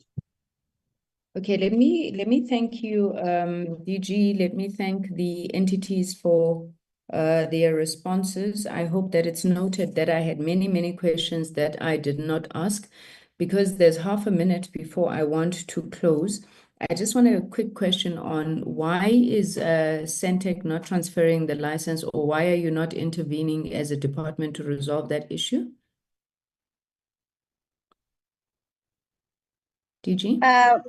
Yes, no, thank you, Chair. That's a very good question. In fact, that was part of the request that we put to the entities. I think the board chair of Sentech or the representative TP is here, and they would be best. But we had asked that, Chair, as the department, we can share even the details as to when. But we're saying it's very important for them to share, one, the sharing infrastructure as far as accommodation is, and we've said that they must also share their assets. So as to why then it's not the case, I think the entities can best advise. Okay, so maybe let's leave it there, but I do want to add it as part of the issues that we are going to require a response on. I'm not going to belabor the point. The members are going to sit on the 16th of May to sit and consider the report, the committee report on your budget, which obviously emanates from this particular process. I would assume that the committee advisors would probably need, working together with the secretariat, they'd probably need about 2 weeks to go through all of the reports and ensure that they go through this meeting, the resolutions or thereof, in order to be able to put together a credible report. So my request is that by the end of this week, the committee advisors then send to the department the issues that have been raised, which are pain points for the committee. These are the issues that we've already spoken to in previous iterations, including the issue on the BBI license, including clarity on USAASA, its de-establishment, what is happening with appointment there, because we can see USAASA is steaming ahead, but you still come back and you indicate to us that in 2016 a decision was taken to de-establish. We also want clarity on the USAF, because we need to know how much is in that USAF and how has it been utilized over the years, because again, we expected to approve appropriations that would go to USAF. We would also like to see, DG, this evidence of this market failure that you spoke about as it relates to connectivity, which I believe is the underlying reason for SA Connect. So I would assume that a market inquiry would have been undertaken in that regard to establish evidence of a market failure. And then finally, the issues of clear mandate delineation between the entities, because I think that is not coming through. What I'm also requesting that the committee staff, together with the department, begins to conceptualize, whether it is through the oversight visit or any other period that is suitable to both Parliament and government, is an imbizo of sorts, where we are going to turn it on its head. We as Parliament are going to present to you, to say to you what we think are the problems, because we come here, we listen to you, and then you have an hour and a half to respond, and then we all go off and do our own things. So before you go to your cabinet lekgotla or whatever next planning cycle it is, we'd like you to hear what we actually think, because we don't believe that the time that we have is sufficient for you to be able to internalize what we, and please, colleagues, I'm not saying this arrogantly, But we take our role as public representatives very seriously, and maybe it is time that government listens to those who are elected as representatives of the people on what we think should be done. We would like the department to lead that process with the minister and to have all entities. And again, we'll give you an opportunity to then raise your issues with us and what we think is done, because it's not working for us that we're sitting, listening, and nothing ever happens.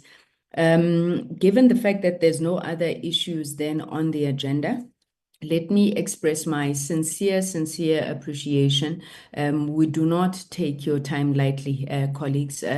When you spend 2 days with us, one of the things that we constantly raise is when does the DG, for example, get an opportunity to actually run the department and execute what needs to be done, because we as Parliament are demanding of her time. The executive is demanding of her time. The industry is demanding of your time. So, and all of you make the time to come here. We are truly appreciative, understanding it's not just because you have to, but because you believe that there's some valuable insights and feedback that you get from us as well. Mr. Ndlovu, please do maintain the decorum of the house, because when we sit here, it is the decorum of the house. If I could refer to Honorable Botlani as Honorable Motsidi, I don't think it would work, nor would it work if I was referring to the DG as so I just want to make that request. But as always, colleagues, thank you so much for really enriching us and reaching the process, but for your commitment. Even though we may disagree robustly with you, we do not doubt your commitment to ultimately the digital transformation of our country and a nation that leaves no one behind, a nation that works for all of us.